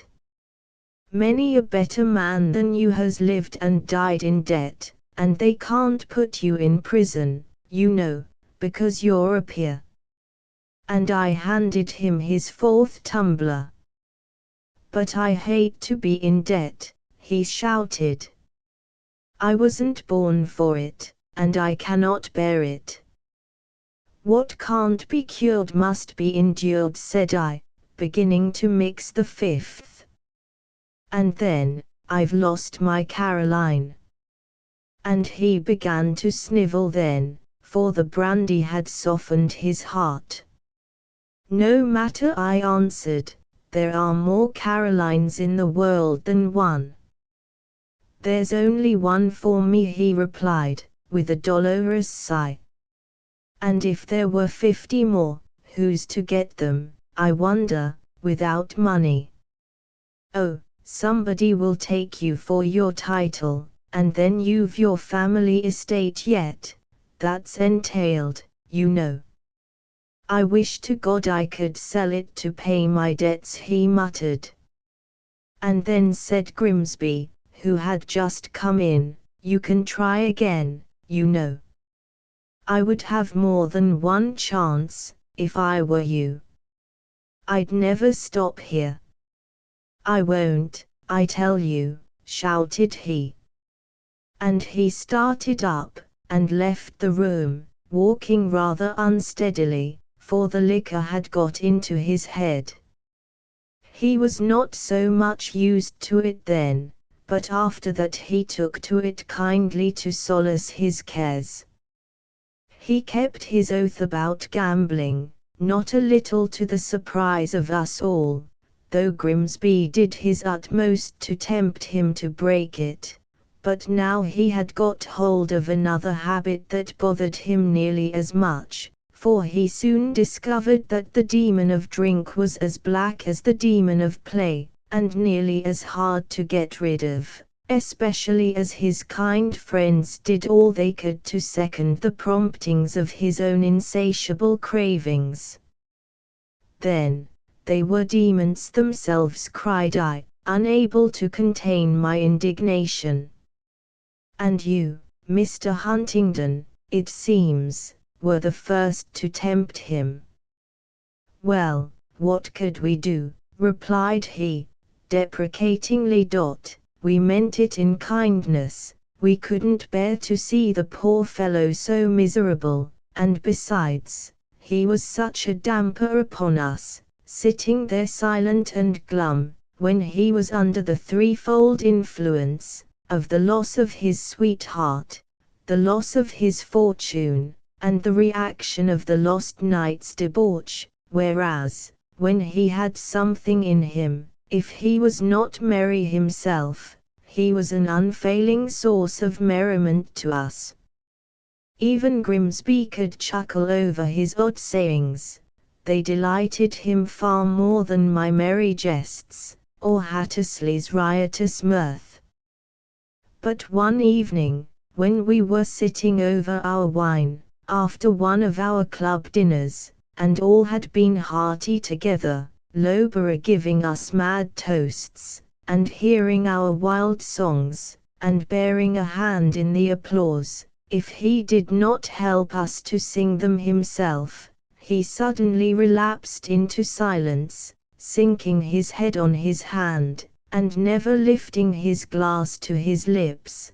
But this was nothing new, so we let him alone, and went on with our jollification, till, suddenly raising his head, he interrupted us in the middle of a roar of laughter by exclaiming, "Gentlemen, where is all this to end? Will you just tell me that now, where is it all to end?" He rose. A speech, shouted we. Here, here. Loughborough is going to give us a speech. He waited calmly till the thunders of applause and jingling of glasses had ceased, and then proceeded, "It's only this, gentlemen, that I think we'd better go no further. We'd better stop while we can." "Just so," cried Hattersley, "stop, poor sinner, stop and think before you farther go, no longer sport upon the brink of everlasting woe." "Exactly," replied his lordship, with the utmost gravity. "And if you choose to visit the bottomless pit, I won't go with you, we must part company, for I swear I'll not move another step towards it. What's this?" he said, taking up his glass of wine. "Taste it," suggested I. "This is hell broth," he exclaimed. "I renounce it forever." And he threw it out into the middle of the table. "Fill again," said I, handing him the bottle, "and let us drink to your renunciation." "It's rank poison," said he, grasping the bottle by the neck, "and I forswear it. I've given up gambling, and I'll give up this too." He was on the point of deliberately pouring the whole contents of the bottle onto the table, but Hargrave wrested it from him. "On you be the curse, then," said he. And, backing from the room, he shouted, "Farewell, ye tempters," and vanished amid shouts of laughter and applause. We expected him back among us the next day, but, to our surprise, The place remained vacant. We saw nothing of him for a whole week, and we really began to think he was going to keep his word. At last, one evening, when we were most of us assembled together again, he entered, silent and grim as a ghost, and would have quietly slipped into his usual seat at my elbow, but we all rose to welcome him, and several voices were raised to ask what he would have, and several hands were busy with bottle and glass to serve him. But I knew a smoking tumbler of brandy and water would comfort him best, and had nearly prepared it, when he peevishly pushed it away, saying, "Do let me alone. Huntingdon. Do be quiet, all of you. I'm not come to join you, I'm only come to be with you a while, because I can't bear my own thoughts." And he folded his arms, and leant back in his chair, so we let him be. But I left the glass by him, and, after a while, Grimsby directed my attention towards it, by a significant wink, and, on turning my head, I saw it was drained to the bottom. He made me a sign to replenish, and quietly pushed up the bottle. I willingly complied, but Lowborough detected the pantomime, and, nettled at the intelligent grins that were passing between us, snatched the glass from my hand, dashed the contents of it in Grimsby's face, threw the empty tumbler at me, and then bolted from the room. "I hope he broke your head," said I. "No, love," replied he, laughing immoderately at the recollection of the whole affair. "He would have done so, and perhaps spoiled my face, too, but, providentially, this forest of curls," taking off his hat, and showing his luxuriant chestnut locks, "saved my skull, and prevented the glass from breaking, till it reached the table."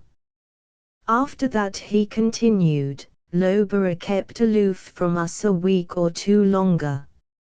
I used to meet him occasionally in the town, and then, as I was too good-natured to resent his unmannerly conduct, and he bore no malice against me, he was never unwilling to talk to me. On the contrary, he would cling to me, and follow me anywhere but to the club, and the gaming houses, and such like dangerous places of resort. He was so weary of his own moping, melancholy mind. At last, I got him to come in with me to the club, on condition that I would not tempt him to drink, and, for some time, he continued to look in upon us pretty regularly of an evening, still abstaining, with wonderful perseverance, from the rank poison he had so bravely forsworn. But some of our members protested against this conduct. They did not like to have him sitting there like a skeleton at a feast, instead of contributing his quota to the general amusement, casting a cloud over all, and watching, with greedy eyes, every drop they carried to their lips. They vowed it was not fair, and some of them maintained that he should either be compelled to do as others did, or expelled from the society, and swore that, next time he showed himself, they would tell him as much, and, if he did not take the warning, proceed to active measures. However, I befriended him on this occasion, and recommended them to let him be for a while, intimating that, with a little patience on our parts, he would soon come round again. But, to be sure, it was rather provoking, for, though he refused to drink like an honest Christian, it was well known to me that he kept a private bottle of laudanum about him, which he was continually soaking at, or rather, holding off and on with, abstaining one day and exceeding the next, just like the spirits. One night, however, during one of our orgies, one of our high festivals, he glided in, like the ghost in Macbeth, and seated himself, as usual, a little back from the table, in the chair we always placed for the spectre whether it chose to fill it or not.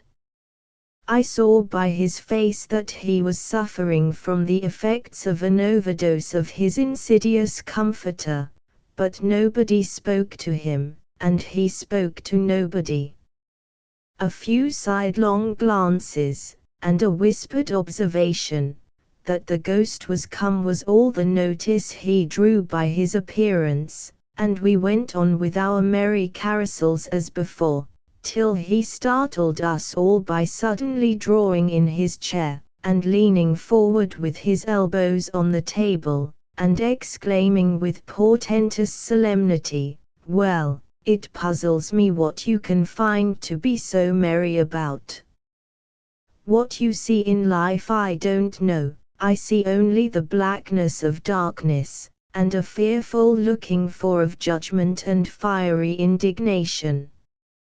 All the company simultaneously pushed up their glasses to him, and I set them before him in a semicircle, and, tenderly patting him on the back, bid him drink, and he would soon see as bright a prospect as any of us, but he pushed them back, muttering, "Take them away. I won't taste it, I tell you. I won't, I won't." So I handed them down again to the owners, but I saw that he followed them with a glare of hungry regret as they departed. Then he clasped his hands before his eyes to shut out the sight, and 2 minutes after lifted his head again, and said, in a hoarse but vehement whisper, "And yet I must. Huntingdon, get me a glass." "Take the bottle, man," said I, thrusting the brandy bottle into his hand. "But stop, I'm telling too much," muttered the narrator, startled at the look I turned upon him. "But no matter," he recklessly added, and thus continued his relation. In his desperate eagerness, he seized the bottle and sucked away, till he suddenly dropped from his chair, disappearing under the table amid a tempest of applause. The consequence of this imprudence was something like an apoplectic fit, followed by a rather severe brain fever. "And what did you think of yourself, sir?" said I, quickly. "Of course, I was very penitent," he replied. "I went to see him once or twice, nay, twice or thrice, or by Our Lady, some 4 times, and when he got better, I tenderly brought him back to the fold." "What do you mean?" "I mean, I restored him to the bosom of the club, and compassionating the feebleness of his health and extreme lowness of his spirits, I recommended him to take a little wine for his stomach's sake and, when he was sufficiently re-established, to embrace the media via Nijamena plan, not to kill himself like a fool, and not to abstain like a ninny, in a word, to enjoy himself like a rational creature, and do as I did, for, don't think, Helen, that I'm a tippler, I'm nothing at all of the kind, and never was, and never shall be. I value my comfort far too much. I see that a man cannot give himself up to drinking without being miserable 1/2 his days and mad the other. Besides, I like to enjoy my life at all sides and ends, which cannot be done by one that suffers himself to be the slave of a single propensity, and, moreover, Drinking spoils one's good looks, he concluded, with a most conceited smile that ought to have provoked me more than it did. And did Lord Loughborough profit by your advice? I asked. Why, yes, in a manner. For a while he managed very well, indeed, he was a model of moderation and prudence, something too much so for the tastes of our wild community, but, somehow, Loughborough had not the gift of moderation. If he stumbled a little to one side, he must go down before he could right himself. If he overshot the mark one night, the effects of it rendered him so miserable the next day that he must repeat the offense to mend it, and so on from day to day, till his clamorous conscience brought him to a stand. And then, in his sober moments, he so bothered his friends with his remorse, and his terrors and woes, that they were obliged, in self-defense, to get him to drown his sorrows in wine, or any more potent beverage that came to hand, and when his first scruples of conscience were overcome, he would need no more persuading, he would often grow desperate, and be as great a blackguard as any of them could desire, but only to lament his own unutterable wickedness and degradation the more when the fit was over. At last, one day when he and I were alone together, after pondering a while in one of his gloomy, abstracted moods, with his arms folded and his head sunk on his breast, he suddenly woke up, and vehemently grasping my arm, said, "Huntingdon, this won't do. I'm resolved to have done with it." "What, are you going to shoot yourself?" said I. "No, I'm going to reform." "Oh, that's nothing new. You've been going to reform these 12 months and more." "Yes, but you wouldn't let me, and I was such a fool I couldn't live without you. But now I see what it is that keeps me back, and what's wanted to save me, and I'd compass sea and land to get it, only I'm afraid there's no chance." And he sighed as if his heart would break.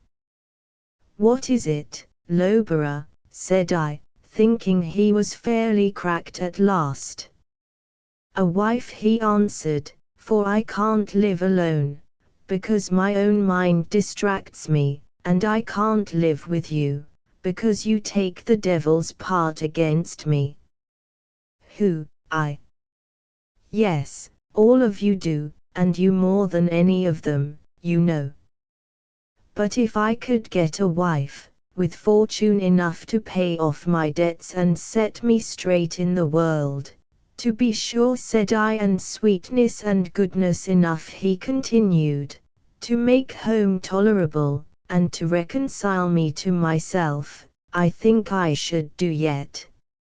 I shall never be in love again, that's certain, but perhaps that would be no great matter, it would enable me to choose with my eyes open, and I should make a good husband in spite of it. But could anyone be in love with me, that's the question. With your good looks and powers of fascination," he was pleased to say, "I might hope, but as it is, Huntingdon, do you think anybody would take me, ruined and wretched as I am?" "Yes, certainly." "Who?" "Why, any neglected old maid, fast sinking in despair, would be delighted to." "No, no," said he, "it must be somebody that I can love." "Why, you just said you never could be in love again." "Well, love is not the word, but somebody that I can like. I'll search all England through, at all events," he cried, with a sudden burst of hope, or desperation. Succeed or fail, it will be better than rushing headlong to destruction at that D club, so farewell to it and you. Whenever I meet you on honest ground or under a Christian roof, I shall be glad to see you, but never more shall you entice me to that devil's den. This was shameful language, but I shook hands with him, and we parted. He kept his word, and from that time forward he has been a pattern of propriety, as far as I can tell, but till lately I have not had very much to do with him. He occasionally sought my company, but as frequently shrunk from it, fearing lest I should while him back to destruction, and I found his not very entertaining, especially as he sometimes attempted to awaken my conscience and draw me from the perdition he considered himself to have escaped. But when I did happen to meet him, I seldom failed to ask after the progress of his matrimonial efforts and researches, and, in general, he could give me but a poor account. The mothers were repelled by his empty coffers and his reputation for gambling, and the daughters by his cloudy brow and melancholy temper. Besides, he didn't understand them. He wanted the spirit and assurance to carry his point. I left him at it when I went to the continent, and on my return, at the year's end, I found him still a disconsolate bachelor, though, certainly, looking somewhat less like an unblessed exile from the tomb than before. The young ladies had ceased to be afraid of him, and were beginning to think him quite interesting, but the mammas were still unrelenting. It was about this time, Helen, that my good angel brought me into conjunction with you, and then I had eyes and ears for nobody else. But, meantime, Loughborough became acquainted with our charming friend, Miss Wilmot, through the intervention of his good angel. No doubt he would tell you, though he did not dare to fix his hopes on one so courted and admired, till after they were brought into closer contact here at Stanningley, and she, in the absence of her other admirers, indubitably courted his notice and held out every encouragement to his timid advances. Then, indeed, he began to hope for a dawn of brighter days, and if, for a while, I darkened his prospects by standing between him and his son, and so nearly plunged him again into the abyss of despair, it only intensified his ardor and strengthened his hopes when I chose to abandon the field in the pursuit of a brighter treasure. In a word, as I told you, he is fairly besotted. At first, he could dimly perceive her faults, and they gave him considerable uneasiness, but now his passion and her art together have blinded him to everything but her perfections and his amazing good fortune. Last night he came to me brimful of his new-found felicity. "Huntingdon, I am not a castaway," said he, seizing my hand and squeezing it like a vice. "There is happiness in store for me yet, even in this life. She loves me." "Indeed," said I. "Has she told you so?" "No, but I can no longer doubt it. Do you not see how pointedly kind and affectionate she is? And she knows the utmost extent of my poverty, and cares nothing about it. She knows all the folly and all the wickedness of my former life, and is not afraid to trust me, and my rank and title are no allurements to her, for them she utterly disregards. She is the most generous, high-minded being that can be conceived of. She will save me, body and soul, from destruction. Already, she has ennobled me in my own estimation, and made me 3 times better, wiser, greater than I was. Oh! If I had but known her before, how much degradation and misery I should have been spared. But what have I done to deserve so magnificent a creature? And the cream of the jest, continued Mr. Huntingdon, laughing, is, that the artful minx loves nothing about him but his title and pedigree, and that delightful old family seat. How do you know? Said I. She told me so herself. She said, as for the man himself, I thoroughly despise him, but then, I suppose, it is time to be making my choice, and if I waited for someone capable of eliciting my esteem and affection, I should have to pass my life in single blessedness, for I detest you all. Ha, ha! I suspect she was wrong there, but, however, it is evident she has no love for him, poor fellow. Then you ought to tell him so. What, and spoil all her plans and prospects, poor girl?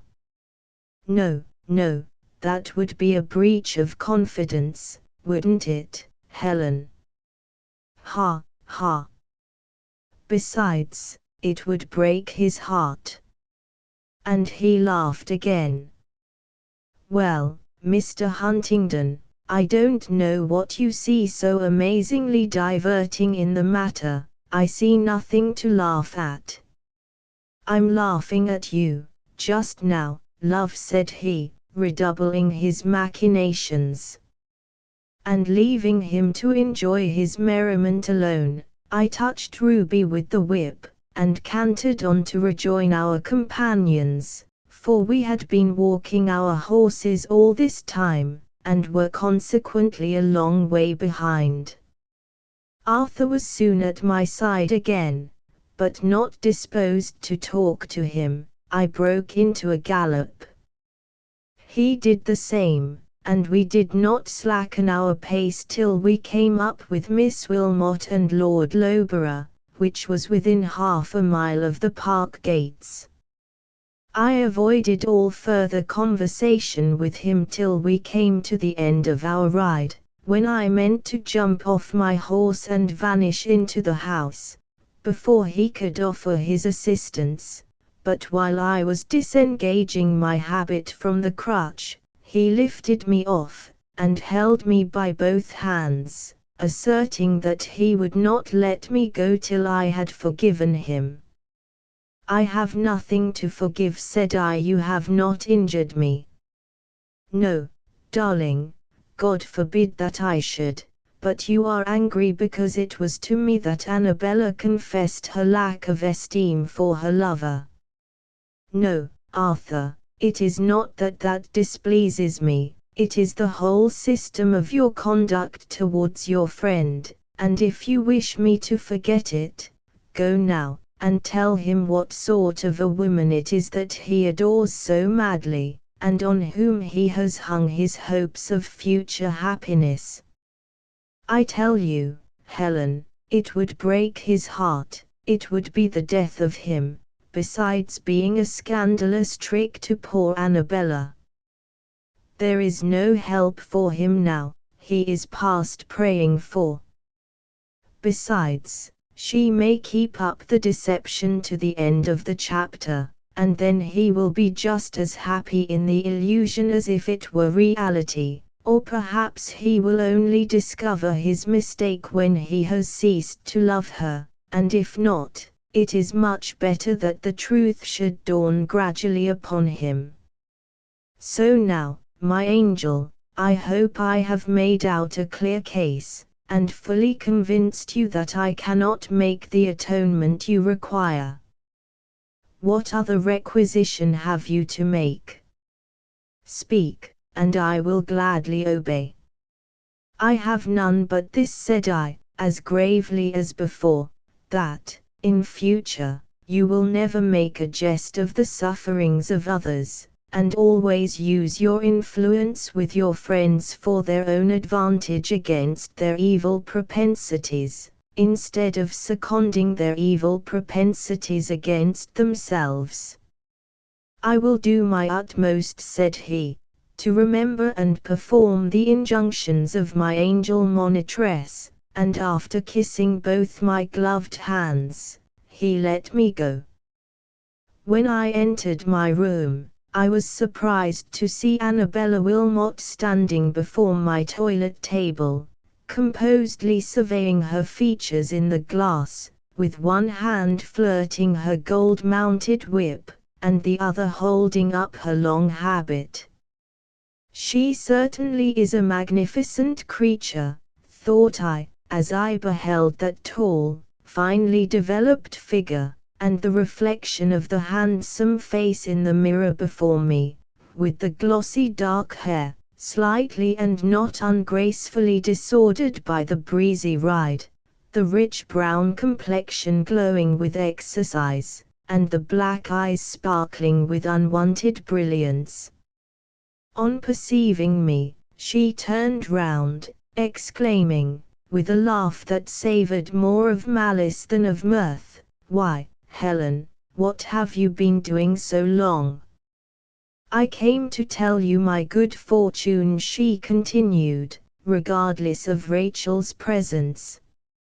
"Lord Loughborough has proposed, and I have been graciously pleased to accept him. Don't you envy me, dear?" "No, love," said I, "or him either," I mentally added.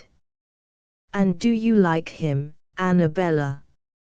"Like him, yes, to be sure, over head and ears in love." "Well, I hope you'll make him a good wife." "Thank you, my dear." "And what besides do you hope?" "I hope you will both love each other, and both be happy." "Thanks, and I hope you will make a very good wife to Mr. Huntingdon," said she, with a queenly bow, and retired. "Oh, miss, how could you say so to her?" cried Rachel. "Say what?" replied I. "Why, that you hoped she would make him a good wife." "I never heard such a thing." "Because I do hope it, or rather, I wish it. She's almost past hope."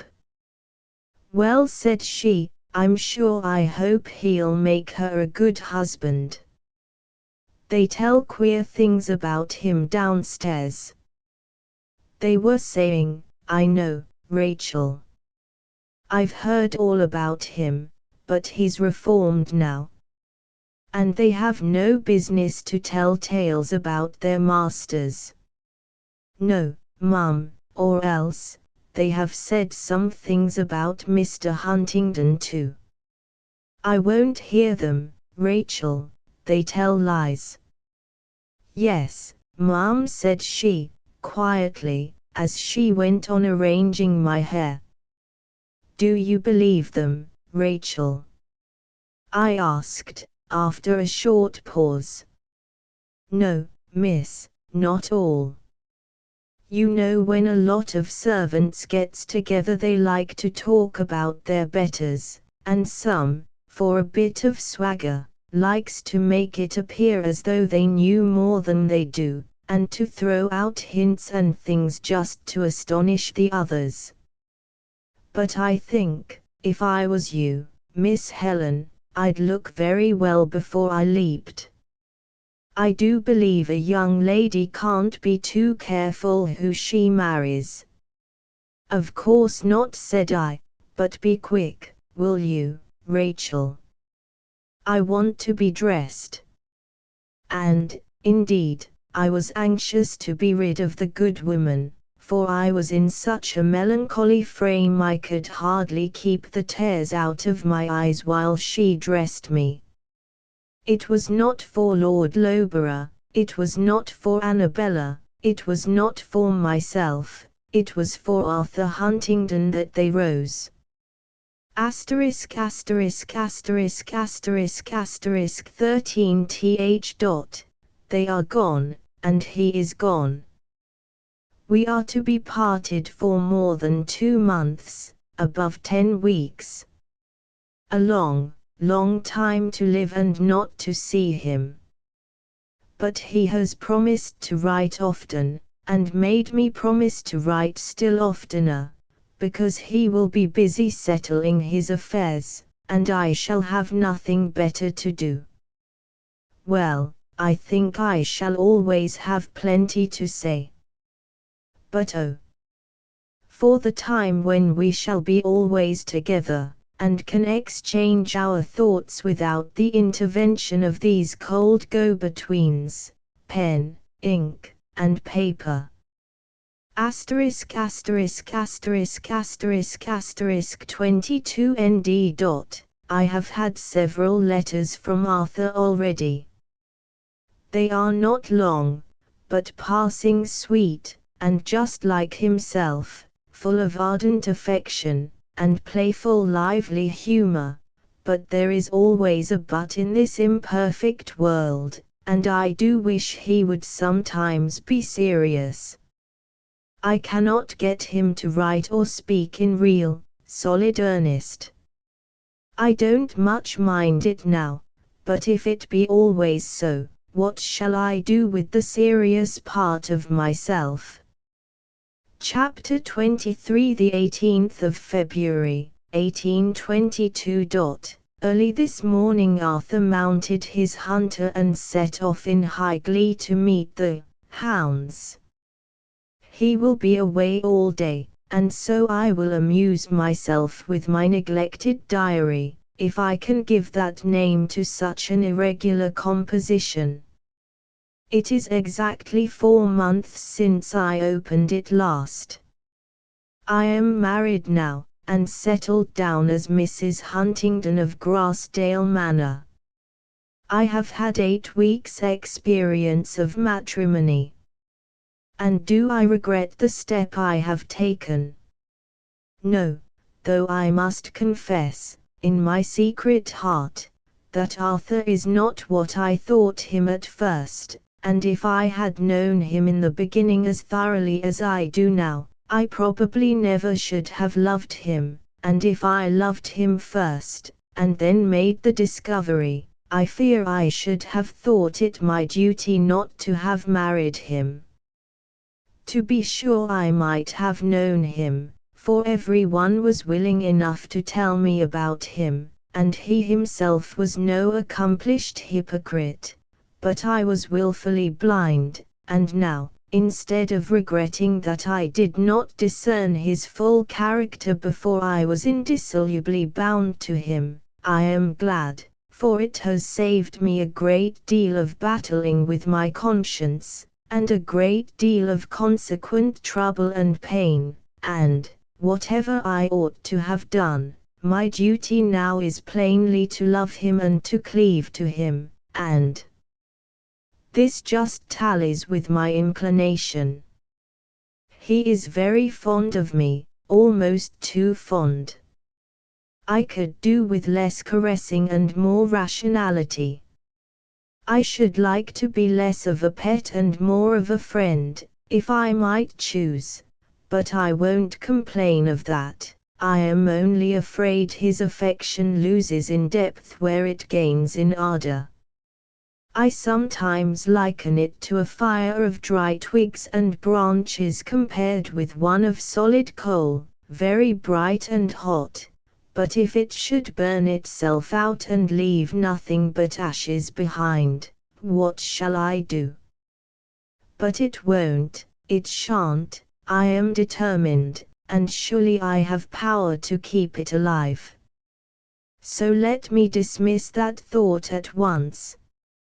But Arthur is selfish, I am constrained to acknowledge that, and, indeed, the admission gives me less pain than might be expected, for, since I love him so much, I can easily forgive him for loving himself. He likes to be pleased, and it is my delight to please him, and when I regret this tendency of his, it is for his own sake, not for mine.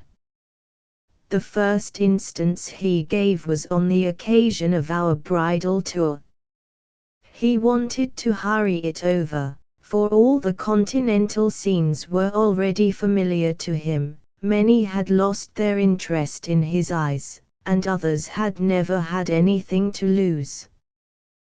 The consequence was, that after a flying transit through part of France and part of Italy, I came back nearly as ignorant as I went, having made no acquaintance with persons and manners, and very little with things, my head swarming with a motley confusion of objects and scenes, some, it is true, leaving a deeper and more pleasing impression than others, but these embittered by the recollection that my emotions had not been shared by my companion, but that, on the contrary, when I had expressed a particular interest in anything that I saw or desired to see, it had been displeasing to him, inasmuch as it proved that I could take delight in anything disconnected with himself.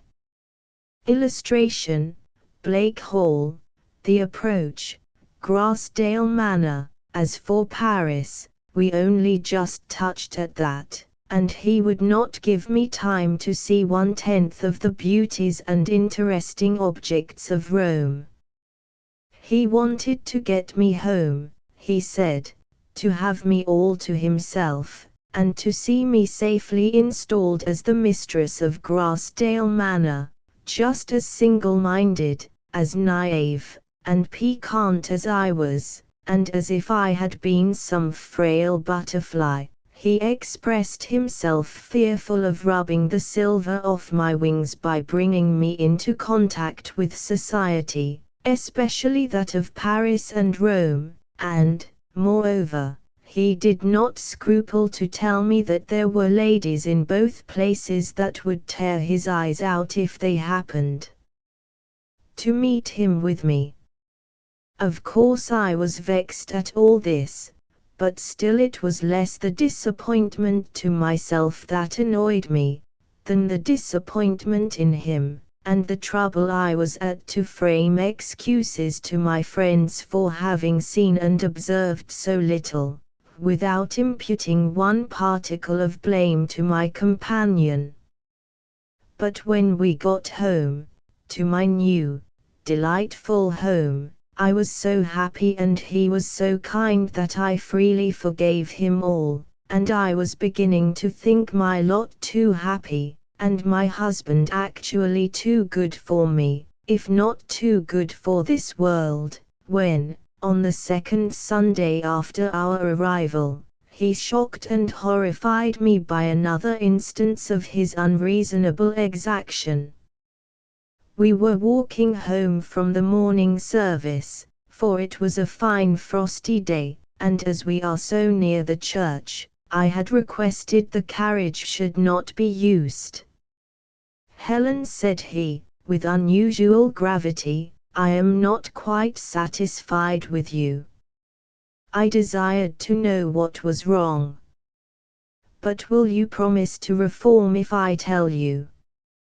"Yes, if I can, and without offending a higher authority." "Ah, there it is, you see, you don't love me with all your heart." "I don't understand you, Arthur, at least I hope I don't. Pray tell me what I have done or said amiss." "It is nothing you have done or said, it is something that you are too religious." "Now I like a woman to be religious, and I think your piety one of your greatest charms, but then, like all other good things, it may be carried too far. To my thinking, a woman's religion ought not to lessen her devotion to her earthly Lord. She should have enough to purify and etherealize her soul, but not enough to refine away her heart, and raise her above all human sympathies." And am I above all human sympathies? Said I. No, darling. But you are making more progress towards that saintly condition than I like. For all these 2 hours I have been thinking of you and wanting to catch your eye, and you were so absorbed in your devotions that you had not even a glance to spare for me. I declare it is enough to make one jealous of one's Maker, which is very wrong, you know, so don't excite such wicked passions again, for my soul's sake. I will give my whole heart and soul to my Maker if I can, I answered, and not one atom more of it to you than he allows. What are you, sir, that you should set yourself up as a god, and presume to dispute possession of my heart with him to whom I owe all I have and all I am, every blessing I ever did or ever can enjoy, and yourself among the rest, if you are a blessing, which I am half inclined to doubt. Don't be so hard upon me, Helen, and don't pinch my arm so, you are squeezing your fingers into the bone. Arthur, continued I, relaxing my hold of his arm, you don't love me half as much as I do you, and yet, if you loved me far less than you do, I would not complain, provided you loved your Maker more. I should rejoice to see you at any time so deeply absorbed in your devotions that you had not a single thought to spare for me. But, indeed, I should lose nothing by the change, for the more you loved your God the more deep and pure and true would be your love to me. At this he only laughed and kissed my hand, calling me a sweet enthusiast. Then taking off his hat, he added, but look here, Helen, what can a man do with such a head as this? The head looked right enough, but when he placed my hand on the top of it, it sunk in a bed of curls, rather alarmingly low, especially in the middle. You see, I was not made to be a saint, said he, laughing. If God meant me to be religious, why didn't he give me a proper organ of veneration? You are like the servant, I replied, who, instead of employing his one talent in his master's service, restored it to him unimproved, alleging, as an excuse, that he knew him to be a hard man, reaping where he had not sown, and gathering where he had not strawed. Of him to whom less is given, less will be required, but our utmost exertions are required of us all. You are not without the capacity of veneration, and faith and hope, and conscience and reason, and every other requisite to a Christian's character, if you choose to employ them. But all our talents increase in the using, and every faculty, both good and bad, strengthens by exercise. Therefore, if you choose to use the bad, or those which tend to evil, till they become your masters, and neglect the good till they dwindle away, you have only yourself to blame. But you have talents, Arthur, natural endowments both of heart and mind and temper, such as many a better Christian would be glad to possess, if you would only employ them in God's service. I should never expect to see you a devotee, but it is quite possible to be a good Christian without ceasing to be a happy, merry-hearted man. You speak like an oracle, Helen, and all you say is indisputably true, but listen here, I am hungry, and I see before me a good substantial dinner. I am told that if I abstain from this today I shall have a sumptuous feast tomorrow, consisting of all manner of dainties and delicacies. Now, in the first place, I should be loath to wait till tomorrow when I have the means of appeasing my hunger already before me. In the second place, the solid viands of today are more to my taste than the dainties that are promised me. In the third place, I don't see tomorrow's banquet, and how can I tell that it is not all a fable, got up by the greaser-faced fellow that is advising me to abstain in order that he may have all the good victuals to himself?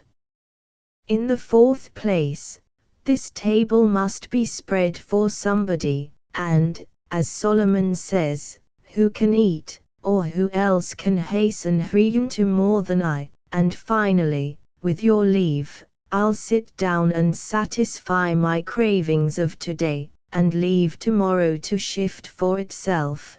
Who knows but what I may secure both this and that? But you are not required to abstain from the substantial dinner of today. You are only advised to partake of these coarser viands in such moderation as not to incapacitate you from enjoying the choicer banquet of tomorrow.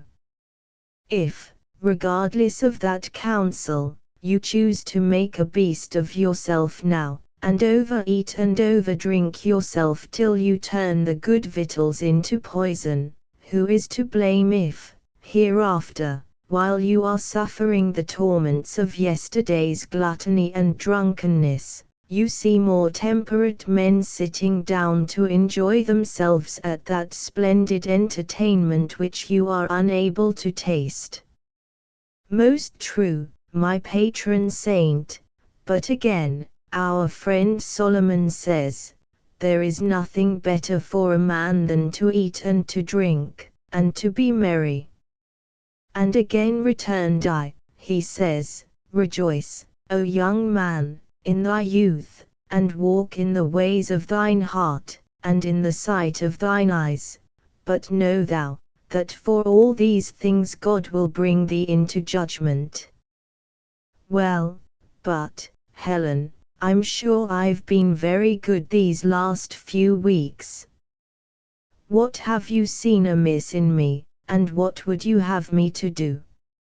Nothing more than you do, Arthur. Your actions are all right so far, but I would have your thoughts changed. I would have you to fortify yourself against temptation, and not to call evil good, and good evil. I should wish you to think more deeply, to look further, and aim higher than you do.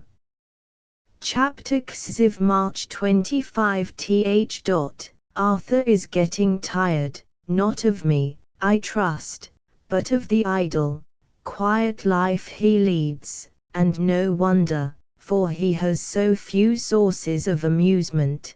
He never reads anything but newspapers and sporting magazines, and when he sees me occupied with a book, he won't let me rest till I close it.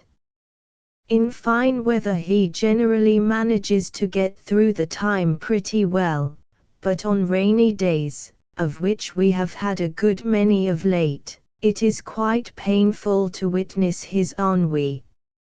I do all I can to amuse him, but it is impossible to get him to feel interested in what I most like to talk about, while, on the other hand, he likes to talk about things that cannot interest me, or even that annoy me, and these please him the most of all, for his favorite amusement is to sit or loll beside me on the sofa, and tell me stories of his former amours, always turning upon the ruin of some confiding girl or the cozening of some unsuspecting husband, and when I express my horror and indignation, he lays it all to the charge of jealousy, and laughs till the tears run down his cheeks.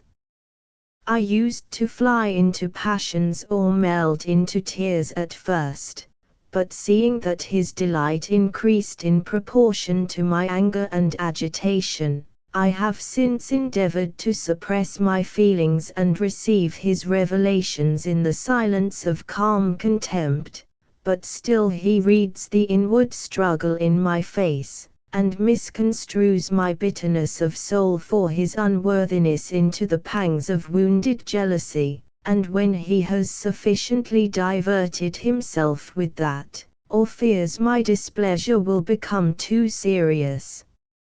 For his comfort, he tries to kiss and soothe me into smiles again. Never were his caresses so little welcome as then. This is double selfishness, displayed to me and to the victims of his former love. There are times when, with a momentary pang, a flash of wild dismay, I ask myself, Helen, what have you done? But I rebuke the inward questioner, and repel the obtrusive thoughts that crowd upon me, for were he 10 times as sensual and impenetrable to good and lofty thoughts, I well know I have no right to complain. And I don't and won't complain. I do and will love him still, and I do not and will not regret that I have linked my fate with his. April 4th. We have had a downright quarrel. The particulars are as follows. Arthur had told me, at different intervals, the whole story of his intrigue with Lady F, which I would not believe before. It was some consolation, however, to find that in this instance the lady had been more to blame than he, for he was very young at the time, and she had decidedly made the first advances, if what he said was true. I hated her for it seemed as if she had chiefly contributed to his corruption, and when he was beginning to talk about her the other day, I begged he would not mention her, for I detested the very sound of her name. Not because you loved her, Arthur, mind, but because she injured you and deceived her husband, and was altogether a very abominable woman, whom you ought to be ashamed to mention. But he defended her by saying that she had a doting old husband, whom it was impossible to love. Then why did she marry him, said I, for his money, was the reply. Then that was another crime, and her solemn promise to love and honor him was another, that only increased the enormity of the last. You are too severe upon the poor lady, laughed he. But never mind, Helen, I don't care for her now, and I never loved any of them half as much as I do you, so you needn't fear to be forsaken like them. If you had told me these things before, Arthur, I never should have given you the chance. Wouldn't you, my darling? Most certainly not. He laughed incredulously. I wish I could convince you of it now, cried I, starting up from beside him, and for the first time in my life, and I hope the last, I wished I had not married him. Helen, said he, more gravely, do you know that if I believed you now I should be very angry, but thank heaven I don't. Though you stand there with your white face and flashing eyes, looking at me like a very tigress, I know the heart within you perhaps a trifle better than you know it yourself. Without another word I left the room and locked myself up in my own chamber. In about half an hour he came to the door, and first he tried the handle, then he knocked. Won't you let me in, Helen, said he. No, you have displeased me, I replied, and I don't want to see your face or hear your voice again till the morning. He paused a moment as if dumbfounded or uncertain how to answer such a speech, and then turned and walked away. This was only an hour after dinner. I knew he would find it very dull to sit alone all the evening, and this considerably softened my resentment, though it did not make me relent. I was determined to show him that my heart was not his slave, and I could live without him if I chose, and I sat down and wrote a long letter to my aunt, of course telling her nothing of all this. Soon after 10 o'clock I heard him come up again, but he passed my door and went straight to his own dressing room, where he shut himself in for the night. I was rather anxious to see how he would meet me in the morning, and not a little disappointed to behold him enter the breakfast room with a careless smile. "Are you cross still, Helen?" said he, approaching as if to salute me. I coldly turned to the table, and began to pour out the coffee, observing that he was rather late. He uttered a low whistle and sauntered away to the window, where he stood for some minutes looking out upon the pleasing prospect of sullen grey clouds, streaming rain, soaking lawn, and dripping leafless trees, and muttering execrations on the weather, and then sat down to breakfast. While taking his coffee he muttered it was d cold. "You should not have left it so long," said I. He made no answer, and the meal was concluded in silence. It was a relief to both when the letter bag was brought in. It contained upon examination a newspaper and 1 or 2 letters for him, and a couple of letters for me, which he tossed across the table without a remark. One was from my brother, the other from Millicent Hargrave, who is now in London with her mother.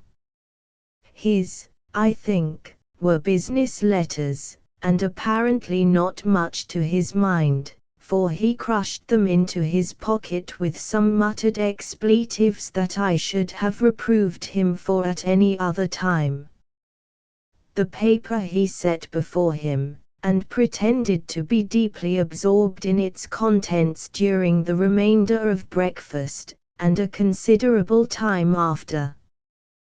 The reading and answering of my letters, and the direction of household concerns, afforded me ample employment for the morning. After lunch I got my drawing, and from dinner till bedtime I read.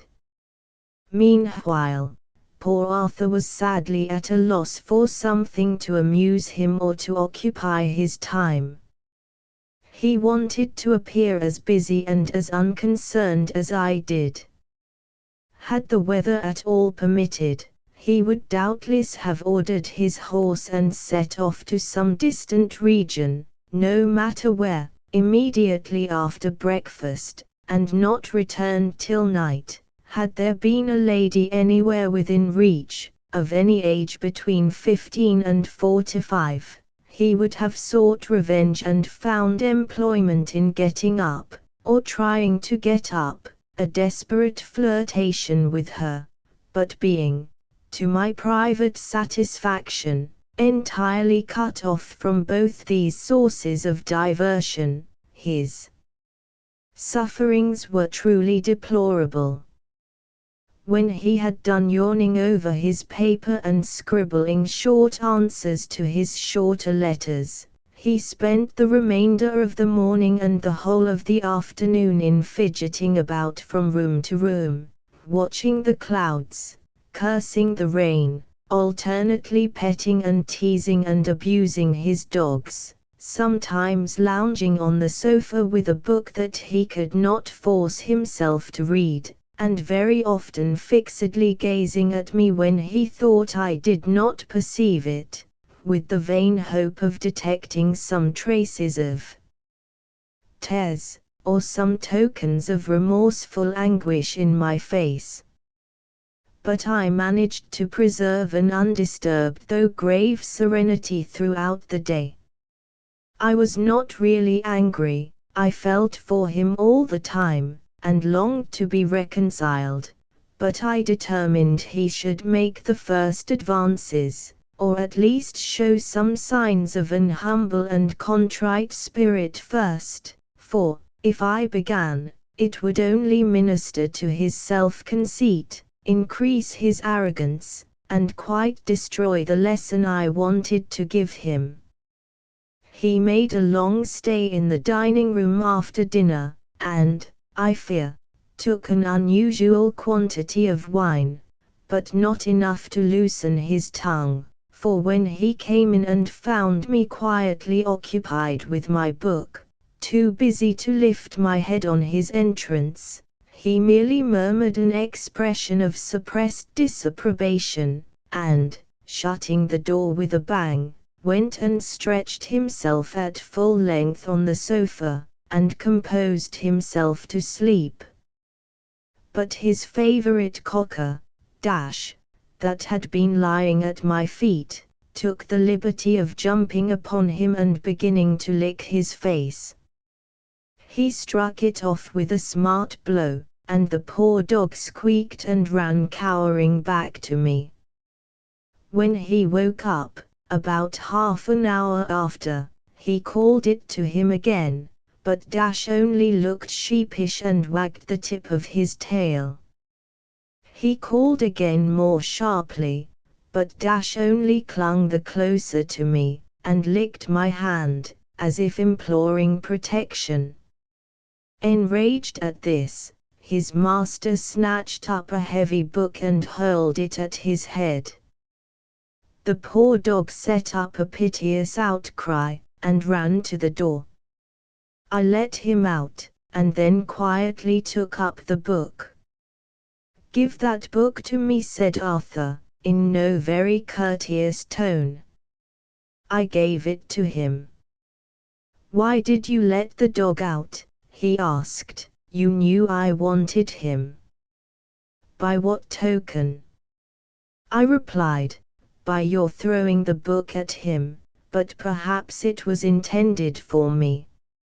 "No, but I see you've got a taste of it," said he, looking at my hand, that had also been struck, and was rather severely grazed.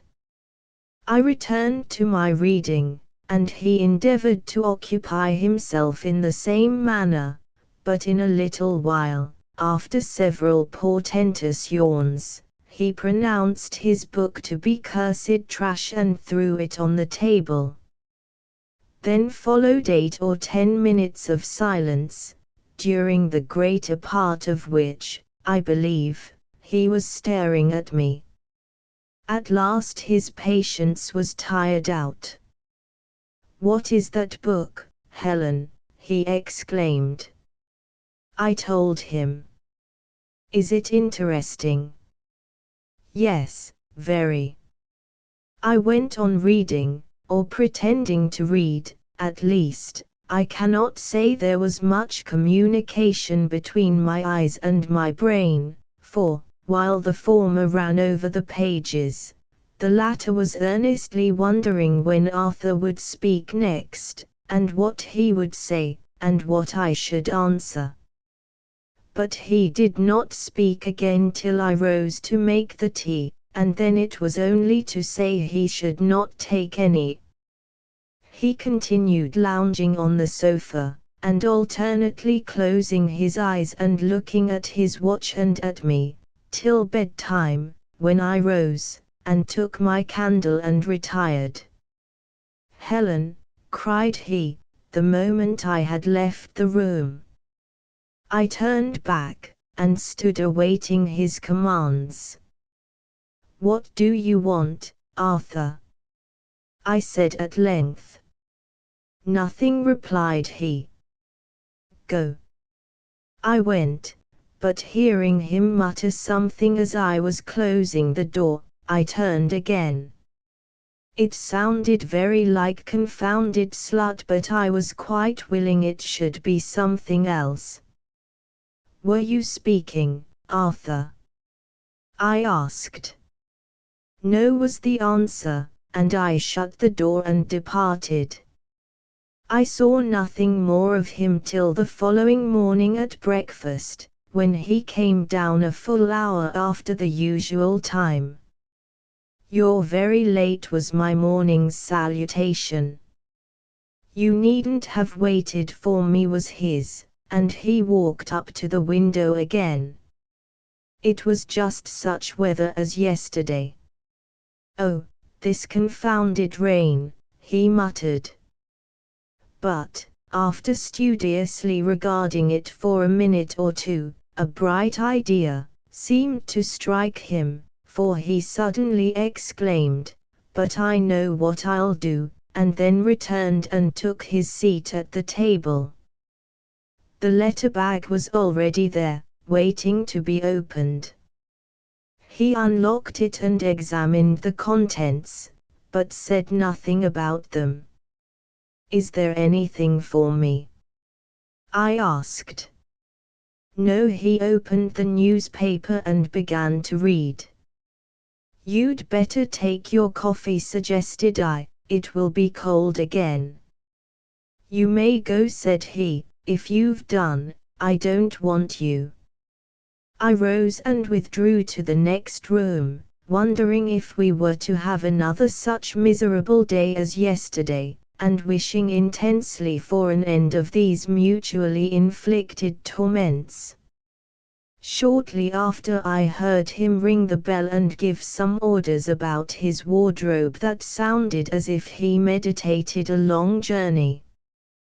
He then sent for the coachman, and I heard something about the carriage and the horses, and London, and 7 o'clock tomorrow morning, that startled and disturbed me not a little. I must not let him go to London, whatever comes of it, said I to myself. He will run into all kinds of mischief, and I shall be the cause of it. But the question is, how am I to alter his purpose? Well, I will wait a while, and see if he mentions it. I waited most anxiously, from hour to hour, but not a word was spoken, on that or any other subject, to me. He whistled and talked to his dogs, and wandered from room to room, much the same as on the previous day. At last I began to think I must introduce the subject myself, and was pondering how to bring it about, when John unwittingly came to my relief with the following message from the coachman: "Please, sir, Richard says one of the horses has got a very bad cold, and he thinks, sir, if you could make it convenient to go the day after tomorrow, instead of tomorrow, he could physic it today, so as—" "Confound his impudence," interjected the master. "Please, sir, he says it would be a deal better if you could," persisted John, "for he hopes there'll be a change in the weather shortly, and he says it's not likely, when a horse is so bad with a cold, and physicked and all." "Devil take the horse," cried the gentleman. "Well, tell him I'll think about it," he added, after a moment's reflection. He cast a searching glance at me, as the servant withdrew, expecting to see some token of deep astonishment and alarm, but, being previously prepared, I preserved an aspect of stoical indifference. His countenance fell as he met my steady gaze, and he turned away in very obvious disappointment, and walked up to the fireplace, where he stood in an attitude of undisguised dejection, leaning against the chimney-piece with his forehead sunk upon his arm. "Where do you want to go, Arthur?" said I. "To London," replied he, gravely. "What for?" I asked. "Because I cannot be happy here." "Why not?" "Because my wife doesn't love me." "She would love you with all her heart, if you deserved it." "What must I do to deserve it?" This seemed humble and earnest enough, and I was so much affected, between sorrow and joy, that I was obliged to pause a few seconds before I could steady my voice to reply. If she gives you her heart, said I, you must take it, thankfully, and use it well, and not pull it in pieces, and laugh in her face, because she cannot snatch it away. He now turned round, and stood facing me, with his back to the fire. Come, then, Helen, are you going to be a good girl? Said he. This sounded rather too arrogant, and the smile that accompanied it did not please me. I therefore hesitated to reply. Perhaps my former answer had implied too much. He had heard my voice falter, and might have seen me brush away a tear. Are you going to forgive me, Helen? He resumed, more humbly. Are you penitent? I replied, stepping up to him and smiling in his face. Heartbroken, he answered, with a rueful countenance, yet with a merry smile just lurking within his eyes and about the corners of his mouth. But this could not repulse me, and I flew into his arms. He fervently embraced me, and though I shed a torrent of tears, I think I never was happier in my life than at that moment. Then you won't go to London, Arthur? I said, when the first transport of tears and kisses had subsided. No, love, unless you will go with me. I will, gladly, I answered, if you think the change will amuse you, and if you will put off the journey till next week. He readily consented, but said there was no need of much preparation, as he should not be for staying long, for he did not wish me to be Londonized, and to lose my country freshness and originality by too much intercourse with the ladies of the world. I thought this folly, but I did not wish to contradict him now. I merely said that I was of very domestic habits, as he well knew, and had no particular wish to mingle with the world. So we are to go to London on Monday, the day after tomorrow. It is now 4 days since the termination of our quarrel, and I am sure it has done us both good. It has made me like Arthur a great deal better, and made him behave a great deal better to me. He has never once attempted to annoy me since, by the most distant allusion to Lady F, or any of those disagreeable reminiscences of his former life. I wish I could blot them from my memory, or else get him to regard such matters in the same light as I do. Well, it is something, however, to have made him see that they are not fit subjects for a conjugal jest. He may see further some time. I will put no limits to my hopes, and, in spite of my aunt's forebodings and my own unspoken fears, I trust we shall be happy yet. Chapter XXV. On the 8th of April we went to London. On the 8th of May I returned, in obedience to Arthur's wish, very much against my own, because I left him behind. If he had come with me, I should have been very glad to get home again, for he led me such a round of restless dissipation while there, that, in that short space of time, I was quite tired out.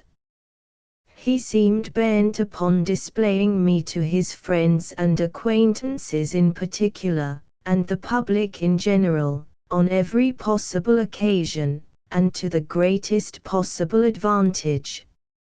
It was something to feel that he considered me a worthy object of pride, but I paid dear for the gratification, for, in the first place, to please him I had to violate my cherished predilections, my almost rooted principles in favor of a plain, dark, sober style of dress. I must sparkle in costly jewels and deck myself out like a painted butterfly, just as I had, long since, determined I would never do, and this was no trifling sacrifice. In the second place, I was continually straining to satisfy his sanguine expectations and do honor to his choice by my general conduct and deportment, and fearing to disappoint him by some awkward misdemeanor, or some trait of inexperienced ignorance about the customs of society,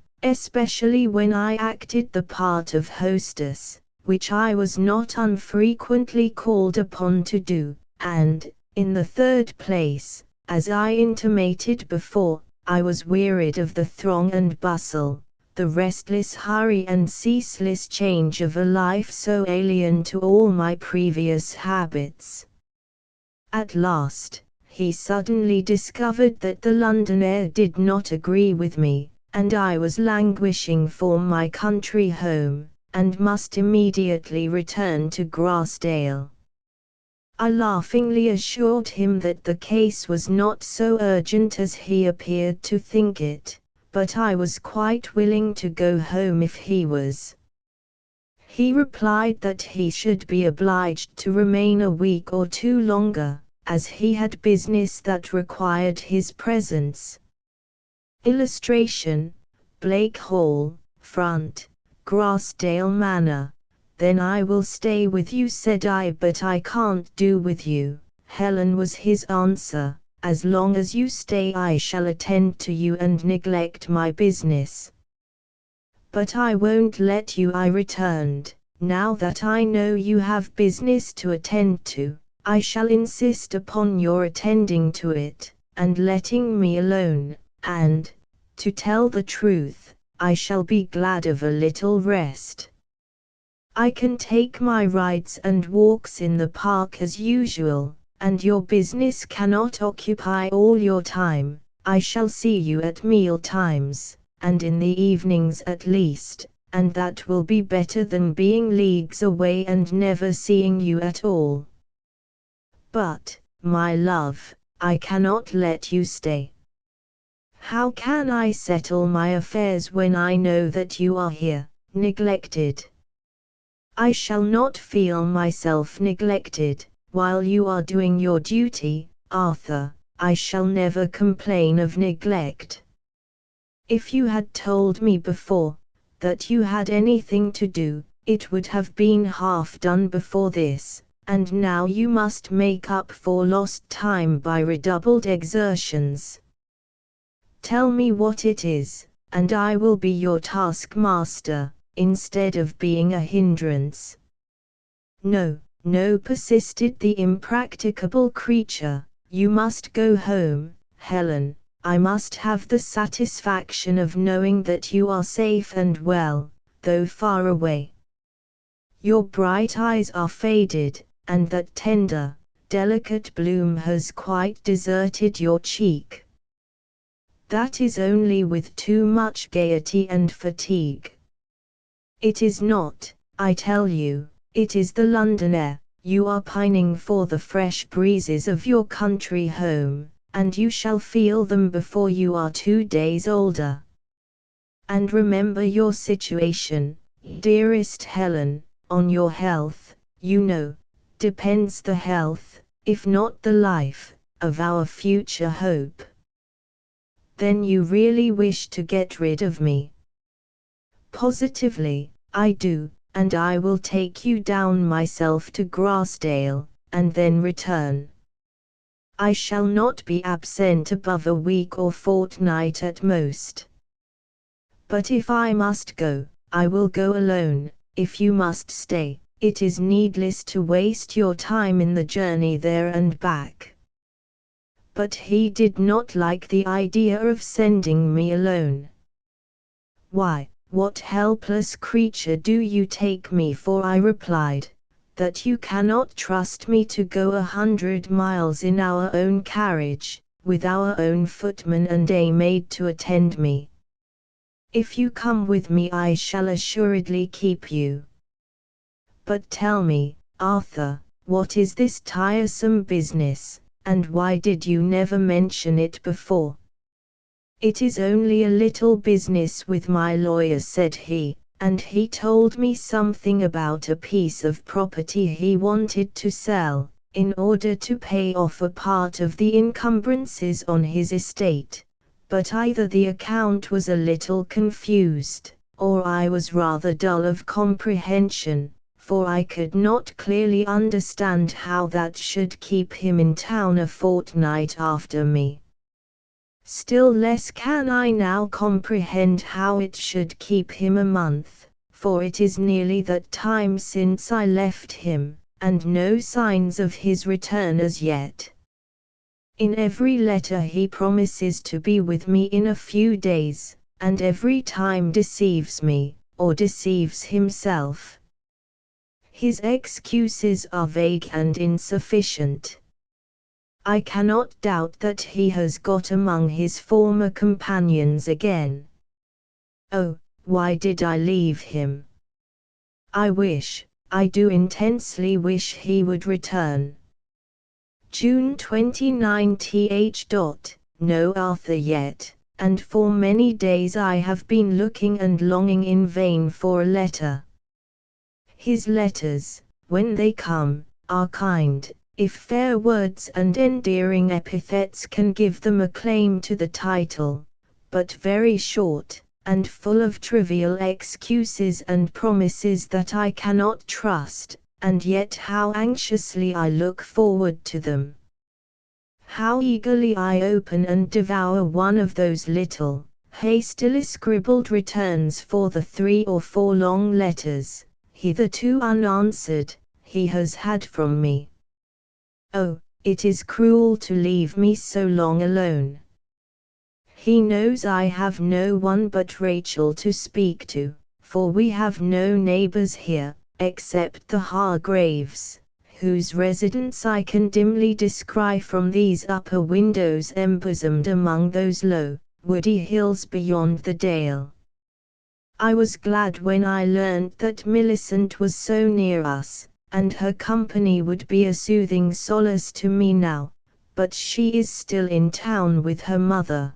There is no one at the Grove but little Esther and her French governess, for Walter is always away.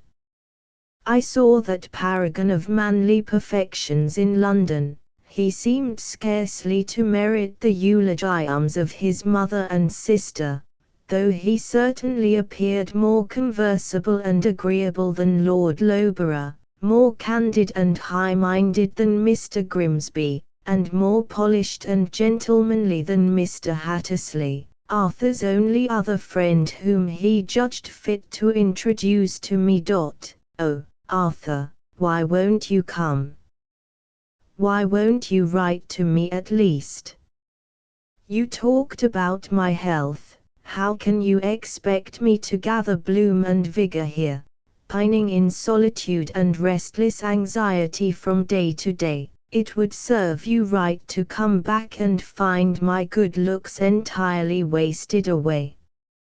I would beg my uncle and aunt, or my brother, to come and see me, but I do not like to complain of my loneliness to them, and indeed loneliness is the least of my sufferings. But what is he doing? What is it that keeps him away? It is this ever-recurring question, and the horrible suggestions it raises, that distract me. July 3 wrote. My last bitter letter has wrung from him an answer at last, and a rather longer one than usual, but still I don't know what to make of it. He playfully abuses me for the gall and vinegar of my latest effusion, tells me I can have no conception of the multitudinous engagements that keep him away, but avers that, in spite of them all, he will assuredly be with me before the close of next week, though it is impossible for a man so circumstanced as he is to fix the precise day of his return. Meantime he exhorts me to the exercise of patience, that first of women's virtues, and desires me to remember the saying, absence makes the heart grow fonder, and comfort myself with the assurance that the longer he stays away the better he shall love me when he returns, and till he does return, he begs I will continue to write to him constantly, for, though he is sometimes too idle and often too busy to answer my letters as they come, he likes to receive them daily. And if I fulfill my threat of punishing his seeming neglect by ceasing to write, he shall be so angry that he will do his utmost to forget me. He adds this piece of intelligence respecting poor Millicent Hargrave: your little friend Millicent is likely, before long, to follow your example, and take upon her the yoke of matrimony in conjunction with a friend of mine. Hattersley, you know, has not yet fulfilled his direful threat of throwing his precious person away on the first old maid that chose to evince a tenderness for him, but he still preserves a resolute determination to see himself a married man before the year is out. Only, said he to me, I must have somebody that will let me have my own way in everything, not like your wife, Huntingdon. She is a charming creature, but she looks as if she had a will of her own, and could play the vixen upon occasion. I thought you're right there, man, but I didn't say so. I must have some good, quiet soul that will let me just do what I like and go where I like, keep at home or stay away, without a word of reproach or complaint, for I can't do with being bothered. Well, said I know somebody that will suit you to a T, if you don't care for money, and that's Hargrave's sister, Millicent. He desired to be introduced to her forthwith, for he said he had plenty of the needful himself, or should have when his old governor chose to quit the stage. So you see, Helen, I have managed pretty well, both for your friend and mine. Poor Millicent! But I cannot imagine she will ever be led to accept such a suitor, one so repugnant to all her ideas of a man to be honored and loved. 5th. Alas! I was mistaken. I have got a long letter from her this morning, telling me she is already engaged, and expects to be married before the close of the month. I hardly know what to say about it, she writes, or what to think. To tell you the truth, Helen, I don't like the thoughts of it at all. If I am to be Mr. Hattersley's wife, I must try to love him, and I do try with all my might, but I have made very little progress yet, and the worst symptom of the case is, that the further he is from me the better I like him. He frightens me with his abrupt manners and strange hectoring ways, and I dread the thoughts of marrying him. Then why have you accepted him, you will ask, and I didn't know I had accepted him, but Mamma tells me I have, and he seems to think so too. I certainly didn't mean to do so, but I did not like to give him a flat refusal, for fear Mamma should be grieved and angry, for I knew she wished me to marry him, and I wanted to talk to her first about it, so I gave him what I thought was an evasive, half-negative answer, but she says it was as good as an acceptance, and he would think me very capricious if I were to attempt to draw back, and indeed I was so confused and frightened at the moment, I can hardly tell what I said. And next time I saw him, he accosted me in all confidence as his affianced bride, and immediately began to settle matters with Mamma. I had not courage to contradict them then, and how can I do it now? I cannot, they would think me mad. Besides, Mamma is so delighted with the idea of the match, she thinks she has managed so well for me, and I cannot bear to disappoint her. I do object sometimes, and tell her what I feel, but you don't know how she talks. Mr. Hattersley, you know, is the son of a rich banker, and as Esther and I have no fortunes, and Walter very little, our dear Mamma is very anxious to see us all well married, that is, united to rich partners. It is not my idea of being well married, but she means it all for the best. She says when I am safe off her hands it will be such a relief to her mind, and she assures me it will be a good thing for the family as well as for me. Even Walter is pleased at the prospect, and when I confessed my reluctance to him, he said it was all childish nonsense. Do you think it nonsense, Helen? I should not care if I could see any prospect of being able to love and admire him, but I can't. There is nothing about him to hang one's esteem and affection upon. He is so diametrically opposite to what I imagined my husband should be. Do write to me, and say all you can to encourage me. Don't attempt to dissuade me, for my fate is fixed.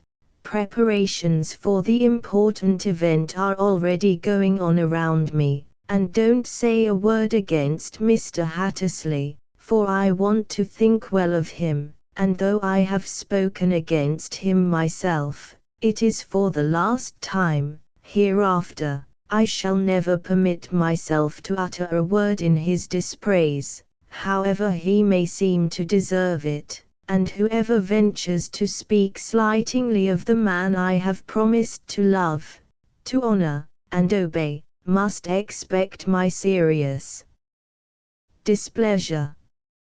After all, I think he is quite as good as Mr. Huntingdon, if not better, and yet you love him, and seem to be happy and contented, and perhaps I may manage as well. You must tell me, if you can, that Mr. Hattersley is better than he seems, that he is upright, honorable, and open-hearted, in fact, a perfect diamond in the rough. He may be all this, but I don't know him. I know only the exterior, and what, I trust, is the worst part of him. She concludes with goodbye, dear Helen. I am waiting anxiously for your advice, but mind you let it be all on the right side. Alas! Poor Millicent, what encouragement can I give you? Or what advice, except that it is better to make a bold stand now, though at the expense of disappointing and angering both mother and brother and lover, than to devote your whole life, hereafter, to misery and vain regret. Saturday, 13th. The week is over, and he is not come. All the sweet summer is passing away without one breath of pleasure to me or benefit to him. And I had all along been looking forward to this season with the fond, delusive hope that we should enjoy it so sweetly together, and that, with God's help and my exertions, it would be the means of elevating his mind, and refining his taste to a due appreciation of the salutary and pure delights of nature, and peace, and holy love. But now, at evening, when I see the round red sun sink quietly down behind those woody hills, leaving them sleeping in a warm, red, golden haze, I only think another lovely day is lost to him and me, and at morning, when roused by the flutter and chirp of the sparrows, and the gleeful twitter of the swallows, all intent upon feeding their young, and full of life and joy in their own little frames, I open the window to inhale the balmy, soul-reviving air, and look out upon the lovely landscape.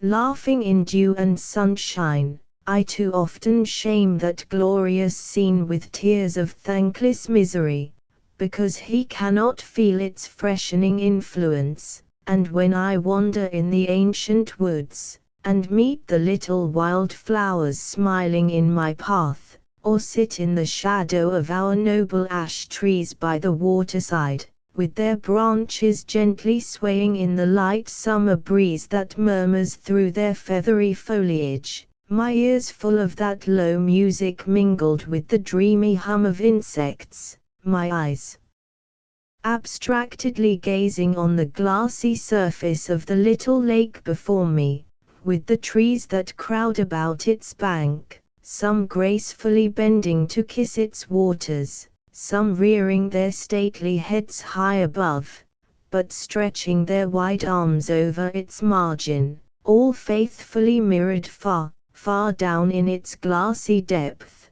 though sometimes the images are partially broken by the sport of aquatic insects, and sometimes, for a moment, the whole is shivered into trembling fragments by a transient breeze that sweeps the surface too roughly. Still I have no pleasure, for the greater the happiness that nature sets before me, the more I lament that he is not here to taste it, the greater the bliss we might enjoy together, the more I feel our present wretchedness apart. Yes, ours. He must be wretched, though he may not know it, and the more my senses are pleased, the more my heart is oppressed, for he keeps it with him confined amid the dust and smoke of London, perhaps shut up within the walls of his own abominable club.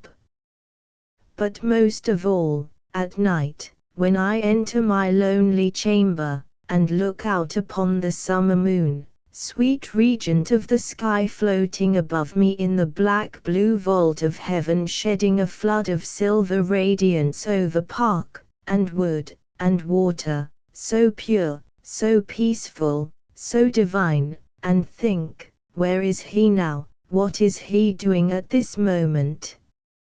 Wholly unconscious of this heavenly scene, perhaps reveling with his boon companions, perhaps, God help me, it is too much. 23 Road.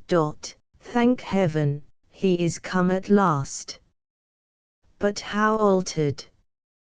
Flushed and feverish, listless and languid, his beauty strangely diminished, his vigor and vivacity quite departed. I have not upbraided him by word or look, I have not even asked him what he has been doing. I have not the heart to do it, for I think he is ashamed of himself. He must be so indeed, and such inquiries could not fail to be painful to both. My forbearance pleases him, touches him even, I am inclined to think. He says he is glad to be home again, and God knows how glad I am to get him back, even as he is. He lies on the sofa, nearly all day long, and I play and sing to him for hours together. I write his letters for him, and get him everything he wants, and sometimes I read to him, and sometimes I talk, and sometimes only sit by him and soothe him with silent caresses. I know he does not deserve it, and I fear I am spoiling him, but this once, I will forgive him, freely and entirely. I will shame him into virtue if I can, and I will never let him leave me again. He is pleased with my attentions, it may be, grateful for them.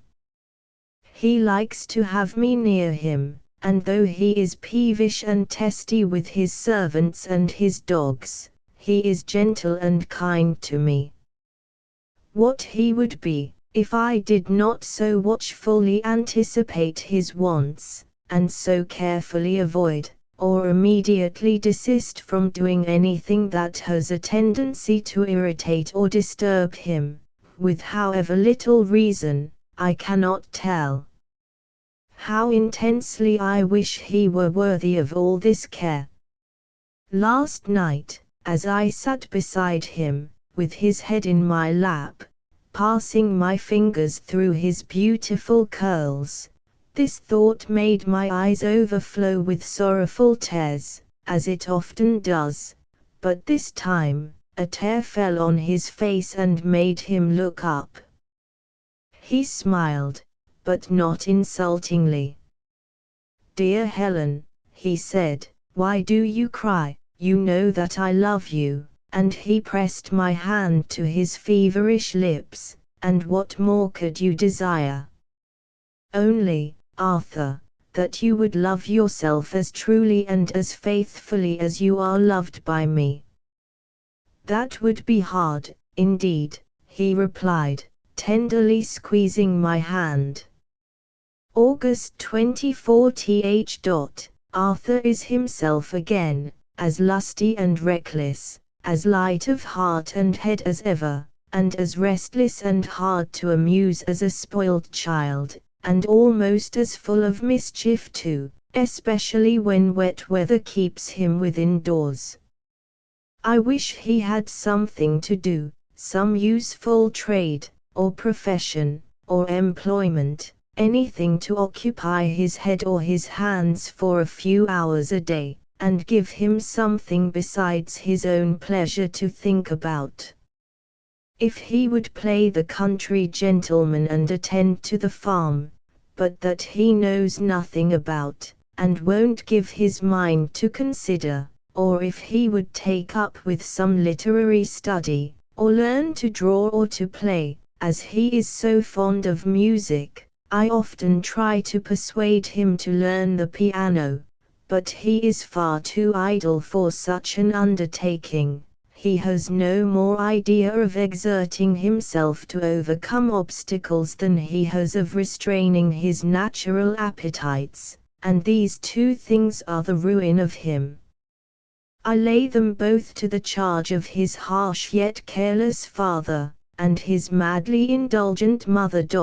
If ever I am a mother, I will zealously strive against this crime of overindulgence. I can hardly give it a milder name when I think of the evils it brings. Happily, it will soon be the shooting season, and then, if the weather permit, he will find occupation enough in the pursuit and destruction of the partridges and pheasants. We have no grouse, or he might have been similarly occupied at this moment, instead of lying under the acacia tree pulling poor seers. But he says it is dull work shooting alone. He must have a friend or two to help him. "Let them be tolerably decent then, Arthur," said I.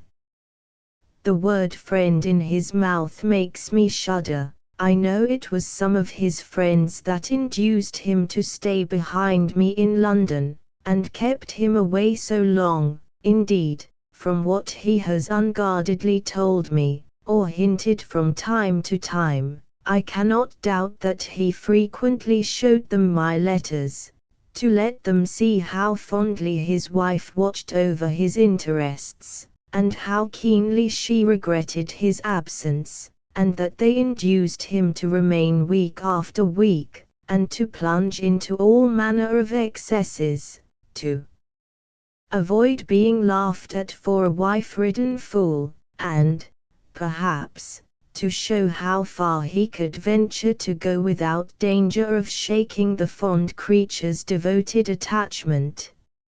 It is a hateful idea, but I cannot believe it is a false one. "Well," replied he, "I thought of Lord Loughborough for one, but there is no possibility of getting him without his better half, our mutual friend, Annabella, so we must ask them both. You're not afraid of her, are you, Helen? He asked, with a mischievous twinkle in his eyes. Of course not, I answered. Why should I? And who besides? Hargrave for one. He will be glad to come, though his own place is so near, for he has little enough land of his own to shoot over, and we can extend our depredations into it, if we like, and he is thoroughly respectable, you know, Helen, quite a ladies' man, and I think, Grimsby for another, he's a decent, quiet fellow enough. You'll not object to Grimsby? I hate him, but, however, if you wish it, I'll try to endure his presence for a while. All a prejudice, Helen, a mere woman's antipathy. No, I have solid grounds for my dislike. And is that all? Why, yes, I think so. Hattersley will be too busy billing and cooing, with his bride, to have much time to spare for guns and dogs at present, he replied. And that reminds me, that I have had several letters from Millicent since her marriage, and that she either is, or pretends to be, quite reconciled to her lot.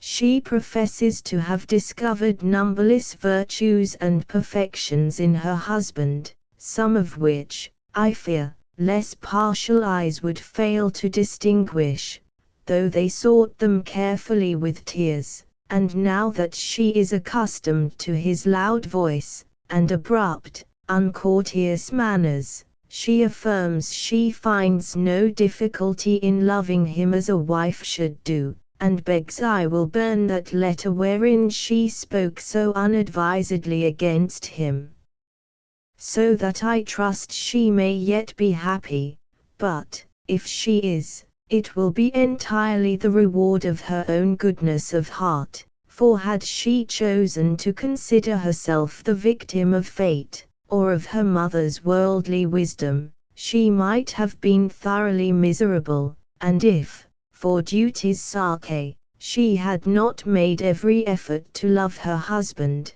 she would, doubtless, have hated him to the end of her days. Chapter XXVI September 23 Road. Our guests arrived about 3 weeks ago. Lord and Lady Loughborough have now been married above 8 months, and I will do the lady the credit to say that her husband is quite an altered man. His looks, his spirits, and his temper are all perceptibly changed for the better since I last saw him.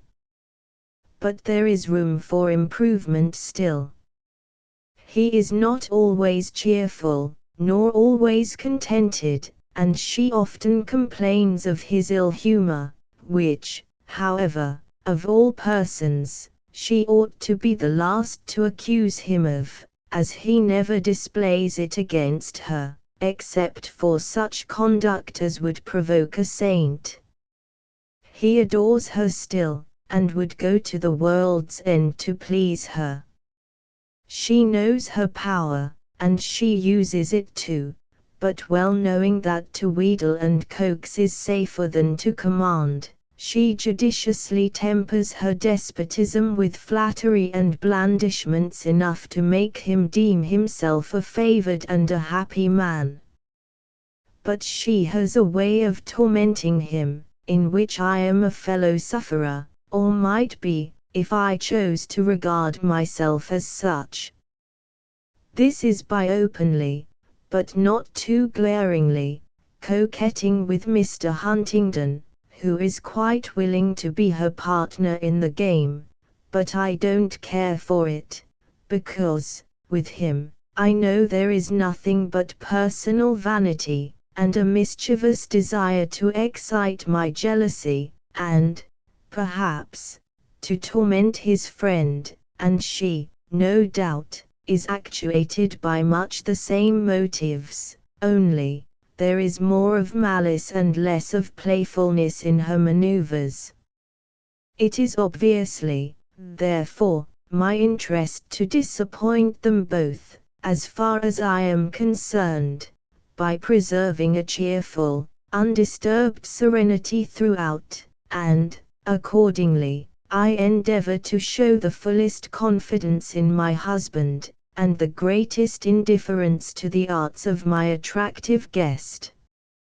I have never reproached the former but once, and that was for laughing at Lord Loughborough's depressed and anxious countenance one evening, when they had both been particularly provoking, and then, indeed, I said a good deal on the subject, and rebuked him sternly enough, but he only laughed, and said, "You can feel for him, Helen, can't you?"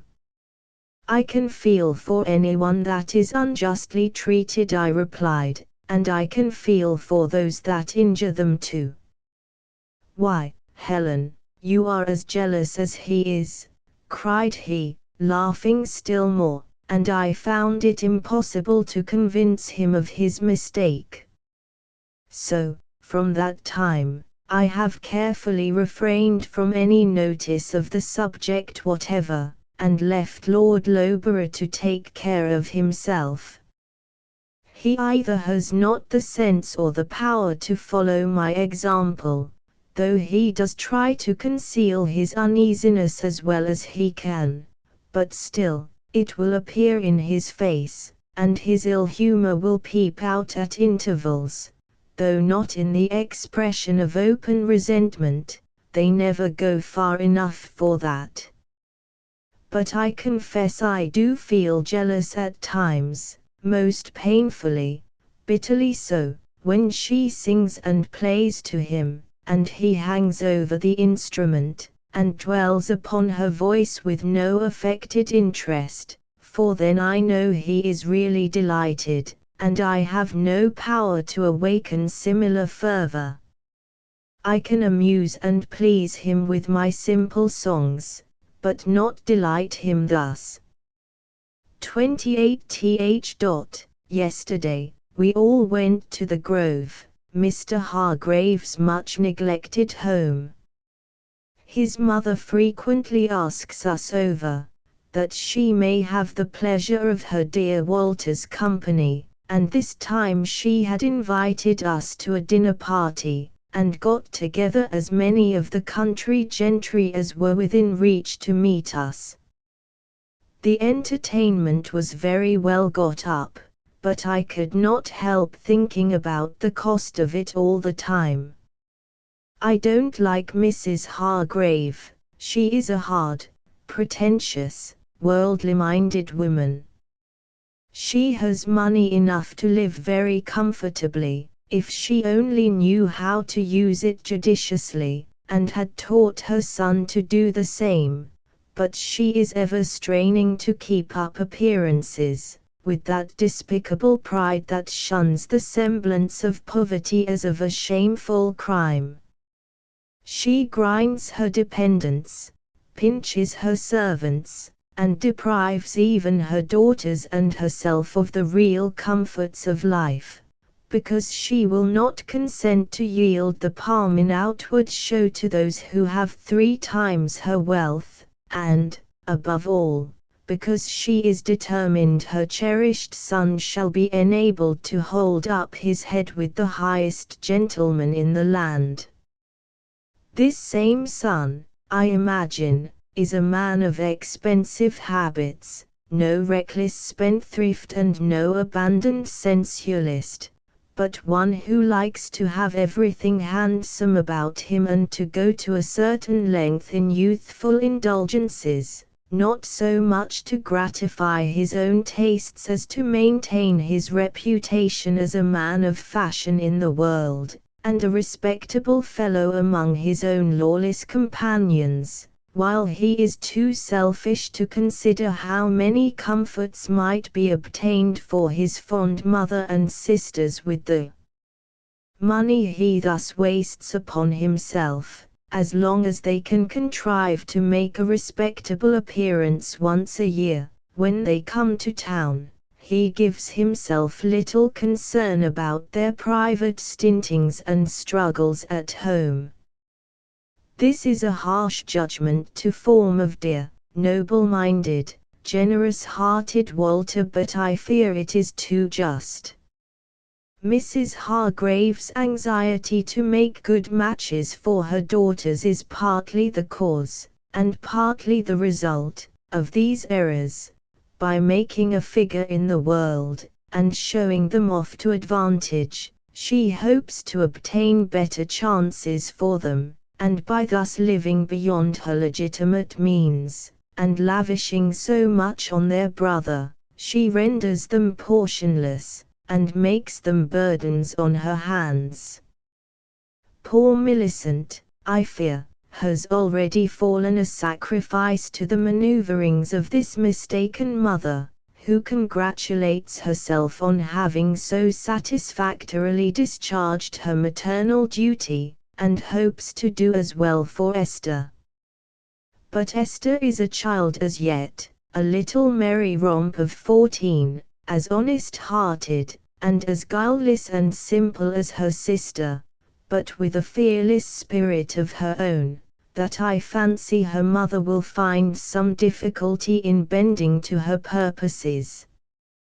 Chapter XXVIII October 9th. It was on the night of the 4th, a little after tea, that Annabella had been singing and playing, with Arthur as usual at her side. She had ended her song, but still she sat at the instrument, and he stood leaning on the back of her chair, conversing in scarcely audible tones, with his face in very close proximity with hers.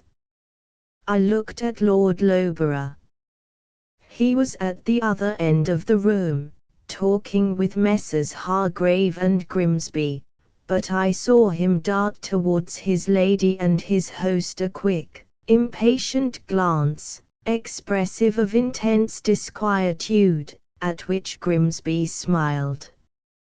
Determined to interrupt the tête-à-tête, I rose, and, selecting a piece of music from the music stand, stepped up to the piano, intending to ask the lady to play it, but I stood transfixed and speechless on seeing her seated there, listening, with what seemed an exultant smile on her flushed face to his soft murmurings, with her hand quietly surrendered to his clasp. The blood rushed first to my heart, and then to my head, for there was more than this. Almost at the moment of my approach, he cast a hurried glance over his shoulder towards the other occupants of the room, and then ardently pressed the unresisting hand to his lips. On raising his eyes, he beheld me, and dropped them again, confounded and dismayed. She saw me too, and confronted me with a look of hard defiance. I laid the music on the piano, and retired. I felt ill, but I did not leave the room. Happily, it was getting late, and could not be long before the company dispersed. I went to the fire, and leant my head against the chimney-piece. In a minute or two, someone asked me if I felt unwell. I did not answer. Indeed, at the time, I knew not what was said, but I mechanically looked up, and saw Mr. Hargrave standing beside me on the rug. "Shall I get you a glass of wine?" said he. "No, thank you," I replied, and, turning from him, I looked round. Lady Loughborough was beside her husband, bending over him as he sat, with her hand on his shoulder, softly talking and smiling in his face, and Arthur was at the table, turning over a book of engravings. I seated myself in the nearest chair, and Mr. Hargrave, finding his services were not desired, judiciously withdrew. Shortly after, the company broke up, and, as the guests were retiring to their rooms, Arthur approached me, smiling with the utmost assurance. "Are you very angry, Helen?" murmured he. "This is no jest, Arthur," said I, seriously, but as calmly as I could, "unless you think it a jest to lose my affection forever." "What, so bitter?" he exclaimed, laughingly, clasping my hand between both his, but I snatched it away, in indignation, almost in disgust, for he was obviously affected with wine. "Then I must go down on my knees," said he, and kneeling before me, with clasped hands, uplifted in mock humiliation, he continued imploringly, "Forgive me, Helen, dear Helen, forgive me, and I'll never do it again," and, burying his face in his handkerchief, he affected to sob aloud. Leaving him thus employed, I took my candle, and, slipping quietly from the room, hastened upstairs as fast as I could. But he soon discovered that I had left him, and, rushing up after me, caught me in his arms, just as I had entered the chamber, and was about to shut the door in his face. "No, no, by heaven, you shan't escape me so," he cried.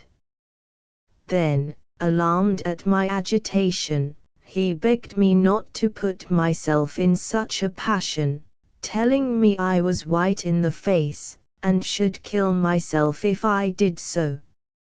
"Let me go," then I murmured, and immediately he released me, and it was well he did, for I was really in a passion. I sank into the easy-chair and endeavored to compose myself, for I wanted to speak to him calmly. He stood beside me, but did not venture to touch me or to speak for a few seconds. Then, approaching a little nearer, he dropped on one knee, not in mock humility, but to bring himself nearer my level, and leaning his hand on the arm of the chair, he began in a low voice, "It is all nonsense, Helen, a jest, a mere nothing, not worth a thought. Will you never learn," he continued more boldly, "that you have nothing to fear from me, that I love you wholly and entirely, or," if he added with a lurking smile, "I ever give a thought to another, you may well spare it, for those fancies are here and gone like a flash of lightning, while my love for you burns on steadily, and forever, like the sun. You little exorbitant tyrant, will not that? Be quiet a moment, will you, Arthur?" said I, "and listen to me, and don't think I'm in a jealous fury, I am perfectly calm. Feel my hand." And I gravely extended it towards him, but closed it upon his with an energy that seemed to disprove the assertion, and made him smile. "You needn't smile, sir," said I, still tightening my grasp, and looking steadfastly on him till he almost quailed before me. "You may think it all very fine, Mr. Huntingdon, to amuse yourself with rousing my jealousy, but take care you don't rouse my hate instead. And when you have once extinguished my love, you will find it no easy matter to kindle it again. Well, Helen, I won't repeat the offense. But I meant nothing by it, I assure you. I had taken too much wine, and I was scarcely myself at the time. You often take too much, and that is another practice I detest. He looked up astonished at my warmth.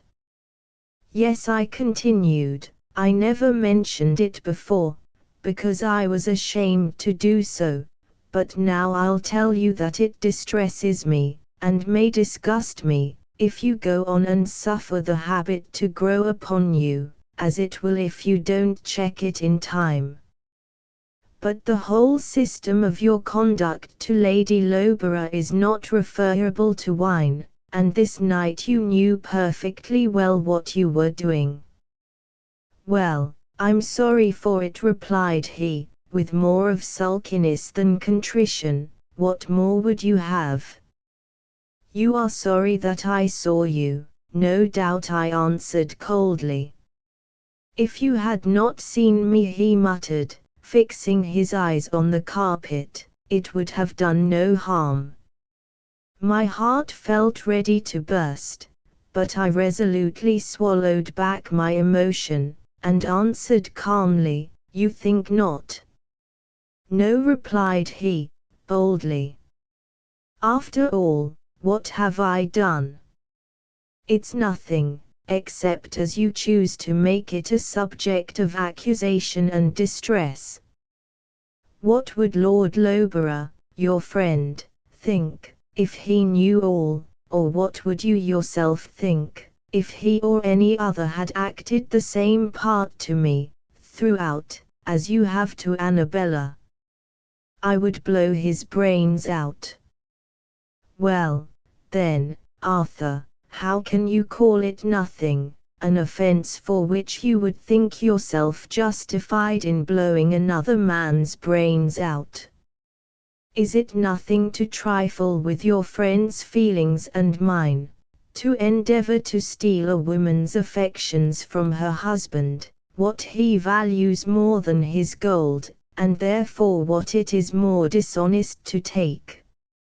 Are the marriage vows a jest, and is it nothing to make it your sport to break them, and to tempt another to do the same? Can I love a man that does such things, and coolly maintains it is nothing? You are breaking your marriage vows yourself, said he, indignantly rising and pacing to and fro.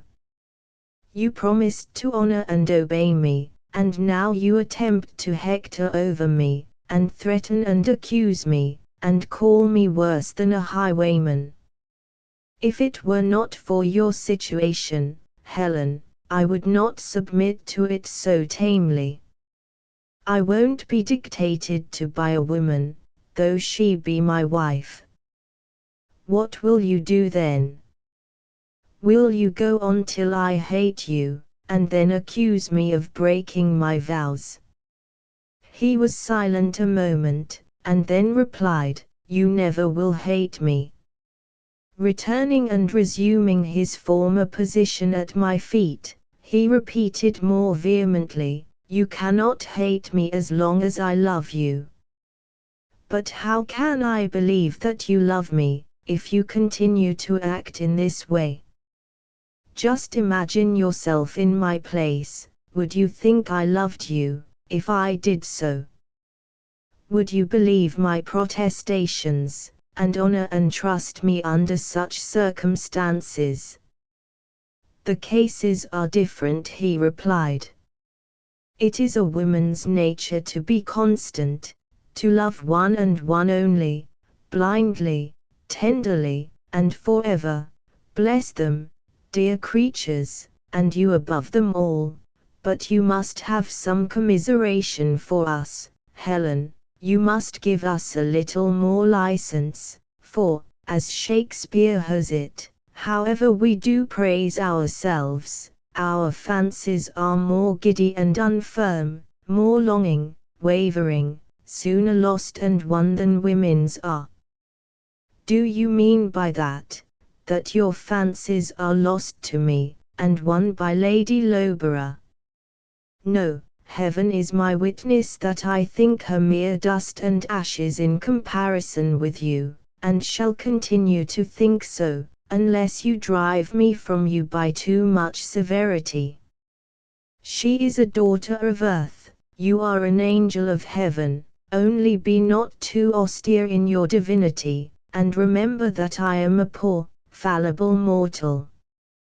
Come now, Helen, won't you forgive me, he said, gently taking my hand, and looking up with an innocent smile. If I do, you will repeat the offense. I swear by, don't swear, I'll believe your word as well as your oath. I wish I could have confidence in either. Try me, then, Helen, only trust and pardon me this once, and you shall see. Come, I am in hell's torments till you speak the word. I did not speak it, but I put my hand on his shoulder and kissed his forehead, and then burst into tears. He embraced me tenderly, and we have been good friends ever since. He has been decently temperate at table, and well conducted towards Lady Loughborough.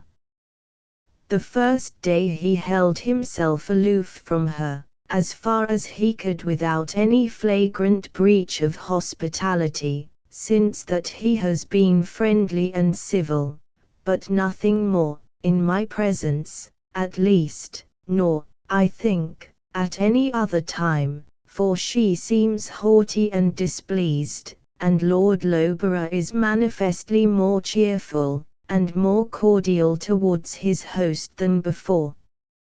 But I shall be glad when they are gone, for I have so little love for Annabella that it is quite a task to be civil to her, and as she is the only woman here besides myself, we are necessarily thrown so much together.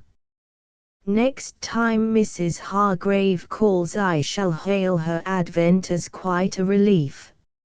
I have a good mind to ask Arthur's leave to invite the old lady to stay with us till our guests depart. I think I will. She will take it as a kind attention, and, though I have little relish for her society, she will be truly welcome as a third to stand between Lady Loughborough and me. The first time the latter and I were alone together, after that unhappy evening, was an hour or two after breakfast on the following day, when the gentlemen were gone out, after the usual time spent in the writing of letters, the reading of newspapers, and desultory conversation. We sat silent for 2 or 3 minutes. She was busy with her work, and I was running over the columns of a paper from which I had extracted all the pith some 20 minutes before.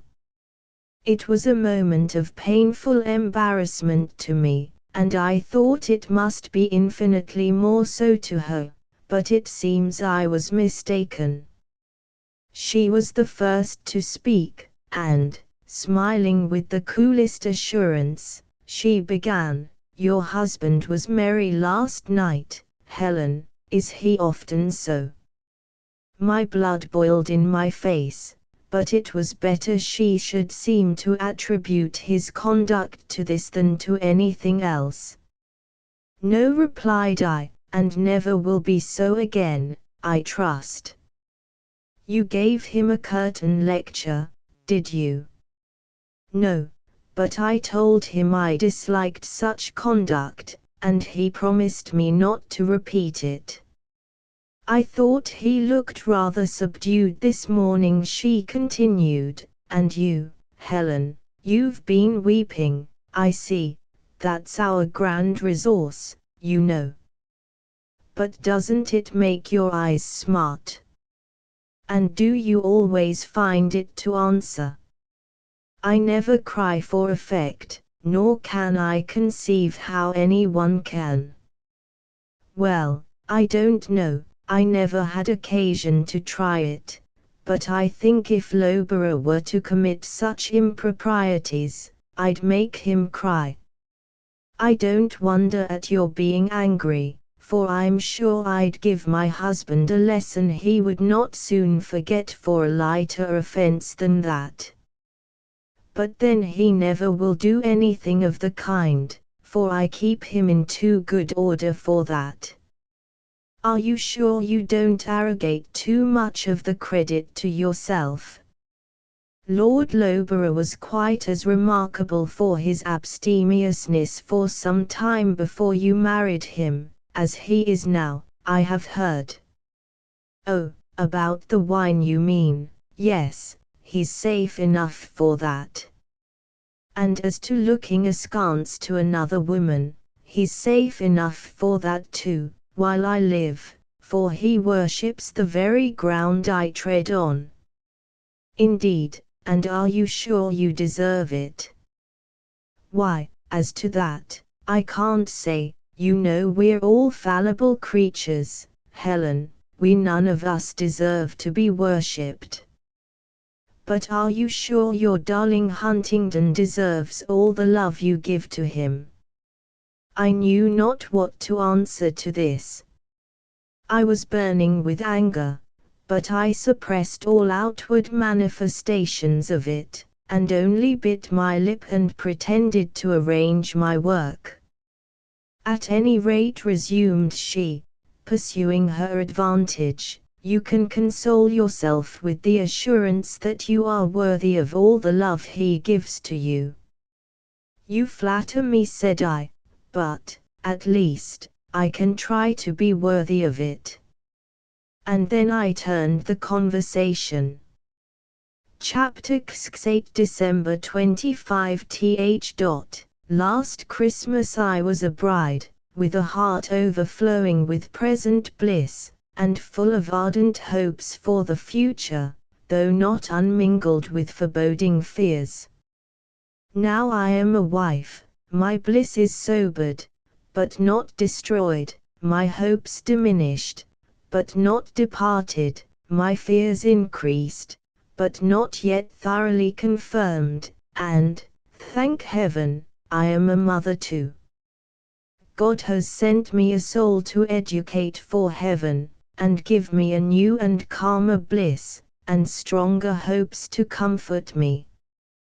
The 25th of December, 1823. Another year is gone. My little Arthur lives and thrives. He is healthy, but not robust, full of gentle playfulness and vivacity, already affectionate, and susceptible of passions and emotions it will be long ere he can find words to express. He has won his father's heart at last, and now my constant terror is, lest he should be ruined by that father's thoughtless indulgence. But I must beware of my own weakness too, for I never knew till now how strong are a parent's temptations to spoil an only child.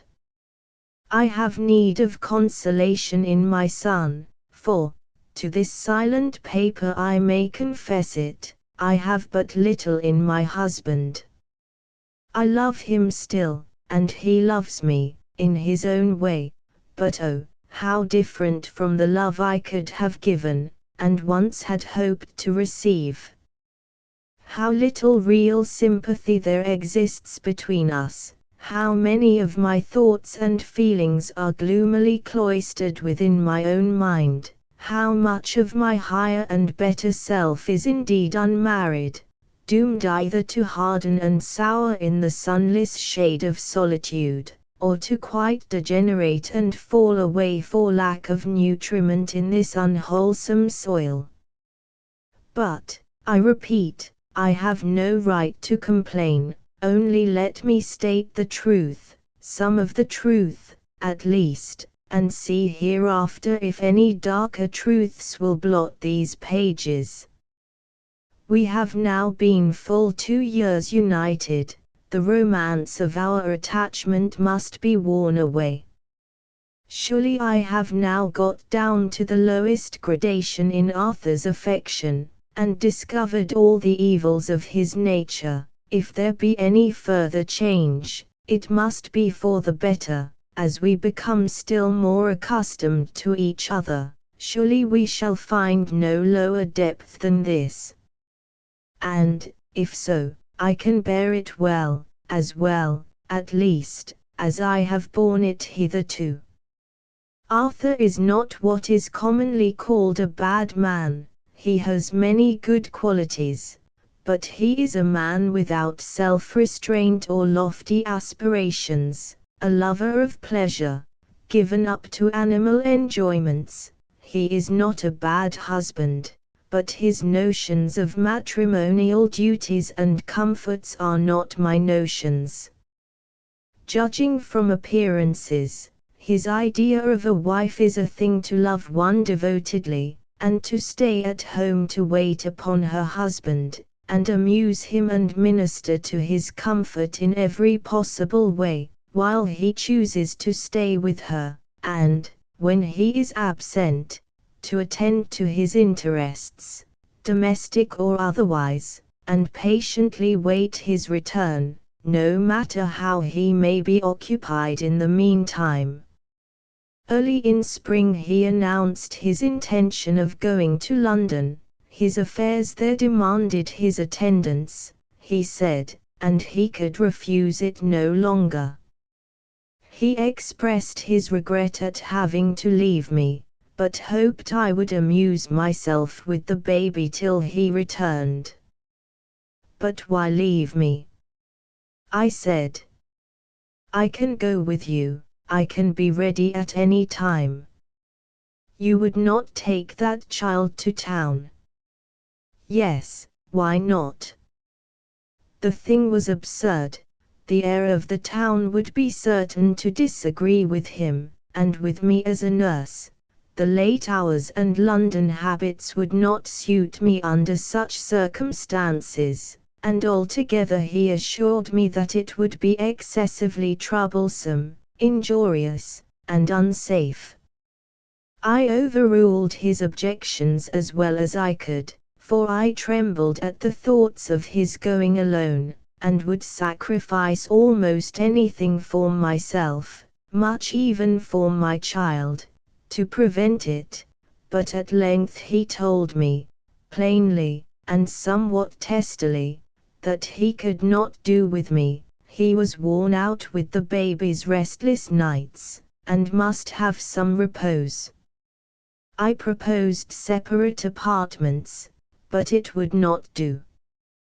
"The truth is, Arthur," I said at last, "you are weary of my company, and determined not to have me with you. You might as well have said so at once." He denied it, but I immediately left the room, and flew to the nursery, to hide my feelings, if I could not soothe them, there. I was too much hurt to express any further dissatisfaction with his plans, or at all to refer to the subject again, except for the necessary arrangements concerning his departure and the conduct of affairs during his absence, till the day before he went, when I earnestly exhorted him to take care of himself and keep out of the way of temptation. He laughed at my anxiety, but assured me there was no cause for it, and promised to attend to my advice. "I suppose it is no use asking you to fix a day for your return," said I. "Why, no, I hardly can, under the circumstances, but be assured, love, I shall not be long away." "I don't wish to keep you a prisoner at home," I replied. "I should not grumble at your staying whole months away, if you can be happy so long without me, provided I knew you were safe, but I don't like the idea of your being there among your friends, as you call them." "Pooh, pooh, you silly girl. Do you think I can't take care of myself? You didn't last time." "But this time, Arthur," I added, earnestly, "show me that you can, and teach me that I need not fear to trust you." He promised fair, but in such a manner as we seek to soothe the child. And did he keep his promise? No, and henceforth I can never trust his word. Bitter, bitter confession. Tears blind me while I write. It was early in March that he went, and he did not return till July. This time he did not trouble himself to make excuses as before, and his letters were less frequent, and shorter and less affectionate, especially after the first few weeks. They came slower and slower, and more terse and careless every time. But still, when I omitted writing, he complained of my neglect. When I wrote sternly and coldly, as I confess I frequently did at the last, he blamed my harshness, and said it was enough to scare him from his home. When I tried mild persuasion, he was a little more gentle in his replies, and promised to return, but I had learnt, at last, to disregard his promises. Chapter 6. Those were 4 miserable months, alternating between intense anxiety, despair, and indignation, pity for him and pity for myself. And yet, through all, I was not wholly comfortless. I had my darling, sinless, inoffensive little one to console me. But even this consolation was embittered by the constantly recurring thought, how shall I teach him hereafter to respect his father, and yet to avoid his example? But I remembered that I had brought all these afflictions, in a manner wilfully, upon myself, and I determined to bear them without a murmur. At the same time I resolved not to give myself up to misery for the transgressions of another, and endeavored to divert myself as much as I could, and besides the companionship of my child, and my dear, faithful Rachel, who evidently guessed my sorrows and felt for them, though she was too discreet to allude to them, I had my books and pencil, my domestic affairs, and the welfare and comfort of Arthur's poor tenants and labourers to attend to, and I sometimes sought and obtained amusement in the company of my young friend Esther Hargrave. Occasionally I rode over to see her, and once or twice I had her to spend the day with me at the manor.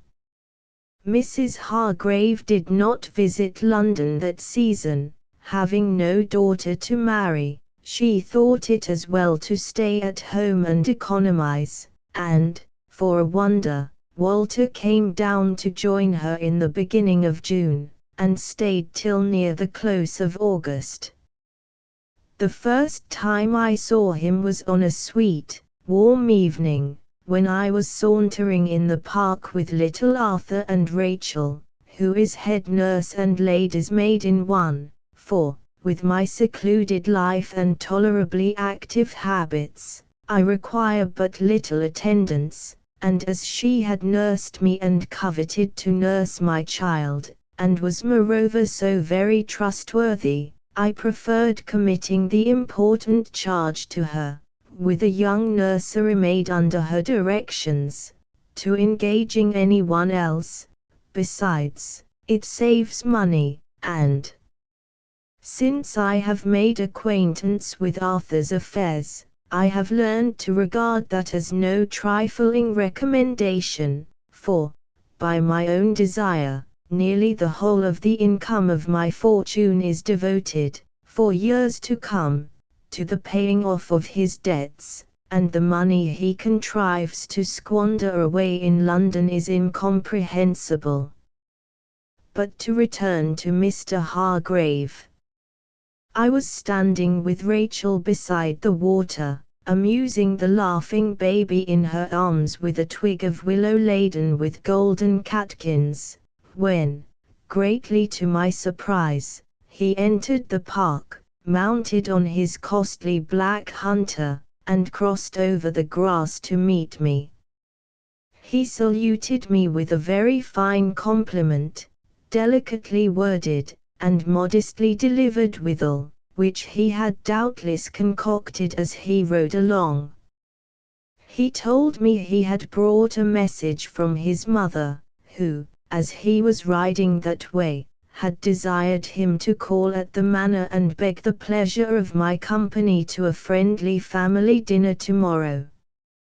"There is no one to meet but ourselves," said he, "but Esther is very anxious to see you, and my mother fears you will feel solitary in this great house so much alone, and wishes she could persuade you to give her the pleasure of your company more frequently, and make yourself at home in our more humble dwelling, till Mr. Huntingdon's return shall render this a little more conducive to your comfort."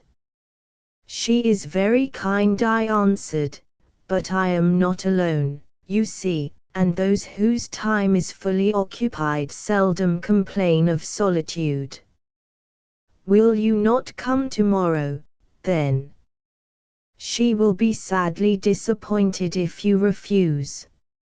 I did not relish being thus compassionate for my loneliness, but, however, I promised to come. "What a sweet evening this is," observed he, looking round upon the sunny park, with its imposing swell and slope, its placid water, and majestic clumps of trees. "And what a paradise you live in." "It is a lovely evening," answered I, and I sighed to think how little I had felt its loveliness, and how little of a paradise Sweet Grassdale was to me, how still less to the voluntary exile from its scenes. Whether Mr. Hargrave divined my thoughts, I cannot tell, but, with a half-hesitating, sympathizing seriousness of tone and manner, he asked if I had lately heard from Mr. Huntingdon. "Not lately," I replied. "I thought not," he muttered, as if to himself, looking thoughtfully on the ground. "Are you not lately returned from London?" I asked. "Only yesterday." "And did you see him there?" "Yes, I saw him." "Was he well?" "Yes, that is," said he, with increasing hesitation and an appearance of suppressed indignation, "he was as well as he deserved to be, but under circumstances I should have deemed incredible for a man so favored as he is." He here looked up and pointed the sentence with a serious bow to me. I suppose my face was crimson.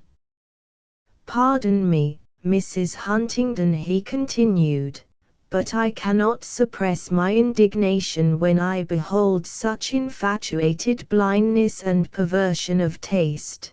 But, perhaps, you are not aware," he paused.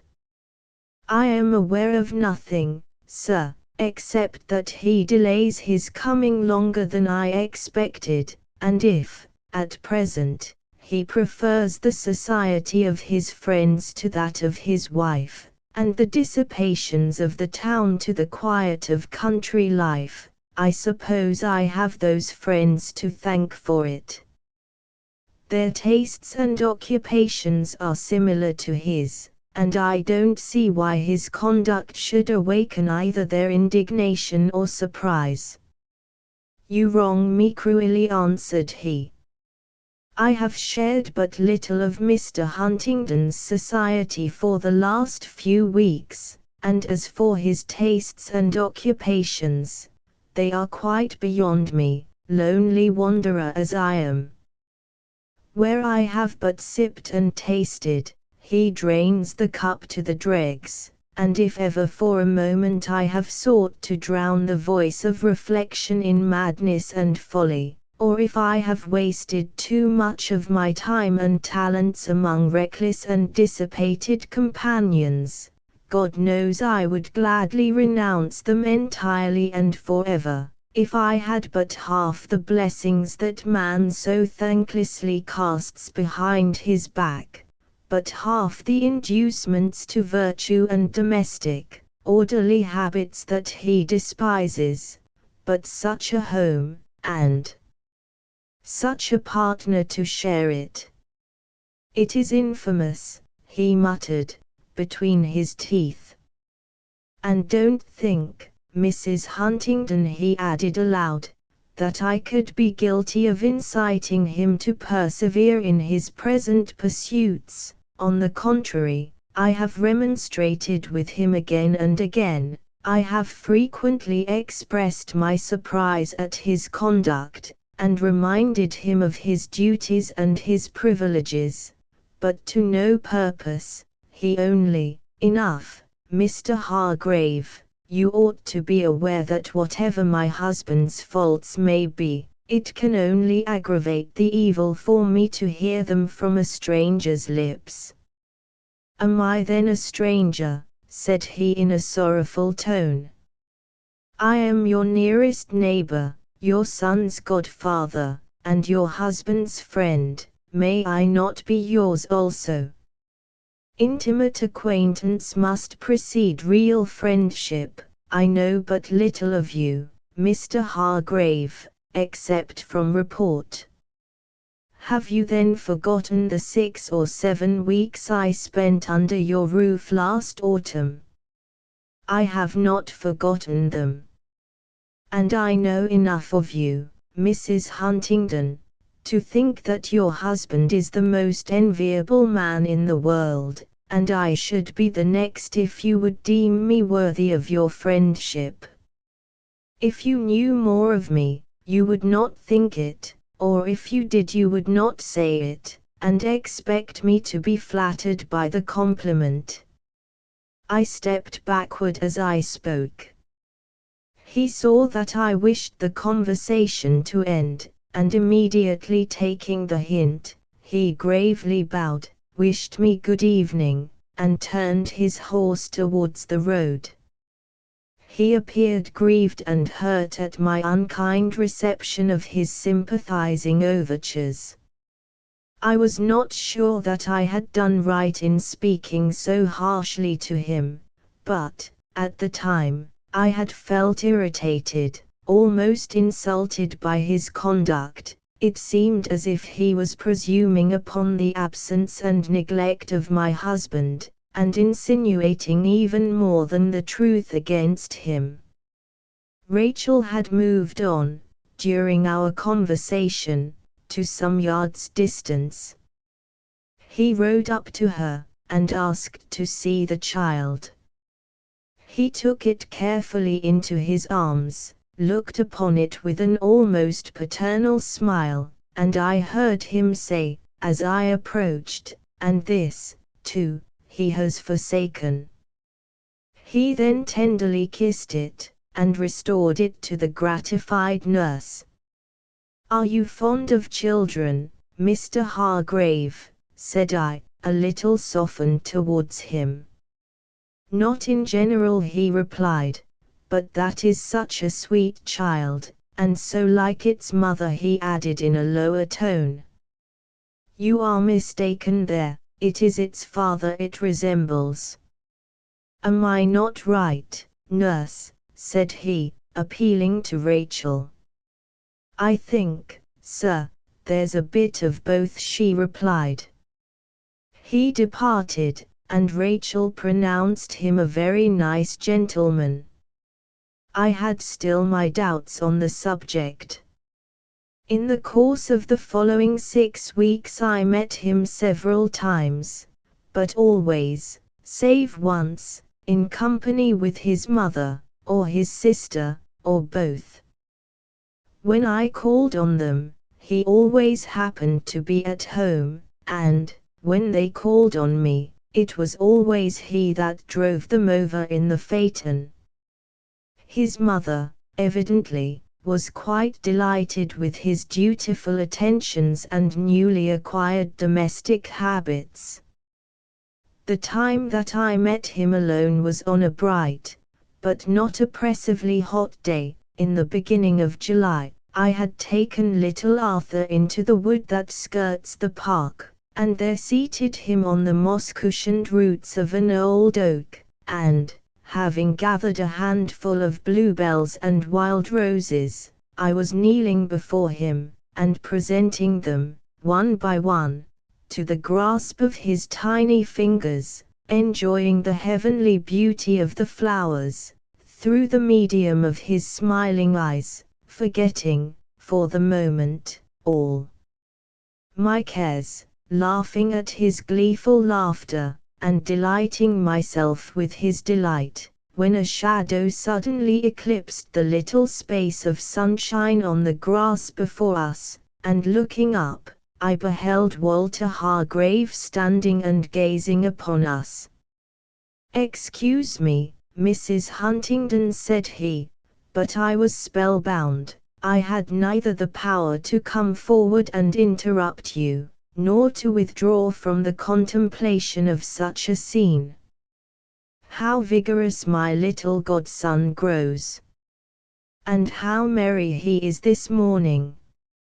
He approached the child, and stooped to take his hand, but, on seeing that his caresses were likely to produce tears and lamentations, instead of a reciprocation of friendly demonstrations, he prudently drew back. "What a pleasure and comfort that little creature must be to you, Mrs. Huntingdon," he observed, with a touch of sadness in his intonation, as he admiringly contemplated the infant. "It is," replied I, and then I asked after his mother and sister. He politely answered my inquiries, and then returned again to the subject I wished to avoid, though with a degree of timidity that witnessed his fear to offend. "You have not heard from Huntingdon lately," he said. "Not this week," I replied. "Not these 3 weeks, I might have said. I had a letter from him this morning. I wish it were such a one as I could show to his lady." He half drew from his waistcoat pocket a letter with Arthur's still beloved hand on the address, scowled at it, and put it back again, adding, "But he tells me he is about to return next week. He tells me so every time he writes." "Indeed, well, it is like him. But to me he always avowed it his intention to stay till the present month. It struck me like a blow, this proof of premeditated transgression and systematic disregard of truth.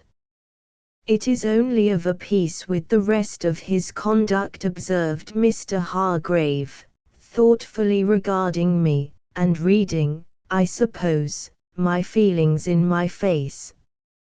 "Then he is really coming next week," said I, after a pause.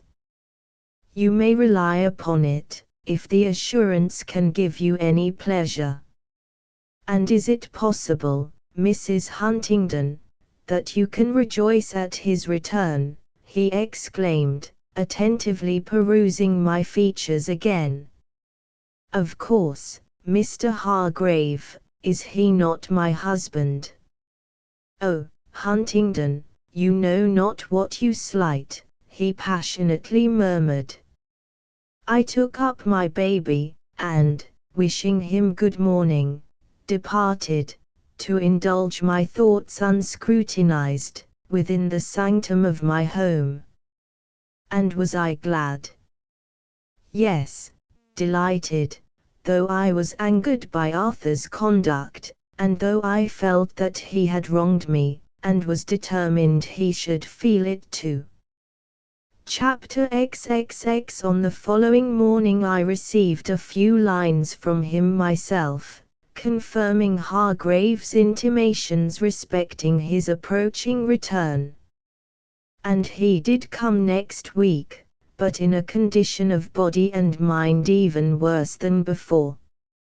I did not, however, intend to pass over his derelictions this time without a remark. I found it would not do. But the first day he was weary with his journey, and I was glad to get him back. I would not upbraid him then, I would wait till tomorrow. Next morning he was weary still, I would wait a little longer. But at dinner, when, after breakfasting at 12 o'clock on a bottle of soda water and a cup of strong coffee, and lunching at 2 on another bottle of soda water mingled with brandy, he was finding fault with everything on the table, and declaring we must change our cook. I thought the time was come.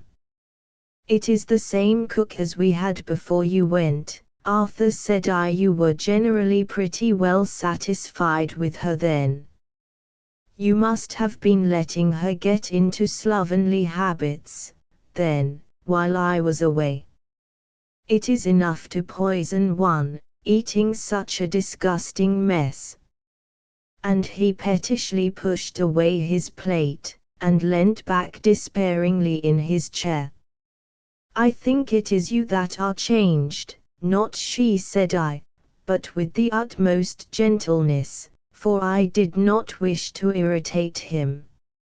"It may be so," he replied carelessly, as he seized a tumbler of wine and water, adding, when he had tossed it off, "For I have an infernal fire in my veins, that all the waters of the ocean cannot quench." "What kindled it?" I was about to ask, but at that moment the butler entered and began to take away the things. "Be quick, Benson, do have done with that infernal clatter," cried his master. "And don't bring the cheese, unless you want to make me sick outright." Benson, in some surprise, removed the cheese, and did his best to effect a quiet and speedy clearance of the rest, but, unfortunately, there was a rumple in the carpet, caused by the hasty pushing back of his master's chair, at which he tripped and stumbled, causing a rather alarming concussion with the trayful of crockery in his hands, but no positive damage, save the fall and breaking of a sauce tureen. But, to my unspeakable shame and dismay, Arthur turned furiously around upon him, and swore at him with savage coarseness. The poor man turned pale, and visibly trembled as he stooped to pick up the fragments. "He couldn't help it, Arthur," said I. "The carpet caught his foot, and there's no great harm done. Never mind the pieces now, Benson, you can clear them away afterwards." Glad to be released, Benson expeditiously set out the dessert and withdrew. "What could you mean, Helen, by taking the servant's part against me?" said Arthur, as soon as the door was closed, "when you knew I was distracted." "I did not know you were distracted, Arthur, and the poor man was quite frightened and hurt at your sudden explosion." "Poor man, indeed, and do you think I could stop to consider the feelings of an insensate brute like that, when my own nerves were racked and torn to pieces by his confounded blunders? I never heard you complain of your nerves before. And why shouldn't I have nerves as well as you? Oh, I don't dispute your claim to their possession, but I never complain of mine." "No, how should you, when you never do anything to try them?" "Then why do you try yours, Arthur?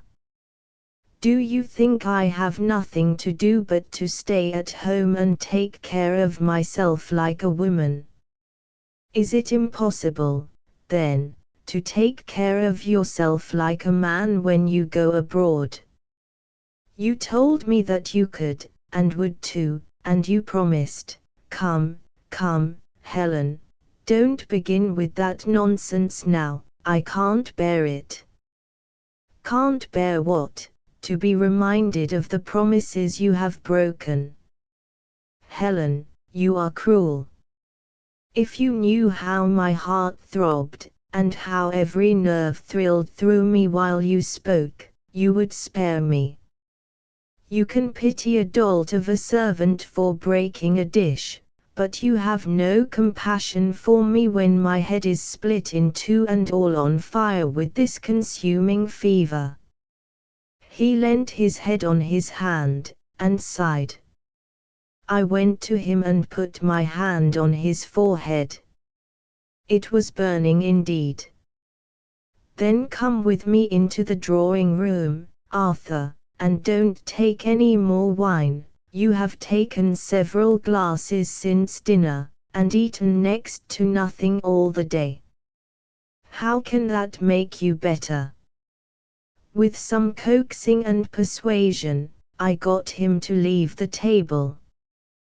When the baby was brought, I tried to amuse him with that, but poor little Arthur was cutting his teeth, and his father could not bear his complaints. Sentence of immediate banishment was passed upon him on the first indication of fretfulness, and because, in the course of the evening, I went to share his exile for a little while, I was reproached, on my return, for preferring my child to my husband.